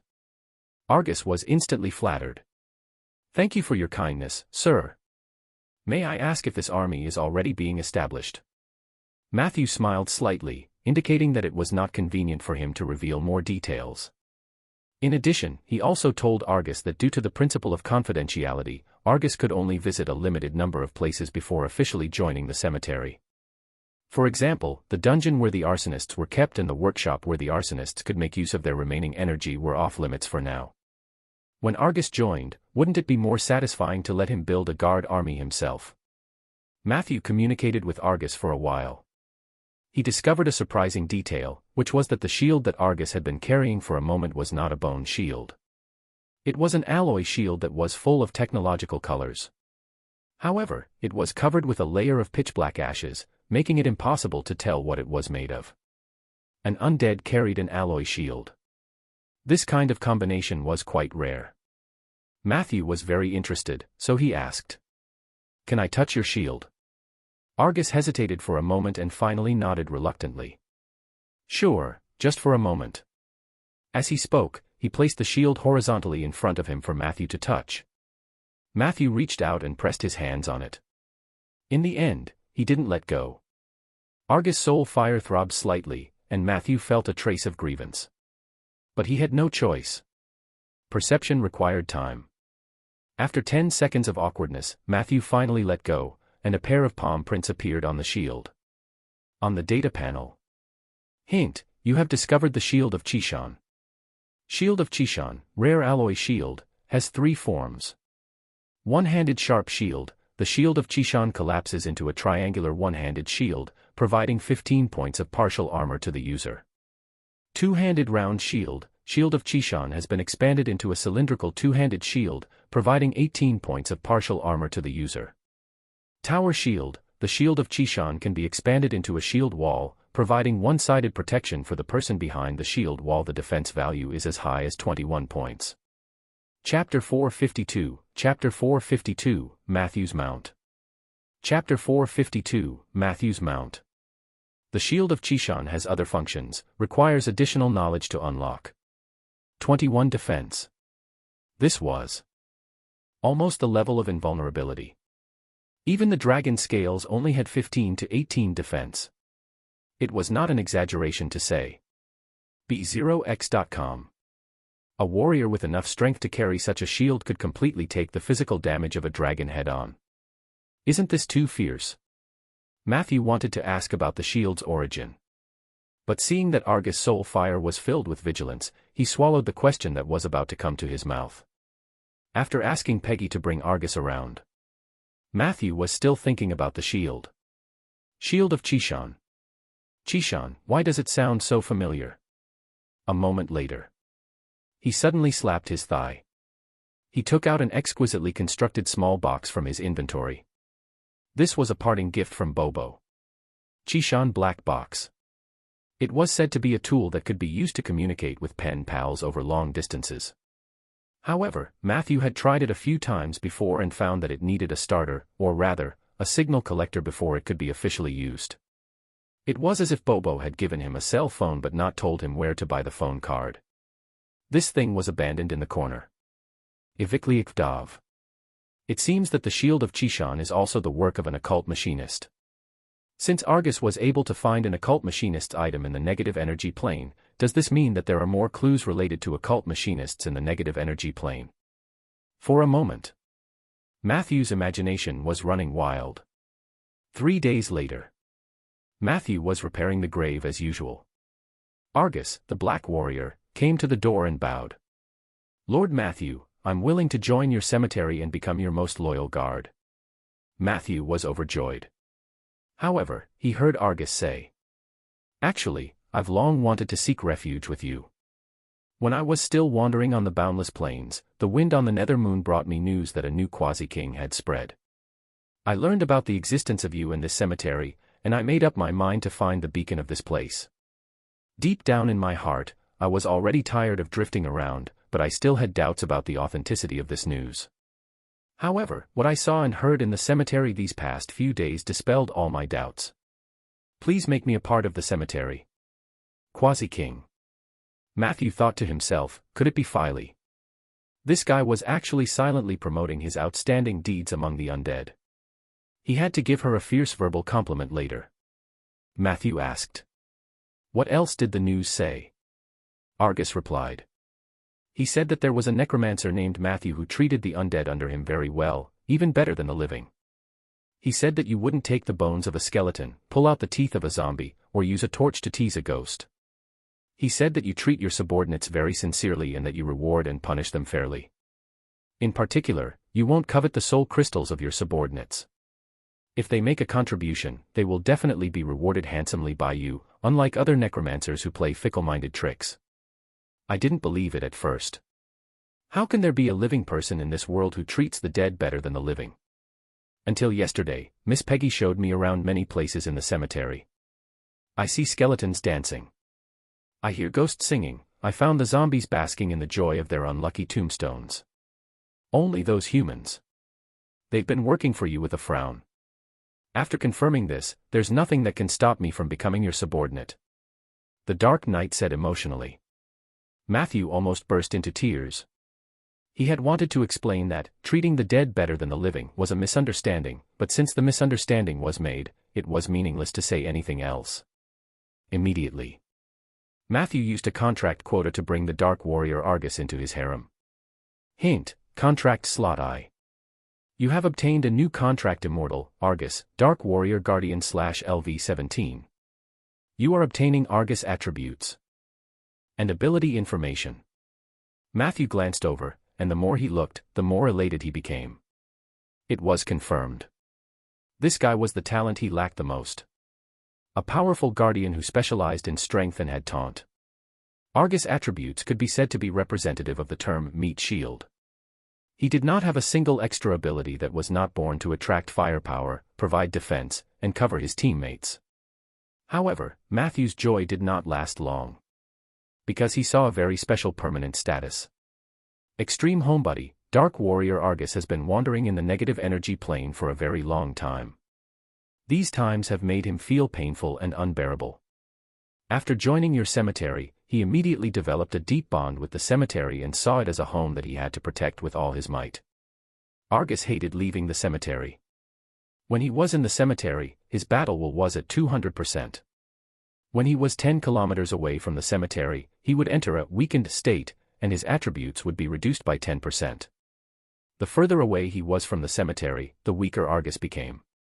At 30 kilometers, Argus would lose his mobility and suffer a 50% reduction in attributes. In theory, you can't persuade Argus to leave a place more than 30 kilometers away from the cemetery. Why am I not surprised at all? Matthew cursed in his heart. Argus was indeed a super meat shield. Chapter 453, Chapter 453, Matthew S. Mount. Chapter 453, Matthew S. Mount.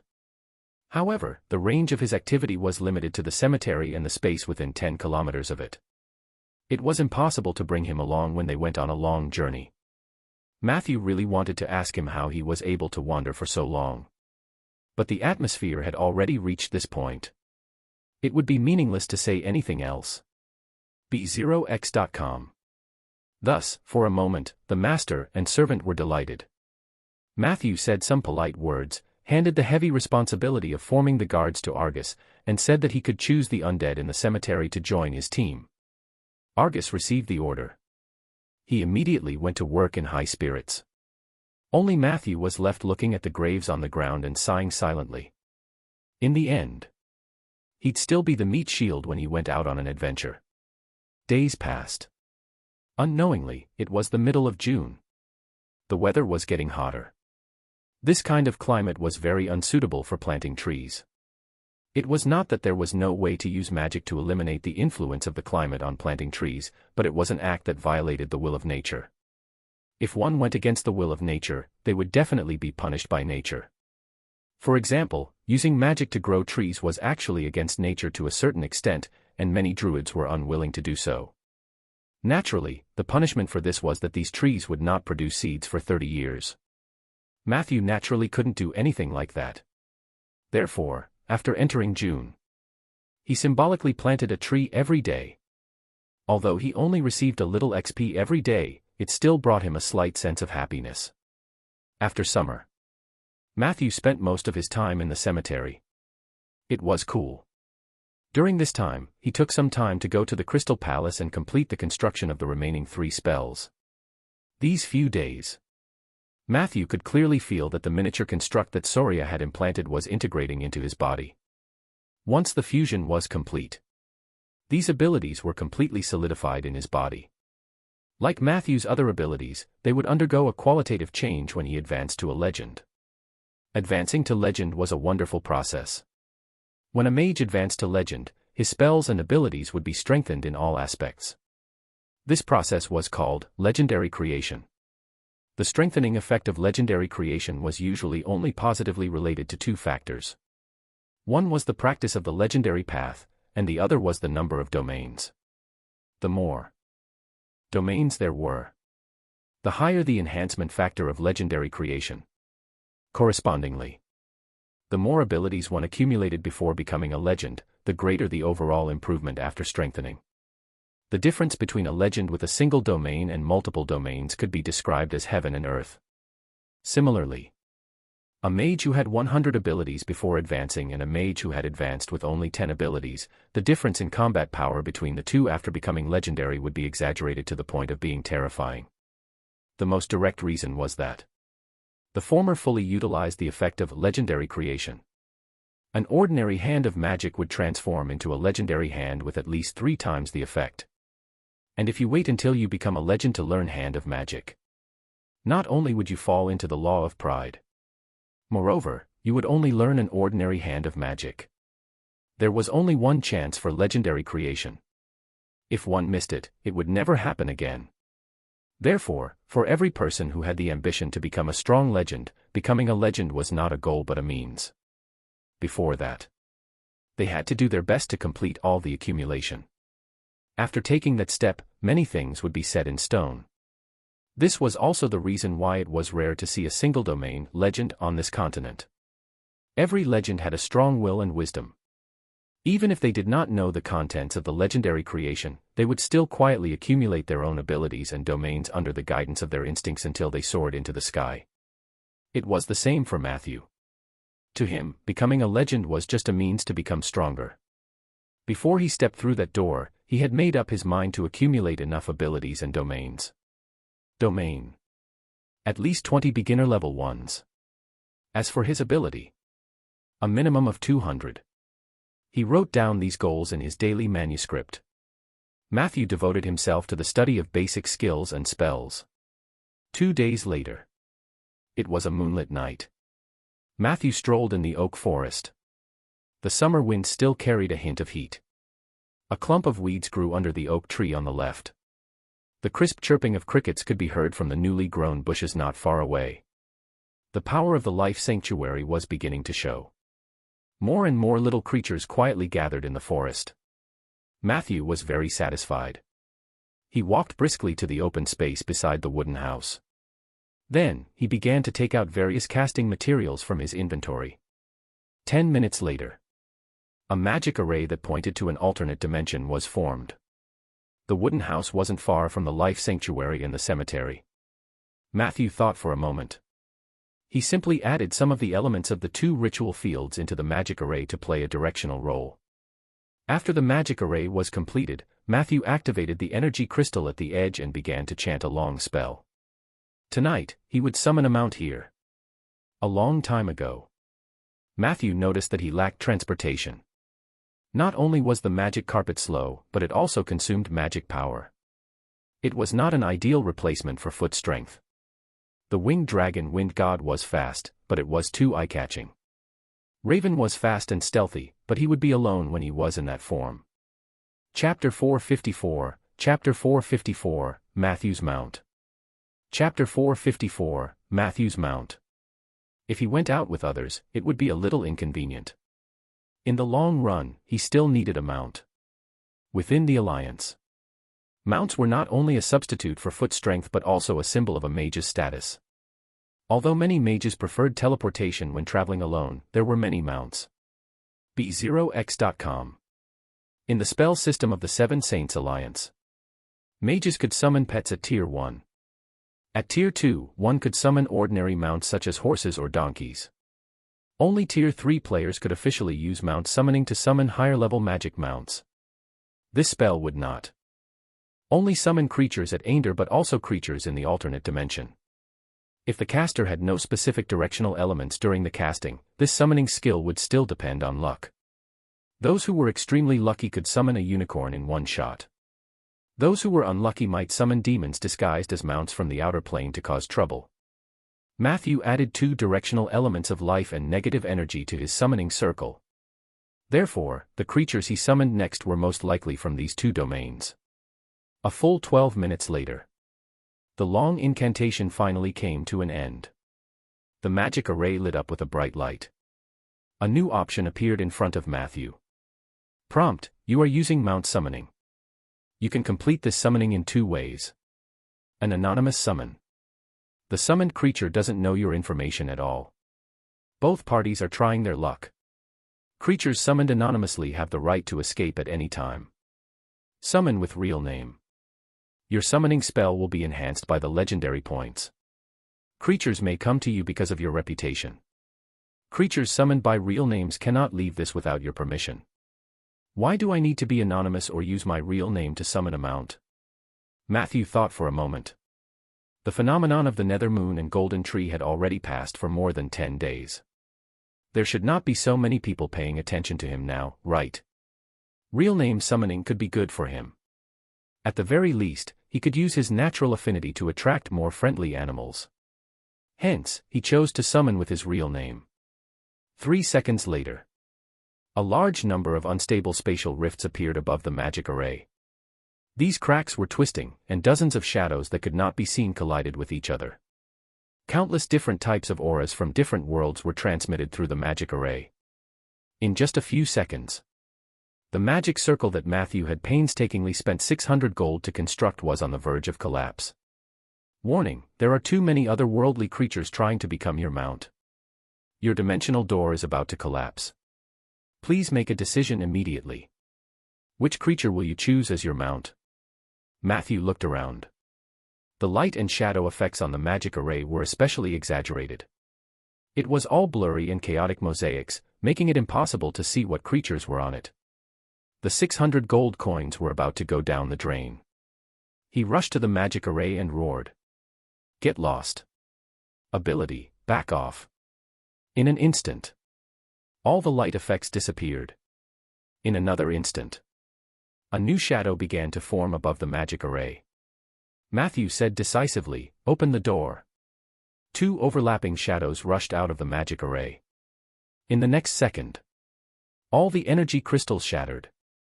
The magic array also turned into dust. Matthew looked over. One of the shadows landed on his left. It had a white mane and strong limbs. 3 inches above its ribs, a pair of pale golden wings gently spread out, its movements elegant and smooth. Another shadow landed on his right. Its body was filled with the smell of sulfur. Clouds of smoke covered its feet, and white fog rose. Its mane, tail, and forehooves were burning with black flames. Its head was raised high, and its scarlet eyes were filled with an indescribable ferocity and mystery. Hint, you have summoned the golden Pegasus, celestial creature, and the flaming nightmare, infernal creature, through the mount summoning spell. Please choose one of them to become your mount. The Pegasus and nightmare slowly paced around Matthew. They were filled with fighting spirit. Matthew noticed. There were many wounds on their bodies. This meant that they had been fighting before he summoned them. Which one should he choose? Matthew fell into deep thought. At the same time, at the top of the wooden house, a little white cat was lying on the roof quietly. It was curiously looking at everything below. Chapter 455, 455 is HE your mount too. 455 is HE your mount too. Pegasus and Nightmare were extremely rare. High-level mounts. From the attributes, the Golden Pegasus was level 15, which was already very high for a mount. Pegasi were shy by nature and rarely appeared in the eyes of humans, let alone in civilized society. Even in the heaven realm, they lived in the deep mountains and lakes far away from the divine kingdom. Pegasi often flew across the sky in groups, but very few creatures could observe their tracks because of their passive ability. B0xo.com. Light of concealment. During the day, when a Pegasus runs in the sky, its body will emit a strange halo that will envelop itself and the rider. This halo has a remarkable invisibility ability. Only those with a perception of 20 points or higher can detect abnormalities in the sky. In most cases, people would only notice a faint white line in the sky. However, at night, under the influence of the moonlight, the hidden light will turn into an unusually eye-catching bright starlight. They kept a low profile during the day but were dazzling at night. This was the characteristic that this ability granted to the Pegasus and its owner. Other than that, the Pegasus had a steady gait and strong stability. Whether it was running or flying, the rider would not feel bumpy at all. The Golden Pegasus was one of the best among the Pegasi. It also had 2 additional characteristics. Easy to disguise. You only need to use a basic cantrip, disguise, to disguise the Pegasus as an ordinary colt. The Golden Pegasus understood its master's cantrip. It will cooperate with you to disguise itself as a mediocre colt until you need it to shine. Perseverance. The golden Pegasus gives the rider a temporary higher toughness when riding. This attribute can greatly reduce the probability of the rider falling off when being attacked on horseback. Note, with this characteristic, you can perform more fancy tricks on the horse without falling off the horse. The golden Pegasus attributes were indeed outstanding. It was mainly because of his good temper, easy communication, high cooperation, and more diverse riding postures. But on the other side, the Red Flame Nightmare's interface was not inferior either. In fact, its overall attributes were slightly higher than the Pegasus. Flaming Nightmare, Purgatory Creature / level 16. Special characteristic: Fire immunity. The Flame Nightmare can grant the rider immunity to all forms of fire, including magic fire, hellish fire, and even heavenly fire. Illumination. The Nightmare moment emits bright light within a 3-meter radius, as well as faint light for the space more than 3 meters away. Ability dash. Gaze of Fear. The eyes of Nightmare can release a gaze that contains negative energy. Any living creature that looks into its eyes will be affected by the fear effect. Once it enters the fear state, the Nightmare can bite off the opponent's head and devour their soul. Chapter 456. Chapter 456, Is he your mount too? Chapter 456, Is he your mount too? Suddenly, Matthew walked over and gently patted his butt. I have a cemetery. Aren't you going to visit it? Perhaps you will make a lot of new friends. As he spoke, he led Nightmare to the entrance of the cemetery and shouted, B0XO.com. Mr. Argus, there's a new buddy. Please take care of him for me. Argus had just joined the cemetery. However, he acted like a master. Matthew shouted, and his figure appeared at the entrance of the cave. He warmly welcomed the Nightmare, wanting to hug the horse's head, but was shaken away by Nightmare. Argus did not mind. Let's go. I'll show you around the cemetery. It's mainly the dungeon and the workshop. You'll definitely be satisfied. Of course, there's also a negative energy fountain. Although you're a purgatory creature, who doesn't love a negative energy fountain? Nightmare followed him suspiciously. Very quickly, the sound of fighting and chaos jumping came from the dungeon. At the same time, the excited cheers of the Pegasus also came from the direction of the world. Tree. Matthew smiled. The plan was beginning to bear fruit. He liked both the Golden Pegasus and the Flame Nightmare. Therefore, he did not intend to sign a contract with either of them. He had no choice. There was only one spot for a mount contract that was bound by magic.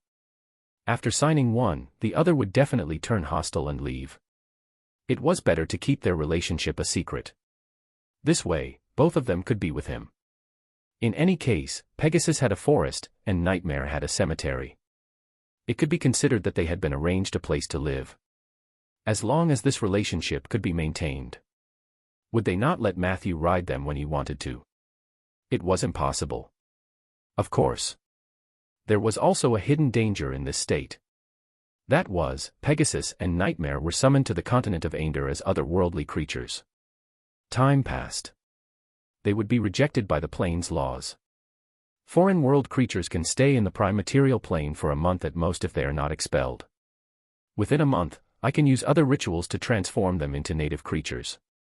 I just need to give them an identity. Guardian of the Sanctuary of Life or Mount of the Cemetery are both good titles. Matthew thought. At this moment, the little white cat, who had been watching the show on the roof for a long time, finally couldn't hold it in anymore and jumped down. She came in front of Matthew.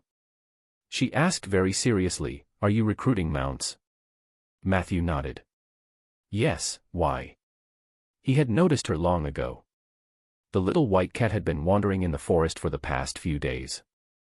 The moment she entered the forest, the loyal centaur reported the matter to Matthew. Considering that the Order of Withering in the south had been completely wiped out, Matthew did not pay attention to the movements of a peripheral member like her. He had thought that the other party would continue to hide. He didn't expect that she would actually take the initiative to appear in front of him. My name is Chuka. You can call me Chu. The little white cat came to Matthew nervously. She had turned into a human girl, dressed plainly and with a fair face. Her eyes were big and adorable. I'm a spy sent by the Cult of Withering to get close to Eli. Matthew nodded. And Chuka's eyes widened. You don't mind at all? Matthew shook his head and said, why would I care about a group of dead people? Chuka shivered and looked at Matthew in disbelief. Did you kill them all? Matthew did not answer her directly.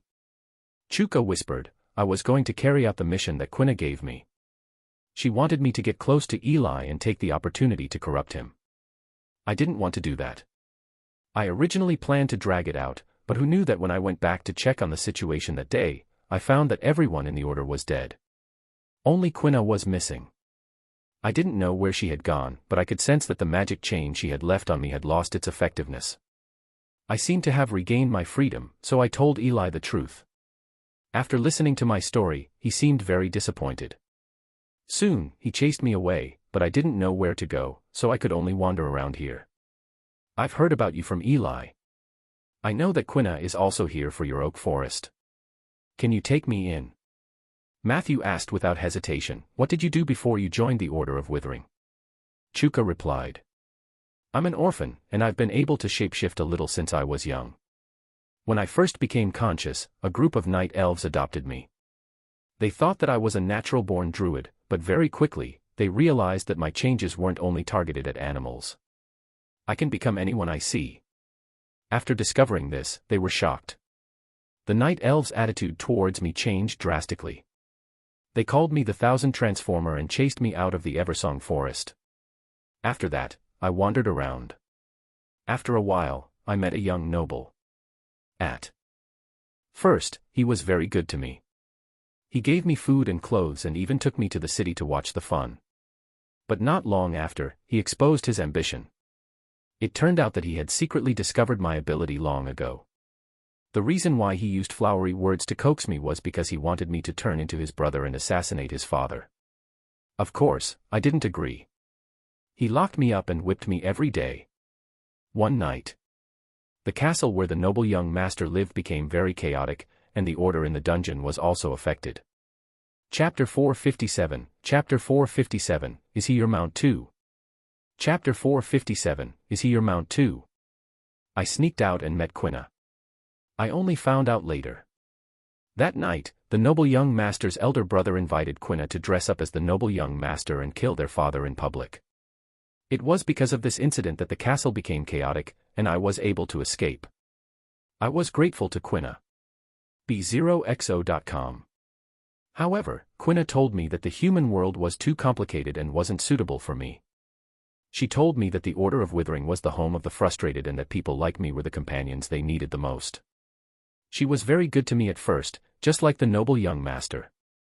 She gave me a lot of food and taught me how to hunt animals in the forest.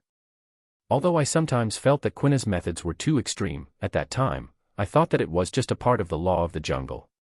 Until later. Quina said she wanted to help me become better. She asked me to meet a mysterious person. I agreed. In the end, in that unfathomable cave, I met a very terrifying existence.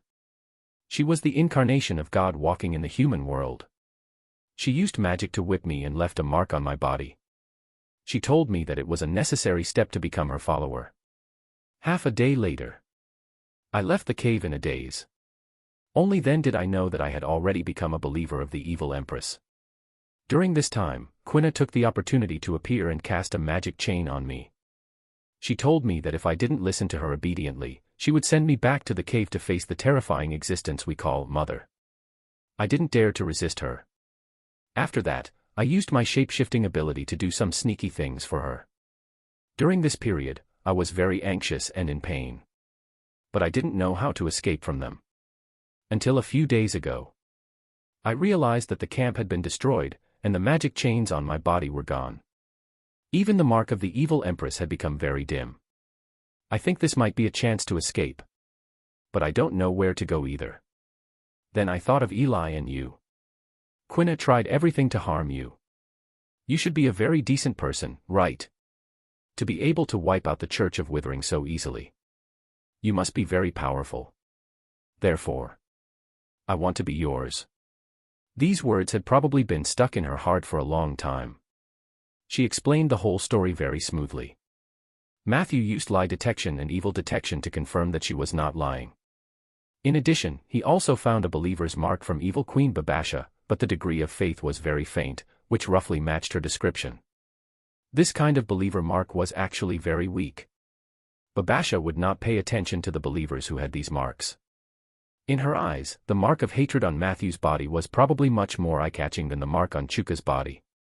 If you're worried about the mark of the evil empress, I can ask a monk to get rid of it for you. It's not difficult. Matthew replied. Chuka was a little anxious.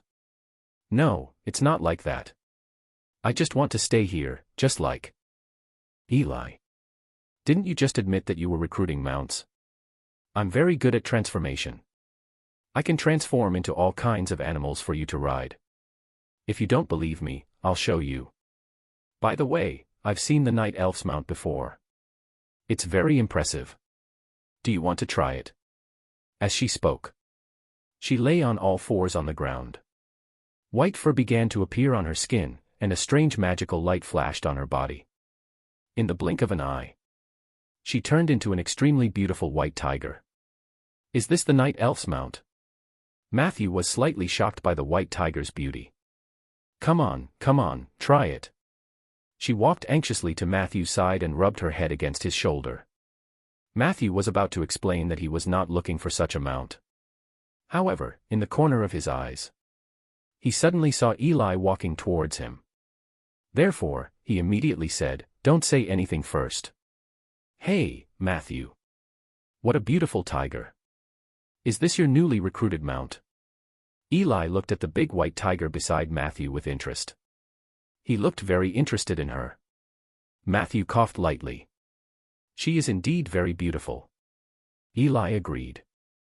"Not bad, but not as pretty as the ancient tiger I transformed into. You agree with me, right?" Matthew didn't say anything. He cleverly changed the topic and said, "Did you come here for an emergency?" Eli nodded. "I'm here to bid you farewell. The Great Elder urgently summoned me back, saying that there was a huge mess at the Earth Society. Even the headquarters of the Druid Order was broken through. I've only been away for a few days, and this happened. It's really worrying. I have to go back as soon as possible. I'm very worried about the Great Elder's safety. The Earth Society also needs more experts to stabilize the hearts of the people." Matthew thought for a moment. He simply told Eli about Jeff and the Holy Oak Seed. He had no intention of hiding this from Eli.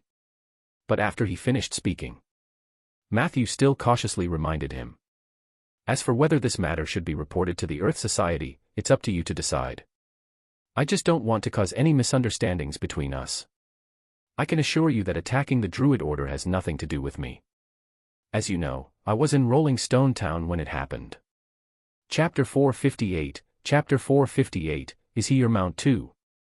Chapter 458, Is he your mount too? Eli nodded after listening. He said with a solemn expression, "We're still unable to determine where the traveling merchant got the seeds from.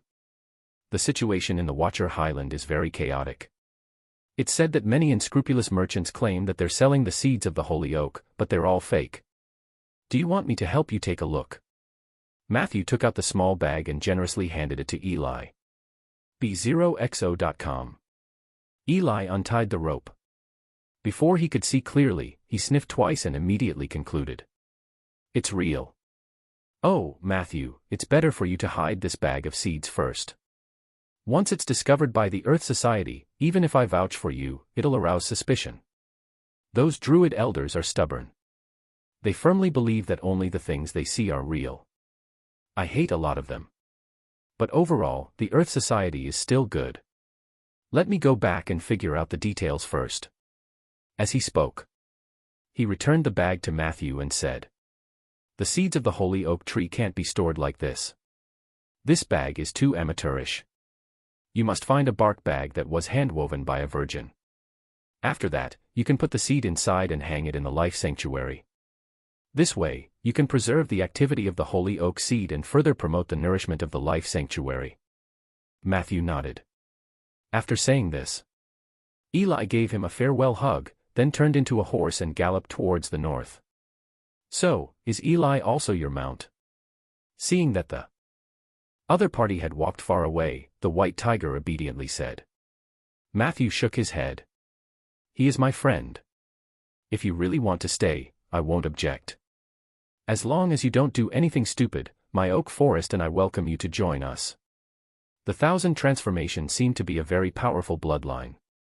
Matthew was not sure yet. He had to find time to check the information. White Tiger said happily, so I'm yours now. Before Matthew could answer, she said excitedly, does this mean that I can look for you for my 3 meals? There's milk, biscuits, sausages, and mushroom fried rice made by Miss Peggy. This is what Eli told me. When can I enjoy it? I've been hungry for days. As she spoke, gurgling sounds came from her stomach. Matthew was stunned. Is that why you came to me? White Tiger asked in confusion, why else? Matthew touched the right side of his face. Peggy is in the kitchen of the cemetery. Go and find her yourself. The White Tiger jumped down happily. Not long after, Peggy's cheers came from below. Matthew looked down. He found that the Flame Nightmare and the White Tiger Chuka were circling around Peggy. The Tauren skeleton looked at Matthew excitedly. I heard that you found me 2 mounts. When can I take turns riding them in the future? Don't look so sad, Matthew. You know I'm very generous. I'll ride one and lend you the other one for free. The next afternoon, Matthew walked out of the morgue of the security office with a solemn expression. How is it? Blake asked. No soul responded to my call. This is very rare. Matthew answered truthfully. There is no spirituality in his body. I can't even summon him into an undead creature. Zombies, skeletons, ghosts, none of them.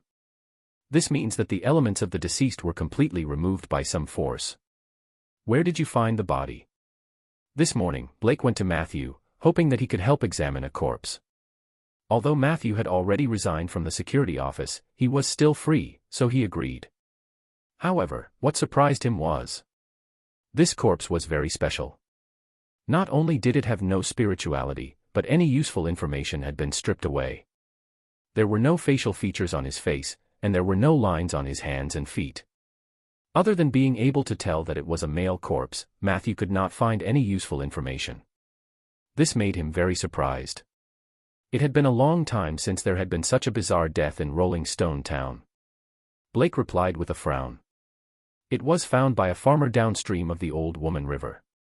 He was swimming in the river with his family and children when the body floated upstream. My men went upstream to check, but they didn't find anything. Did it float over from the river? Matthew thought that this was too abnormal. Other than a little water on the surface of the corpse, there was no sign of swelling. It didn't appear that he had been soaked in water for a long time. So, how did this explain the state in which the body was found? This was a case that even magic could not explain. Matthew did not find any trace of magic on him. He chatted with Blake for a while. However, no matter how much they discussed, they could not figure out what was going on. After a moment, Matthew prepared to leave. At this moment, a rare face came to the security office. Mr. Richard. Blake went over in surprise. I heard that you have a strange corpse here. Can I take a look? Richard leaned on his cane, his back straight. He nodded at Matthew with a serious expression. Blake quickly led him into the morgue. A full 20 minutes passed. Only then did the two of them walk out of the morgue. Matthew went up to him. Chapter 459, Chapter 459, is he your mount too? Chapter 459, is he your mount too? Did you find anything? After all, the other party was a legendary rogue. He might be more professional than him in autopsy. Richard pondered and said. It's hard to say, but there are some clues. I'm afraid you'll have to help me inform Rieger and the Council of Five. I'll be leaving Rolling Stone Town for a while to confirm something. I hope it's not what I think it is. B0xo.com.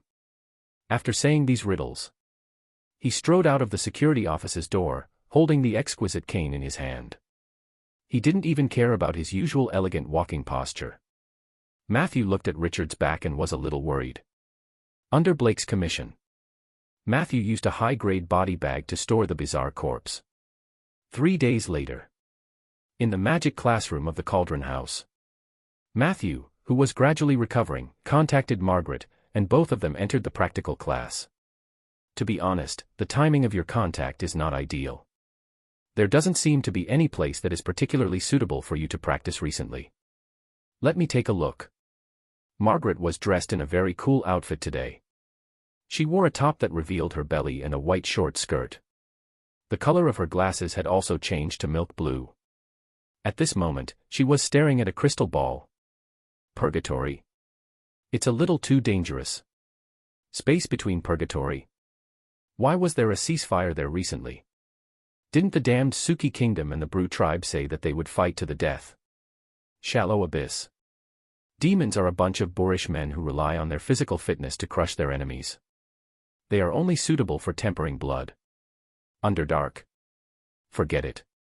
The ancient darkness god has been a little active recently. The evil empress is also restless.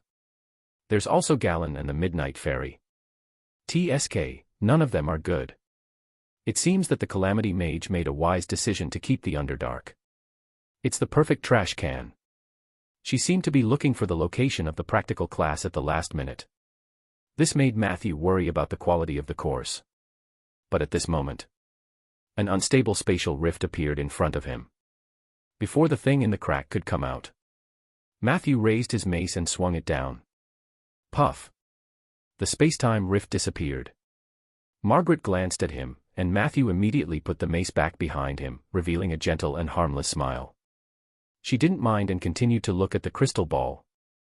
However, soon after, another spatial rift appeared. Matthew didn't say anything and swung his hammer again. The crack disappeared again. Margaret couldn't help but ask, "Who's looking for you?" Matthew smiled bitterly. "I don't know. A few days ago, I tried to summon a mount.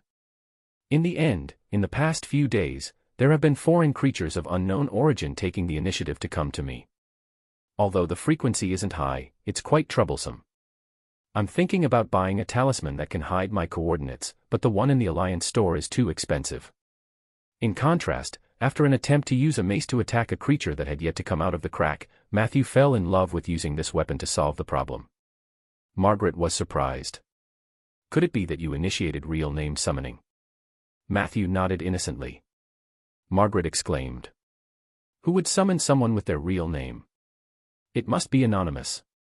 Matthew frowned and said, "I've bought a lot of knowledge guides for summoning mounts, but none of them mentioned that you have to summon them anonymously." Margaret tacitly agreed, because it's common sense. Matthew scratched his head helplessly. This was the tragedy of being a rogue mage.